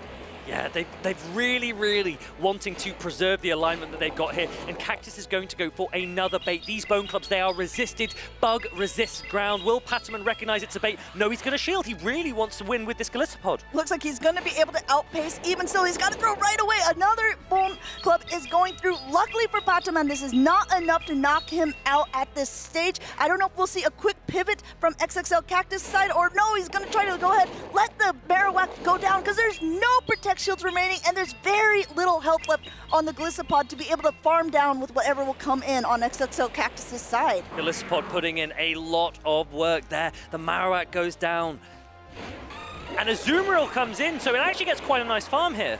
Going for the X-Scissor instead, you can see him kind of shrugging. He knows this isn't going to be doing that much damage, but he wants to do a little bit of a chip here before the Gliscopod goes down, but now he has a good alignment. And the real question is, what does he want to bring in? Azumarill does have a couple bubble advantages, but the charge attacks are not going to be doing too much to the Alolan Sandslash. Maybe we're going to try to see a catch? I mean, I think that this is really smart from Pataman. He has that Alolan Sandslash, which can sponge the energy from the Azumarill and from the Ariados in the back. Pataman looks like he's in the driver's seat, even though he's the first to take the damage in this middle matchup. Yeah, quick pivot now into his own Ariados, but you know what? There's no shields remaining. Pataman doesn't even bother throwing an attack here, which is kind of an interesting move. Going for a lunge, this will debuff the Alolan Sandslash, but guess what? Not very effective. Cactus, he's already whispered to Pataman. He said GG, but Pataman is going to keep going with these ice punches. He's resisting all of the attacks from this Ariados. Steel resists all of poison, grass, and bug. So Sandslash has such a dominant matchup here. Double now debuffed as that second lunge goes through. We saw before that the ice punch was not doing that much damage. It's now going to be doing even less than its double debuff. But at this stage, with the powder snow as well, it's going to be doing enough.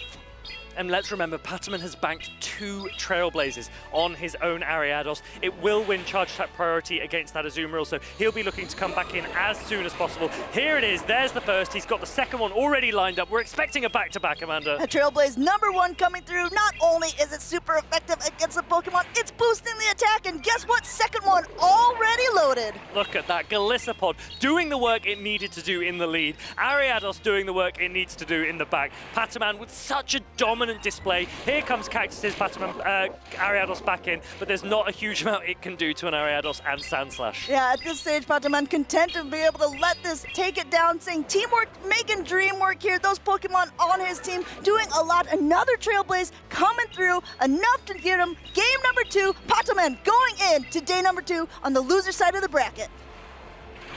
That was really nice, throwing that very, very resisted Trailblaze, but Pataman looks so comfortable here. He's smiling. I'm sure his friends and family will be smiling as well. Well played by Cactus too. It was a very, very tough matchup, and Pataman is not an easy competitor to be up against. Oh, not only that, I think he just read him very well, right? You know that in the back how strong his Alolan Sandslash was going to be into that lineup, and once he saw the Azumarill, I think he was just like, okay, well, this is great. No matter what, I think I'm in a good position. I also really liked kind of his discipline. He charged up 2 attacks. I think a lot of people, and I'm definitely including myself in this, would have thrown at least the first lunge into the Ariados, right? Being like, okay, well, I want to make sure that the damage that this one is doing is not going to be as much before I swap out. But he recognized, I don't even need to do this. No matter what my opponent's Ariados throws at my Alolan Sandslash, it's not going to make a difference. We talked so much about how players are adapting to the rise in Ariados, which types that they are bringing to sponge that damage. Alolan Sandslash seems to be one of the top performers.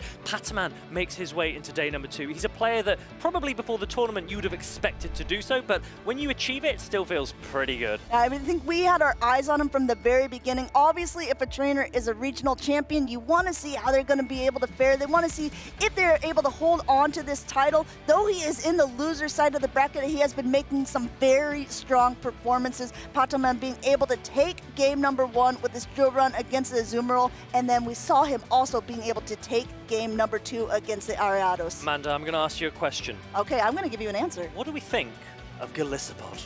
Honestly, I don't know yet. Like, the fact that he's... Does that count as an answer? I don't know if it does. He still had to go 2 shields down at the beginning. Granted, they were baits, great baits by Cactus's side there to be able to get those shields. But at that stage, if you resist those mud slaps, but you still have to use the shields to be able to win with very, very small sliver of health, is that really a great answer to Marowak? I don't know, but Pataman, he seemed to call the lines correctly, so I think he was pretty happy with that. But what about Shadow Kanto Marowak? We've seen quite a few of these. Yep. They've become very, very popular, especially since Lyle Jeffs III won Louisville with a Shadow Kanto Marowak. Yeah. Thoughts on it? I'm definitely more of a fan of Marowak than I am of the Galissapod. I mean, listen, change my mind. What does the chat think? Do you guys think that Galissapod is going to be the answer? Is this going to be the new key Pokemon? If Pataman wins, I tell you, there's definitely going to be more people that will be running it. We might see it like Shadow Quagsire making it into that top 12 usage of day 1. Yeah, I mean, if I had a Shadow Kanto Marowak, I'd be running it, that's for sure. The damage that it can output is so strong. Even there, baiting the Galissapod, it took the Galissapod so low just with resisted attacks. Exactly, and that's my whole point. If your main thing is to bring in to counter against the Marowak, well, it's not really doing its job. Okay, but here's something. Did you know Galissapod can win the 2-shield scenario against an Azumarill straight X-Scissor? Okay. I mean, Malamar also can win a 2-shield scenario against Azumarill. There's quite a few Pokemon. It doesn't need to be Galissapod. I mean, but there are these Pokemon that do have that flexibility, these squishy Pokemon that your opponents might not have prepared for, and sometimes that is the key, bringing Pokemon that your opponents aren't prepared for. And we have a couple of Pokemon here from Snorek against Kazim33 that I wasn't expecting to see. Yeah, I mean, you talk about unpredictable. I'm looking at a Registeel, which, I mean, we did see Arrow use in this earlier economy. on. Registeel, what moveset would you be running on Registeel in a Clodsire meta? Ooh, that is potentially Flash Cannon, but I mean, it's not even going to be doing that good either. But, I mean, when shields are down, Registeel really puts in a lot of work often. And Count Xavius kind of said it earlier on. He thinks that Registeel is really a day 2 Pokemon, so people who use it usually end up going quite far because they know how to use it, they know what Pokemon it goes well against, and they can pilot it to success. So here, if you look at this Drifblim Ariados, Drifblim is so dominant into any Clodsire that's running the Sludge Bomb Earthquake moveset. But if you are running Stone Edge on your Clodsire, you have a much better matchup into both Shadow Drifblim and into Ariados, but arguably a worse matchup into Azumarill. So I almost like how Snorek has hedged his bets here. And exactly, because this is open team sheets, so we're going to be able to see what the Clodsires will be running, if there's even Clodsires at all, because they haven't seemed to have been around as often as they were before. This team, I mean, I gave Swilus a lot of credit for maybe running the most spicy team in this competition, but Snorek, I think, has given him a pretty good run for his money, because the Registeel counts for at least 2. That's true. Having said that, we did see a Shadow Don Van Need Arena That team. is true, which Dan V. definitely deserves a mention. Now, I'm not expecting to see a huge amount of Registeel against a Quagsire Clodsire team. What do you think? Yeah, and at this point, especially because it's running Sludge Bomb, I think that if you're Drifblim, you definitely have a lot of play into this team, because Moltres, I mean, it's kind of even, right? The Icy Wind does so much, but the Ancient Power and also the fast attacks when Moltres does quite a bit. Dunsparce does really well into the Drifblim, but Ariados does horrible. It really does. But Shadow Drifblim, it needs to avoid that Dunsparce Moltres, like you said, but it actually can do pretty well into an Azumarill. As the Shadow variant, the Astonishes do add up. You need to be shielding the Ice Beams, but Astonish and Shadow Ball pressure is quite a lot. So I am expecting to see Shadow Drifblim. I'm definitely not expecting to see Registeel. Let's see if Snorek agrees with me. I mean, what I'm astonished about is the fact that Kazim is actually running a fairly meta team, because when I last talked to him, he was like, he ran a Shadow Hippowdon, I believe, last tournament. He's been known for using Whimsicott in the past. I was expecting, something like pretty off meta coming in, showcasing his extra skills. But I also want to point out here, Kazim, once he won Dortmund, it's like this guy is everywhere. He's always winning. Yeah, if he can win this match, I think that this will be his 3rd top cut in a row, which is a pretty impressive achievement, especially for a player who, prior to this season, had never top cut an event. Exactly. And I think that just goes to show, especially anyone watching or thinking about coming to a regional competition, anyone can do it, right? You just need some skills. You just need to be able to learn your counts, be able to put a good team together, and you could be like Kazim. You could end up winning a regional competition. If Kazim can do it, anyone can do it, says Amanda. Well, not Tomahawk UK. I don't know. I can get into day 2, that's for true. sure. That's true. That is true. It looks like one of these 2 trainers will also be able to get into day 2, because whoever wins this is guaranteed that for Gdansk. Snorek, I mean, this team looks pretty good. I'm excited to see some Shadow Drifblim play. Looks like he's excited too. He's already kind of dancing around. Yeah, because he also has that Diggersby as well that we've not seen a huge amount of. It has very strong matchups into Clodsire and into Dunsparce. And if it gets any form of head start against Ariados, it's pretty good there as well. Yeah, it doesn't do so well against that Galarian Moltres, but you know what? Galarian Moltres actually needs to throw either like a Brave Bird to be able to take it out as well. So, oh my goodness! Okay, listen, Tomahawk. You said you're not going to see any Registeel. Snorek says, here, watch me as I bring it into game number 1. And this is actually a great matchup for Snorek here. I think Kazim was just banking on the fact that he wasn't going to bring it either. Truth be told, I actually don't know how this matchup goes. The Sucker Punch will do a lot of damage. Brave Bird, it's not going shielded. Can you just shield and carry on Sucker Punching down for a little bit? I mean, maybe at this point you're going to have to shield, because now that your defenses have dropped, this Zap Cannon would do so much damage. It also has a chance to debuff, so we'll see if he does get that. He does. You hear the little sound effect here. The attack is falling. You saw the little sprinkles fall over the Galarian Moltres. And now, not only this, the Ariados is coming in to add a little bit of lunge damage. But it is weird and impressive that Snorlax ended up going out first.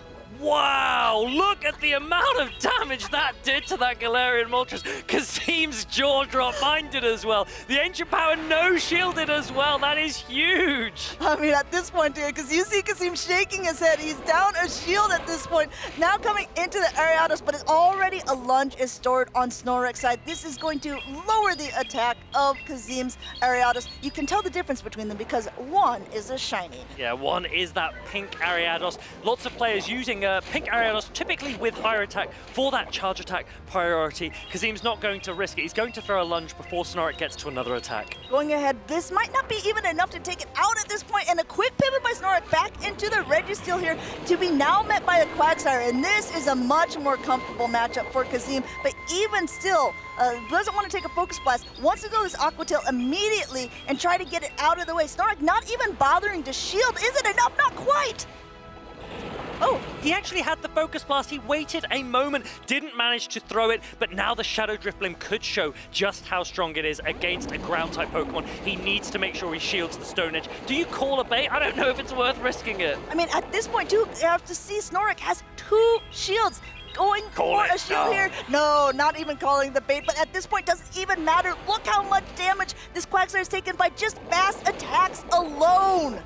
Shadow Drifblim with this Icy Wind. Kazim will need to shield it if he wants to keep his Shadow Quagsire on the field of play. Shadow Drifblim with 2 shields, it's scary. Yeah, at this point too, going for a lunge, but at the very same time, a great catch by Kazim, recognizing that this could be a play by Snorlax. And now at this point, he's going to be able to farm it down, but will he be able to? Oh, I like the Snorlax not going to tap at all. Both of these trainers don't want to do too much.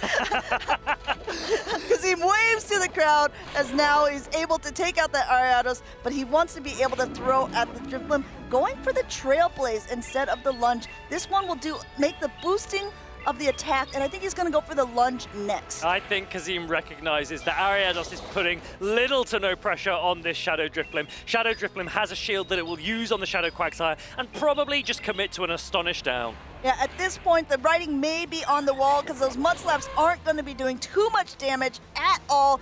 Icy Wind already ready. No Protect Shields remaining on the side of Kazim. Looks like this Shadow Drifblim is maybe cooling it off here for Kazim 33. Yeah, really nice play here. Kazim's going to go for an attack just in case Snorlax's not paying attention. Snorlax still has his shield, very comfortable. I mentioned Shadow Drifblim, and everyone was like, I don't know about that, but look at it here. Look at it. It was a showcase. I saw Z's Wireless play it earlier on. It actually had no play into his opponent's team. He still chose to bring it. Unfortunately for him, he did end up losing that game, but he didn't win the series. Snorlax really put on a showcase of how this Pokemon can be put to work. And I really like that. I was there going, Registeel is so hard to bring here. And Snorlax goes, maybe my opponent is thinking just that. Exactly. And that's how I can catch them off. It's risky, but sometimes it works. Yeah, I mean, sometimes you choose Pokemon that other players don't really know how to counter, and that's how you win, right? And that's exactly what Snorlax did in that scenario, saying, not so many people are bringing that Registeel. I think I can have some play with it. I know he brought it to Lille as well, and so I think in this season, he's just saying, okay, I'm determined to make this Pokemon work. And I mean, Snorlax's team it's just so unique from anything we've seen so far this tournament. And I think in my opinion, this tournament mainly shows how players like Snorlax isolates himself from everyone else so that others can't know anything. He just plays interesting things and wins because no one counters it. And exactly that he did for game number 1 against Kazim. I'm also thinking, Registeel, though it has such bad matchups into Clodsire, though it has really bad matchups like pretty much into Quagsire as well, what are the top Pokemon that are being used right now? It's Ariados and it's Azumarill. Registeel has great play into both of those Pokemon. Also Dunsparce. Dunsparce doesn't want to take a Focus Blast. Malamar doesn't want to take a Focus Blast. It actually maybe has quite a bit of play.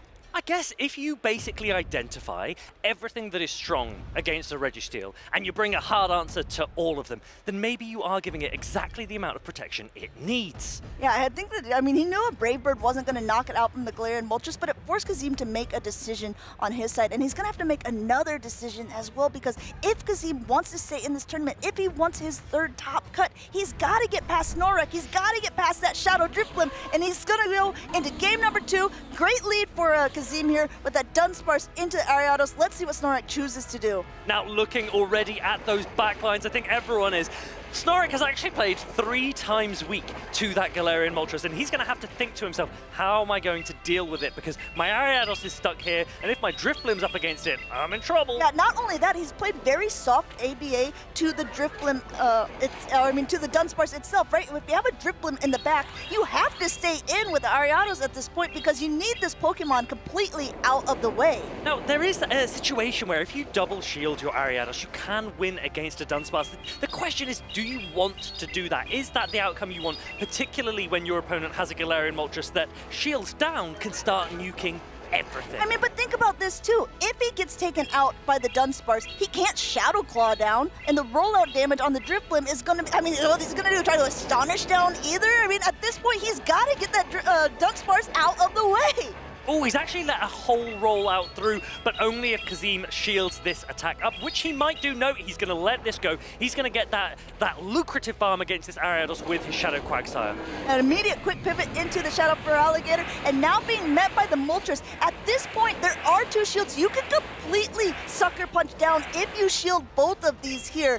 Will Kazim want to do that is the real question. Does he recognize how strong this Galarian Moltres is into the other team? Now, Snorek has baited out the Galarian Moltres. This could be exactly what he wants, but Kazim is going to throw this Ancient Power here just before that Snorek can throw his Hydro Cannon, and Snorek needs to get this damage off because otherwise there's no way to take out the Moltres. Yeah, he's going to be able to now opting for that heavier hitting attack too, that Ice Beam. This would be enough to knock out the Moltres. Kazim comfortably shielding this up, and I think we're going to see him completely fast attack down. He's going to be able to get a lot of energy. He's already at an Ancient Power. No Protect Shields remaining. Even if that Drifblim comes in, it's going to have to take an Ancient Power or a Brave Bird. Snorek sets down his phone almost. Yeah, Kazim, he goes ask, he goes, do you have Drifblim in the back, Snorek? So, reluctantly, yes I do. Well, not anymore. This Brave Bird land, Shadow Drifblim without shields is not much of a force to be reckoned with. It wants the shields, it wants 2 if possible. Kazim takes game number 2. Very risky lineup by Snorek, but you know what? He played very risky game number 1, and it really worked out for him, so you can't blame him for trying something different this time. Unfortunately for him, meeting that Dunsparce in the lead was just too much to overcome because it forced him to make a shield on the Ariados, and the Galarian Moltres just had too much energy to be able to overcome. Galarian Moltres is just so powerful. Drifblim doing anything it can. It can't. What do you do in that situation? You can't dodge. You can't distract your opponent. Put a shoe on your head. Say hit this instead. What does Snorek do in that position? I mean, you could try. It looked like what he did was set down his phone, but that just means we're going into a decisive game number 3, and I love this in the loser side of the bracket because it's so much emotion, and because these trainers both want to go on to day number 2, and unfortunately for one of them, this will be the farthest that they make it here in Gdansk. Now, do you notice how Kazim goes, okay, Snorek, I know you like to use your Shadow Drifblim, so I'm going to lead strong to it with Dunsparce, and I'm going to have Galarian Moltres in the back. Let's see what kind of play you have now. Yeah, and we'll have to see what kind of play he will have in this 3rd game. How do you play against an opponent like Snorek when they're playing so many different Pokemon? If you look at what he played, it was completely different than what he played in game number 1. Is he going to completely go for a new strategy once again? Do you think he'll go back to the Registeel that he had in game number 1? There's so many different ways to play out this decisive game 3. Now, Snorek, he could go for something completely random here. He doesn't need to worry about ABB. He could go for something just to throw Kazim off, just so that Kazim cannot predict what's in the back. What have you got to lose at this point? Why don't try your luck? I mean, I think that's potentially what he will do. I mean, it's what he did game 1 when we were literally saying there's no room for a Registeel in this game. Oh, what's he going to lead? He's going to lead that Registeel. What's he going to lead in game number 3? We're about to find out. We're seeing an Ariados mirror matchup. Of course, this comes down to who can throw off that lunge first will be the person who wins. This is, once again, charge attack priority, meaning the Ariados with a higher attack, and it looks like it is going to be Kazim's. Kazim is very, very pleased about this, but if you look at these backlines, an Azumarill and a Registeel means that Galarian Moltres doesn't have much room to work with. So Snorlax could allow his Ariados to go down and come in with a Registeel to sponge any other damage as well. I'm very interested to see how he plays this because realistically, Registeel wants shields down to be at its best. Exactly, and that's when Registeel can really put in a lot of work because the fast attacks of Registeel don't really do much at all. It's relying solely on the charge attacks here. Meanwhile, another charge attack coming through, yet another lunge onto the Ariados, but now repeating back from Snorlax, saying, okay, you lunge, I lunge. Here you go, Kazim. How many times do you stay into this matchup and lunge, or do you bank a lunge, allow one to land from your opponent, and switch into something else? I don't know if you can. You don't want to switch into an Azumarill, and you can't lock on down the Ariados either, so it's not comfortable at all. I mean, that's the whole point. It's like, when you're throwing lunges, you don't want to catch it on anything because you don't want to be debuffed. So at least at this point, Kazim says, okay, I'm going to come in with something else. I'm going to store a little bit of energy. Now, since this is a normal type Pokemon, the Focus Blasts are going to do a lot of damage from this Registeel. Kazim is able to get off a Drill Run first, but the Snorlax can comfortably no-shield this, even though it is going to be super effective. That Registeel is still in the green. Do you throw a Zap Cannon for the debuff chance? No, he's going straight for that Focus Blast. Super effective fighting type damage if it lands. Is Kazim going to shield? No, he isn't. Gonna go ahead, let that go through, recognizing that, okay, I think it needs more than one, and with the Focus Blast, no chance of a debuff there. He will be able to get to another Drill Run. He's one rollout away for yet another here. Snorlax still no shields left. Content to just let this Registeel go. Real danger here is if you land your next Focus Blast, are you letting yourself just be in farm down range? You don't really want that. So actually this Drill Run landing, it could be okay for Snorlax. I mean, Snorlax, he didn't shield. You can see he's deciding what he wants to do. What does he want to come in with? Because the rollout damage is going to do more to the Ariados. Still going to go in. And now Kazim, very quick play here. Coming in with the lunge saying, okay, well, you're trying to get all this energy. Where's it going to go? Well, actually, if you shield this, once you take down the Ariados, your Azumarill could sweep. Well, we'll see if that's going to be the case. This lunge now coming through. Kazim has 2 shields left on his side. He's letting the Ariados go. He does have a Moltres in the back. He has a little sliver of health left on that Dunsparce as well. Potential for a catch or to clear any debuffs that could be coming his way from a lunge. Kazim, he really, really wants to focus. He needs his Galarian Moltres to get as much value as possible. He does have 2 shields. It's not over for Kazim by any means. Snorlax is in the driver's seat. These Ice Beams will do a ton of damage. They have to go shielded. You saw the postures of both of these trainers as these last Pokemon took their field because Snorlax kind of stood up. Meanwhile, Kazim, he's now concentrated. He recognizes how much he needs to do. Galarian Moltres doesn't usually have a good play into it, and especially not if a Brave Bird gets called here. The defenses are severely dropped, but Azumarill takes so long to pace. This is a massive, massive moment. This Brave Bird will do a ton of damage. If Kazim can catch an attack, that will be massive. I could fall off my chair if it happens. We'll have to see if it will. There's so much energy on Snorlax's side. Throwing the Ice Beam now. I think he was expecting to try to have a catch because he was saying, I know that you know that you need to have me catch. This is getting close. Look how much energy. It's going to be really, really tight. At this point now, the Ariados is coming in, but it gets completely farmed down here by the Galarian Moltres. Galarian Moltres has another Brave Bird. Oh my goodness, Kazim, he is over the moon. He stayed in with the Galarian Moltres. Snorlax almost anticipating a catch, tried to go in with the Ariados.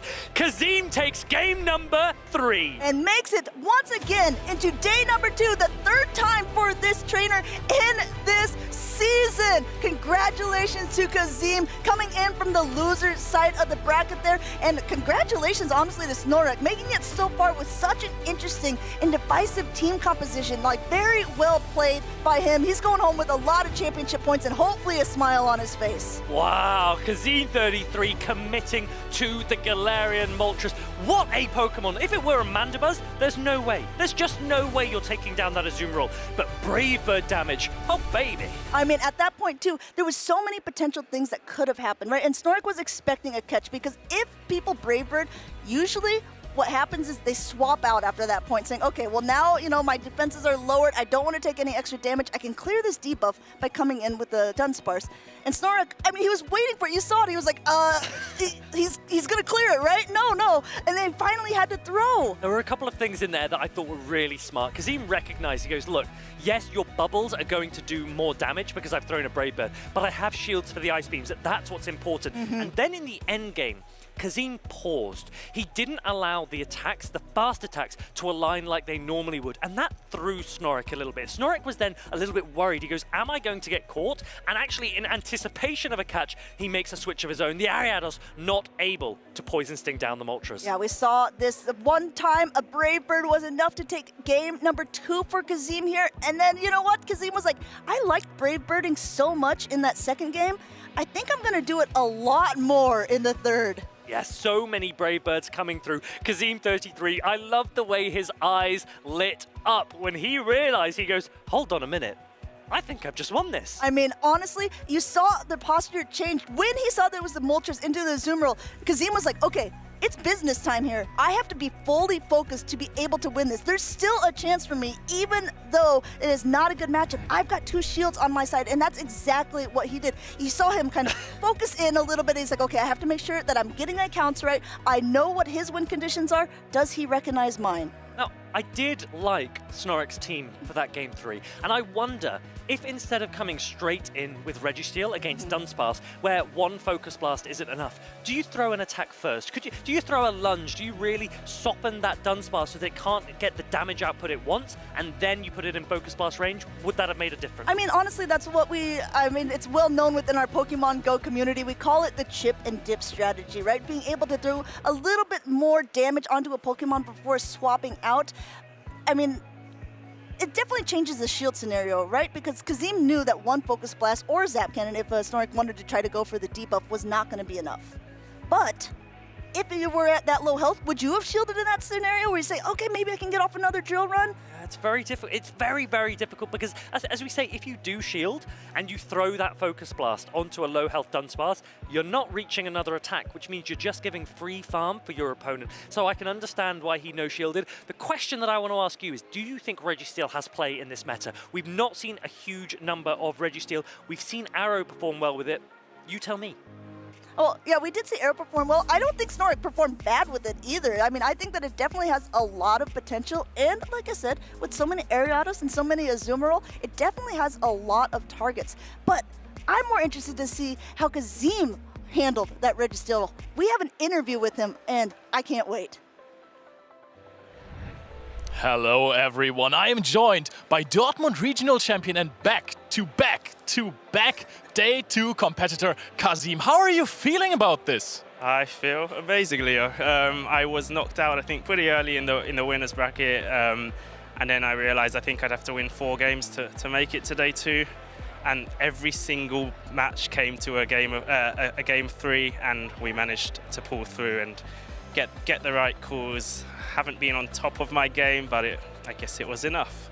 I mean, this was insane. In the game 3, you had the Galarian Moltres on the Azumarill. What did you think in that situation? Because every other Pokemon in the back would have been super fine for you. Yeah, so I was, I think just before I went into the Moltres, I was thinking, please no Azu, please no Azu. But then I realized I had a shield advantage.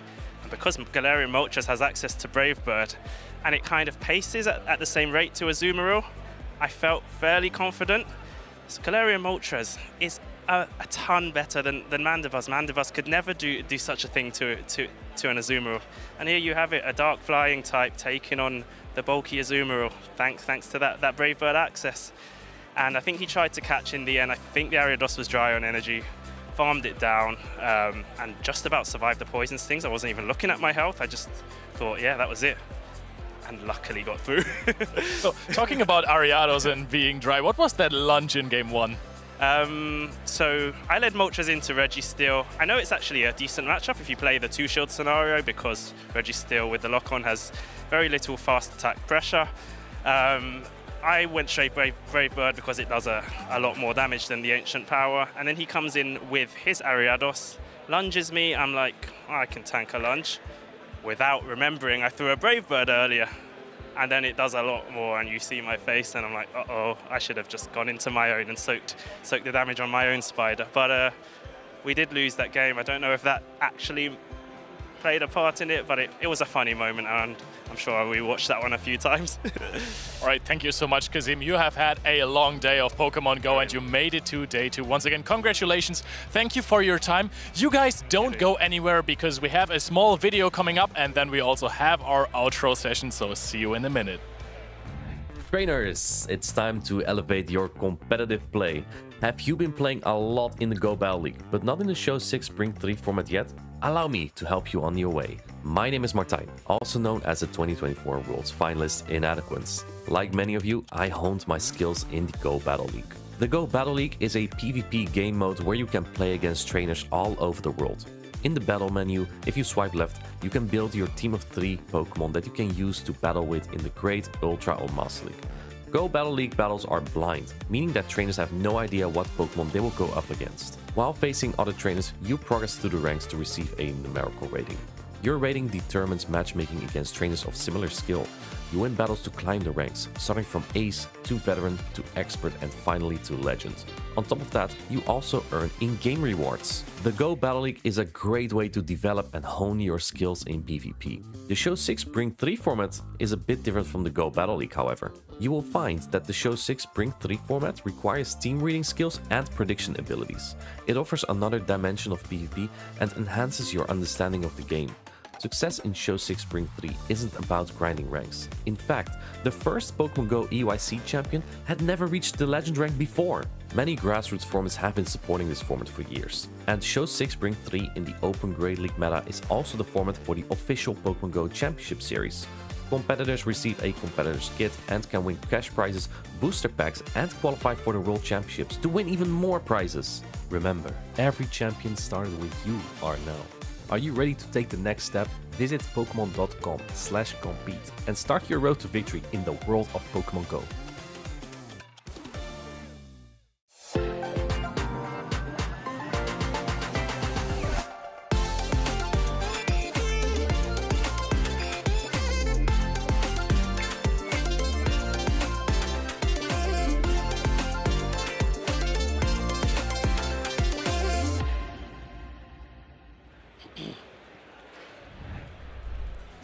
What an insane day of Pokemon Go once again, guys. How are we feeling about this amazing regional so far? I am honestly astounded at the number of spicy picks that we've seen that even I wasn't expecting to. Dragapult, call yourself probably. astonished? Yeah, I am astonished.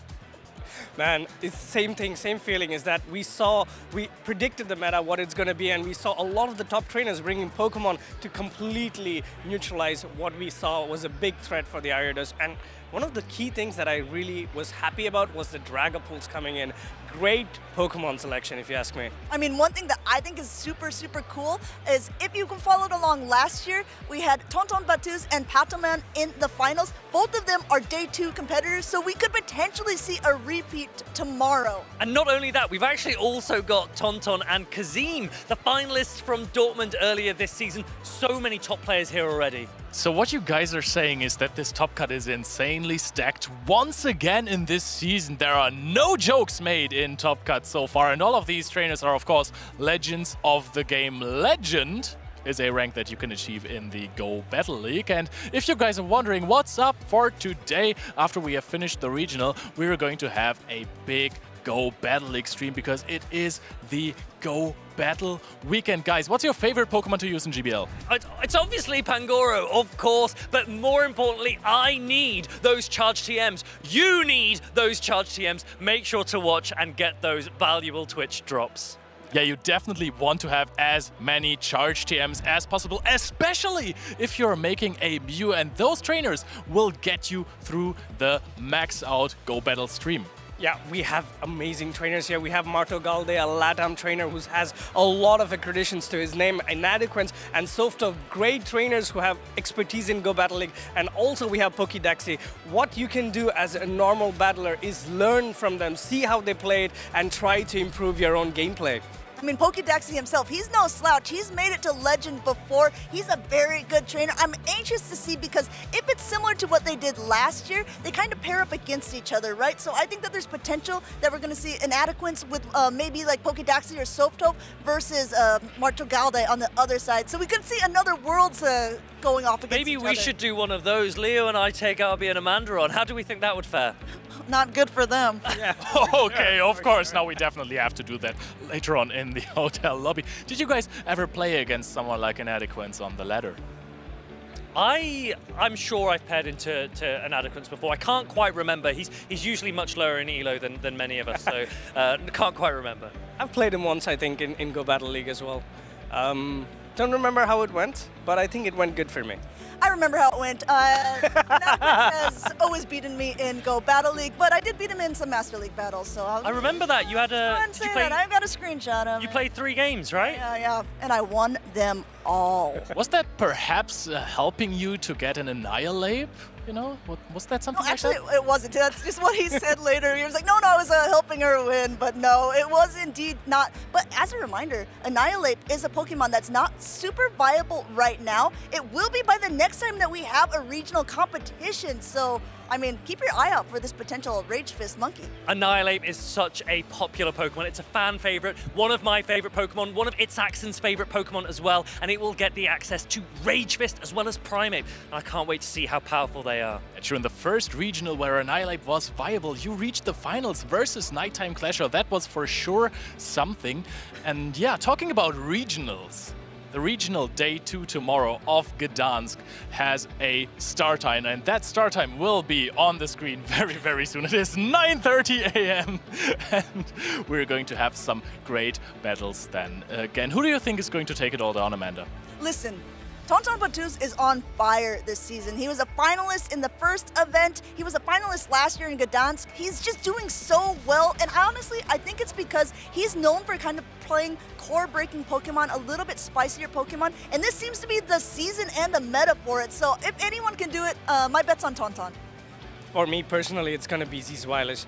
He's bought 2 very spicy Pokemon in the Shadow Drifblim and also the Magnezone, and he's shown that he's not afraid to use them, and if put to use, it's gonna do a ton of work for him. I think that Zweilous is a very strong player with a very strong team, but I am going to put my bets on PvP David. He is in the loser side, but I have no doubt that he can make his way through. In case you're wondering, what if these trainers don't all win the regionals? Will they have a chance to compete again this season to get a ticket to the World Championships in Anaheim? Yes, they will. We have plenty of regionals and ICs coming up very soon, and the next one is going to be in Stuttgart. However, we're having a big tournament before that already. Yeah, it's the Latin America International Championship in Sao Paulo. Amanda and I, we will be there. We hope you are tuning in so that you can be there too.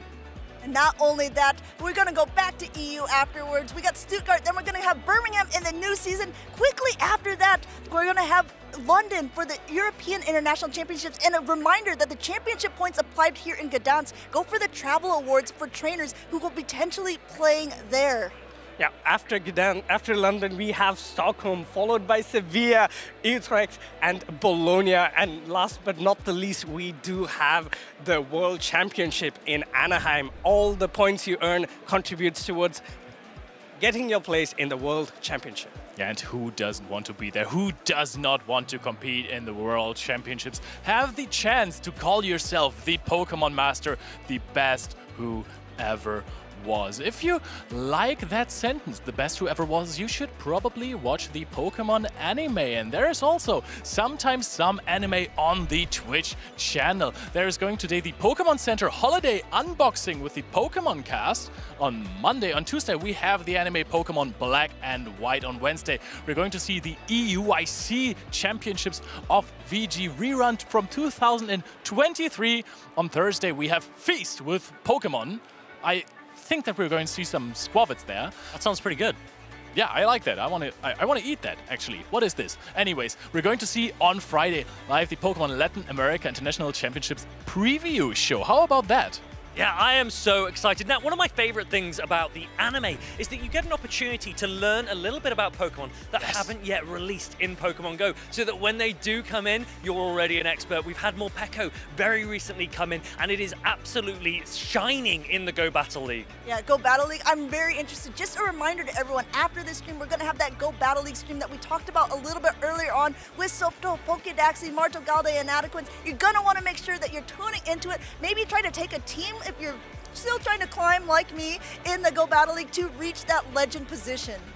Well, you don't always have to climb. You can, of course, just play for fun when you've already hit legends, just like Tomahawk, you're so good I at mean, this you game. can play for fun wherever you are, whatever your targets So good. are. You can just enjoy yourself. There are so many rewards available. There are the Twitch drops available as well. So I think it's a really good opportunity for everyone to get involved. I absolutely agree. So if you want to watch more Pokemon streams, if you want to see those big broadcasts, go on Pokemon.com/broadcast to catch the action live and in color as we speak, or rather as they are playing on that point. And of course, also use social media, follow Pokemon on social media. And if you're watching those tournaments, if you have any thoughts that you want to share with us, if you have any fun pictures, use the hashtag #PlayPokemon and you might actually see your posts on the big screen. Which one was your favorite post that you've ever seen on one of those streams, Amanda?